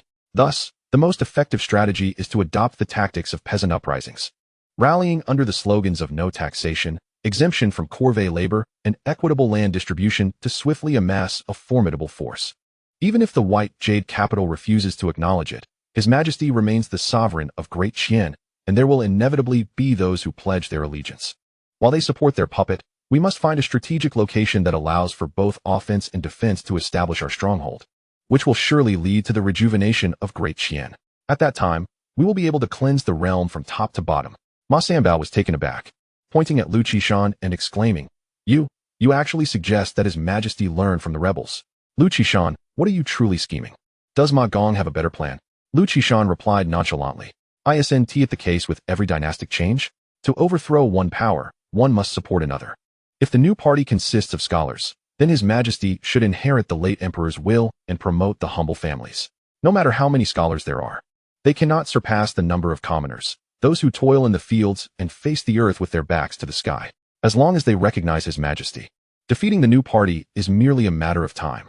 Ma Sanbao was left speechless. Zhao Jinjia gasped inwardly, realizing that the old Lu family's talent for rebellion was a legacy passed down through generations. Who would have thought that the upright Lu Qishan would speak so eloquently about insurrection? No wonder that scoundrel Lu Yuan was so adept. The roots of his cunning lay here. Lu Qing, do you know what Lu Yuan has done in Bailiang County? Zhao Jinjia could not help but ask. Lu Qishan was momentarily taken aback. He serves as the county magistrate in Bailiang County. Hasn't His Majesty already been informed? Seeing Lu Qishan's puzzled expression, Zhao Jinjia felt reassured. That scoundrel had likely not yet disclosed it to him. Otherwise, he would have already brought the entire family over. Well, no matter. Please continue. Zhao Jinjia urged. Lu Qishan, though confused, did not dwell on it further. The southern regions were under the control of the new party, flourishing and harmonious. As long as the common people had enough to eat, they would not oppose the court. The north, however, was rife with chaos and calamity. Our banner will resonate there, for the people will believe in it. Moreover, throughout history, power has always shifted from north to south. I have analyzed that the decline of Great Qian is significantly tied to its southern capital, Lu Qishan, that was decreed by the founding emperor. Do you dare to question it? Ma Sanbao admonished. The founding emperor was human. Did he not make mistakes? Lu Qishan countered. The choice of the white jade capital was made to distance from the steppes. However, the circumstances have changed. If His Majesty wishes to restore Great Qian, he must tread an unconventional path. Lu Qing, I can comprehend your intention to equalize land distribution, but the implications of abolishing taxes and labor obligations. Do you realize how profound they are? Without taxes, how can the court function? Without labor, who will undertake the construction projects? These are not matters for our immediate consideration. Lu Qishan asserted, the louder our slogan, the better. It is best if the common people believe in it. As long as we establish a firm foothold, solutions will inevitably arise. I used to think you were a loyal minister. Now it seems you are the greatest traitor. Ma Sanbao exclaimed, his nose wrinkled in anger. If the late emperor were to discover how you incite His Majesty, he would not spare you. Zhao Jinjiao waved a hand to interrupt Ma Sanbao. In truth, Lu Qishan's words reminded him of Bailiang County. Lu Yuan, from that small county, could sustain millions. Why couldn't they carve a new path to sustain the populace of Great Qian? I understand your earnest concerns now, Zhao Jinjia mused. Feeling that Lu Qishan had illuminated a clear path for him, the confusion of escape had vanished in an instant. Can the grand revival of Deqian truly be achieved? Even if it means learning from the rebels? She is willing to endure any hardship. Lu Qishan smiled with satisfaction, fearing that the emperor might not lower his pride. In such a case, Deqian would truly be devoid of hope. Tongzhou, a province connecting all directions, offers both opportunities for attack and avenues for defense. Are you mad? Tongzhou borders Zhongzhou. Do you have any idea how perilous Zhongzhou is? Ma Sanbao exclaimed, jumping up in alarm. No, this is utterly unacceptable. Besides, it is merely 500 or 600 miles away from Bailiang. Sanbao, be silent. Zhao Jinjia shot him a glare. She hadn't anticipated Lu Qishan would select Tongzhou as the site for revival, yet it was indeed the most suitable choice. As Zhang Wei was akin to her own kin, with the northern Liang Pass at their backs and Tongzhou as a stronghold, they could quell the chaos in Zhongzhou and rescue the common folk from their dire straits. Was this not precisely what she had long yearned for? Zhongzhou had descended to the point of cannibalism. Not long ago, I had ordered the relocation of the populace to the capital, where they faced a shortage of water and food. Your Majesty is mistaken. It is always the impoverished commoners who suffer from shortages, while wealthy households remain unscathed. Lu Qishan replied calmly. Even Your Majesty recognizes the turmoil in Zhongzhou. The new faction is even more aware. When water reaches its dead end, it becomes a spectacle. When humans reach their limits, they are reborn. This statement struck Zhao Jinjia with profound resonance.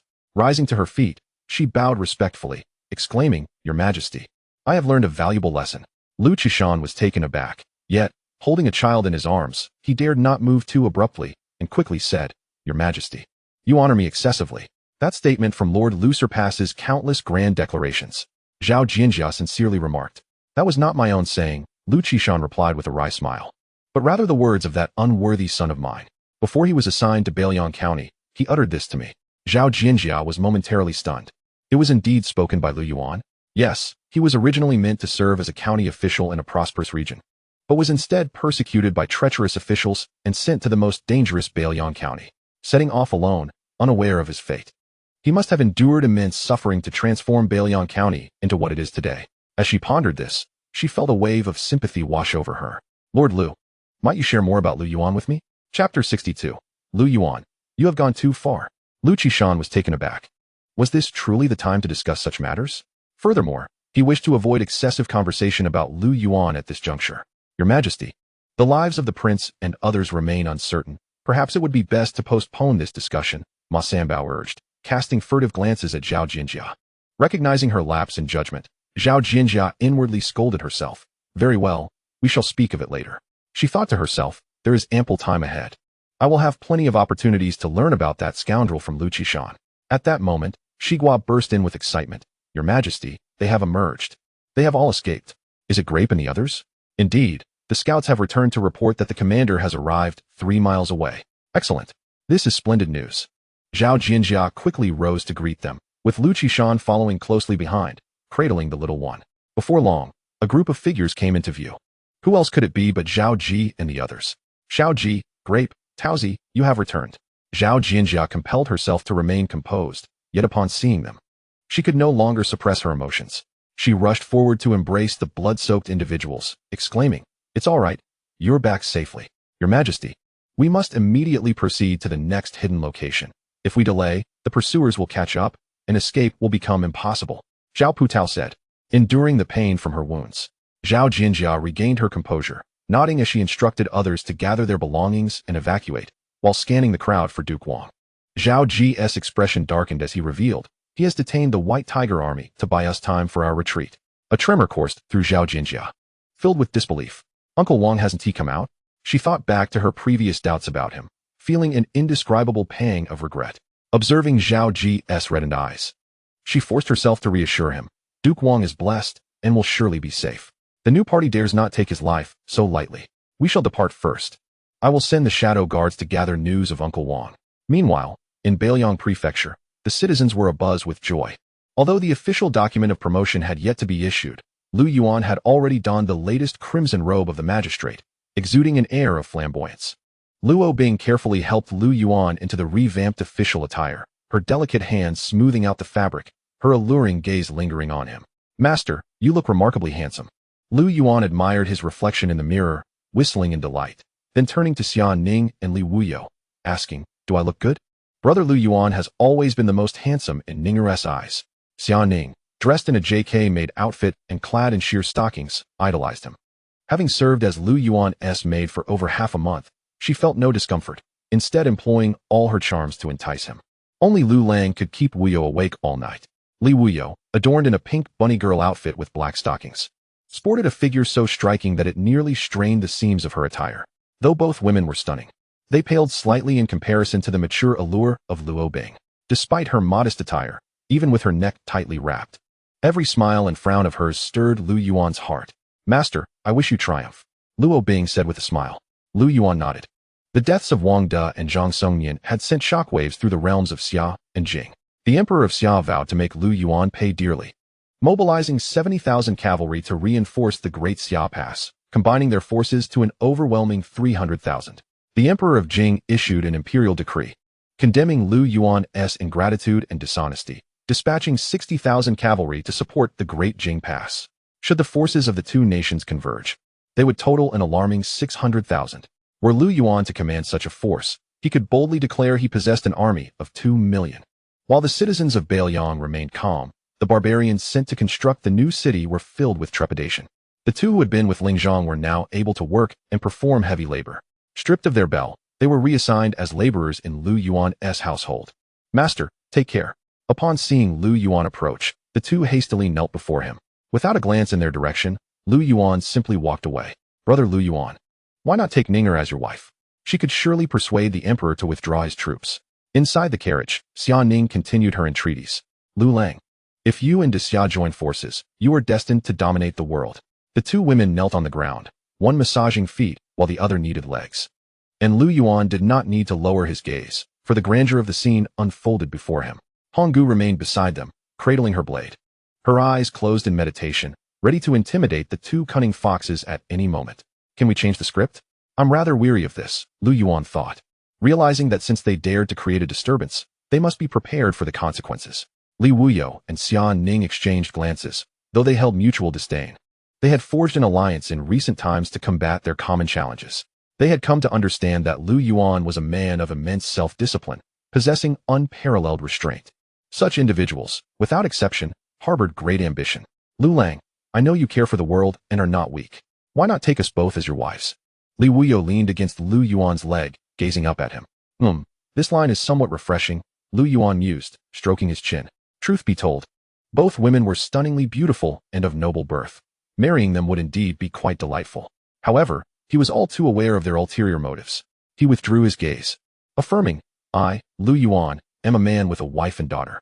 If you wish to gain my favor, you ought to abandon such thoughts. Honggu burst into laughter. Her eyes filled with derision as she regarded the two humbled women. Is the princess so desperate? You. Li Wuyo trembled with anger, while Xian Ning bit her lip in frustration. If I cannot be your wife, can I not at least be your concubine? Brother Lu Yuan, you are being too cruel. Yet, Lu Yuan chose to ignore their pleas and soon arrived at the Tianqing Terrace, where the envoys from both nations awaited. The Prime Minister of Dejing, Fang Jinghe, the royal uncle of Dexia, Li Siyuanyong.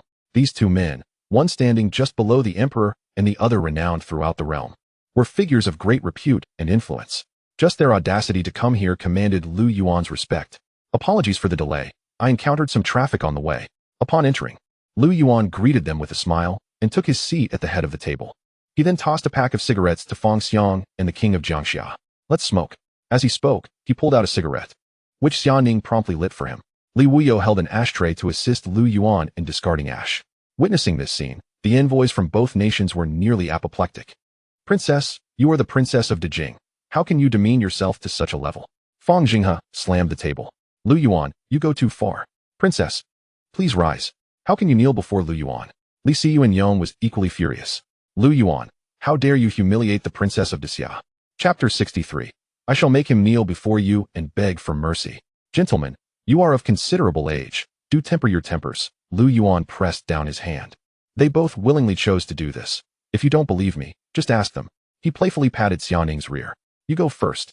Feeling the sharp sting, Xian Ning did not retreat, but instead raised herself even higher. Fang Xiang, I, the princess, am doing this of my own volition. Do not blame brother Lu Yuan. Fang Jinghe was left speechless, realizing that even if it were voluntary, such a situation was unacceptable. As the illustrious first princess of the Great Jing, how could you possibly resemble a base courtesan? Moreover, upon observing Xian Ning's attire, it was truly an eyesore. Fang Jinghe exclaimed, Princess, do not fear. This old minister has brought an army of 800,000. Should Lu Yuan dare to bully you, I shall raze Bailiang County to the ground. Fang Xiang, temper your fury. Allow the great Xia princess to light your cigarette. With this, he tugged at the short-tailed ball behind the bunny girl, urging her to proceed. Princess, you mustn't. Li Qian clenched his fists tightly, declaring, Lu Yuan, if you are a man, do not use the princess as leverage. Let us settle this on the battlefield. Li Wuyo could not even bear to meet her great uncle's gaze, yet she took the lighter from Xian Ning's hand and cautiously moved it toward Fang Jinghe. Fang Xiang, have a smoke. Fang Jinghe was momentarily taken aback. Li Qian felt as though his teeth might shatter from frustration, yet he was utterly powerless. For the area was surrounded by heavily armed Bailiang soldiers. Any unusual movement would spell doom for them. Observing Fang Jinghe's dazed expression, Li Wuyo opened a cigarette box, lit one, and placed it in his mouth. Then, she knelt beside Lu Yuan, once again raising the ashtray. It would have been easier to refrain, but that woman, Xia Yuan, was simply terrifying. She was like a devil, and they never wished to endure such an ordeal again. Fang Jinghe stared at the cigarette in his mouth, astonished that, at his age, he would have the great Xia's legitimate princess light one for him. Strangely, he found it oddly refreshing. King Jiangxia, do not feel disadvantaged, Xian Ning. Go light a cigarette for King Jiangxia, Lu Yuan instructed. Oh, Xian Ning approached with an expression of grievance, igniting a cigarette for Li Qian before kneeling nearby, cautiously massaging Lu Yuan's legs, resembling a submissive little wife. The delegations from both nations fell into silence. They began to realize that the harsher the insults hurled, the more fiercely Lu Yuan retaliated against their princess. It was a matter of diminishing returns. The cigarette in Fang Jinghe's mouth lost its appeal. He discerned that Lu Yuan's tactic had effectively disrupted the rhythm of their negotiations, placing him firmly in control. Now, let us commence negotiations. I have instructed my secretary to prepare a compensation proposal for your consideration, Lu Yuan gestured. Secretary Chao presented the 2 copies of the compensation agreement, stating, "This compensation has been determined through comprehensive deliberation on our part. We hope both nations will not be ungrateful." How audacious! The envoy from Great Qing could no longer contain himself. Feng Xiang, in my view, they lack any genuine intent to negotiate. Indeed, they are merely toying with us. Feng Jinghe remained silent, examining the compensation agreement before him. Initially, he found it absurd, yet upon entering Bailiang County, he suddenly understood the source of Lu Yuan's confidence. The might of Bailiang County had been tested by both Great Qing and the barbarians. It was terrifyingly formidable. Bailiang was no longer merely a city. It represented a powerful force capable of negotiating on equal footing with Great Qing. If they lacked such confidence, how could they dare to refuse orders and brazenly execute ministers from both nations? Call him Lord Lingjun. Secretary Chao corrected. Feng Zheng and Yu were momentarily taken aback, their hearts aflame with indignation. What was a mere governor to them? In Dejing, he did not even regard princes with respect. Yet, at this moment, they found themselves compelled to bow their heads. Governor Lu, for the past 2 years, Dejing has maintained a commendable cooperation with Bailiang, and His Majesty holds you in high esteem, even willing to bestow the princess upon you. Can this not express Dejing's stance? You disregard our friendship, audaciously slaying our envoy, and then demand compensation from Dejing. Such audacity is utterly preposterous. Lu Yuan flicked away the ash from his cigarette. Friendship is founded upon mutual respect, not upon your charity. The prosperity of Bailiang is a result of the unity of its people. In the past, when we launched a surprise attack on Bailiang, I spared his life, thus granting you ample face. To this day, thousands of captives remain under Bailiang's care. Furthermore, I have issued a decree. The barbarian tribes are our blood enemies. Anyone who dares to shelter or condone them shall be considered an adversary of Bailiang. You not only refuse to assist me in eradicating the barbarian tribes, but also dare to threaten us while our guards venture out to battle. Is this not courting death? Do you truly believe I, Lu Yuan, am easy to deal with? I extended you the courtesy of allowing you in. That is a sign of my respect. Should I choose to withdraw that courtesy, I could easily flatten your lands. Do not test me. With that, Lu Yuan extended his hand, and Li Wuyo, as if performing a trick, produced a pair of nail clippers and began trimming Lu Yuan's nails before the gathered assembly. His audacious demeanor left Feng Zheng and Li Siyuan seething with resentment. However, the more arrogant Lu Yuan became, the less they dared to respond. Are the barbarian tribes truly such a menace? Why does no one dare to confront them? Because the cost outweighs the benefits. Bailiang County is not something the barbarians can compare to. Moreover, at the upcoming international conference, both nations have invested considerable sums. Should war break out, all investments would be in vain. This concerns numerous businesses and the interests of many individuals.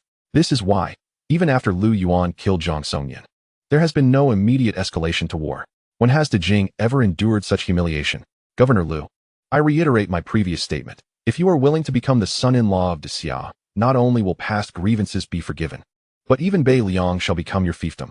Li Siyuan interjected. Xia is nostalgic and reluctant to resort to arms. Otherwise, we would not be here negotiating with you, but rather seeking an audience with your emperor of Deqian. Are you attempting to pressure me with the emperor? Lu Yuan responded with a faint smile. Given the current state of Deqian, does the emperor even concern himself with Bailiang? Furthermore, will those in by Yujing believe such a claim?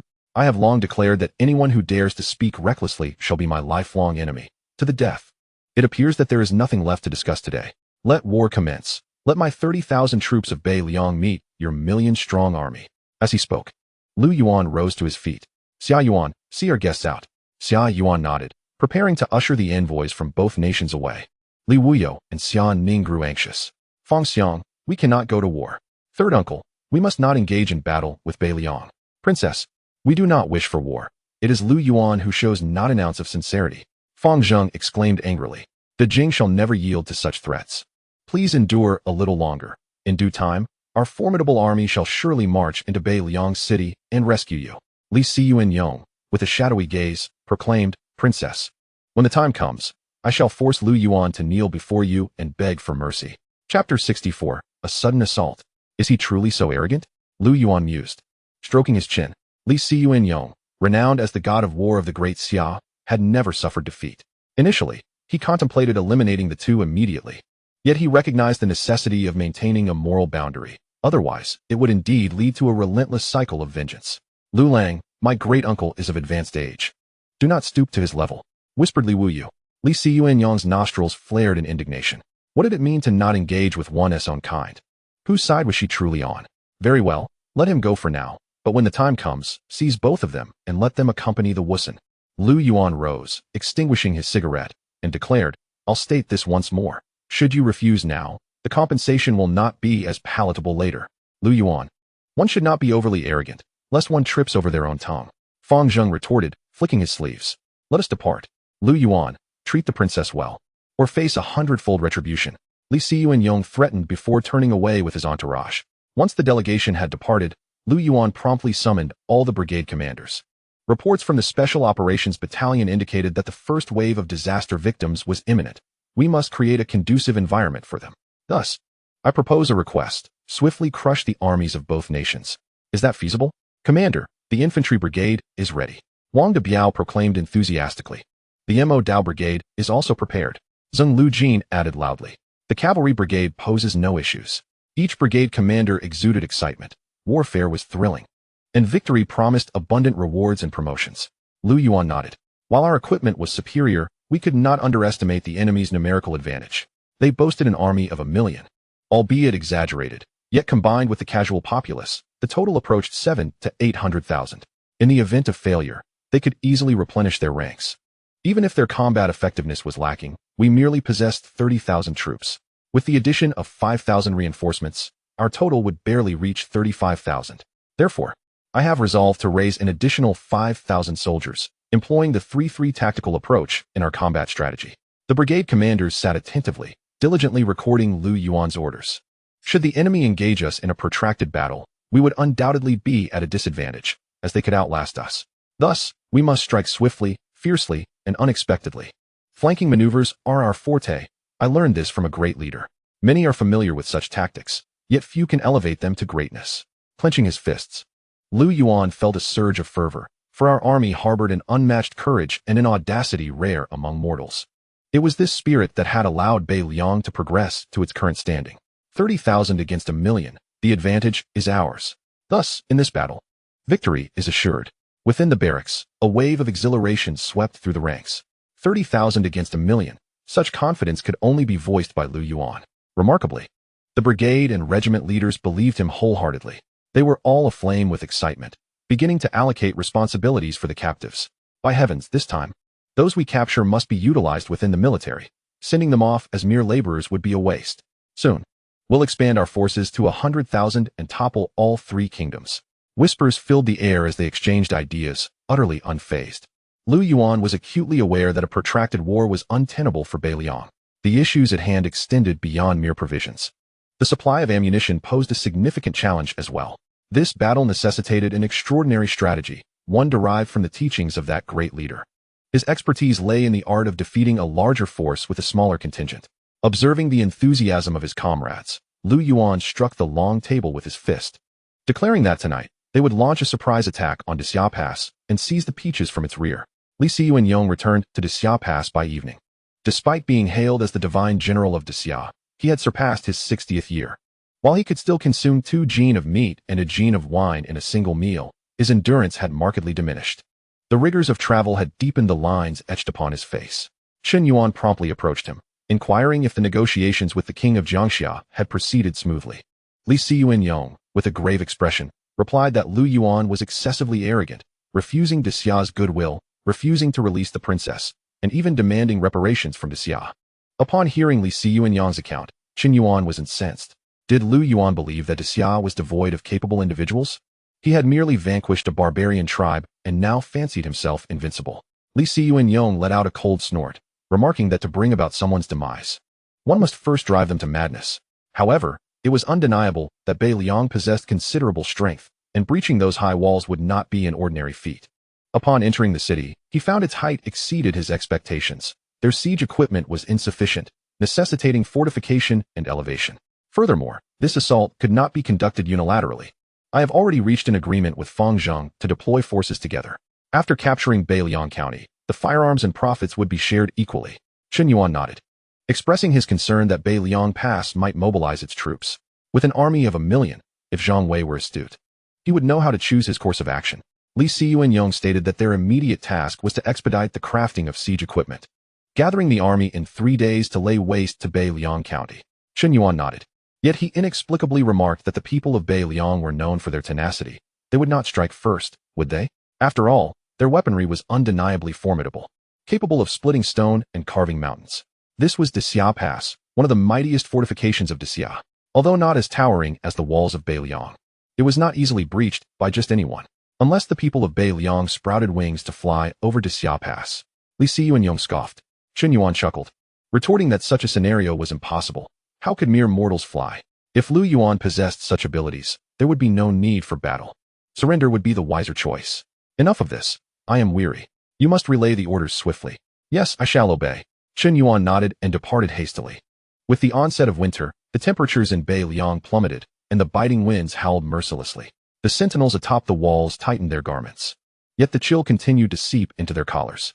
This winter had arrived earlier and was colder than in previous years, with ice forming upon the battlements. One soldier, with a flourish, produced a scarf. Where did you acquire that scarf? Another exclaimed. It's from Beiliang, quite warm, but damnably expensive. This mere piece of cloth cost me 500 won. The soldier spat in disdain, lamenting that a swig of strong liquor would be most welcome at this moment. Don't even think about it. With our meager military pay, 2 drinks would render a month's work futile. Another soldier swallowed hard and said, enough of that. Let us keep our vigil. If the Northern Liang army launches a night raid, we shall be doomed. They are notorious for their ambushes. Did we not nearly lose our stronghold before? Oh, come now. In this frigid cold, even the slightest sound can be heard. With hundreds of thousands of troops, they wouldn't dare approach without facing consequences. The soldier yawned, feeling somewhat drowsy. Unless they fly in. This remark elicited laughter from the surrounding soldiers. Yet, unbeknownst to them, several massive vessels were silently soaring above the Great Xia border. Chapter 65, A Brief Insight into Electrolysis. The former gathering place of the barbarians, now named Taishan City by Lu Yuan, is a burgeoning stronghold. Over 200,000 youthful barbarians have encircled their ancient homeland, erecting walls that stand 1 zhang high and 2 zhang wide. This is merely the beginning, as plans exist to elevate the walls to 9 zhang, surpassing even the walls of the capital of Great Xia by 2 zhang. Within these walls, various battalions are taking a brief respite, and Lu Yuan is among them. This battle is crucial for the future of Northern Liang County, and he must be present. Furthermore, as his power grows, he must reinforce his authority. Thus, those beneath him will yield.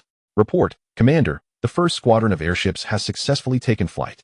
Report, Commander, the second squadron of airships has also successfully taken flight. Lu Yuan nodded, continue scouting. In the temporary military tent, all the brigade commanders were present, barely able to contain their eagerness. Commander, can we not mobilize now? Wang Dabiao inquired anxiously. What is the rush? Do you fear that we shall have no battles to fight?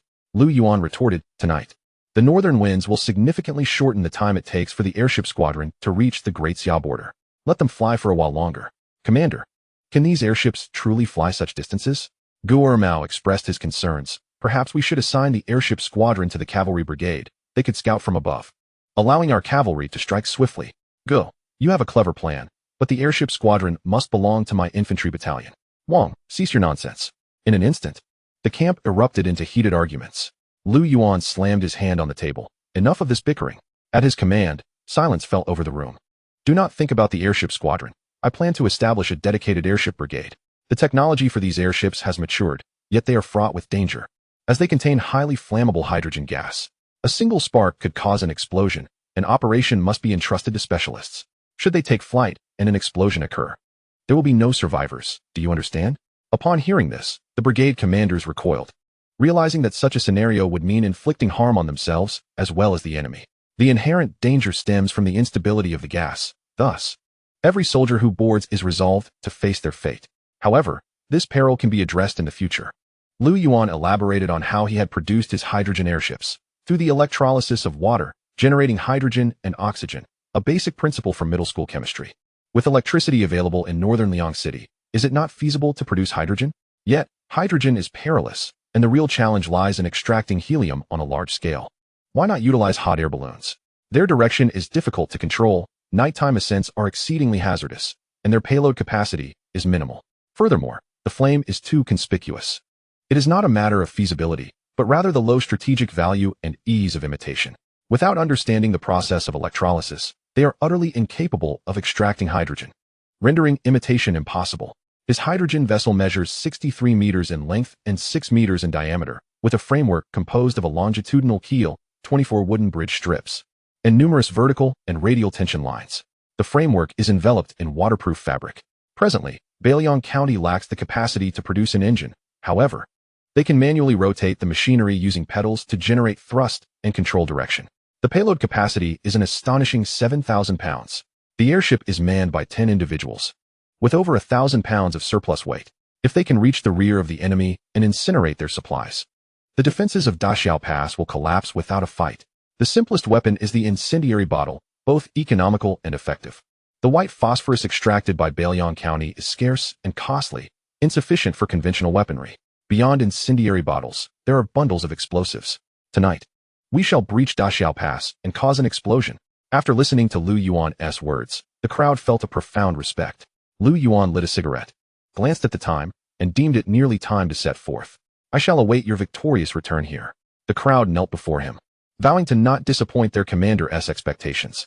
Lu Yuan watched them depart, and the once lively military tent fell into silence. He retained 5,000 troops to guard Bailiang Prefecture, leaving only 1,500 here. After this battle, troop expansion must continue. At least 800,000 are needed for a sense of security. Meanwhile, within Daxiao Pass, Qin Yuan returned home, dragging his weary body. His wife, with a pained expression, lamented, "Since the arrival of King Jiangxia, why has there been so much turmoil? What do you understand, a mere woman?" Qin Yuan frowned, as an offensive against Bailiang City was imminent in 3 days. Without prior preparations, how could one expect to fight? I say, why provoke Bailiang City at all? Just look at the barbarian tribes and the plight of dying. Have they not suffered enough? How many favorable encounters have you had with Lu Yuan? Qin Yuan felt a surge of anger.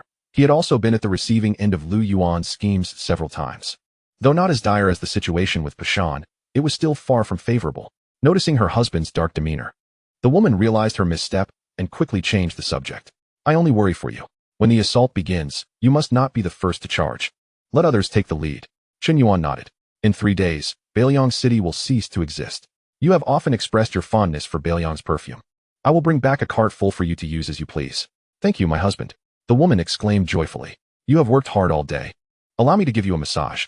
Just then, urgent footsteps echoed from outside. General, a grave situation has arisen. This unexpected voice shattered Qin Yuan's moment of respite. What now? He snapped, annoyed. The man outside replied, the granary is ablaze. The fire has spread uncontrollably and cannot be extinguished. King Jiangxia has already gone to address it. What did you say? Qin Yuan initially froze. Then a chill surged from his feet to the crown of his head.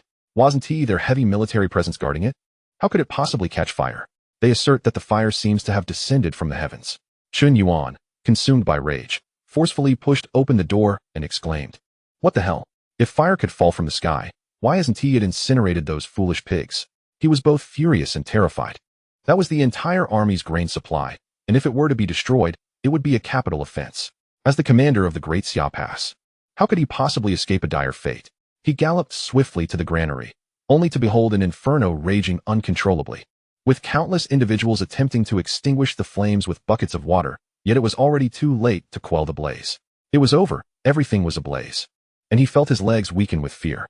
Li Siyuan, upon seeing Qin Yuan, was equally enraged. Qin Yuan, I entrusted you with safeguarding the granary, and this is how you fulfill your duty? How am I to explain this to His Majesty? Qin Yuan received a stinging whip across his back, the pain jolting him back to reality. Your Highness, we must salvage the situation. Salvage what? It's all ignited. Who dares rush into the flames? Li Siyuan nearly spat blood. Without grain, how would hundreds of thousands survive? Would they simply march into battle? What neither Li Siyuan nor Qin Yuan anticipated was that the fire not only engulfed the granary, but also spread to the military camp.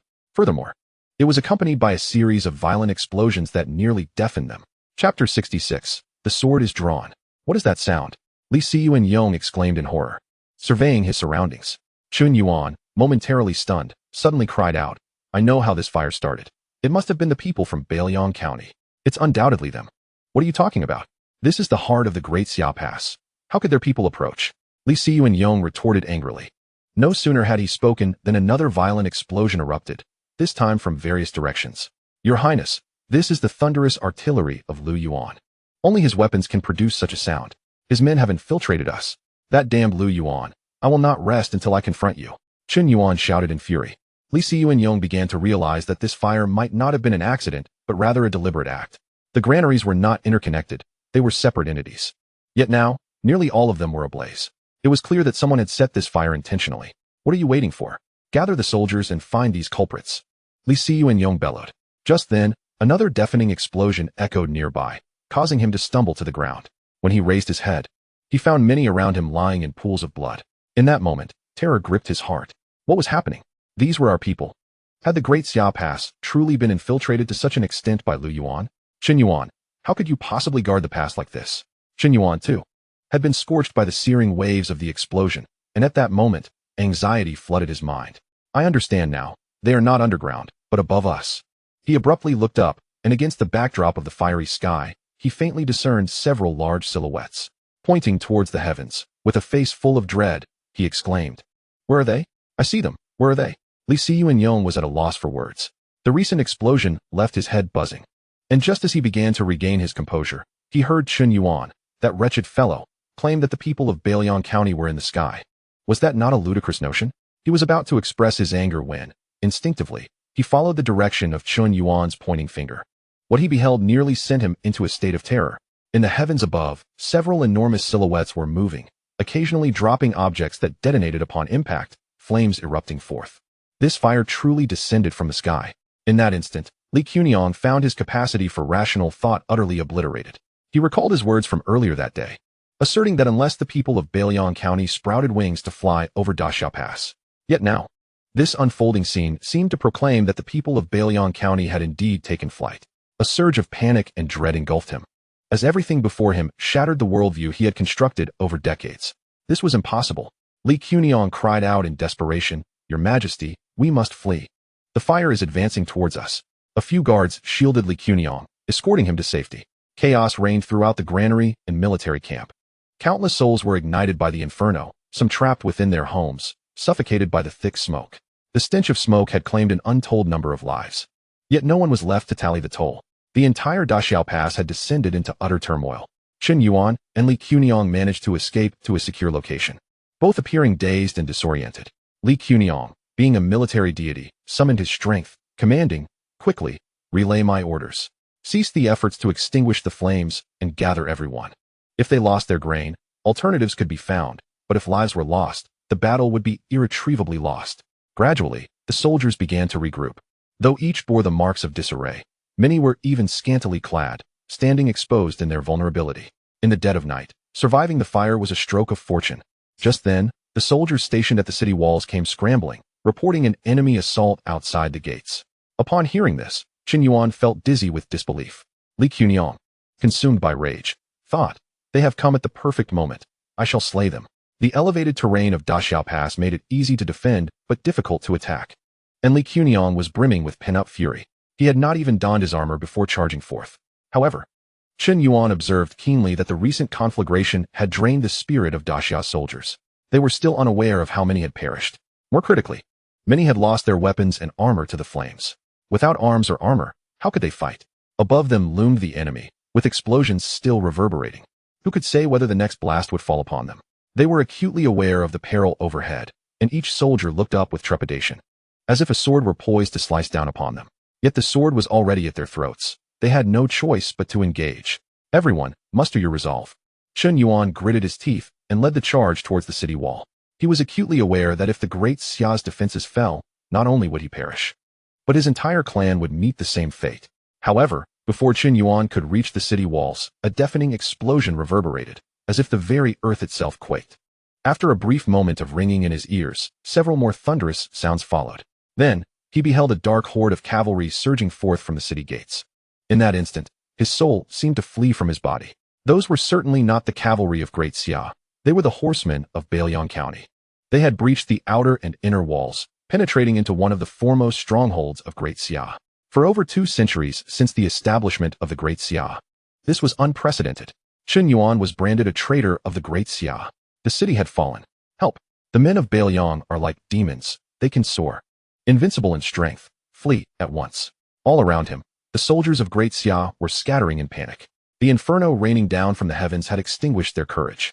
In that moment, The Bailiang cavalry resembled divine warriors, effortlessly dismantling two formidable lines of defense and invading the Great Xia stronghold. "General, we must flee. They are upon us." Chen Yuan seized the collar of the commanding officer, who urged him to escape. "You expect me to run?" The man exclaimed in fear. "Where else can we go if we do not flee?" Chen Yuan, momentarily bewildered, swiftly dispelled his confusion and declared with fervor, "I am Chen Yuan, the general of the north for Great Xia. Even in death, I shall perish on horseback in the throes of battle." Releasing the officer's collar, he unsheathed his saber, exclaiming, "Brothers, follow me into the fray and slay the enemy. Charge!" Though they were terrified and astonished, they were soldiers of Great Xia. Despite the might of the Bailiang forces, they would not falter in their duty to protect their homeland. Chen Yuan acknowledged that Lu Yuan was a master strategist, but so what? Even if they were outmatched, they would unsheath their swords. Even if they could not vanquish their foes, they would take a piece of flesh from them. He relished the words Lu Yuan had spoken to the Bailiang guards. In this moment, he was no longer timid or fearful. His gaze was fixed solely on the charging cavalry. All he desired was to draw his sword. Chapter 67. They must not succeed. Upon the city walls, Li Siyuan bellowed frantically, "Quickly, halt them." Cast down stones and logs without hesitation. He had fought his entire life and had never tasted defeat. Yet this time, as the gates of Great Xia were shattered from the outside, so too was his resolve. Had the world changed, or had he simply grown old? Just as he could not comprehend how men could soar into the sky, even though he had gathered his forces with utmost urgency, he could not impede the advance of the Bailiang guards. The sound of rapid-fire bursts echoed, with Great Xia soldiers collapsing one after another. Li Siyuan understood that these were the unique firearms of Bailiang County, long-range and devastatingly powerful. Yet this was his first direct engagement with the Bailiang guards. He was unwilling to accept it, unwilling to concede. Rallying his cavalry, he brandished his spear with fierce vigor. "Iron Hawks, assemble." This time, he brought with him 10,000 Iron Hawks, the elite cavalry of Great Xia, renowned as the finest horsemen of the Three Kingdoms. However, this time, the Northern Liang guards were caught off guard, unable to unleash their full potential within the city. In a state of panic, they could muster barely 3,000 men. "Kill!" Li Siyuan urged his steed forward, charging ahead with unwavering resolve. "Kill!" Zheng Lu Jin, leading the exotic blade soldiers, surged into the fray, trembling with excitement at the sight of the cavalry. "Slay them all." The valiant exotic blade soldiers brandished their long knives, each blade forged from fine iron, extraordinarily sharp. With a resounding clang, sparks flew as one stroke cleaved through armor, bisecting a Great Xia soldier at the waist, and, with relentless force, struck into the horse's body.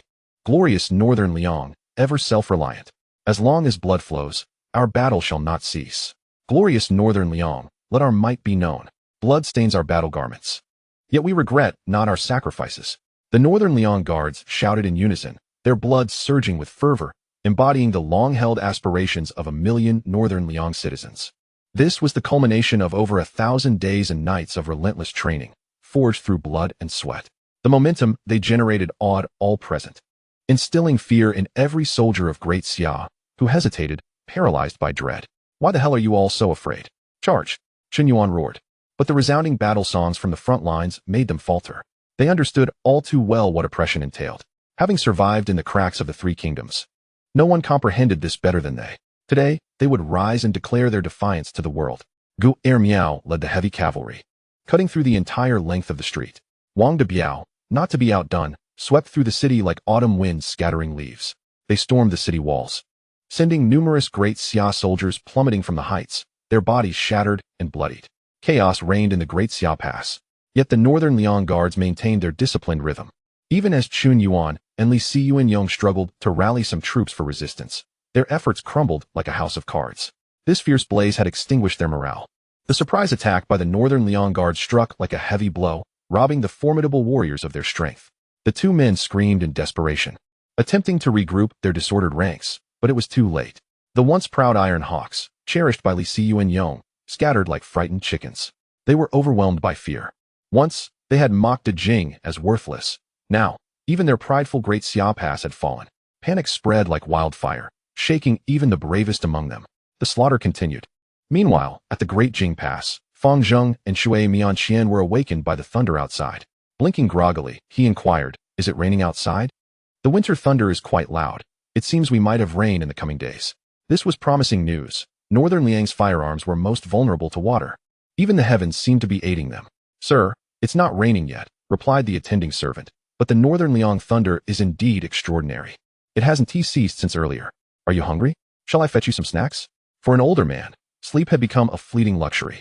Fang Zheng and Bai Bai Shou, listening to the thunder, felt an unsettling anxiety wash over them. Rising to don his great cloak, he gazed towards the source of the thunder. That direction must be the Great Xia Pass, right? Why does heaven relentlessly strike there? Could it be that some heinous act has provoked divine wrath? Sir, the sky has brightened over there, quite a marvel, exclaimed a servant. At that moment, General Wang Bai, the commander of the Great Jing Pass, sought an audience. Fang Zheng furrowed his brow, suddenly gripped by an ominous premonition. Let him enter. Wang Bai soon stepped in, his face etched with fear. Your humble servant pays his respects to you, Prime Minister. General Wang, what has transpired? Fang Zheng inquired. Scouts report that the Northern Liang army has launched a surprise attack on the Great Xia Pass, and the city has fallen. What did you say? Fang Zheng thought he had misheard. Prime Minister, the Great Xia Pass has been breached. Look there, the sky is ablaze with red. It is due to the fire raging in the Great Xia Pass. The scouts dared not venture deeper, but confirmed that a fire erupted first, followed by the Northern Liang army breaching the gates and infiltrating the city. Wang Bai replied, bitterness evident in his voice. Fang Zheng gasped in disbelief. How could this be possible? That was the Great Xia Pass, where Li Yuan was still stationed. How could it have fallen so easily? I have summoned all to defend the city. Lu Yuan is particularly adept at surprise attacks, often turning the tide with fewer troops. He is highly likely to assault the Great Jing Pass. Wang Bai lamented. Does he dare to wage war on two fronts? Fang Zheng questioned incredulously. There is nothing he would shy away from, Wang Bai stated. Fang Zheng felt utterly disoriented, recalling Lu Yuan's words before departing. Let us ascend the city walls and send scouts to gather more intelligence. The entire Great Jing Pass stirred to life. Each person bracing against the biting wind atop the walls, their eyes wide with fear. Boulders and logs were hastily positioned on the walls, the noxious scent of resin filling the air. Report. The Northern Liang County Guards have raised their banner. Report. Reinforcements from the Northern Liang Guards have been spotted on the road. Report. The Northern Liang Guards are advancing towards the Great Jing Pass. A barrage of reports heightened Fang Zheng's tension. That scoundrel truly dared to wage war on two fronts. Everyone, rally your spirits. We must not allow the Northern Liang Guards to succeed. Fang Zheng remained blissfully unaware of the shift in his own demeanor. He had abandoned thoughts of conquering Northern Liang County, now solely focused on defending against its forces. Panic swept through everyone. Especially upon learning of the fall of the Great Xia Pass, their fears intensified. The events of the past still loomed large in their memories, instilling a natural dread of Northern Liang County. Despite the formidable strength of the Great Jing, it too had enjoyed 2 centuries of peace, just as the Great Qian had. How much combat effectiveness could 30 to 50,000 troops truly muster? Only they knew the answer. For hours, they stood in anxious anticipation, awaiting the arrival of the Northern Liang Guards. But as dawn broke, they had yet to catch sight of even a single soldier. It was only when the scouts returned that Fang Zheng realized he had been outmaneuvered. Chapter 68. The ambitious hero. The reinforcements reported by the scouts were but a ruse from the Northern Liang Guards, intended to compel the Great Jing Pass to draw back its defenses and prevent any sorties. In other words, they had missed their prime opportunity to flank the enemy, squandering their chance. Fang Zheng felt utterly foolish, akin to a donkey, enraged as he exclaimed, Lu Yuan, how dare you toy with me so? Wang Bai advised. Lu Yuan is cunning and treacherous, adept at deceit. It is understandable that Fang Xiang is unfamiliar with his character, having never crossed paths with him before. I believe the Northern Liang Guard will suffer significant losses in their impending conflict. Otherwise, they would not so ostentatiously feign a siege. Even if they were to capture the Great Xia Pass, they would require time to consolidate their gains.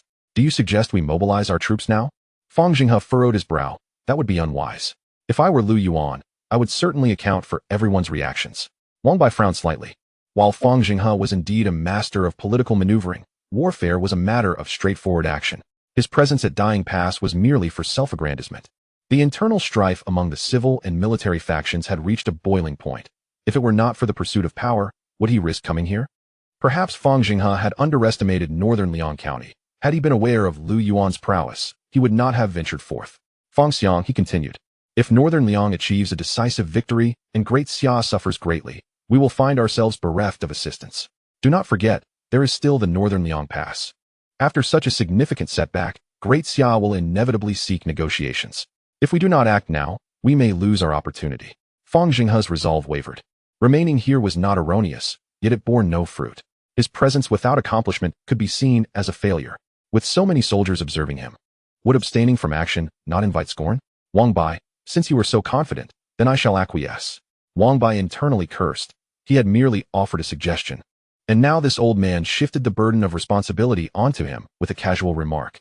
Victory would be favorable, but defeat would leave him with countless excuses to distance himself from the consequences.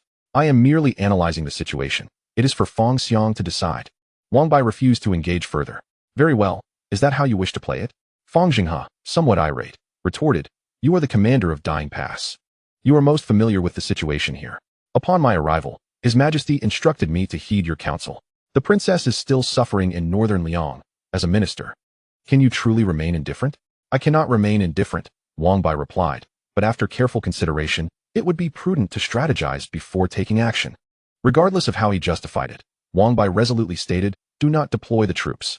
While refraining from action may yield no accolades, it is certainly devoid of error. Despite Feng Jinghe's high position, if he provoked Wang Bai unduly, his safe departure would be uncertain. The two were at an impasse.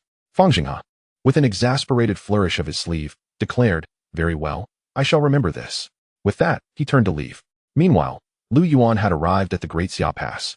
The border between the three kingdoms primarily operated under a military household land system, meaning that most of the populace consisted of military families. For over 2 centuries, with the stationed troops and their families, the population at Great Qian Pass had exceeded 500,000, a veritable metropolis. Reporting to the commander, exclaimed Wang Dabiao. Speak. The infantry brigade has executed 7,800 enemy combatants and captured 34,000 prisoners. Wang Dabiao proclaimed proudly. Commander, I, Zheng Lujin, am here to report. Speak. The mercenary brigade has decapitated 8,400 individuals and captured 35,600 prisoners. 6 Jin grinned and reported to the commander, Gu Ermao, who had executed 13,200 and taken 53,000 prisoners. Wu Xixi of the firearms brigade presented his report as well. A multitude of brigade leaders stood on either side of the street, relaying their updates to Lu Yuan, who was riding by on horseback. Lu Yuan's spirits were as high as if he had sipped chilled lemonade on a scorching summer day. The captives had been stripped of their armor and were clad only in undergarments, shivering in the frigid wind. At the forefront knelt the bear generals, Li Tsunrong and Chun Yuan, among others. Lu Yuan, you scoundrel. A soldier may be killed but never humiliated. If you have the ability, kill me. Li Tsunrong's eyes blazed with fury upon seeing Lu Yuan. What kind of hero ambushes? If you have the courage, then lay siege openly. Chun Yuan roared. The other generals soon followed suit, hurling insults. How dare you insult the Lord? Eagle Eye, wielding a bloodied wolf-tooth club, stepped forward and silenced them with swift blows. With a few strikes, several generals' skulls burst, splattering blood everywhere. Warm blood spattered across Chun Yuan's face, leaving the others in shock and silenced. Sensing Eagle Eye's intent to continue, Lu Yuan intervened, prompting Eagle Eye to reluctantly cease his assault. Dismounting, Lu Yuan approached the two, producing 2 cigarettes and placing them between Li Tsunrong's and Chun Yuan's lips. Lighting them before speaking, warfare is a deceptive art. Brute force is the folly of a foolish beast. Hearing this, the fury in Li Tsunrong's eyes quickly dissipated. Indeed, having fought battles his entire life, he understood the essence of military strategy. I underestimated you, Lu Yuan. I have never admired anyone, but you are an exception. Li Tsunrong admitted. Since you have triumphed, may I pose a question? Speak. Are your men truly in the heavens? Lu Yuan, holding the cigarette, exhaled a plume of smoke and nodded. Upon receiving this affirmation, Li Tsunrong wore a half-crying, half-laughing expression. No wonder Bailiang County could flourish in such a short time. Chun Yuan gritted his teeth and declared, Lu Yuan, even if you breach the Great Qian Pass, it does not mean you are invincible. The Great Qian boasts 1 million soldiers and hundreds of thousands of cavalry. If the court takes serious action, you will certainly face dire consequences. In a narrow encounter, only the brave prevail. Does it hold meaning to bark like a dog after losing? Lu Yuan brushed off the ash from his cigarette, then stood up and addressed the captives. Do you wish to survive? I offer you a chance. Each of you may strike 1 blow, and I will spare your lives. Lu Yuan, you are despicable. Chun Yuan's eyes were bloodshot as he warned the soldiers not to fall for his trick. I, Lu Yuan, am not a bloodthirsty person. The soldiers who defend their homeland earn my utmost respect. However, we are enemies, not friends, and I would like to capture you. But if I release you, who knows if you would betray me? You understand well what kind of life the people of Bailiang endure. Should you choose to join Bailiang, I promise you can live as they do. Li Tsunrong gazed intently at Lu Yuan, feeling an overwhelming sense of dread towards the young man before him. This youth truly embodied the essence of a formidable hero. Unable to contain his curiosity, he inquired, Lu Yuan, what exactly do you wish to achieve? Do you truly intend to pursue a relentless conflict with the Great Xia? Chapter 69. The nobility and the common folk. Is there not a distinction? What do I desire? Have you not already witnessed it? Lu Yuan replied nonchalantly. You are my spoils of war, and the Great Xia Pass is equally my prize. Lu Yuan, how dare you? Chen Yuan snarled, his visage twisted with fury. Do you comprehend the repercussions of seizing the Great Xia Pass? Lu Yuan casually adjusted his ears. Are you not tiresome? When you sought trouble with me in Baiyang, did you consider the consequences? I, Lu Yuan, am a businessman who values harmony. It is you who have overstepped. Believing me to be an easy target, now that you find yourselves outmatched, you resort to mere words, do you? Allow me to clarify. Not only do I covet the Great Xia Pass, but I also desire the Great Jing Pass. Such a strategy would save resources, merely requiring the renovation of old cities, transforming them into 3 formidable strongholds, fortifying Baiyang. The mere thought brought him a sense of security. Is this the stance of Deqian? Li Qian furrowed his brow. As far as I am aware, Deqian is currently in turmoil. Who would dare provoke the Great Xia? I am I, and Deqian is Deqian. Do not conflate the two, Lu Yuan stated. Oldly, I perceive you possess some capability. Why not come serve under my banner as a skilled commander instead of a mere piper? Li Qian closed his eyes. You may proceed. For me, there is only death in battle, not surrender. Lu Yuan found a certain admiration for such resolve and promptly instructed his men to take the two away. He then addressed the hesitant soldiers of the Great Xia. Gentlemen, in my Baiyang, there shall be no taxes, no corvée labor. Land shall be equally divided. Everyone shall have food to eat, new homes, and fresh garments. Your offspring shall receive an education, and upon completion, they will have a path forward. You are the generations that have guarded the borders, yet the court has never rewarded you. In times of peril, this world belongs to the common man. However, in times of peace, all benefits elude you. Why is that? Lu Yuan's rhetorical question resonated like a great bell in their ears, leaving all present in astonishment. Are they born of noble blood, while we are merely lowly science? Lu Yuan declared, raising his clenched fist high, his voice resonating with conviction. I, Lu Yuan, have never subscribed to such notions. Are nobles inherently superior? This proclamation detonated like a bomb amidst the crowd, sweeping through each individual and quickening their breaths. Indeed, why should those officials indulge in luxury while these soldiers remain bound to the borders? Had not their ancestors shed blood? Why should they toil and suffer, yet find no way out? Why should their descendants be condemned to a life of menial service? Why is it so? Are you inherently inferior? Are you born lesser than others? How much longer will you remain numb? Think of your wives and children. How long has it been since they received new clothing? Reflect upon yourselves. How long has it been since you savored a piece of meat or a bowl of wine? Consider your military pay. How long has it been since you were compensated? Should you choose to wallow in the depths of degradation, becoming a wretched being beneath the feet of all, then consider my words as if they were never spoken by Lu Yuan today. From this moment forth, may you toil in Baiyang County until your last breath. If you aspire to rise above, to afford your family a life of abundance, and to secure a future for your descendants, then I demand to witness your resolve. Lu Yuan mounted his steed, discarding a blade upon the ground, and fell silent. The Baiyang guards gazed upon him with an expression of reverence, instinctively straightening their backs. Once, they too had been reduced to the dust, living in constant peril, with empty stomachs and displaced lives, their existence as fragile as a blade of grass.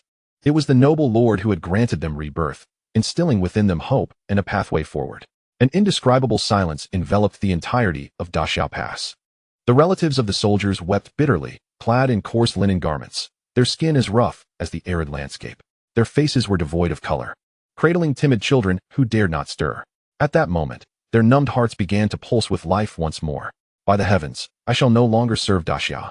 A prisoner rose amidst the crowd, declaring, I demand to feast and drink heartily, to provide for my parents, my wife, and my children, to ensure they live in comfort and abundance, adorned in the finest garments. He pushed through the throng of captives until he stood before Lu Yuan.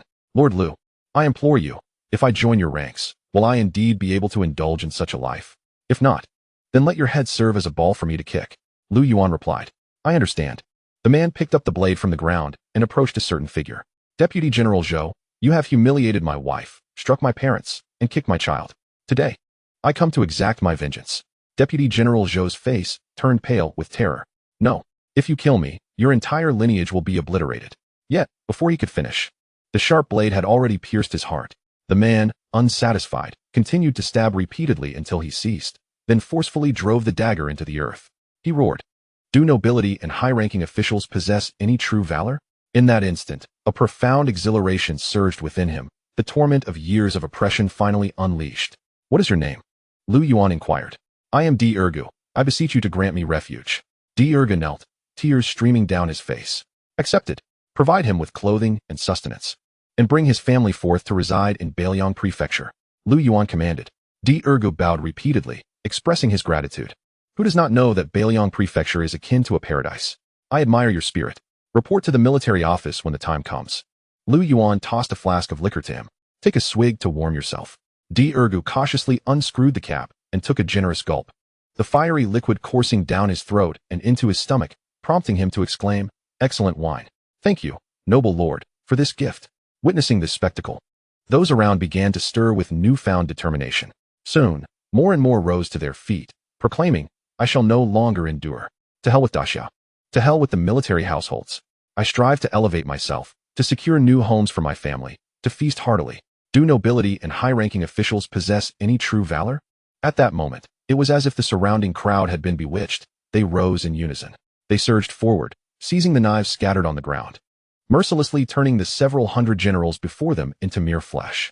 Chun Yuan shouted desperately from the sidelines, yet his pleas were in vain. Li Siyu and Yong, consumed by despair, shut his eyes. What a noble lineage, he mused. Who among them possessed such mettle? Lu Yuan, you are indeed the greatest enemy of the Great Xia. With a single maneuver, he had subdued the entire military and populace of the Great Xia Pass without shedding a drop of blood. How many in the realm could boast such prowess? He gazed at the enraged soldiers of the Great Xia Pass. Had they not been pulled away, they would surely have been among the fallen corpses.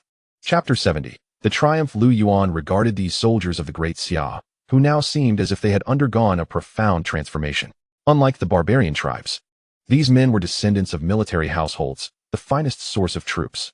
With but a brief period of training, they would become elite soldiers. Taishan and the Great Xia Pass both required defenders. Thus, conscription was imminent. Lu Yuan declared, "All brigade commanders, step forward. We shall conscript troops on the spot, with a minimum of 3,000 and a maximum of 10,000 per regiment. Handle it as you see fit." Upon hearing this proclamation, the commanders could hardly contain their joy, exclaiming that boundless fortune had finally arrived. Wang de Biao quickly proclaimed, "Join my infantry battalion, with a monthly stipend of 3 taels. And not only will we arrange new accommodations, but each month you will also receive 10 jin of meat coupons, 50 jin of rice coupons, and 3 taels of tea coupons, along with a bicycle. What's that? Join my cavalry battalion for 5 taels a month, with new housing, and 15 jin of meat coupons, and 70 jin of rice coupons." Guda, with his bulging eyes, retorted, "You've gone too far. Guer Mao. I know your cavalry brigade is affluent, but how about sharing a bit with the brothers?" The brigade commanders erupted in banter. Guer Mao, brimming with pride, declared, "I have wealth, thus I am audacious." The soldiers of the Great Xia had never witnessed such a scene, with such generous stipends, rice, flour, oil, and bicycles. They were overwhelmed with excitement and rushed to respond to the call for enlistment. Chun Yuan hung his head in despair, lamenting, "It's over, utterly over." Li Siyuanyong, closing his eyes in hopelessness, recognized Lu Yuan's extraordinary ability to manipulate the hearts of men. Lu Yuan nodded in satisfaction, yet wondered why he increasingly resembled the leader of a rebellion. At that moment, Xia Hongmei approached, saying, "Commander, the wounded have been properly attended to, and all those severely injured have been transported back to the headquarters. Thank you for your efforts." Lu Yuan nodded, then instructed repairs for the damaged city gates and the collection of all remaining provisions at the Great Xia Pass. Over 70% of the military supplies had been destroyed, leaving only enough rations for these men to last 3 to 4 months. Most of the weaponry was outdated, yet could be reforged. Various other materials were still being accounted for. In short, they had struck gold this time. "Commander, while we have taken the Great Xia Pass, how shall we manage these people?" Wang de Biao inquired. "New recruits will be integrated with seasoned soldiers for a transformation period of 3 months. Those who fail to meet the standards shall be eliminated. Those who refuse to yield should be assigned to repair the walls, ideally involving the local populace, so they may come to cherish the hard-won peace. The existing provisions will be distributed according to the promised stipends. Send 10,000 men to garrison the Great Summer Pass. The disaster-stricken populace is about to arrive, and I must oversee the command. What shall we do about the Great Jing Pass? Even if they possessed tenfold courage, they would not dare to cause unrest. We must first consolidate our hold on the Great Summer Pass and fortify the walls of Taishan City. With these 3 strongholds, we shall be invincible. Lu Yuan, invigorated by ambition, has expanded the army to 100,000. With such numbers, he fears no adversary. At this juncture, Lu Yuan added, ensure that all merits are duly recorded. Upon our return, we shall award accolades and dismiss the assembly. Once the crowd dispersed, Lu Yuan exhaled in relief. He had not slept for a day and a night, and now weariness washed over him, causing his eyelids to flutter. After exchanging a few words with Honggu, he leaned back in his chair and fell into a deep slumber. Almost as soon as he closed his eyes, a thunderous shout erupted from his seat.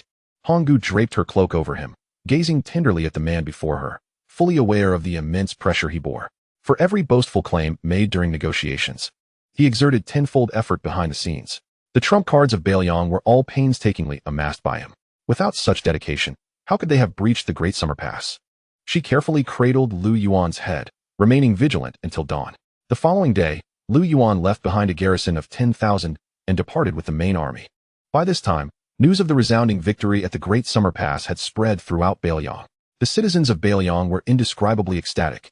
They had captured the Great Summer, the mightiest of realms, and hundreds of thousands of troops had fallen into their hands. Who could have envisioned such a feat? The populace celebrated, rushing to share the news. Initially incredulous, they questioned, is it true? Did the Great Summer Pass truly fall in just one night? The Uyghurs, feeling powerless, remarked, there is no need to fabricate stories. With the strength of Bailiang County, it is not impossible to collapse the walls with gunpowder. The Great Summer Pass, standing for 2 centuries, has changed hands today. Their desires for vengeance began to wane, or rather, transformed into fear. The 30,000 guards were already an unstoppable force. What if it were 100,000? Would they not be invincible? Could the main lineage withstand such might? Doubt crept in. Even if they came, would the 2 of them, rendered powerless, still be of any use? As they indulged in such thoughts, Elder Chow instructed everyone to go out and welcome the return of the master. Almost the entire populace of Bailiang rallied. Lu Yuan escorted a handful of captives into the city, followed by soldiers brimming with morale. They sang aloud, "We the soldiers are no different." The resounding melody compelled the surrounding citizens to join in, echoing the sentiment that while they claimed to be different, they were, in essence, quite similar. Lu Yuan did not walk at the forefront. Instead, he allowed the battle-worn warriors to lead, basking in the adulation of the populace. Within the prisoner cart were Chun Yuan and Li Siyuan, who had not anticipated returning to Bailiang twice within 3 days. Like lost dogs, they leaned against the railing, watching the citizens joyfully sing alongside the soldiers, leading them to ponder the phrase, the military and the people are one family. Could such a scene be witnessed in the Great Summer? As Li Siyuan was lost in thought, the crowd began to extol Lu Yuan once more. At the very moment when Lu Yuan made his appearance, the entire city erupted with excitement, with men, women, and children all expressing their jubilation. Long live the great lord. Thank you for your hard work. Lu Yuan waved back at them with delight. After the parade, Master Chow proceeded to handle the aftermath. As Lu Yuan's deputy, he served both as an advisor and the director of logistics, enduring the greatest fatigue after each battle. Brother Lu Yuan, allow me to assist you in removing your armor, exclaimed Xian Ning, bouncing over in her JK uniform, while the others knelt, proclaiming, we humbly welcome our lord back. Lu Yuan opened his arms, permitting Xian Ning to assist him. Meanwhile, Li Wuyo knelt on the ground, tears brimming in her eyes. Lu Lang, the king of Jiangxia, is my great-uncle. He is advanced in age. Might you consider sparing him for my sake? Lu Yuan chuckled. You overestimate your influence. Li Wuyo felt a pang in her heart. Then how can you release my great-uncle? It is impossible unless he serves me. Lu Yuan replied nonchalantly. I do not have a habit of releasing tigers back into the mountains. It was not that Lu Yuan necessarily desired the old man. Killing Li Tsunrong would lead to an unending conflict with the Great Xia. His reluctance stemmed not from fear of the Great Xia, but from a desire to avoid wasting resources on ceaseless warfare. The northern Liang was far from invincible and required more time to develop. However, if the old man were to surrender, it would make matters considerably easier. Li Wuyo bit her lip. Then allow me to persuade my great-uncle for you. How about that? Do as you wish, Lu Yuan replied dismissively. Li Wuyo knelt there, her face clouded with worry. If even her great-uncle had succumbed, who else could stand in the way of northern Liang? Had she known this would happen, she would have never threatened Lu Yuan in the first place. Summoning her courage, she sought out the imprisoned Li Tsunrong. Great-uncle. Upon hearing her voice, Li Tsunrong, seated cross-legged on the ground, opened his eyes in surprise at the sight of the girl adorned with rabbit ears. Princess, you have been captured as well? No. I am here to find you. Li Wuyo shook her head. Li Tsunrong let out a sigh of relief. but upon seeing Li Wuyo in such attire, he couldn't help but lament. Although the morals of the Great Xia had evolved, they had not degenerated to such an extent. Princess, I am powerless to rescue you from this peril. It is not your fault, Li Wuyo sighed. I have come to persuade you to surrender. Li Tsunrong was taken aback. Princess, you must be mistaken. I am not mistaken. If you resist, you will only lose your life for nothing. It would be better to feign surrender. Impossible, absolutely impossible. Li Tsunrong believed that Li Wuyo had been brainwashed by Lu Yuan. Otherwise, how could she utter such madness? Great uncle, please do not be agitated. Let me finish. Li Wuyo continued. The momentum of Northern Liang is unstoppable, with formidable strength, population, and territory. However, I know Lu Yuan quite well. As long as you do not provoke him, he will not continue his assault. The Great Xia has fallen, but the Great Jing remains unaffected. Lu Yuan harbors a vendetta and will inevitably strike against the Great Jing. If you surrender, we could leverage that opportunity to attack the Great Jing and wear them down with the strength of Northern Liang. In the future, we might even collaborate to eliminate the Great Jing. Moreover, the greater your contributions, the more influential I would become in Lu Yuan's eyes. Despite having a wife and daughter, he lacks an heir, and the vast Northern Liang requires a successor. I am confident in my abilities, given time. If I can conceive a child with Lu Yuan, a portion of Northern Liang will belong to me. Li Xianyong fell into contemplation. However, if I were to surrender, the court today would see Lu Yuan capturing the Great Xia Pass, emboldening him to invade the interior in the future. If the relationship between the two factions continues to deteriorate, is this what my great-uncle desires? Even an army of 300,000 could not contend with Northern Liang. Would my father mobilize the entire nation for an assault?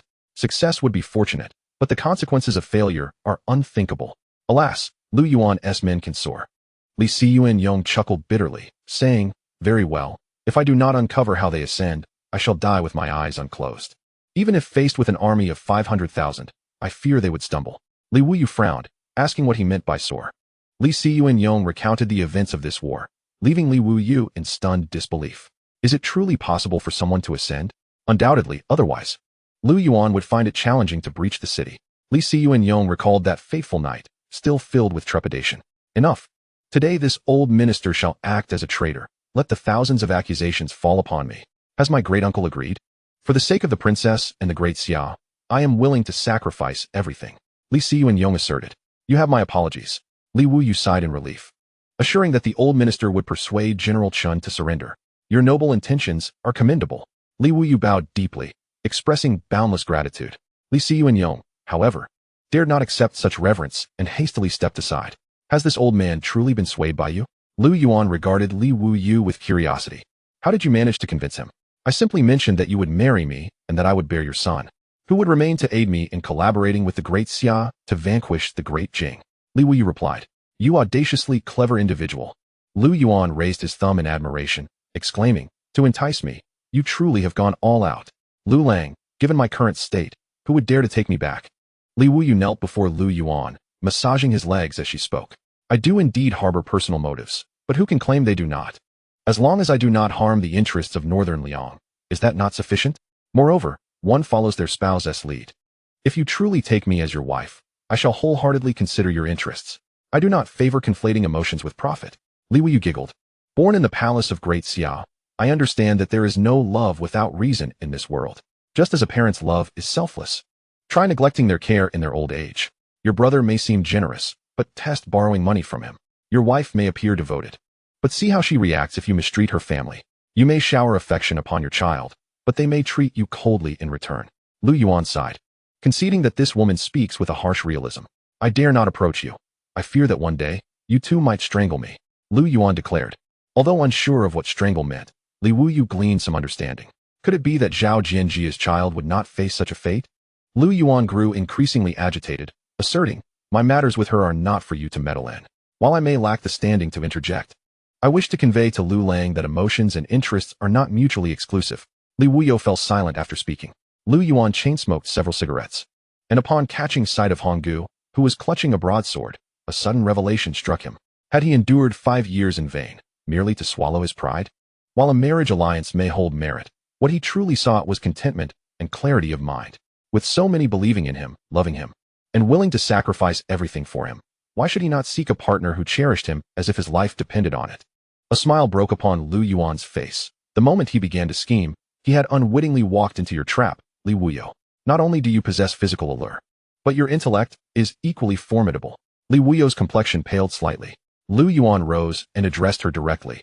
Even if I were to take a concubine, you would not be among the choices. However, should you wish to be a warm bed companion, I would be willing to support you. You may refuse, but thereafter, even the position of a bed companion will not be yours. Li Wuyo, having had her thoughts laid bare, pressed her lips together. This man was truly difficult to contend with. He was restrained, patient, rational, and astute, perfection embodied. I am willing to be a warm bed companion. Li Wuyo spoke again. I did not coerce you, did I? Li Wuyo shook her head, asserting that everything was entirely voluntary. You are quite ruthless. Lu Yuan raised his thumb in admiration, acknowledging her willingness to resort to any means to achieve her ends. Are you afraid, Lu Lang? Li Wuyo smiled seductively, her rabbit ears quivering, stirring something within Lu Yuan's heart. Damn it, humiliated by a woman. Honggu, go and release Li Siyuan Yong and Chen Yuan. Let them learn from the new recruits for 3 months. Without further ado, Honggu turned and exited. The room was left with only Lu Yuan and Li Wuyo. As Lu Yuan beheld Li Wuyo's fiery red lips, an unusual glint flickered in his eyes. Chapter 72, A Family Reunion. With flushed cheeks, Li Wuyo exited Lu Yuan's study. Yet the lingering scent of fish could not be dispelled. Despite having consumed 3 cups of tea, the taste remained on her lips. Yet, that man was utterly unyielding, forcing her to swallow her pride. After all, she was a princess of the Great Qian. However, what did it matter? A fallen phoenix was no more than a chicken. How could she survive without lowering her stance? Moreover, submitting to a man like Lu Yuan was not a matter of shame. From a young age, she understood that while women conquer men, men conquer the world. Wiping her lips, a slight smile graced her face, revealing her pent-up emotions. Meanwhile, at the borders of Zhongzhou, within a carriage, Lu Lingji gazed at the corpse sprawled by the roadside, her delicate face paling in fear as she leaned against her mother's shoulder. She had not anticipated such severe calamities beyond the capital. These people were truly unfortunate. Su Xiu'er held her daughter close, her heart heavy with sorrow. Lu Yong, filled with indignation, exclaimed, "What are those officials in the court doing? Are they blind? Before long, disaster will sweep across the land, leaving the common folk without a place to call home. In this world, only Bailiang County remains a paradise." Liusu remarked. "Sister Liusu, is Bailiang truly as wonderful as you say?" Lu Lingji had been listening to Liusu's praises of Bailiang for days, yet in her mind, Bailiang was merely the most desolate and impoverished part of the Great Qian. When my elder brother first assumed his position, our mother was plagued with anxiety for 6 months, weeping daily until she finally received a letter from him, which offered her some solace. "Sister Liusu, you wouldn't deceive us, would you?" Lu Yong expressed his skepticism. With a smile, Liusu replied, "It will be even better than what I have described. You will understand once you arrive." Upon hearing this, Su Xiu'er and the others were filled with curiosity. Fortunately, they had reached the border of Zhongzhou, and beyond lay the Bailiang Pass, just a couple of days away. The following day, they arrived at Bailiang Pass. Upon learning of Su Xiu'er and the others' arrival, Zhang Wei promptly set aside his military duties and rushed to welcome them. "Greetings. Esteemed lady, I am Zhang Wei. It is my pleasure to welcome you to Bailiang Pass." "The elderly lady, this is General Zhang of Bailiang Pass," Liusu introduced. Su Xiu'er was taken aback. How could the mother of a mere county magistrate warrant a personal reception from a general? "General Zhang, you are too kind." Su Xiu'er quickly returned the courtesy. Zhang Wei hastily waved her off. "Madam, you honor me. I am like a brother to Lu Yuan, and his mother is akin to my own. My friend Lu Yuan has certainly caused you considerable trouble." Su Xiu'er assumed he was merely being polite. "You are mistaken. It is I who have troubled Lu Laodi quite a bit." Zhang Wei chuckled ruefully. "If it weren't for Lu Laodi, I would have met my end long ago." Seeing the sincerity on Zhang Wei's face, Su Xiu'er began to believe he was genuine. Liusu added with a smile, "The elder master shares a close bond with General Zhang. Dear lady, so do relax. Everyone here is family, and it is quite safe." Lu Yong and Lu Lingji were also astonished, not realizing their elder brother had established such a commendable reputation in Bailiang County, even forging a brotherly bond with the general. However, their concern lay with the multitude of refugees within Bailiang Pass. "Why are there so many displaced individuals here?" In response, Zhang Wei explained, "These are refugees from Zhongzhou. Unable to survive, they were guided here by Lu Laodi. I assist in screening them, confiscating any weapons they may possess, and then sending them to Bailiang County.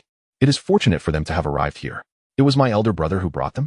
Lu Yong was taken aback. Bailiang County has only a few thousand residents. Yet there must be tens of thousands here. Can he support them? A few thousand? Zhang Wei laughed heartily. "Young Lu, you are mistaken. Bailiang County has a population of over 1 million. Just a few days ago, Lu Laodi even breached the Great Qian Pass, and now the population of Bailiang County, or rather, Bailiang Prefecture, is nearing 2 million. Lu Yong was utterly bewildered. 1 million people? General Zhang, please do not think me naive enough to be deceived. Sister Liu Su. General Zhang must be jesting, correct? Liu Su responded with a gentle smile. No, Bailiang truly has a population of over 1 million. And it was indeed recently that the Great Qian Pass was conquered. Wow. Not only Lu Yong, but Lu Lingji and Su Xiao were also stunned. This must be a jest, right? Lu Lingji stammered. Sister Liu Su, why didn't you mention this earlier? You did not inquire, Liu Su replied with a smile. In any case, once you enter the city, you will fully grasp the remarkable achievements of the elder master. Lu Yong felt overwhelmed. What exactly had his elder brother accomplished during his 5 years in Bailiang County? A population of 1 million? Surely, the capital of Baiyu wouldn't even boast such numbers. He yearned to declare this as false, yet both Lu Su and General Zhang had no reason to deceive him. After enjoying lunch at Bailiang Pass, Lu Su led them away from the fort. The roads here were considerably smoother and broader. Lu Su informed them that this was called a cement road, a marvel that only Bailiang could produce. Once constructed, it would withstand the test of time for decades without damage. Along the way, numerous disaster victims trudged forward in groups. Lu Lingji inquired, Sister Lu Su, why don't we send someone to assist them? They can hardly move. Lu Su explained. People often fail to cherish what they acquire too easily. Only that which is attained through hardship is truly valued. The land of Bailiang cannot sustain so many. To survive, they must strive for themselves. Bailiang can offer them shelter from the storm and fill their bellies, but it is not without cost. Only by overcoming this trial will they be embraced by Bailiang. Lu Lingji nodded, somewhat understanding. However, Lu Yong suddenly grasped the meaning. The price of a grain of rice brings enmity, while the favor of a grain of rice brings gratitude. Lu Su nodded in affirmation. Soon, they arrived at Bailiang City as dusk settled. The towering and magnificent city demanded admiration. The three of them were awestruck by the sight before them. Was this truly the dilapidated little town spoken of by their father? It seemed mightier than Baiyu capital. Lu Yong's heart trembled with excitement. Su Xiao tightly grasped her daughter's hand. Lu Su, is this truly Bailiang County? Indeed, dear lady, but now it is called Bailiang Prefecture. Lu Su replied proudly. Just then, a group rushed out from the city. The laborers, hurrying to transport goods, quickly knelt on the ground. The pedestrians on either side made way. Leading them was a tall and handsome man. Who else could it be but Lu Yuan? Upon spotting the carriage at the city gate, Lu Yuan's face lit up with joy. He halted his horse, rushed forward, and knelt on the ground, exclaiming, Unfilial son Lu Yuan pays his respects to mother. Greetings, dear lady. Behind Lu Yuan, a multitude of expedition leaders also knelt in reverence. Su Xiao, gazing at her son whom she hadn't seen for years, felt tears streaming down her face. Xiao Yuan, my dear son, how I have missed you. Chapter 73. Rascal, kneel before your mother. Su Xiao stepped forward, embracing her son, tears flowing uncontrollably. Lu Yuan felt a surge of emotion as well. Lu Yong and Lu Lingji also rushed forward, weeping as they embraced him. Elder brother, I missed you so much. Lu Yong, who had always looked up to Lu Yuan, was overwhelmed with joy upon seeing him. Lu Lingji, now a sobbing mess, exclaimed, Elder brother, I thought I would never see you again. Holding them tightly, Lu Yuan finally felt he was not alone in this world. He had more to cherish. From now on, I shall never allow you to suffer even the slightest grievance, Lu Yuan vowed. His eyes reddened. My son, you must have endured much hardship these years. Su Xiao said, caressing his face. She remembered when her son left, his face still youthful, yet now he had grown into a true man. It wasn't bitter. Your arrival has made it sweet. Lu Yuan released his mother and lifted Lu Yong into his arms. Look at you, my dear boy, you've grown so much. As he released Lu Yong, he gently pinched Lu Lingji's cheek. He recalled that when he left home, she was barely shoulder high, and now she stood gracefully before him. With a flourish, he produced a few pieces of candy. My dear, this is your favorite sweet. Upon realizing that her elder brother remembered her beloved treats, Lu Lingji wept even more fiercely. Lu Yuan, while wiping her tears, softly cooed, There, see, I'm perfectly fine. Come, let us return home. He then lifted Lu Lingji onto his back, holding their mother with one hand and grasping his younger brother with the other, reminiscent of days gone by. Once they entered the city, the trio could not see the splendor of Bailiang Prefecture. Their eyes were solely fixed on Lu Yuan. They pulled him along, inquiring about the various happenings of the years that had passed. Lu Yuan answered each question with sincerity. Your father, that old stubborn mule, insisted on accompanying the emperor. No amount of persuasion could sway him. Su Xiao exclaimed in frustration. Lu Yuan, already well informed through Liuxi's letters, fully supported her actions in the capital. Anyone who dared to threaten his family would face dire consequences. Yet, his father was not the type of unyielding loyalist. He simply had his own convictions and boundaries. He distinctly remembered the words his father had spoken when he assumed his post in Baoyang, which had fundamentally altered his perception of the old man. Someone is secretly protecting him. He will be safe, Lu Yuan sighed. However, my father is taking too great a risk. This time, the Qian has severed all ties. And chaos will soon ensue, faster than I had anticipated. What troubled him most was the disappearance of Zhao Jianjia and her daughter. They had vanished upon entering the capital. The crown prince was captured, and Zhao Ji managed to escape with the Empress. Liuxi had dispatched individuals to investigate the families of all Ministry of Revenue officials. But Zhao Jianjia was nowhere to be found. It appeared she was deliberately evading him. Had he known this would happen, he would never have allowed her to take her daughter away. Bai Yujing was neither too big nor too small, if she intended to hide. Finding her would not be an easy task. Liuxi mentioned you are married? Su Xiu'er suddenly inquired. Lu Yuan was taken aback, but nodded. It's not quite marriage. It's a long story. He did not conceal this matter. Upon learning that Lu Yuan had wronged someone, Su Xiu'er smacked him on the head. You bullied that girl, and now left her with child, and she journeys miles to find her husband, yet you let them go? How could you sleep at night if anything were to happen to them? Lu Yuan, rubbing his head, replied with a grimace. I couldn't keep her. You know how dangerous it is outside. Even if you can't keep her, you should try. She disregarded societal norms to bear your daughter. And this is how you repay her? Su Xiu'er was infuriated, realizing why Liuxi had spoken of this matter so discreetly. Lu Yong chimed in with gravity. Elder brother. This is not the conduct of a gentleman. Lu Lingji added. Elder brother, I cannot defend you this time.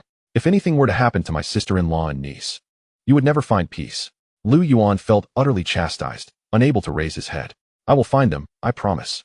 Su Xiu'er, who had initially been in high spirits, was now fuming. Let me tell you, if anything were to happen to my granddaughter, do not expect me to acknowledge you as my son. Seeing Lu Yuan in a state of melancholy, Su Xiu'er sighed. As a woman myself, if I were to bear children out of wedlock and raise you siblings, how much scorn and ridicule would I endure? Even the children would be mocked as illegitimate. I have tolerated this for 5 years. My reprimands are a mere trifle in comparison. Lu Yuan nodded in acknowledgement. You speak the truth, and I shall not dispute it. I will expedite the process so that you may hold your granddaughter soon. Su Xiu'er's expression softened. She knew her son was not the type to shirk responsibility. She merely wished to convey to Lu Yuan that regardless of his circumstances, he must act with integrity, just as Lu Qishan had remarked before departing. If he were not of good character, she would never have married him. Though she often scolded him, she recognized he was doing the right thing, and thus, she supported him in her heart. Nevertheless, her admonition did not diminish the joy of their reunion.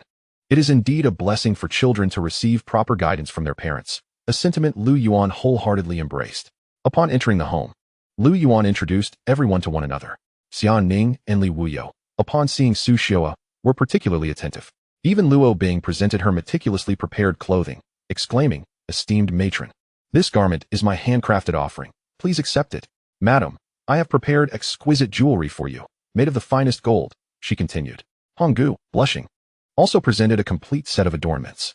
Lu Su, too, showcased her favorite perfume, saying, Esteemed matron, this is a limited edition fragrance from my collection. It would suit you beautifully.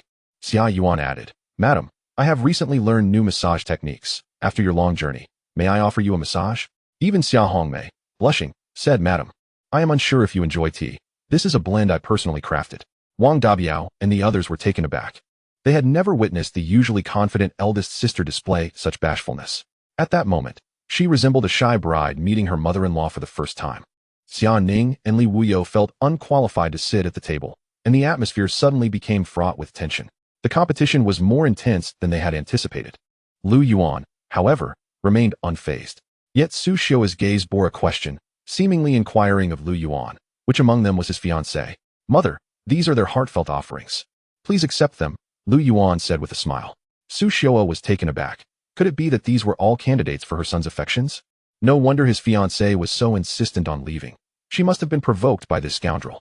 Suppressing her initial reaction, she graciously accepted their gifts. Once the guests had dispersed, Su Xiu'er called Lu Yuan over. He approached, puzzled, only to hear her angrily exclaim, You wretched boy, kneel down. Chapter 74. Is it demeaning? Lu Yuan, witnessing his mother's ire, dared not speak, and with a thud, he knelt down. Mother, I was wrong. Su Xiu'er, fuming, demanded. Tell me the truth. Do any of those women at the table have a connection to you? Yes, but it is merely a superior-subordinate relationship, Lu Yuan replied. Su Xiao'er raised her voice, questioning the need for such courtesy if it were merely a matter of hierarchy. The gazes of those women upon her son were akin to that of a turtle eyeing a green mung bean. She had not yet succumbed to the fog of age. Lu Yuan responded with a bitter smile. Mother, if I were truly entangled with them, I would have already fathered a multitude of children. After all these years, why would I remain alone? Su Xiao'er paused, realizing she had misjudged her son. She huffed, Why are you shouting? Lu Yuan, looking quite aggrieved, replied, I was wrong, mother. While your father and I are not overly traditional, matters of marriage certainly require parental approval. You are now at the age to establish a family. Seeking a partner is only natural. Su Xiao'er's tone softened somewhat, but she stipulated, the condition is that you must bring my daughter-in-law and granddaughter back. As long as your wife consents to your taking a concubine, I will not oppose it. Lu Yuan felt a deep sense of frustration, but could only nod in agreement, which brought a smile to his mother's face. The following day, Lu Yuan arose early, and after breakfast, he took his family on a tour of Bailiang Prefecture. Although Bailiang had a population of over 1 million, its area was not as expansive as Bayou capital. It was divided into 12 districts, with each district housing around 80 to 90,000 residents. To save space, the predominant structures were 5 to 7 stories high. It was not that Lu Yuan yearned for a steel forest, but rather for practicality.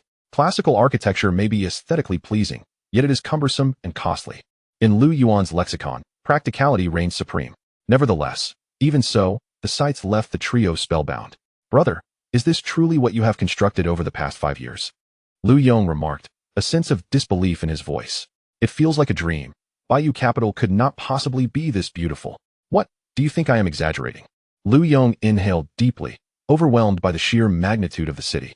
He mused that even 50 years would be an impressive feat for such a vast metropolis. Brother, you must have endured considerable hardships over these 5 years. This was the essence of family. Others only saw the current splendor and never considered the scars hidden beneath. Lu Lingji clung to Lu Yuan's arm, her heart heavy with empathy. I told mother last night that it must have been incredibly difficult for you. Had we known, we should have come sooner to share your burdens. Upon hearing this, Su Xiao'er's eyes glistened with tears as she gazed out at the bustling streets, unable to suppress her emotions. After a while of comforting her, Lu Yuan led the family on a shopping excursion. Everything in Bailiang was continuously reshaping their worldview. Lu Yuan treated them to various local delicacies unique to Bailiang and purchased numerous regional specialties. It was not that they lacked these at home. He simply relished the leisurely moments spent with family. After a tiring day of shopping, he guided them to the Pear Garden, where the renowned songstress Muron Wanqing was performing on stage, captivating the audience below. Su Xiao'er watched with a beaming smile. She was the type of parent who never dampened the mood, and she remarked with delight, I must say, Bailiang truly is unlike any other place. Not only is the food delectable, but even the entertainment is exceptional. Mother, this is not a brothel. The songstresses here are respectable ladies who sell their art, not their bodies, Lu Yuan explained with a chuckle. Only then did everyone understand that this theater was a place where individuals of all ages and genders could gather. Lu Yuan, however, was a man who had risen above base frivolities. Soon, Muron Wanqing concluded her performance, and the applause echoed throughout the venue. Lu Yong, still captivated, withdrew his gaze, recalling the enchanting melody of the verdant grass mingling with the azure sky, just beyond the long pavilion and ancient path. Brother, did you compose this song? Well, sort of, Lu Yuan nodded. This theater has dedicated lyricists and composers. Once selected, not only do they receive remuneration for their lyrics, but their work will also gain widespread acclaim through performance. The record company will even compile the lyrics and music, distributing them globally. Do those scholars not find it degrading? Lu Yong inquired, astonished. Lu Yuan furrowed his brow slightly, retorting, to compose poetry and prose for the appreciation of nobles and dignitaries is deemed refined. Yet writing lyrics and music for the enjoyment of the common folk is labeled as vulgar? Brother, I did not mean it that way. Observing his brother's displeased expression, Lu Yong hurriedly clarified. There is no best, Lu Yuan remarked. In my view, the creation of poetry and prose that can be appreciated by both the refined and the common is the ultimate achievement. Appreciated by all. Lu Yong frowned slightly. Brother, I cannot agree. Some things are simply not suited for the ordinary person. One must not aspire too high. Scholars should remain grounded. In Bailiang Prefecture, many students do not regard being a scholar as a proud or grand endeavor. They understand that studying is meant to enlighten, to assist the weak. They earn a living through their knowledge, providing for their families and entertaining the masses. That is not deemed degrading. Lu Yong felt somewhat embarrassed by the statement. However, Su Xiaoying interjected, "Your brother speaks the truth. Regardless of your academic performance, you possess many flaws. With your father absent, you must heed your brother's words. He has your best interests at heart." It was not that Lu Yuan enjoyed lecturing. As a prominent figure in Beiliang Prefecture, his family naturally rose in stature. Surely he did not wish for Lu Yong to become a self-important individual, merely lamenting without purpose. He aimed to temper him, to share the burdens of responsibility. Tai Mountain. The Great Xia Pass. Who does not require management? Can outsiders be as reliable as family? Lu Yuan poured a cup of tea for his mother and continued. I will not argue these points with you. You are old enough to contemplate your future. The same goes for Lingji. She cannot simply wait for marriage. I present you both with two choices. Either continue your studies in Beiliang Prefecture and participate in next year's spring examination, after which the government will assign you a position, or study alongside me, where I will hold you to far stricter standards than others. Lu Yong bowed his head, remaining silent. He had admired Lu Yuan since childhood, and his admiration had only deepened. Yet, he was merely an inexperienced youth, overwhelmed by the magnitude of his brother's achievements, feeling a mix of shock and reverence. Yet, this was soon accompanied by the stubbornness and defiance of youth. He did not wish for others to perceive him as merely Lu Yuan's brother, receiving undue favor. Without a moment's hesitation, Lu Lingji declared, Brother, I choose to continue my studies and participate in the spring examination. Lu Yuan nodded, affirming that in Beiliang, women could not only pursue education but also engage in commerce, politics, and medicine. Continuing her studies was indeed a wise choice, and he looked forward to her distinguishing herself in next year's spring examination. Really? Lu Lingji's eyes sparkled with delight. Brother, your Northern Liang manner is simply magnificent. Lu Yuan affectionately ruffled her hair, then turned to Lu Yong. And you? What will you choose? Chapter 75. I want everyone to be well fed. Lu Yong, unwilling to follow Lu Yuan or be assigned by the authorities, was about to voice his thoughts when a knock echoed at the door of the private room. A melodious voice called out, My lord, Moron Wonking requests an audience. Lu Yuan furrowed his brow. However, Lu Yong found himself involuntarily glancing toward the door, a flicker of anticipation in his eyes. Although Lu Yuan initially intended to keep the door closed during dinner with his family, he changed his mind upon hearing the request. Honggu, open the door.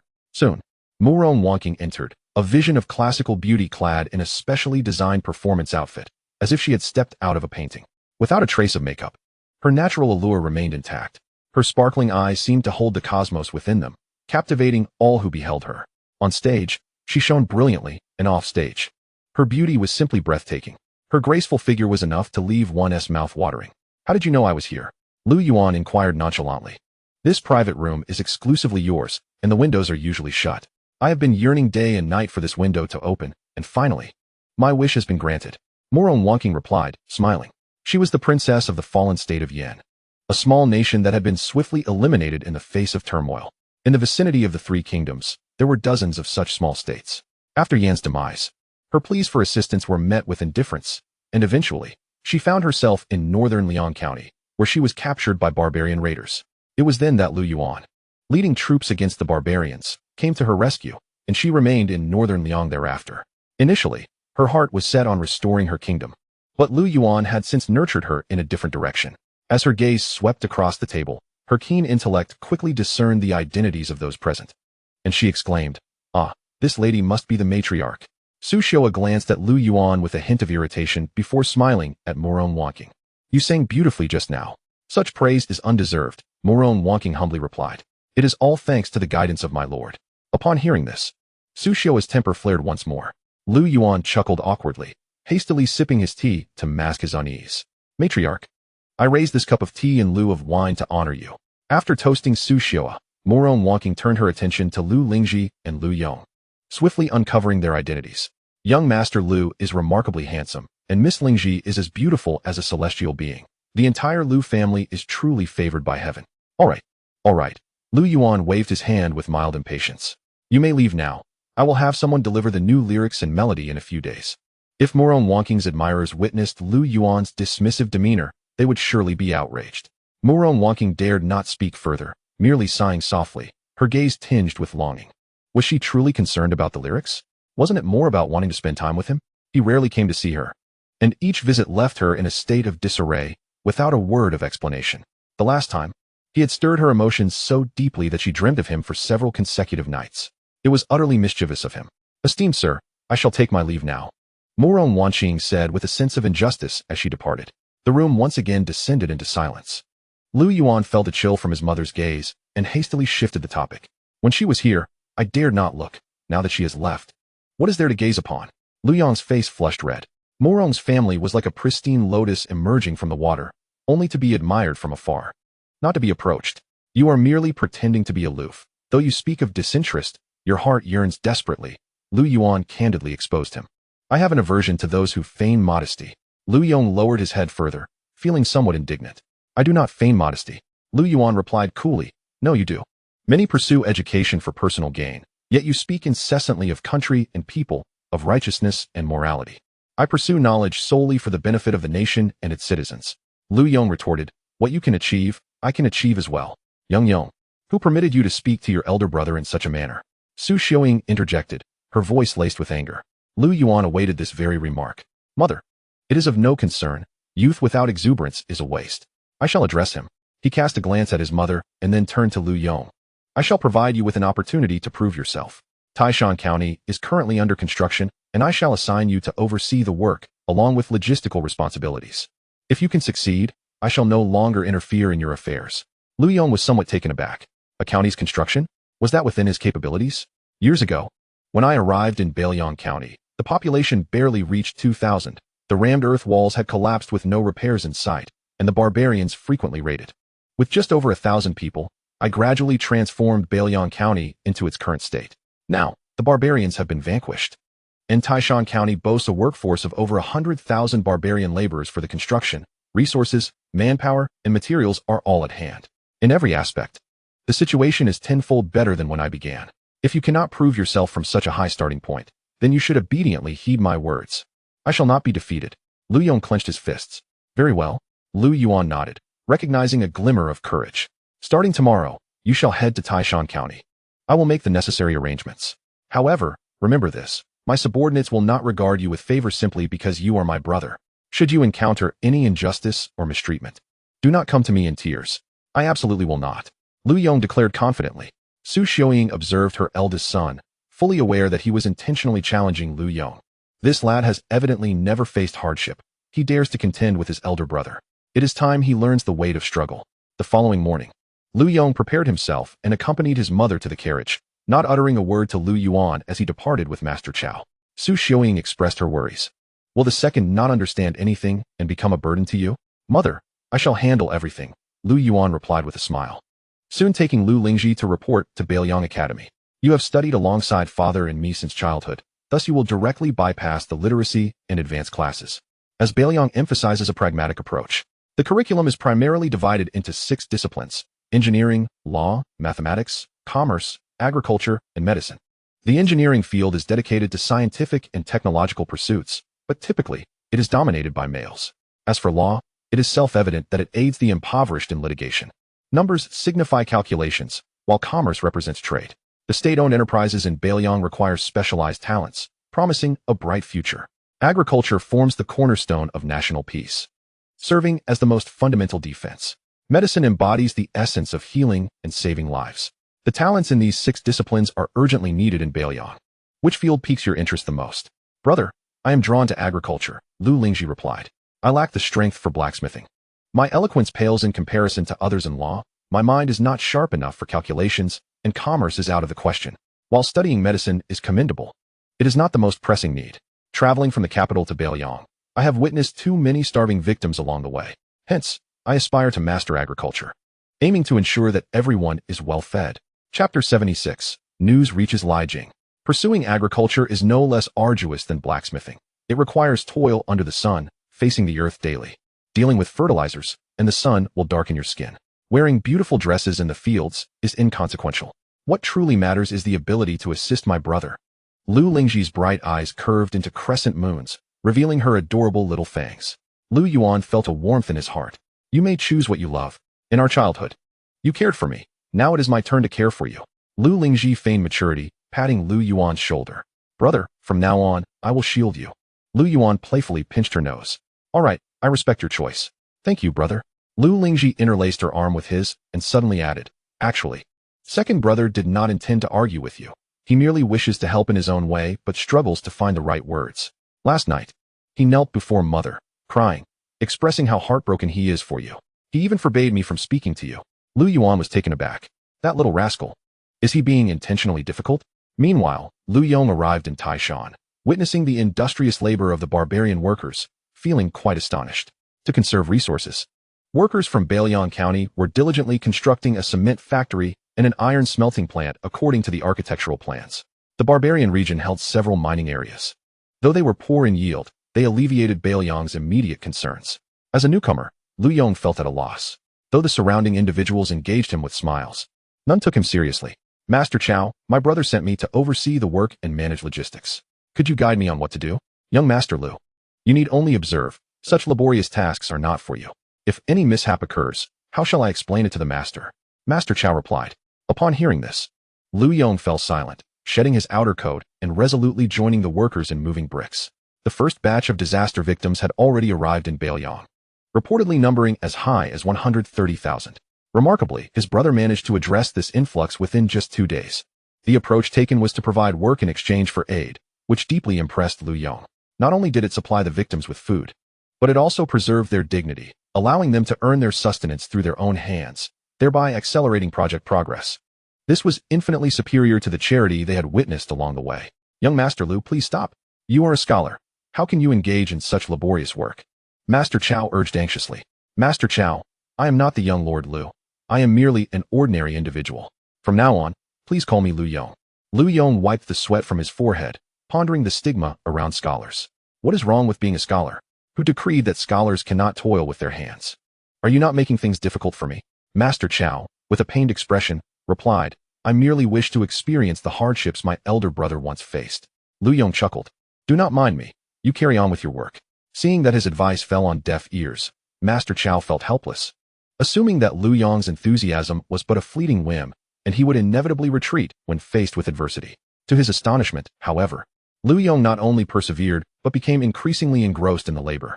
For 7 or 8 consecutive days, he busied himself at the construction site, traversing every corner. And whenever he had a moment to spare, he would inquire of the workers about their methods. Even during mealtimes, he would grasp a steamed bun and rush to oversee the laborers, observing their techniques. After a few days, he surprisingly found camaraderie with the workers.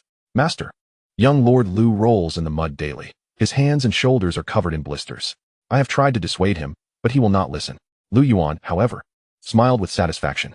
Do not concern yourself with him. I too labored extensively in my youth. Consider it a means of strengthening his physique. He prided himself on his keen judgment of character, yet he misread his younger brother. This lad, if properly honed, is destined to become a gem. Meanwhile, news of Li Tsuanrong's defeat had reached the capital of the Great Xia. The emperor was both furious and astonished. Wang Shu is actually lost. With a contingent of over 300,000. How could such a thorough defeat occur? The emperor paced anxiously in the council hall, glaring at the silent officials. Have you all lost your tongues? Speak. How shall we address this calamity? At such a moment, who would dare voice an opinion? The undefeated war god had fallen. Who could claim superiority over Li Tsuanrong? With Wang Shu captured and the Great Xia Pass breached, along with the threat of Wu Yu still in Lu Yuan's grasp, the empire's dignity had been utterly tarnished. The emperor seethed with rage. This was undoubtedly the most humiliating moment of his reign. At that juncture, Minister Xiongning stepped forward, recognizing the need to speak. Your Majesty, I believe there must be hidden truths behind the breach of the Great Xia Pass. Xiongning analyzed. According to reports from those who returned, the Northern Liang army descended unexpectedly and incinerated our provisions. In my view, this is pure nonsense. If the Northern Liang possessed such prowess, the Great Qian would have long since unified the realm. Clearly, there are traitors among us, inciting chaos and spreading rumors to disrupt our morale. The Northern Liang's subsequent assault was what ultimately breached the Great Xia Pass. He continued, furthermore, King Jiangxia and the Great Jing have forged an alliance to wage war. Yet Lu Yuan chose not to strike the weaker Great Jing, but instead launched an attack on the Great Xia Pass. I contend that the Great Jing has outwitted us. Minister Xiong's argument resonated, and others quickly concurred. Indeed, it must be so. After a moment, as the clamor subsided, Xiongning added, currently, our state has suffered grave losses. It would be unwise to create further enemies. Instead, we should send envoys to negotiate with Lu Yuan and reclaim the Great Xia Pass. With over 200,000 in lost troops, even the Great Xia, with its million-strong army, cannot sustain such a blow. Furthermore, the Great Xia Pass serves as the gateway to the Great Xia. Should it be lost, The enemy could invade at any moment, posing a grave threat to the capital. Yuan has treated the princess as a mere servant and demands compensation from our court.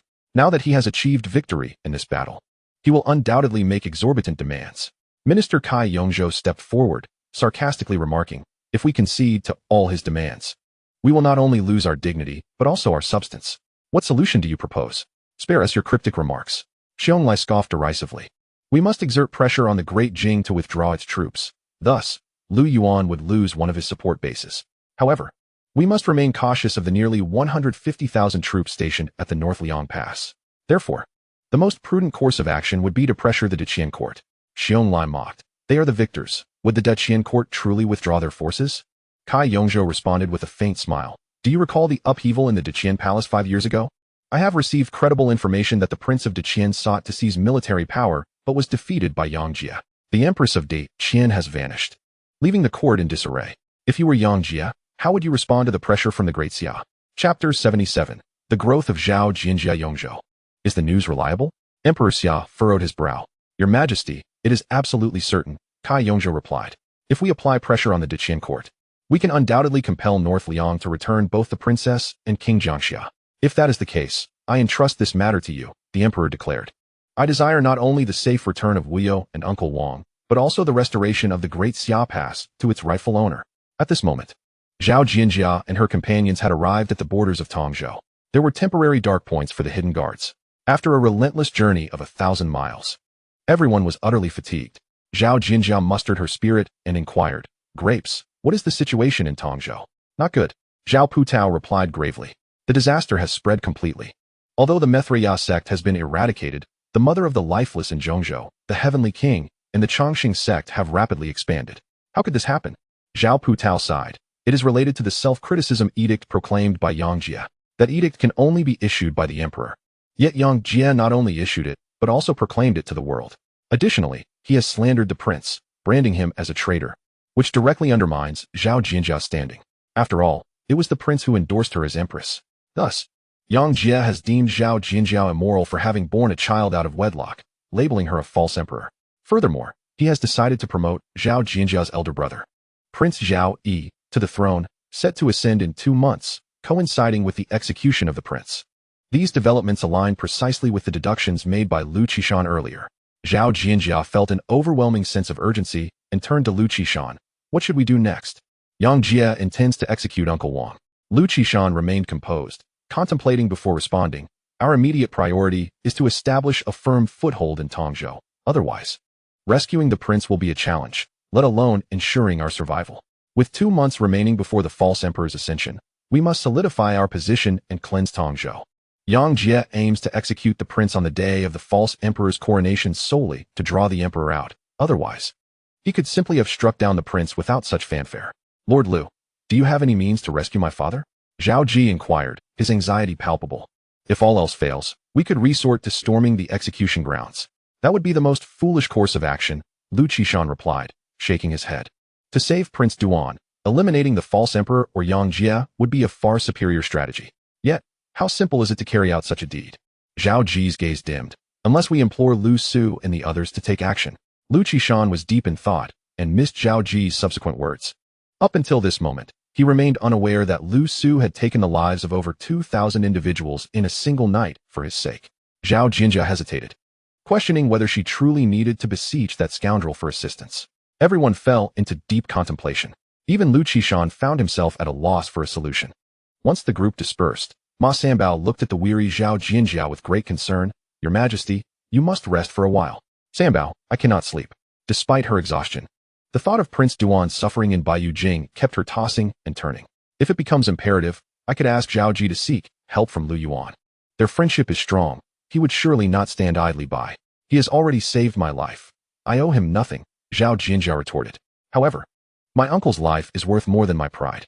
If a solution is not found within 7 days, I shall personally journey to Bailiang County. Ma Sanbao was taken aback. Your Majesty, would it not be better to send young Master Zhao? This matter arose from my own actions. I must bear the consequences.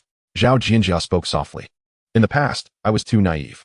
Now, I must embrace the responsibilities of an emperor. Huan, who now accompanied her, was without a stable home, living in fear. She could not bear to let her child suffer alongside her. Gently stroking the child's head, she radiated tenderness. The recent turmoil had exhausted even the young and vigorous, let alone a child.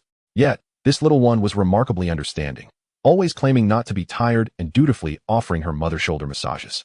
It was her inadequacy as a mother that had subjected her child to such trials. Thus, she must strive to grow strong enough to shoulder her responsibilities. One day, she would reclaim Huan. What if my little ancestor encounters hardship there? Ma Sanbao lamented. That will not happen. Lu Yuan will be a good father. But if Lu Yuan were to uncover your identity and realize you were responsible for the death of his mother and siblings, would he still treat the child kindly? Ma Sanbao knelt beside her, gazing at the peacefully sleeping Huan. What if she were to be wronged? Zhao Jianjia trembled, bitterness flooding her mouth. Then he must never find out.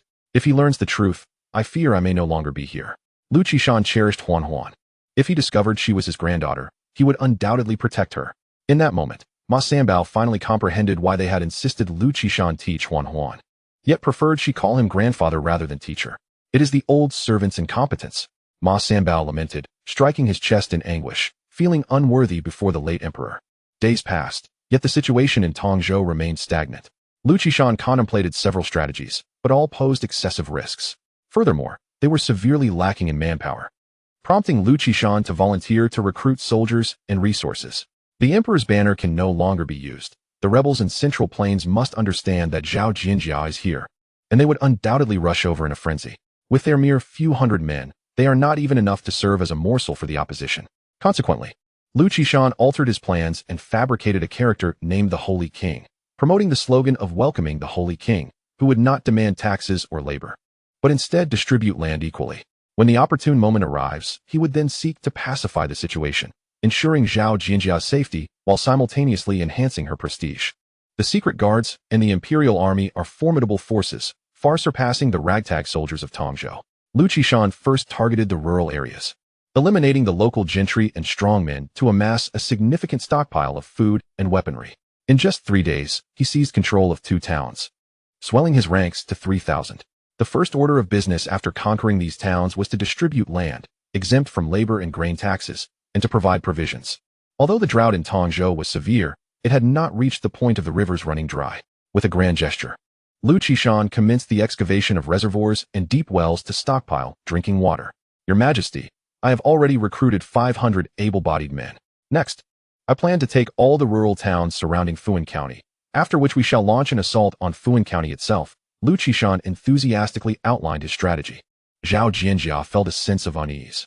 Although he was ostensibly a loyal minister, his methods were unorthodox, bordering on treachery, more rebellious than the rebels themselves. Lu Qishan, I place my trust in you, but tomorrow I must embark on a journey. During my absence, you will oversee all matters in my stead. Can you manage this? Chapter 78. Return to Bailiang. On the road to Bailiang County, Zhao Jianjia's mindset had shifted dramatically. Following recent events, Zhao Ji had matured as well. The two traveled under the escort of guards and arrived at Bailiang Pass, where Zhang Wei personally came to receive them. Upon seeing Zhao Jianjia, he promptly declared, Your Majesty, regardless of the circumstances, the people of Bailiang Pass only recognize you. Zhao Jianjia neither expressed disbelief nor complete faith. She simply responded, I understand. Zhang Wei speculated about the emperor's sentiments, thinking to himself that had it not been for Lu Yuan's influence, the Empress would not have dared to come here so openly and would have been apprehended long ago. It was evident to any discerning individual that the Great Qian Empire stood on the brink of collapse. If Zhang Wei were a bit more ruthless, capturing the Empress now would be a monumental achievement. Should he harbor ambitions, he could swiftly establish a new court, commanding an army of over 100,000, capable of securing the realm. However, with Lu Yuan present, he dared not entertain such thoughts. Take me to Bailiang County and recount to me the events that have transpired there in recent days, Zhao Jianjia commanded without reservation. Upon exiting the pass, Zhang Wei elaborated on the occurrences since her departure. Are you saying that Lu Yuan single-handedly overcame 2 enemies and directly breached the Great Qian Pass, capturing the legendary general Li Quniang and Qin Yuan? Zhao Jianjia was taken aback. That was known as the mightiest fortress of the 3 kingdoms, far beyond anything comparable. Indeed, it was taken in a single night, with 300,000 troops captured. I do not know what methods Brother Lu employed, but he even managed to win over both Li Quniang and Qin Yuan. The Great Qian Pass has now been renamed Songshan County. Does he not intend to return the Great Qian Pass? Can the Great Qian tolerate such an affront? Zhao Jianjia was perplexed. Did this unscrupulous man not fear it all? What if he could not tolerate it? Zhang Wei licked his parched lips and replied with a resigned smile. With 600,000 troops from 2 nations, both Fang Zheng and Zhang have been so intimidated that they dare not venture out. Even Li Siyu and Yong has surrendered. The Great Xia has lost its advantageous time, place, and people. What good would it do to send another 300,000 troops? Winning would be fortunate, but if they were to lose, it would likely doom the fate of the Great Xia. Therefore, I firmly conclude that the Great Xia neither dares nor can send out troops again. Their only option is to seek peace with Brother Liu in the North Liang. As for the Great Jing, they lost decisively 2 years prior and are still undergoing reformation in North Liang. They will likely have to admit their mistakes. With 30,000 troops, Brother Liu is already invincible. Now, with an additional 100,000, even the Great Xia and Great Jing would have to bow down in submission. Zhao Ji gazed at Zhang Wei with admiration, exclaiming, "Truly, Master Liu is formidable. With just a city, he has compelled both the Great Xia and Great Jing to lower their heads. How impressive." Zhao Jinjia bit her lip, still struggling to believe it. With 30,000 soldiers, Liu Yuan could annihilate the Manchu. He built a second city in the barbarian stronghold and subsequently breached the Great Xia's defenses, establishing dominance over North Liang. In the mere 2 months since her departure, this unscrupulous man had achieved such monumental feats in silence. She sighed inwardly. If Liu Yuan were willing to assist her, why would she need to entertain impractical thoughts? Observing Zhang Wei's complete faith, she realized that even the faintest utterance from Liu Yuan bore more weight than her most earnest words. The reverence directed towards her was not merely due to her imperial status, but rather because of Liu Yuan. What method does Liu Yuan employ to aid the disaster-stricken? Zhao Jinjia inquired. By employing labor in lieu of aid, Zhang Wei elucidated, as he was well informed on the matter. After all disaster victims must first pass through the North Liang gates, where women, children, and the elderly engage in crafts, receiving free rations if they are under 6 years old, while able-bodied men follow the arrangements for 3 meals a day. Alternatively, some are hired by affluent families as servants, though not under indentured servitude. In recent days, over 250,000 disaster victims have come under the care of the officials, and the numbers continue to rise. They are fleeing from the major provinces of Zhongzhou and Tongzhou. To have reached this place is a stroke of fortune, as long as they are diligent and honest. Joining North Liang will promise them better days ahead. Zhang Wei could not help but exclaim, but upon noticing Zhao Jinjia's presence, he quickly added, "If it were your majesty, surely you could do even better. Could I truly accomplish more?" Zhao Jinjia chuckled self-deprecatingly. The calamity in Zhongzhou had been ongoing for quite some time. What had she done? If she had the ingenuity to implement labor in lieu of aid, would such a tragedy have befallen Zhongzhou? Zhao Ji gazed outside, where snowflakes began to fall. Winter had arrived, making life even more arduous for the common people. Soon, the carriage entered the North Liang prefecture. At this moment, Liu Yuan was still inspecting the greenhouse.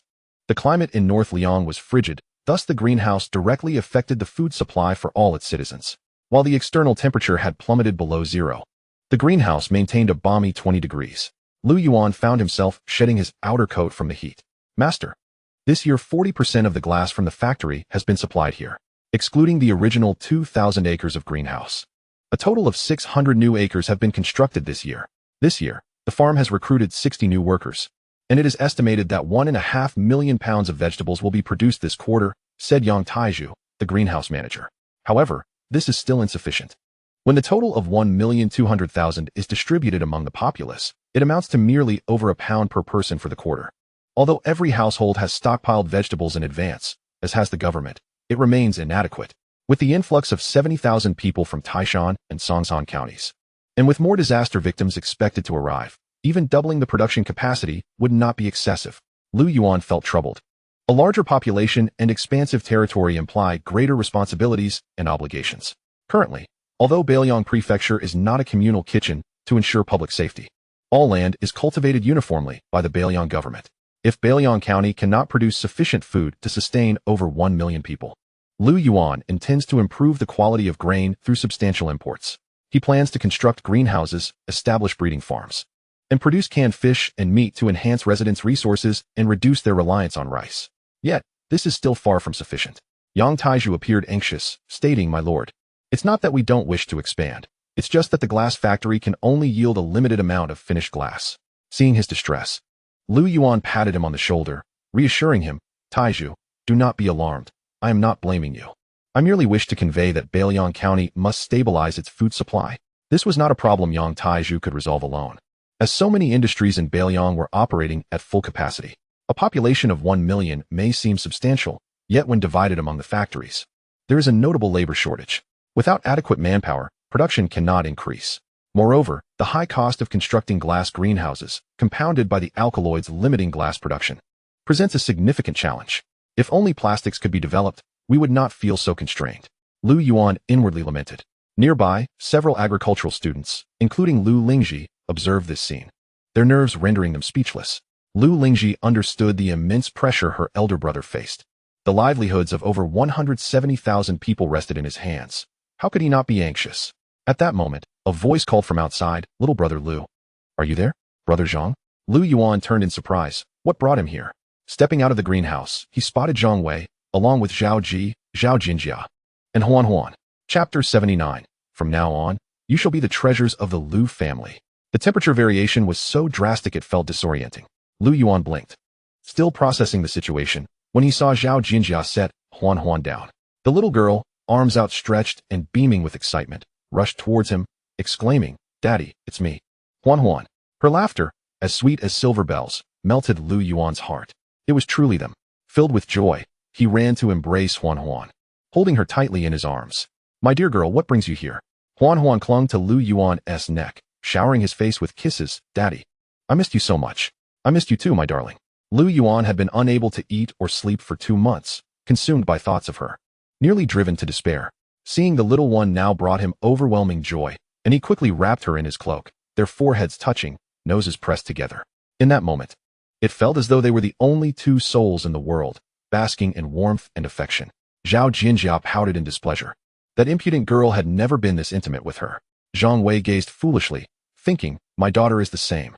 The students in the greenhouse were wide-eyed, eagerly proclaiming, "Look, that's the daughter of the noble lord, truly adorable. The lady is also dignified and beautiful. They are a match made in heaven." Lu Lingji's eyes widened. Could this be the long-lost sister-in-law and niece? Had she not feared revealing her identity, she would have rushed forward long ago. The father and daughter shared a tender moment. But when Zhao Jinjia noted their disregard for her presence, she coldly remarked, "Lu Yuan, the child has been delivered. I shall take my leave now. And you are to care for her well." Realizing her intention, Lu Yuan quickly stepped forward, grasping Zhao Jinjia's hand. "Where do you think you're going?" "Leaving Bailiang." Zhao Jinjia attempted to shake off Lu Yuan's grip, yet he held her firmly.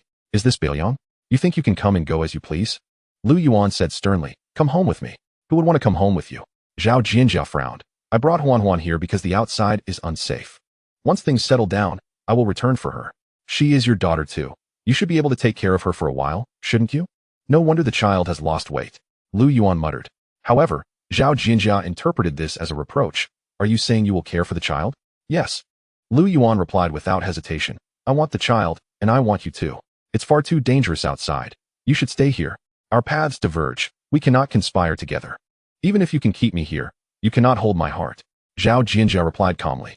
Lu Yuan, not wanting to argue in front of so many, said, "If you wish to leave, you may, but I will introduce you to someone. You need to explain things clearly to her so that I won't be scolded every day." "Who?" "You'll know when you meet her." With that, Lu Yuan opened his cloak, pulling Zhao Jinjia into his embrace, then angrily added, "Are you foolish? Dressed so lightly. Aren't you cold?" Zhao Jinjia struggled to push Lu Yuan away, but he held her tightly at the waist, her cheeks flushed with embarrassment. "You scoundrel, let go." Ignoring her, Lu Yuan turned to Zhang Wei and Zhao Ji, saying, "Let's go. This is not the place for conversation." They nodded in agreement and hurriedly followed. In the carriage, Zhao Ji relayed the plan he had discussed with Zhao Jinjia to Lu Yuan. "You've done well, saving them both." Lu Yuan said little in response, merely stating, "I am aware of the situation regarding brother Duan Wang. I will arrange for a rescue immediately. You stay here, and I shall bring them over when the time comes. The court is practically finished. The Empress has no chance of a comeback. We merely await a spark. The Great Qian ship is destined to sink." As soon as he finished speaking, Lu Yuan felt a sharp pain in his side and looked down to see Zhao Jinjia. Fuming, had punched him. Grimacing, he exclaimed, "Is it wrong to speak the truth? Do not speak ill of the Empress." Zhao Jinjia retorted angrily. Zhang Wei and Zhao Ji pretended not to notice. The couple was truly amusing, one refusing to divulge, the other unable to guess, their banter resembling flirtation. "Master Lu, I cannot remain here. I must assist His Majesty." Zhao Ji dared not miss the opportunity to express his loyalty. Nonetheless, he knelt down and respectfully bowed 3 times to Lu Yuan, thanking him for saving his father's life. As he spoke, tears streamed down his face. For no one knew the burdens he had borne in recent days. Without even uttering a plea for assistance, Yuan had taken the initiative to rescue his father. The depth of his gratitude was beyond mere words. Rising, Yuan helped him to his feet, stating, "I share a deep friendship with the Prince of Yuan. If he encounters trouble, I shall not stand idly by. Should you find it difficult to survive in the future, my door will always be open to you and your father." Zhao Ji nodded earnestly. Before long, Yuan returned home with the mother and daughter. Upon entering, he called out loudly, "Mother, come out quickly and see whom I have brought." Mother? Both Zhao Jinjia and Zhao Ji were taken aback. Wasn't Yuan's mother already perished in the fire set by the new party? How could there be another mother here? Could it be that Yuan had a foster mother in Baoyang? He had never heard of this before. Zhao Jinjia was equally perplexed. At that moment, a middle-aged woman emerged from within, exclaiming. Yuan quickly turned to Huan and said, "Dear daughter, that is your grandmother." Huan looked at Su Xiaoer, breaking into a sweet smile. "Grandmother."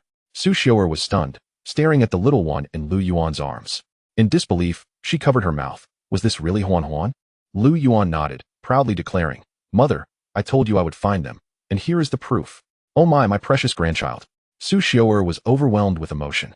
Rushing forward to carefully embrace Huan, she gazed at her intently, for the resemblance was uncanny. She looked just like Lingji in her youth, irresistibly endearing. Unmistakably a child of the Lu family. However, Su Xiaoer still harbored some skepticism regarding Yuan's claims, for the odds of such a fortunate occurrence were exceedingly slim. Yet, upon seeing the child, any lingering doubt vanished. Could she not recognize her own grandchild? Tears of joy streamed down her face as she exclaimed, "Good child, at last. I have waited for you." Turning to the woman beside Yuan, she said, "You must be Jinjia. I have heard from Xiao Yuan about how our Lu family has wronged you and caused you suffering." Su Xiaoer grasped her hand, tears flowing freely. "What a wonderful child you are. You have endured so much hardship these past 5 years. Rest assured from now on, you and Huan will be treasures of the Lu family. If that little rascal dares to bully you, I shall sever ties with him." Chapter 8. A Delayed Confession. Zhao Ji stood frozen in place, while Zhao Jinjia was utterly bewildered. Hadn't Lu Qishan claimed that his family had perished in the flames? That he had buried them with his own hands? Who, then, was this woman? "Come, child, quickly come inside," Su Xiaoer urged, pulling Zhao Jinjia along. Her heart ached at the thought of the injustices Zhao Jinjia had suffered over the years. As Zhao Jinjia regained her composure, her first thought was that Lu Qishan had deceived her. Yet, upon reflection, the fire had indeed been real. The only explanation must be that the new party had set the fire, and Liu Su had arrived just in time to save Su Xiaoer. Lu Qishan's sorrow was genuine, and so too was Liu Su's quest for revenge. The reasons for concealment are rather simple: to protect one's family. I have moved past it. Zhao Jinjia felt a surge of anxiety, more pressing than when she faced Lu Qishan. "How is your family? With the chaos outside, if they are still around, they should all come to Baoyang," Su Xiaoer urged. "Please do not feel embarrassed. We are all family. My parents are no longer with us." Zhao Jinjia's eyes dimmed. What a pitiable child. Su Xiaoer felt a pang of sorrow. "From this moment onward, I shall treat you as my own daughter." This sincere affection left Zhao Jinjia somewhat overwhelmed, yet she managed to respond. "Aunt, I appreciate your kindness, but my relationship with Yuan is not as you might think. I merely happen to have a child with him. There are no feelings involved. The reason I brought the child here is solely because Baoyang is safe. And now that the child is delivered, I will be leaving tomorrow." Su Xiaoer was taken aback, then shot a disapproving glance at Yuan. "You rascal. Hurry over and comfort her." Yuan approached with a grimace. It was futile. He knew he could not persuade her, as her temper was as stubborn as a bull. Before he could even begin to argue, she declared, "If Jinjia leaves, do not ever call me mother again. I will go with her." Yuan took a deep breath and addressed Zhao Jinjia. "I wish for you to stay not merely because you are Huan's mother, but also because you reside in my heart. During the 2 months you were gone, I could neither eat nor sleep.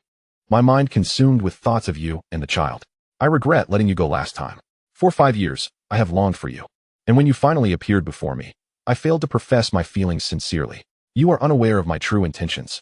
To remain without clarity would be improper." At this juncture, Yuan paused. "Then, in front of my mother and everyone present, I vow to you, Zhao Jinjia, that I wish to marry you and care for you and the child for a lifetime. If you are unable to accept this now, I can grant you time to understand me better. I have waited for you for 5 years and am not afraid to wait another 5. We are both still young, with many more years ahead to share together. I, Yuan, swear to the heavens that my words are sincere. Should I deceive you, May I be struck by divine retribution. Zhang Wei and Zhao Ji exchanged glances and couldn't help but chuckle. Hong Gu pouted, clutching her broadsword, her eyes reddened. As she turned her head away, at last, Su Xiuan nodded in satisfaction. Now that feels right. A man from the Liu family should be daring and accountable. This heartfelt declaration unexpectedly swept through Zhao Jinjia's heart, stirring up a tempest of emotions. She fought back tears, and for a fleeting moment, she truly considered nodding in agreement. Indeed, Liu Yuan had treated her well, devoid of suspicion or reservations, offering his all to her and the child. Do you remember what I said before? Zhao Jinjia replied softly. I said that if you were willing to uphold the Great Qian Dynasty and genuinely treat me as your wife, I would be willing to. Now that everyone is here, I only ask for a single truth from you. Do you wish to be a rebel, or do you intend to uphold justice? With these words, everyone present turned their gaze toward Liu Yuan. Especially concerning Zhang Wei and Zhao Ji, Liu Yuan's forthcoming words pertain to their future stance towards Beiliang. Zhang Wei, in truth, holds a nonchalant attitude. The chariot of the Great Qian Dynasty has traveled for 2 centuries and is on the brink of collapse. Upholding the righteous path is more arduous than ascending to the heavens. Even if restored, would it be the realm of the Great Qian or that of the new party? Do these military generals have a way out? They do not. His apprehension towards Zhao Jinjia is likely a mere facade. Deep down, he secretly yearns for chaos to envelop the world. With Liu Yuan's prowess, should that day come, sweeping across the realm would be effortless. While Zhang Wei may lack the destiny to become an emperor, he could serve as a minister under a dragon, with the potential to one day be granted nobility and titles, perhaps even kingship over lands. However, Zhao Ji's situation is starkly different. He internally pleads, Liu Shi, I beseech you, do not oppose the Empress. Hong Gu suppressed her sorrow and could not help but snort. This woman surely thinks highly of herself, believing she surpasses Beiliang in importance. Even if Liu Yuan were to agree, the common folk below would not. The majority of Beiliang's populace comprises Great Qian citizens crushed by the weight of the world. What loyalty do they owe the court when they suffered from cold and hunger? Where was the court when they faced slaughter and plunder from the barbarian tribes? Where was the court when the disaster struck and people were displaced? Where was the court then? Liu Yuan fell into silence. Su Xiu'er, infuriated, demanded, speak up. Why hesitate at such a time? Liu Yuan sighed, shaking his head. I am sorry, but what you ask is beyond my capability. Zhang Wei rejoiced at this outcome, while Zhao Ji's face twisted in anguish as he covered his face and exclaimed, Why? Hong Gu burst into laughter. Su Xiu'er was taken aback. You little rascal. What do you truly intend to do?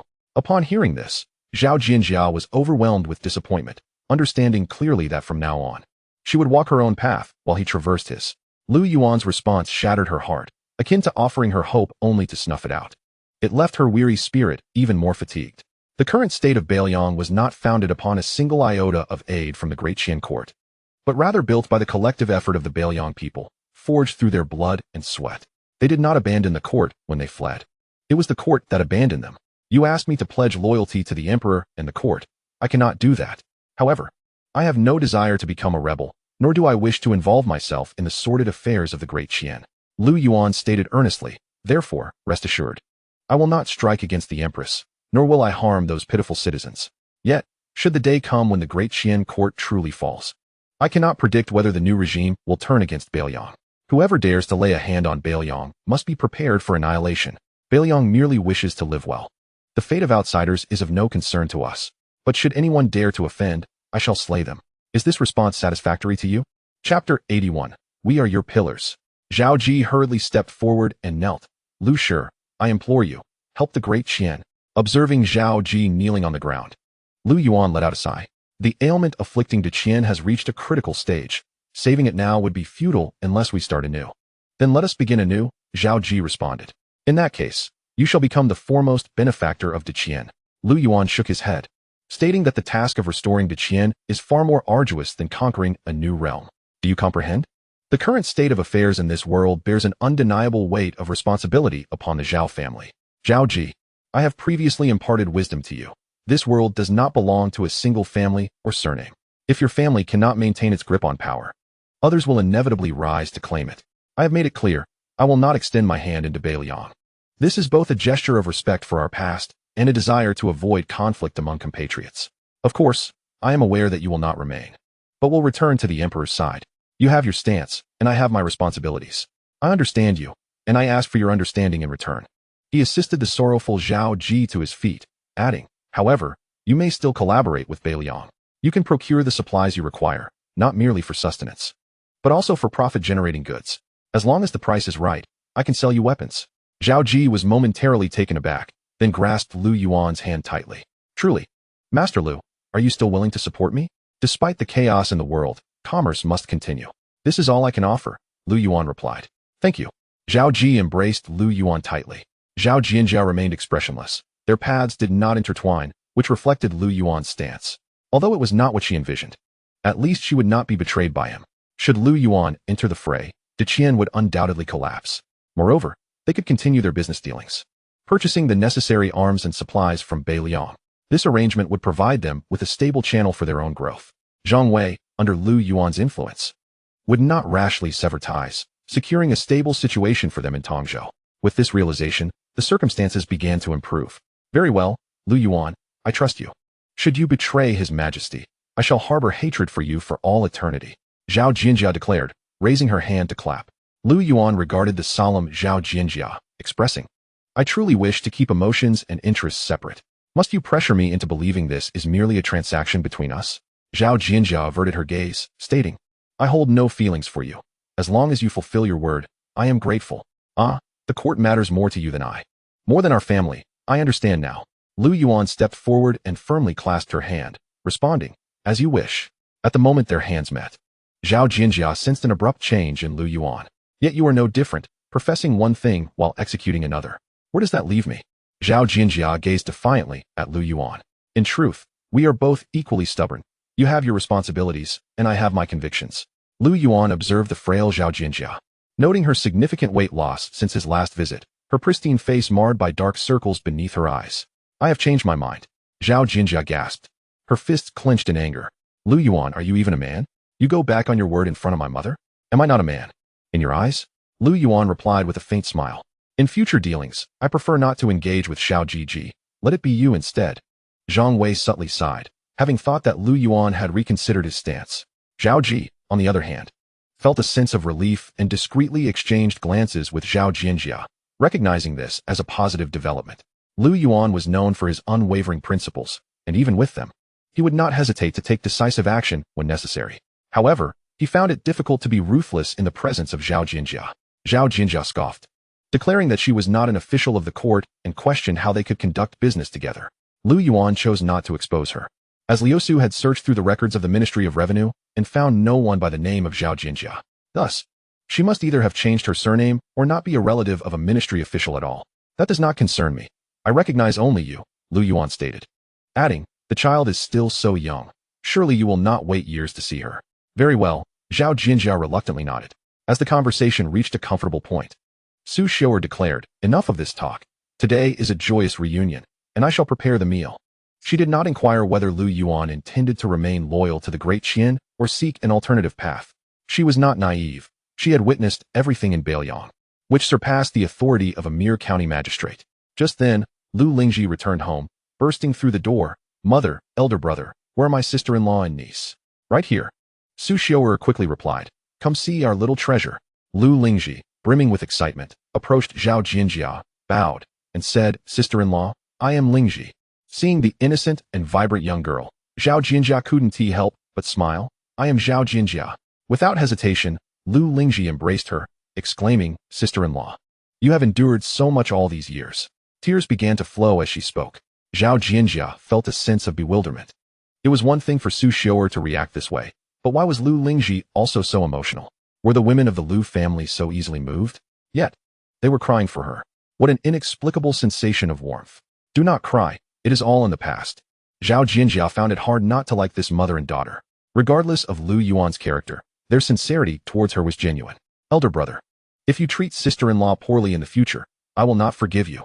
Lu Lingji raised her small fist defiantly before waddling over to Huan, saying, Huan, darling, I am your aunt.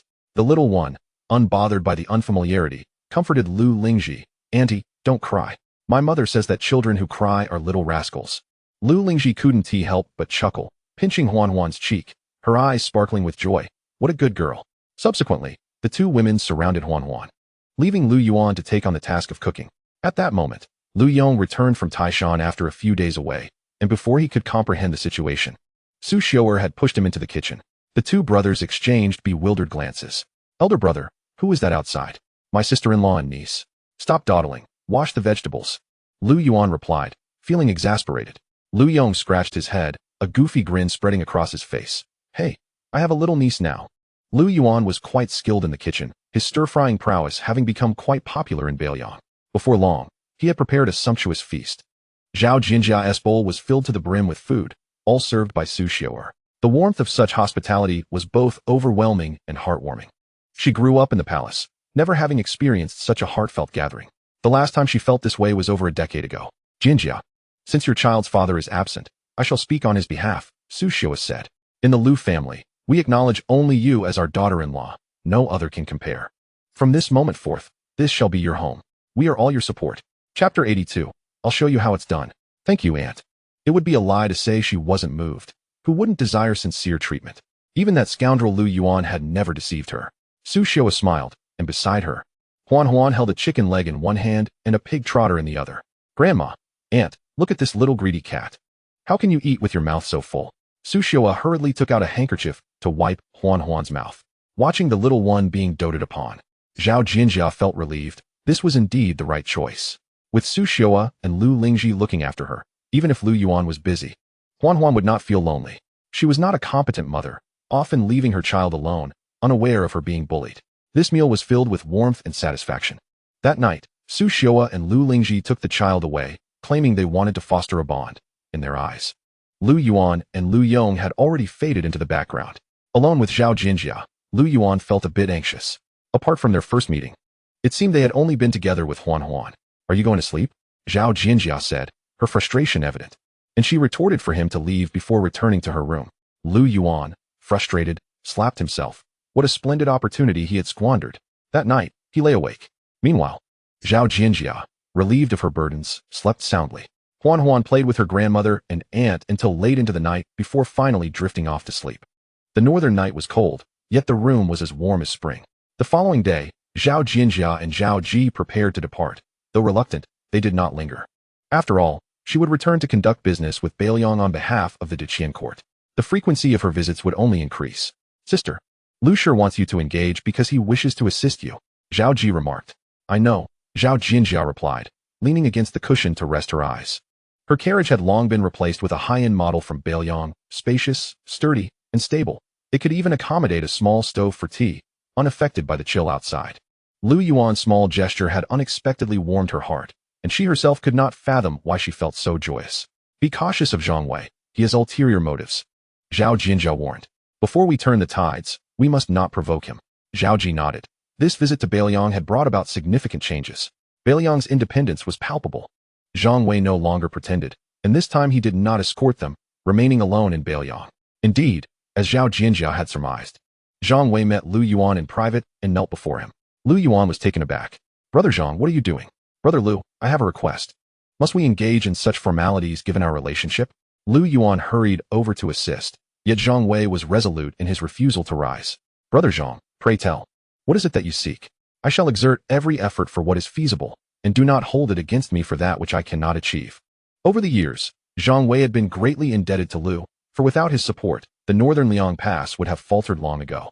Previously, during the barbarian ambush, it was his younger brother who had come to his rescue. At that time, Zhang had sworn an oath to serve him faithfully. Now, with the fall of Deqian and Xia imminent, only the northern Liang remained a sanctuary. Zhang Wei implored Lu to accept the northern Liang Pass, and in a moment of desperation, he knelt down. Lu Yuan furrowed his brow. Brother Zhang, you heard my conversation with Jinjia yesterday. By doing this, are you not compelling me to breach my word? It is I who seeks refuge, not a forceful conscription by you. How could this be deemed a breach of promise? He continued, have compassion for the tens of thousands of soldiers and their families at the northern Liang Pass. In this chaotic world, only you can lead us out of this predicament. With that, Zhang Wei bowed his head again in fervent supplication. Brother Zhang, you are not helping my cause. Lu Yuan exclaimed, unable to accept such an act of reverence, hastily stepping aside. If you do not speak of this, nor do I, who will know? Zhang Wei countered. Must we truly wait until the day of Deqian's demise for you to grant us asylum? Internally, he was in torment. This couple was indeed amusing. One had turned traitor yet erected a facade of righteousness, while the other was on the brink of ruin yet refused to humble herself to her husband for assistance. In that fleeting moment, He was tempted to reveal the stark truth to Lu Yuan. However, considering they would ultimately share the same bed and the old matriarch of the Lu family's disposition, it seemed she intended to exalt the Empress to the heavens. One was not to be offended, while the other was formidable.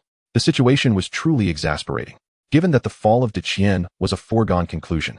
Appealing to the Empress seemed a futile endeavor. Perhaps aligning with her husband would be more prudent. Yet, as fate would have it, even as he risked injury from his fervent bows, Lu Yuan maintained his composure. "If you do not acquiesce, I shall perish here," Zhang Wei declared, resolute in his determination, continuing to knock his head against the ground. "Brother Zhang, are you truly serious?" As Zhang Wei appeared to faint from his exertions, Lu Yuan was taken aback and hurriedly placed him upon a nearby recliner. "Brother Zhang, why subject yourself to such hardship?" Zhang Wei, dazed, murmured, "Lu, I am akin to you. To serve this tyrannical court fills me with reluctance, as it does my brethren. Yet, to defect to an enemy nation is a fate I cannot accept. To declare myself king, I am well aware of my limitations. Should I jeopardize the lives and futures of my brothers, I would be branded a historical villain. Show a modicum of kindness. Consider this a plea from me." Lu Yuan was equally torn. "Very well, I shall acquiesce." "Truly?" Zhang Wei exclaimed with fervor. Lu Yuan nodded. "In daily matters, let us proceed as usual, discreetly. I shall gradually direct resources your way. You may introduce reforms in accordance with the pace of the Northern Liang, and when the opportune moment arises, the Northern Liang Pass shall become a vital stronghold under the Northern Liang's banner." "Excellent, splendid." Zhang Wei nodded vigorously. At last, Lu Yuan had consented. Henceforth, should the Empress call upon him, he would have the confidence to refuse, allowing the couple to quarrel amongst themselves, which was of no concern to him. He dismounted from the recliner and once more knelt upon the ground, proclaiming, "I pay my respects to the Lord." This time, Lu Yuan did not retreat, enduring the bow with grace. This week has firmly established the roles of the two individuals, Lu Yuan as the sovereign and Zhang Wei as the subordinate. In truth, Lu Yuan feels quite conflicted about his position at Bailiang Pass. To claim he is not envious would be disingenuous. The onset of the Little Ice Age is already taking its toll on Dian, and it is merely a matter of time before both the Great Xia and the Great Jing face their own tribulations. When chaos reigns, with warlords vying for power, the era of turmoil could potentially extend for decades. What path should Zhang Wei take? Should he be allowed to reign supreme under Lu Yuan's very nose? At that point, not only would their brotherhood be jeopardized, but Lu Yuan would also need to remain vigilant against the possibility of betrayal. With the Great Xia Pass and Bailiang Pass conquered, only the Great Jing Pass remains. Surrounded by 3 formidable strongholds, Bailiang would become the safest haven in the realm, easily defensible against any assault without a million-strong army. "Get up, old Zhang." Lu Yuan refrained from calling him brother and instead adopted a more endearing yet respectful address. "Quickly, someone take old Zhang for treatment." Chapter 83. You have gone too far. In an age of great contention, Lu Yuan must prepare for the future. While Bailiang County is commendable from a higher vantage point, it resembles a small basin, encircled by mountains and characterized by its extreme barrenness.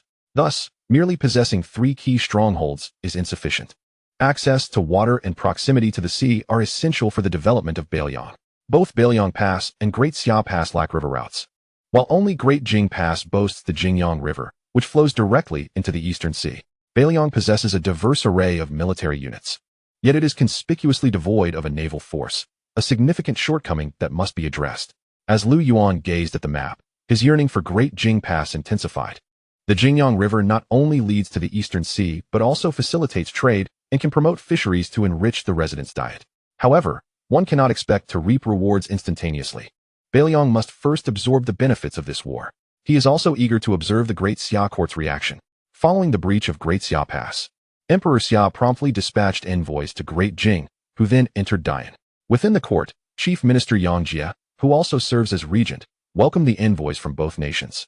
The emissaries were Gongsun Ming, the Deputy Minister of Rights from Great Xia, and Jiang Exine, the Marquis of Pingan County from Great Jing. "I apologize for not greeting you properly, given your long journey," Yang Jie said, bowing courteously, though he felt a surge of wariness. In times like this, the joint appearance of envoys from 2 nations could not bode well. "Esteemed Minister Yang, I come as a representative of His Majesty to extend congratulations on the ascension of the new emperor," Gongsun Ming replied with a smile. During his mission to Great Jing, he had persuaded the Great Jing Emperor to accompany Jiang Exine, as the combined pressure from both nations would carry greater weight than a unilateral demand from Great Xia. "Thank you, Lord Gongsun." Yang Jie beamed. Please convey my regards to His Majesty the Emperor of Great Xia. His Majesty has not been well of late. Gong Sun Ming's smile gradually faded, his fingers tapping rhythmically on the table. Are you aware of the reasons, Minister Yang? Yang Jie was perplexed. In the past 2 years, there had been no significant warfare among the three nations, and even minor border skirmishes were negligible. How could things be so dire? Minister Yang, do not feign ignorance. Gong Sun Ming scoffed. Are you not aware of your own nation's actions? Minister Yang, we are all intelligent individuals here. Some truths are better left unspoken, Jiang Xian interjected, placing his teacup down with displeasure. Yang Jie furrowed his brow, urging the two to speak candidly. For he genuinely did not understand how he had offended the emperors of both nations. In recent years, the three kingdoms had coexisted peacefully. Could it be that they had traveled thousands of miles merely to extort Qian? Qian was not to be trifled with. Despite his outward bravado, he felt a profound unease within. Was he not acutely aware of the current situation in his own country? Gong Sun Ming exchanged a glance with Jiang Xian, their anger intensifying. Yang Golao, even if Qian is the victorious party, you should not regard us with such disdain. The Great Xia is no soft target to be manipulated at will. Jiang Xian interjected. Indeed, the two nations have forged an alliance, united against you. Yang Golao, no matter how formidable Qian may be, it cannot single-handedly contend with both of us. Yang Jie appeared bewildered, glancing at the ministers behind him, all equally perplexed. What do you mean by victorious party? What are you talking about? He questioned. The more he listened, the more convinced he became that these two nations were seizing upon Qian's moment of weakness to extort them. Did they genuinely believe that Qian could be so easily manipulated? If that is the case, let us speak plainly. What is it that you truly desire? He realized he needed to maintain composure. He could not afford to give them the opportunity to escalate matters. If war broke out, Qian would face a dire predicament, unable to withstand the combined onslaught of both nations. Why did you not say so sooner? Jiang Xian replied. First, release Princess Chongming. If a single hair is harmed on her head, De Jing will pursue a relentless vendetta against Qian. Second, release our general, Pashan. Third, offer an apology. Fourth, dismiss the magistrate of Bailiang County, Lu Yuan, and deliver him to De Jing for appropriate consequences. Fulfill these 4 demands, and our nations may restore amicable relations. The ministers of the cabinet were left in a state of confusion. What is the meaning of all this? At that moment, Gong Sun Ming added, our demands are equally straightforward.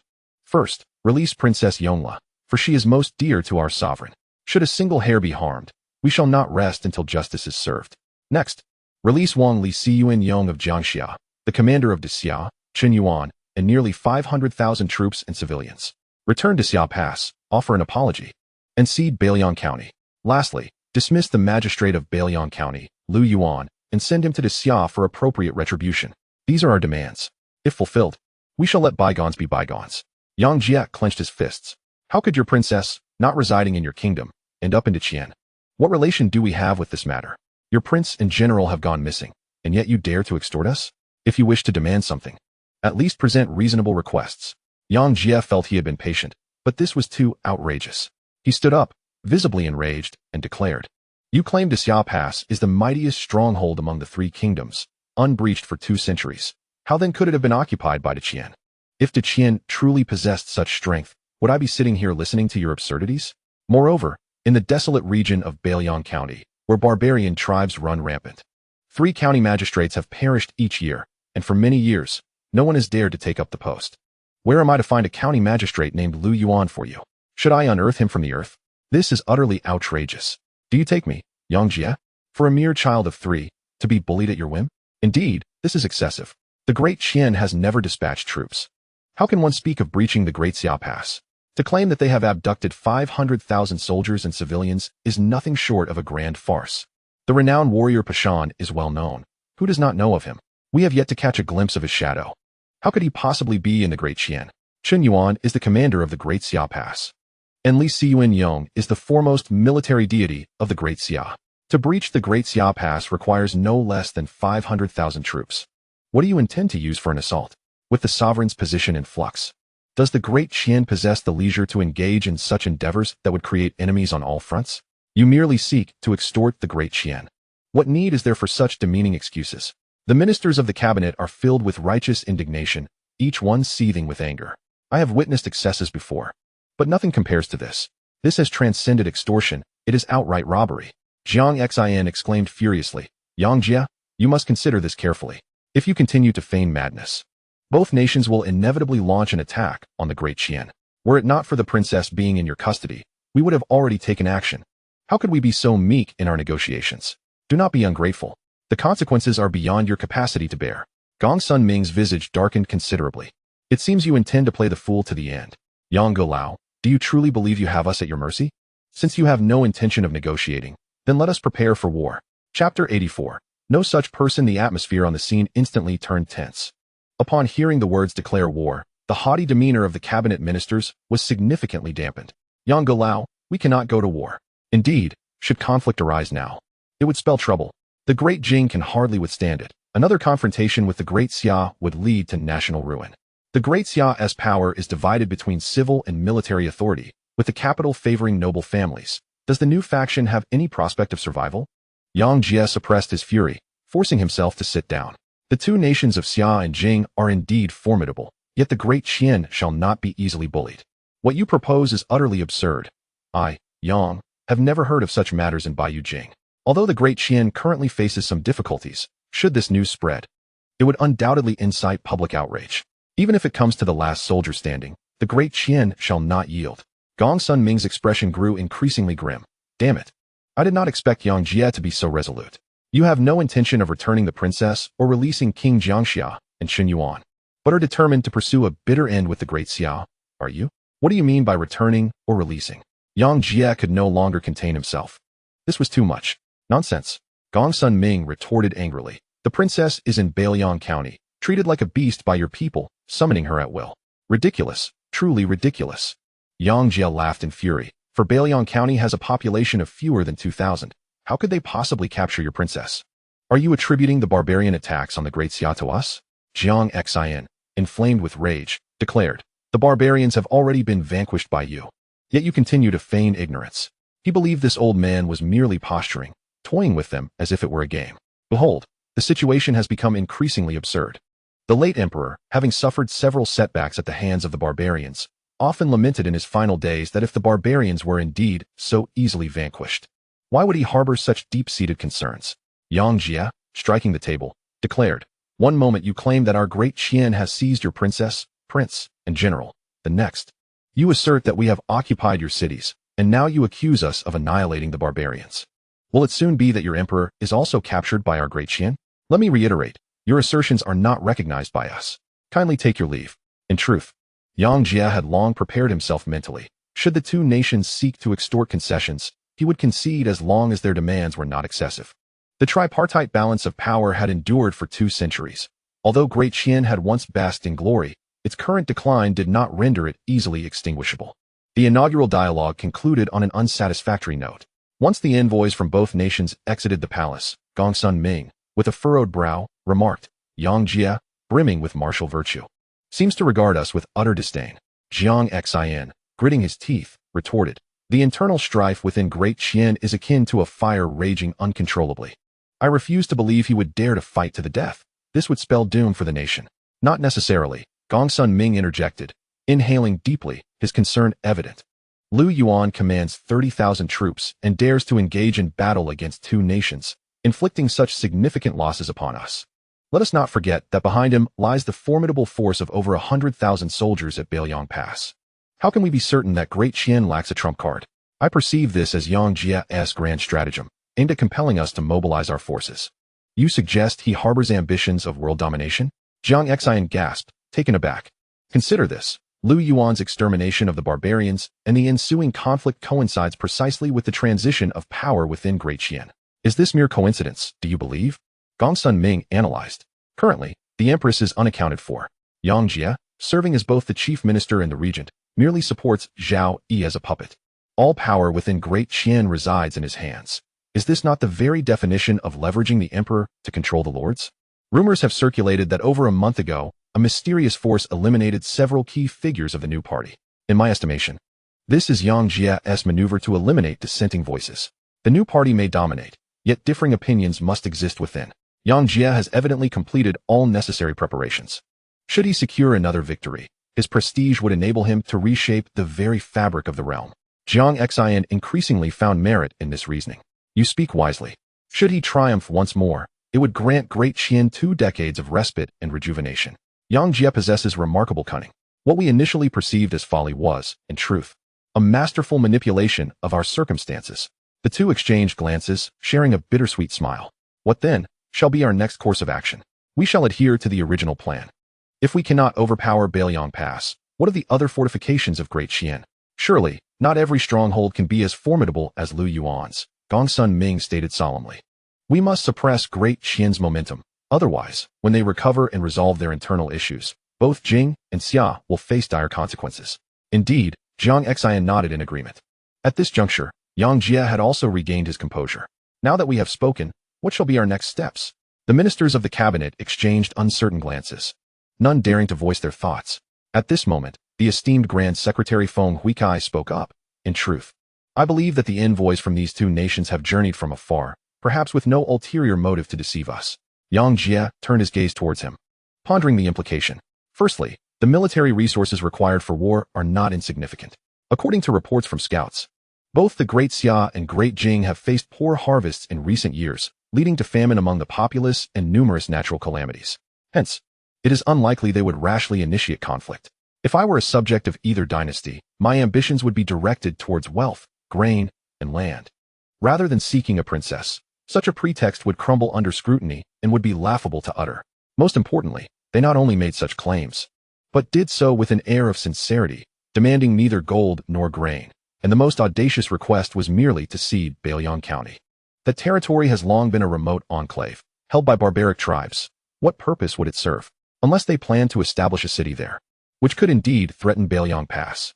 Thus, as I ponder the many inconsistencies, it seems there may be matters we are unaware of. The assembly fell into contemplation. Yang Jie abruptly recalled, has there been a response from Zhang Wei? None. The letter was dispatched a month ago, and it should have arrived by now, replied a Grand Secretary. Could it be Zhang Wei? Yang Jie furrowed his brow. Though Bailiang Pass is not the foremost stronghold of the Great Qian, its military and civilian population exceeds 400,000. In this endeavor to support Zhao Yi's ascension to the throne, he had sent invitations to leaders of border garrisons nationwide, urging them to attend the grand coronation at Baiyujing. This was also a strategic move to gauge their sentiments towards the court and to consolidate power. In recent years, the new faction has held sway over 70% of the military forces, yet this does not include Bailiang Pass, as its distance from Baiyujing has prevented the new faction's influence from reaching there. Quickly, summon the records of all past magistrates of Bailiang County, and ascertain whether there was anyone named Lu Yuan. Yang Jie seemed to have an epiphany and hastily commanded.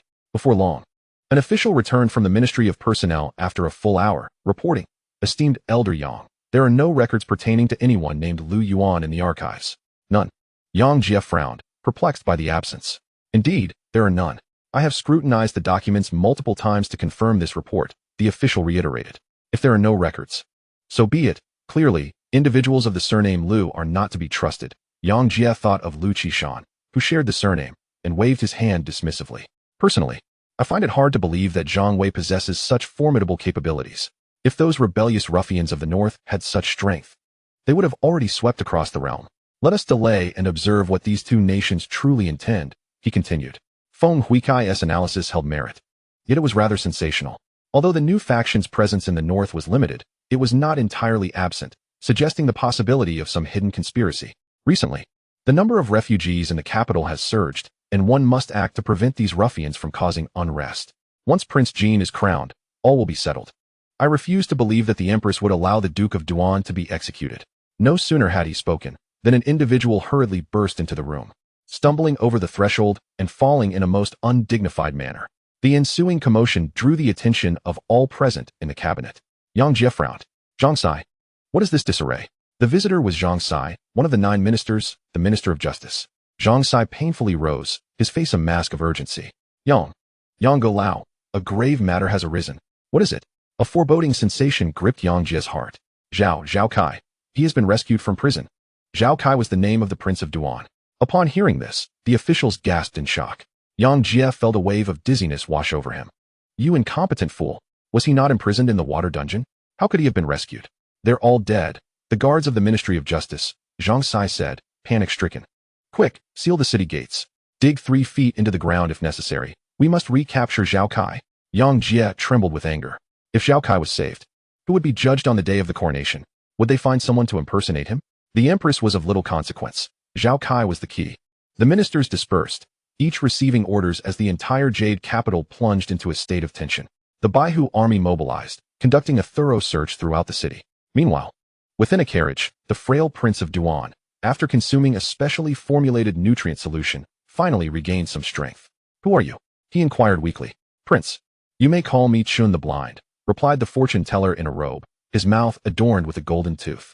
Yet it was his eyes, resembling those of a dead fish, that left the most lasting impression, truly giving him the appearance of blindness. "Who sent you to rescue me?"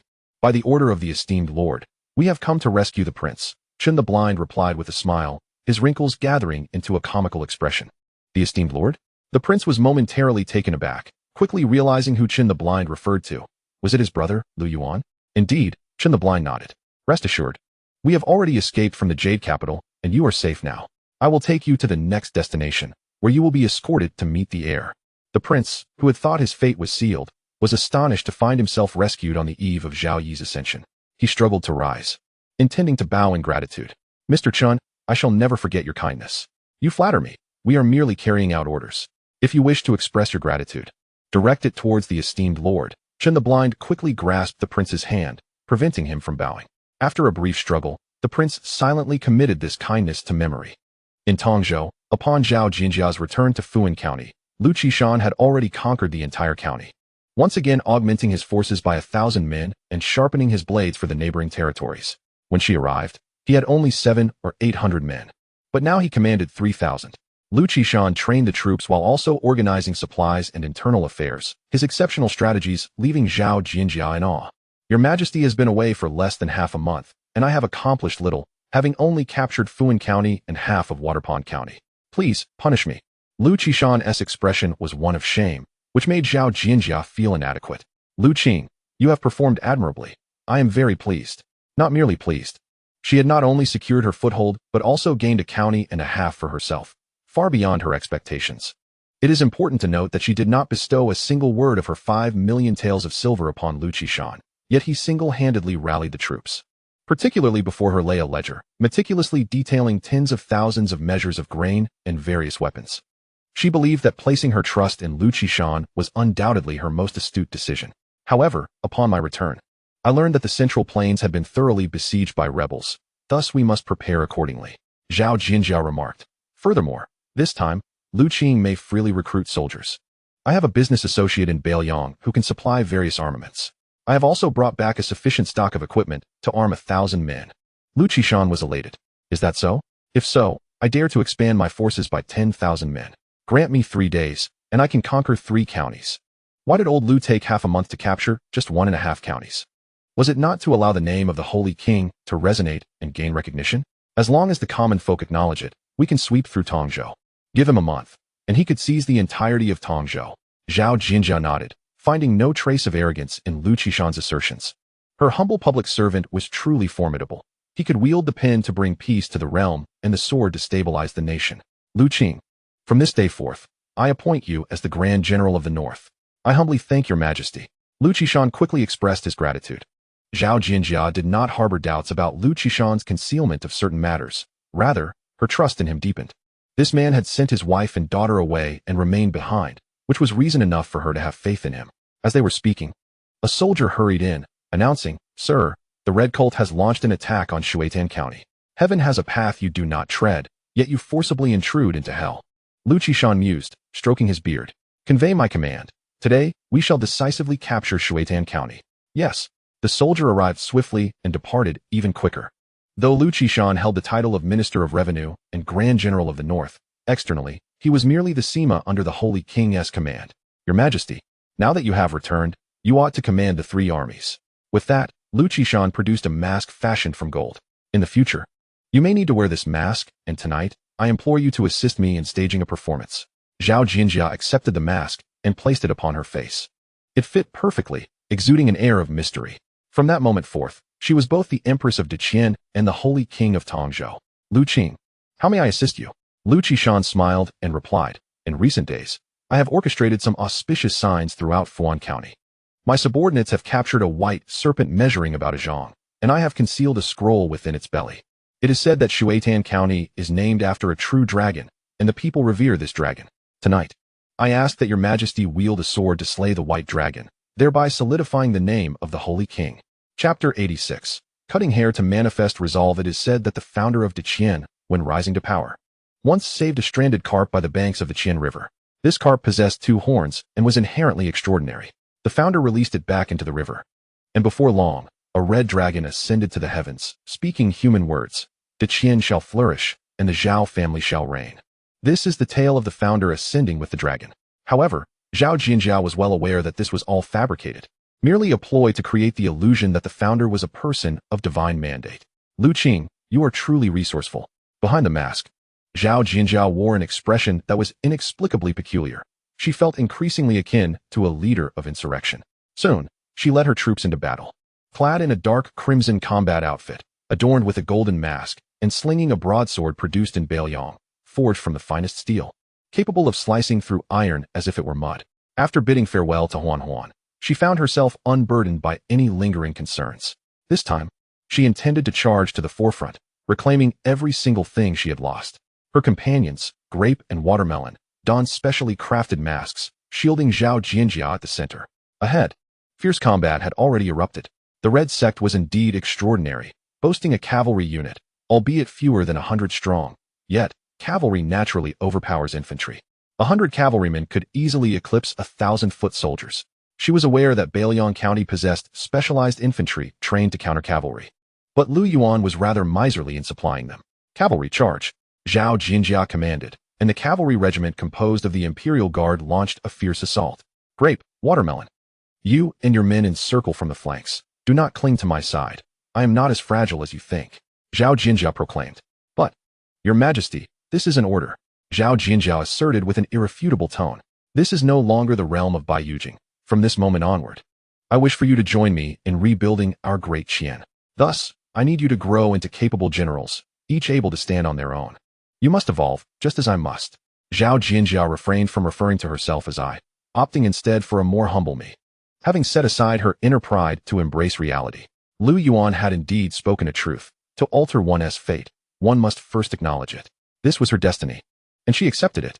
Your Majesty's orders shall be obeyed. Grape bowed slightly, then turned to the shadow guards. Watermelon, take Peach and the others to flank from the left. The rest will follow me on the right. She urged her steed onward, charging ahead with haste. Zhao Jianjia retrieved a handgun from her satchel, which bore the character Yuan engraved upon it. This wretched man certainly knew how to take credit. With practiced ease, she loaded the bullets. She had rehearsed this action countless times on her way back, capable of loading it even with her eyes closed. Lu Yuan had generously provided her with over 10,000 rounds, encouraging her to practice without restraint. Zhao Ji was envious, often approaching her to borrow the firearm. But Zhao Jianjia refused. Though Lu Yuan declined to sell her weapons, he willingly entrusted her with the finest arms for her protection, which was undeniably touching. With both hands firmly grasping the gun, she aimed at the approaching foes.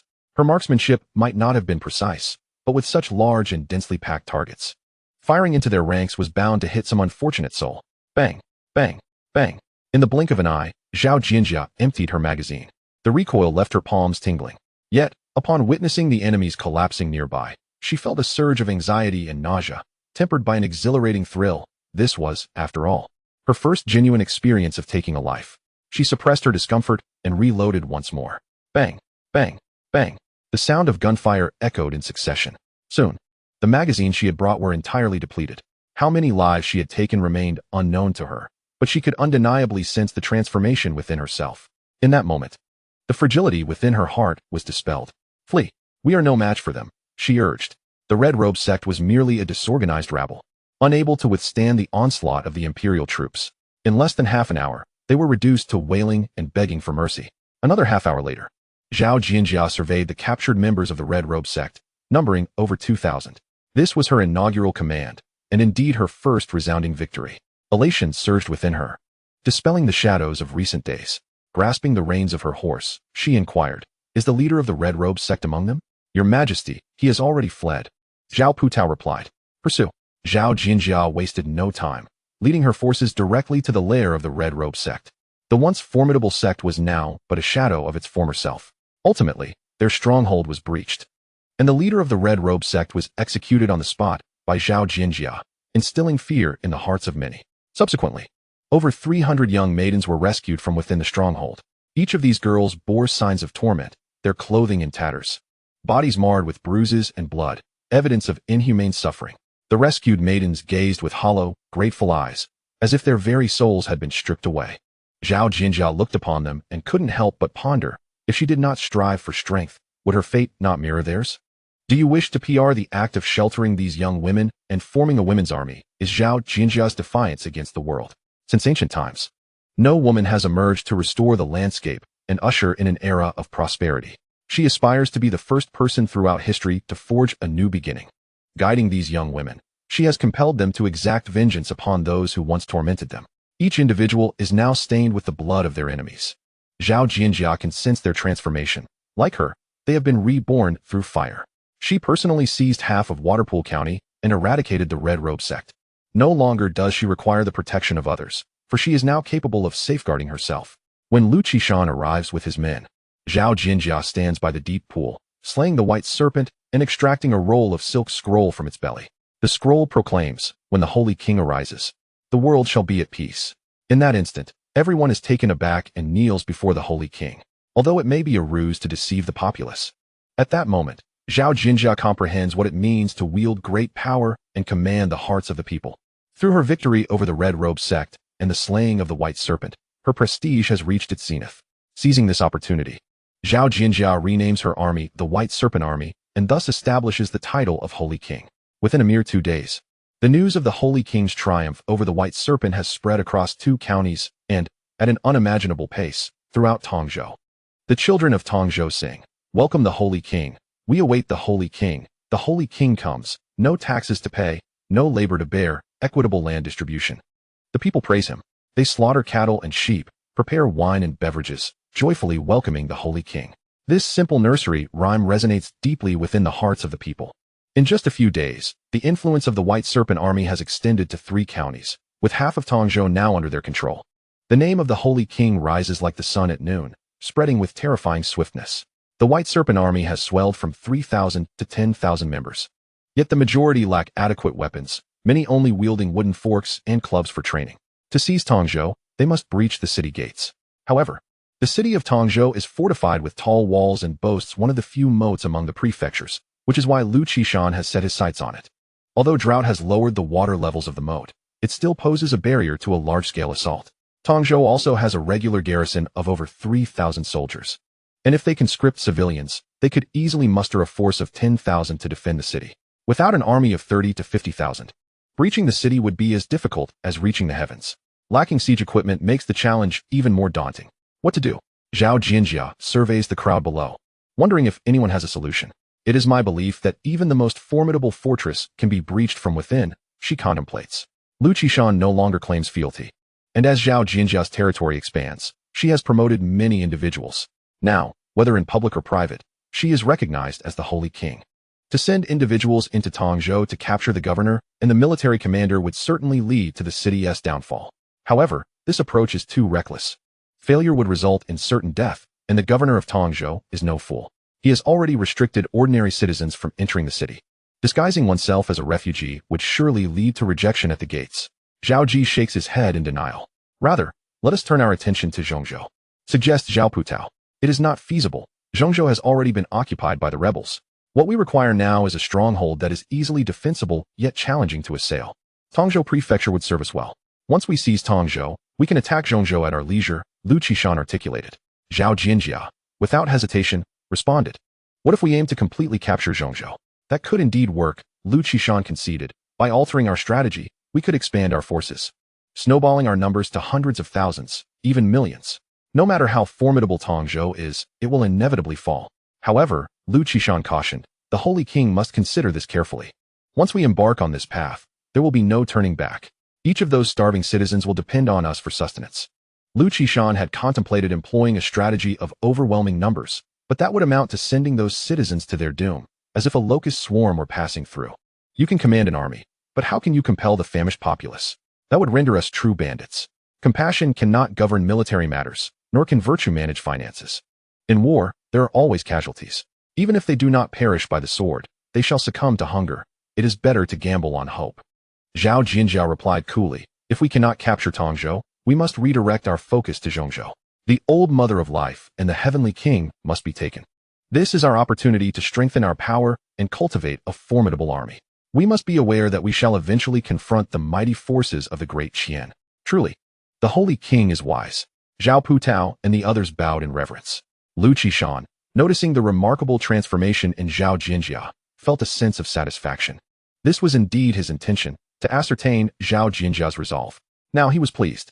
At that moment, a shadowy figure stealthily approached Putao and whispered a few words in her ear. Her eyes brightened, and she turned to Zhao Jinjia, exclaiming, "Holy King, a familiar face has arrived from the capital." Someone from the capital?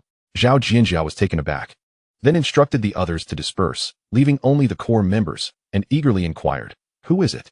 "The people from Bailiang have rescued Prince Yuan," Putao exclaimed joyfully. Zhao Ji was beside himself with excitement. "Is that true, Putao?" "Indeed, Prince Yuan is already outside," she affirmed. Zhao Jinjia, elated, donned her mask and rushed out. But then reconsidered, realizing it was inappropriate. "Please bring Prince Yuan in. Ensure the Bailiang guests are well received. We cannot let them see my true face." Soon, Prince Yuan entered the courtyard, where Zhao Ji embraced his father, tears streaming down his face. "Father, I thought I would never see you again." Prince Yuan, overwhelmed with mixed emotions, felt as if he had escaped from a dream. He gazed at the familiar faces, nodding in acknowledgement, and upon seeing Lu Qishan, he sighed. "Brother Qishan, it has been years since we last met. I trust you are well?" "Thanks to His Majesty, all is well," Lu Qishan replied with a smile. Pleased that with Prince Yuan's counsel, the future appeared promising. Prince Yuan smiled back, then hastily entered the hall and knelt before Zhao Jinjia, proclaiming, "Your humble servant pays his respects to Your Majesty. May Your Majesty be in good health." Zhao Jinjia, removing her mask, hurried to assist him. "Uncle Wang, please rise." "Your Majesty, I am inept and have caused you distress," Prince Yuan said, his eyes glistening with emotion. Zhao Jinjia let out a sigh, reflecting that had it not been for Uncle Wang, she would have perished 5 years ago and would not be alive today.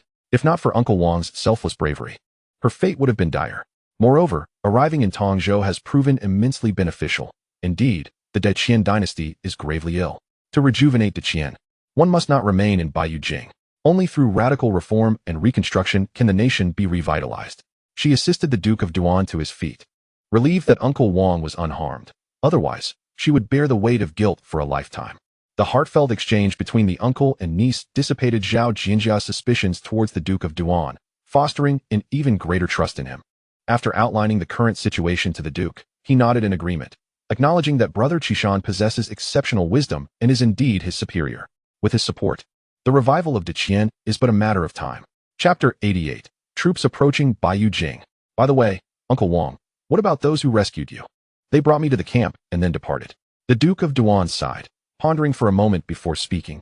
"Your Majesty, there is something I have concealed from you." "Is it regarding North Liang County?" Zhao Jinjia seemed to anticipate his intention. "Your Majesty, did Zhao Ji mention this to you?" The Duke felt his heart leap into his throat. "No." Zhao Jinjia shook her head and candidly stated, "Have you not always wanted to know the identity of Huan's biological father? He resides in North Liang." In the hall, with only 3 individuals present, the Duke, herself, and Ma Sanbao, she was not concerned about being overheard. "The father of the little princess is your old friend." "Who?" "Lu Yuan," Zhao Jinjia declared. "Lu, my younger brother, is the father of the little princess?" The Duke was utterly taken aback. "No, how could this be? Does Lu Laoyuan know your identity?" "He does not," Zhao Jinjia replied, shaking her head. "In any case, Uncle Wang, please do not let it slip in front of him. He remains unaware of my connection with Lu Yuan, and even less so that Huan is his granddaughter. Lu Yuan's undertakings in North Liang are also unknown to him." The Duke forced himself to regain composure, astonished by such explosive revelations upon his arrival. However, he quickly realized that if Lu Yuan were indeed Huan's father, it would mean gaining a formidable ally. Upon this thought, he became invigorated. "Your Majesty, Lu Yuan is exceptionally talented. With his assistance, do not mention this matter.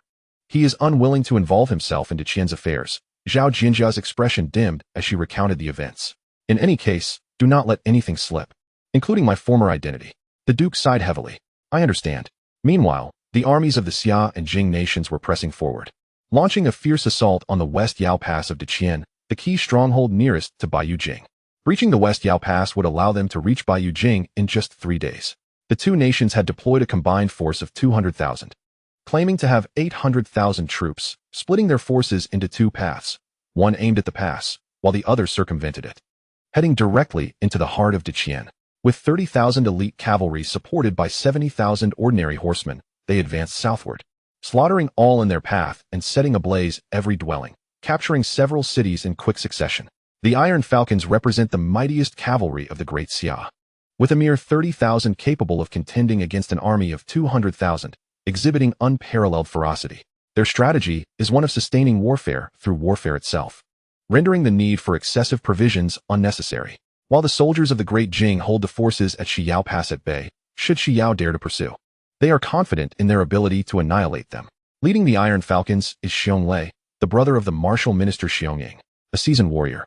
He is not one to linger in battle, for his aim is to reach Baiyu Jing with utmost swiftness, racing against time. If they move quickly enough, Baiyu Jing will be caught unawares. At that moment, he is eager to witness how Yang Jie will feign ignorance. Within Baiyu Jing, the new faction is orchestrating the ascension of Zhao Yi. Although Zhao Yi is merely a puppet, he willingly accepts the role of emperor. Has Elder Yang apprehended the traitor Zhao Kai? Indeed, tomorrow's coronation ceremony can proceed smoothly, Yang Jie replied dismissively. Faced with the current circumstances, he is left with no choice but to find a scapegoat to impersonate the Duke Wang, compelling him to confess his crimes during the coronation and thereby delegitimize Zhao Jianjia's claim to the throne. In this manner, Zhao Yi will be recognized as the emperor of the Great Qian in accordance with the will of heaven. Zhao Yi nodded. After my registration, I shall wed the daughter of Elder Yang and sire and heir, who will be immediately appointed as the crown prince. Yang Jie's lips curled slightly. Your Majesty already has a legitimate son. Such an action seems inappropriate. Not at all. My legitimate son is utterly foolish and unfit for such responsibilities. A replacement is necessary. Zhao Yi, though an emperor, gazed up at Yang Jie with a demeanor of humility and submission, akin to a dog at his feet. Yang Jie stood, and Zhao Yi dared not take a seat. Moreover, he was aware that the former emperor's concubines would periodically attend to Yang Jie. The palace's regulations forbidding the presence of external officials were thoroughly disregarded by Yang Jie. Were it not for the fact that these concubines had borne no children, would it fall to him to assume the throne? While Yang Jie verbally dismissed the situation, internally he felt quite satisfied. Zhao Yi displayed remarkable cunning, potentially extending his own life. When the time is ripe, he would facilitate a voluntary abdication. No longer content with merely being the elder or regent, he aspired to be the emperor of the Great Qian. At that moment, a piercing voice shattered the tranquility of the palace. Report. The Great Xia and Great Jing have allied to attack Shiyao Pass, with 300,000 cavalry bypassing the pass and heading straight for Baiyu Jing. The courtiers within the palace were left dumbfounded. Upon hearing this, Yang Jie leaped from his seat in shock. What did you say? How many troops? The scout knelt, urgency palpable in his voice. The combined forces of Xia and Jing, totaling 800,000, are invading Shiyao Pass. The Jing army is launching a fierce assault on the pass, while the Iron Falcons of Great Xia have circumvented the city, slaughtering anyone in their path and setting ablaze any structures, already advancing into the capital region, poised to besiege Baiyu Jing imminently. Thud. Zhao Yi, terrified, tumbled from the dragon throne, overwhelmed with fear. Elder Yang, what shall we do next? Yang Jie, his face flushed with anger, fumed. The Xia and Jing have declared war without honor. Is this a fight to the death? With that, he shot a glare at his attendants. What are you still doing? Relay my orders, mobilize the troops, close the city gates, and defend the city. More than half a month ago, after being extorted by two nations, he summoned 50,000 dragon riders back to protect the capital, including the White Tiger Army. The total troop strength would reach an impressive 180,000.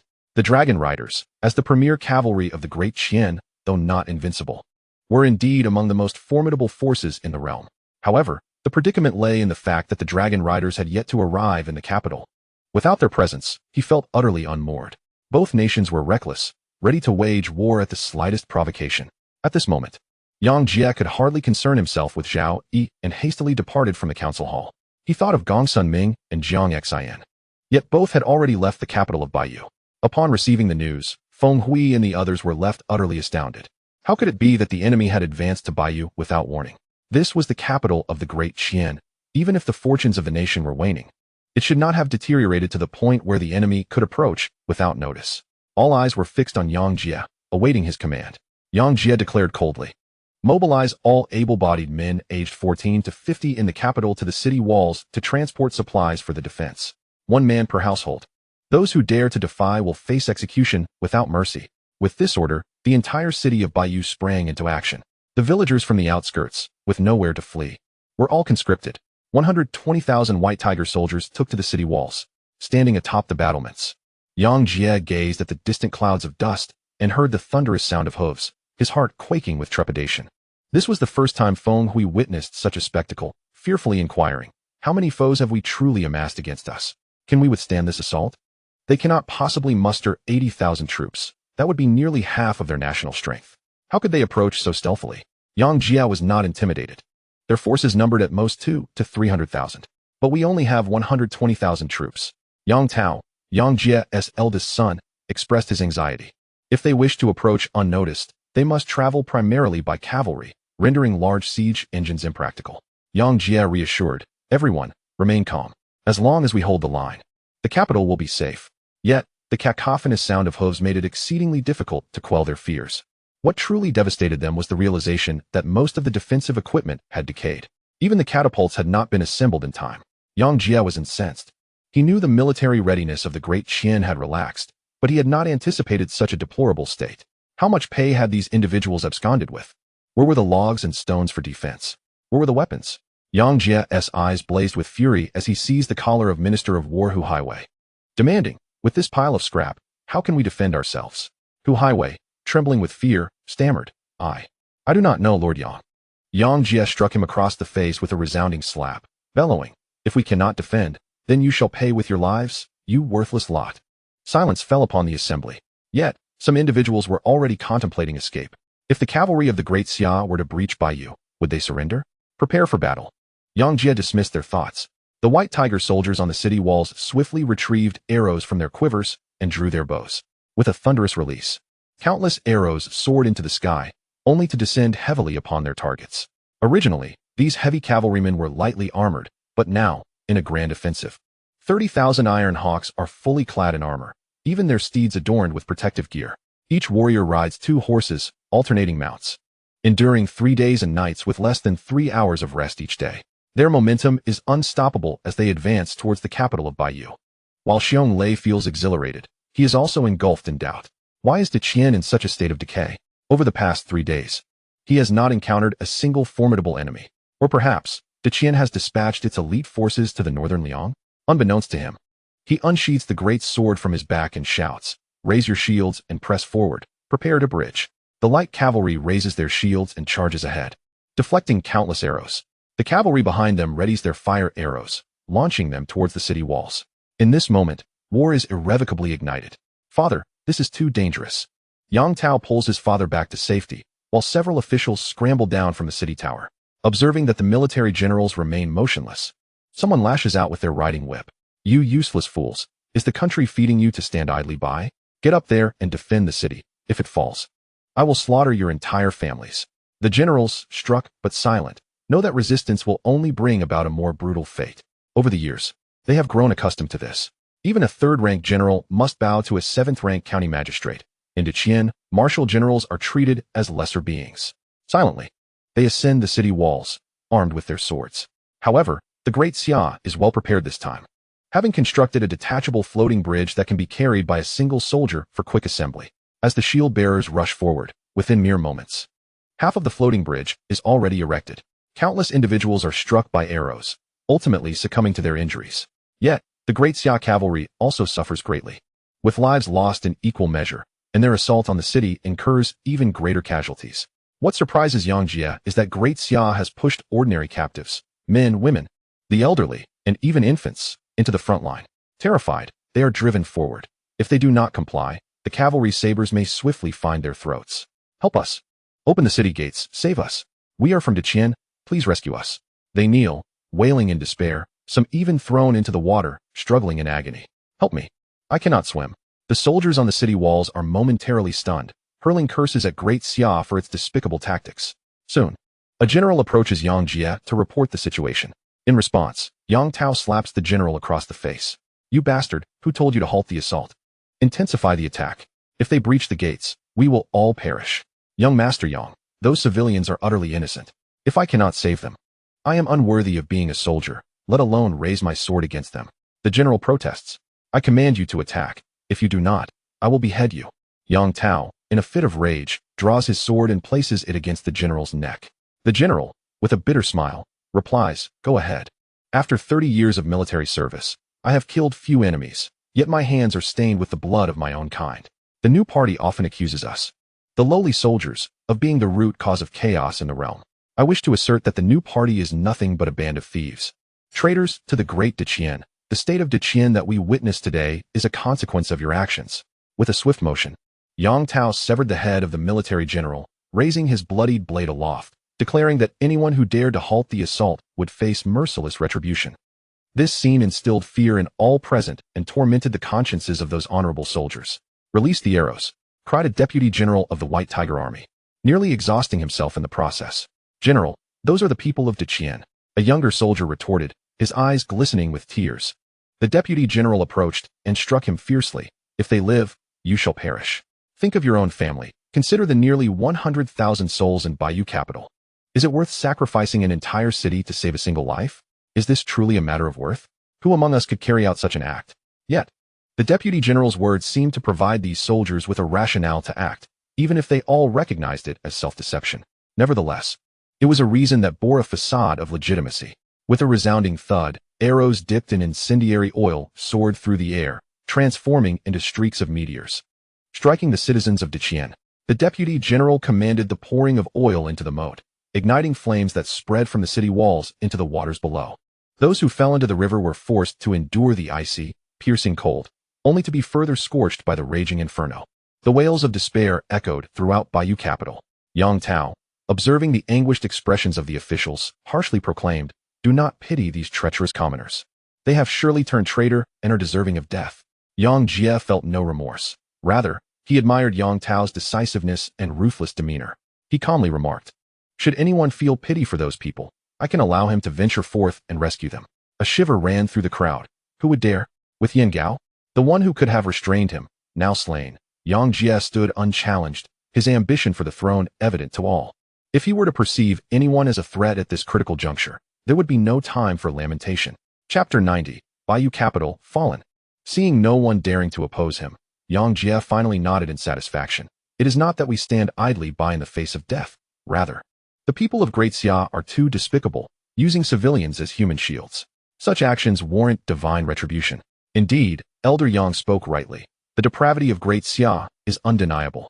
One day, we shall raise the capital of Great Xia to vent our fury. The crowd echoed in agreement, each voice filled with righteous indignation against the nations of Xia and Jing. Yet, not a single soul dared to ascend the city walls to witness the plight of the innocent. They feared the sight of the dead. The haunting cries lingered in their ears, chilling their very souls. At that moment, the first floating bridge was completed, and soon the second began to take shape. Someone dashed onto the bridge, wielding a sharp iron chain, seemingly capable of piercing the copper skin encasing the city gates. Soldiers, armed with hammers, struck the suspension bridge forcefully, driving the sharp spikes deep into the copper.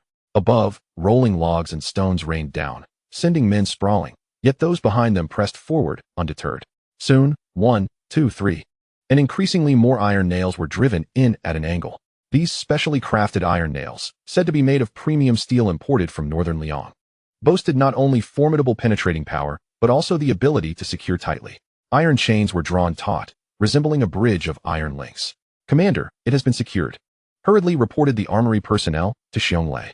"Very well, lower the drawbridge," Xianglei replied with a cold smirk.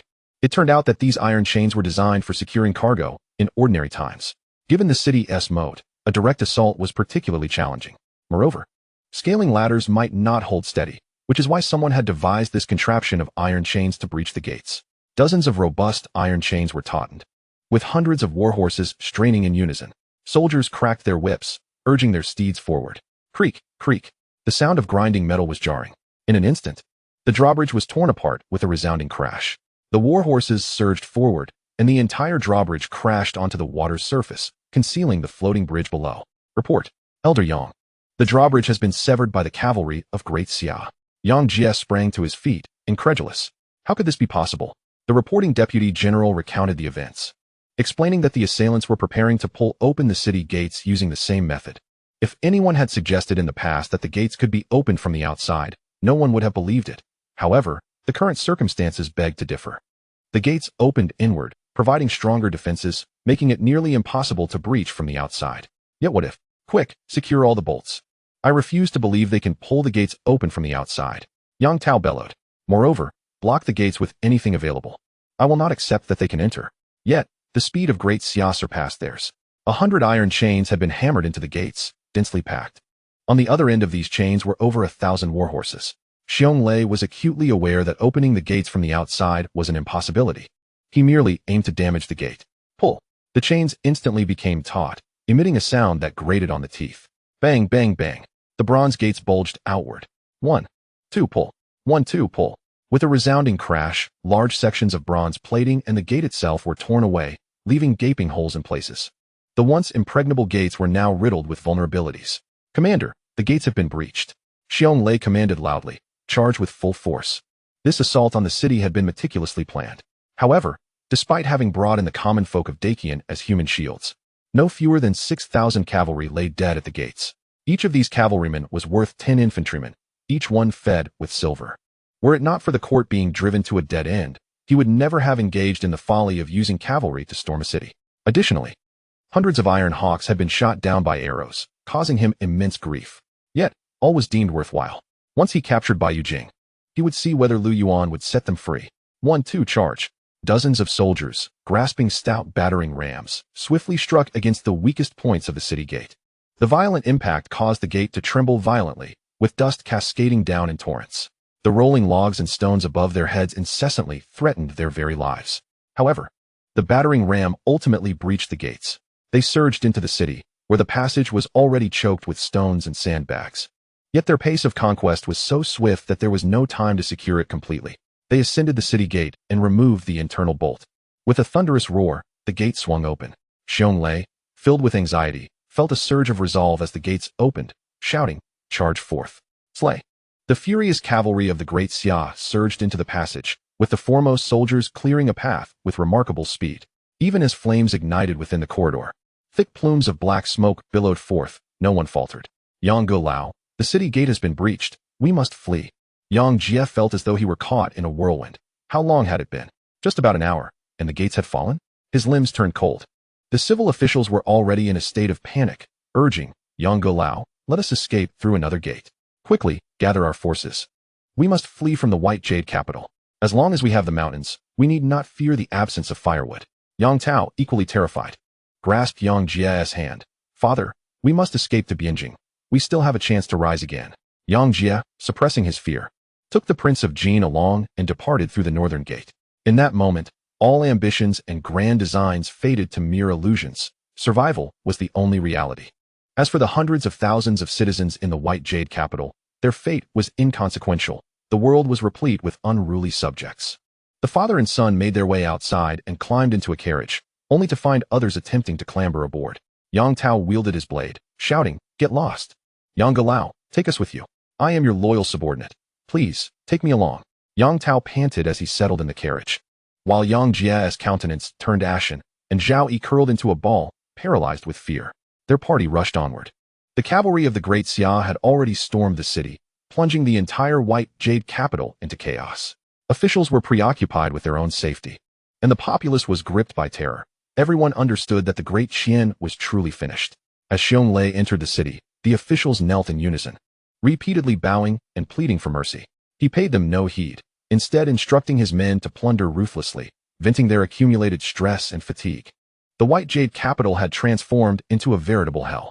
Meanwhile, Xiong stormed into the imperial palace. "General, Yang Jie and Zhao Yi have escaped through the northern gate, and the palace attendants have fled as well." Xiong expression darkened, but it was too late to pursue. He stepped methodically to the dragon throne in the council hall and took a seat, commanding Jiang Xian, "Come to the White Jade capital for rendezvous."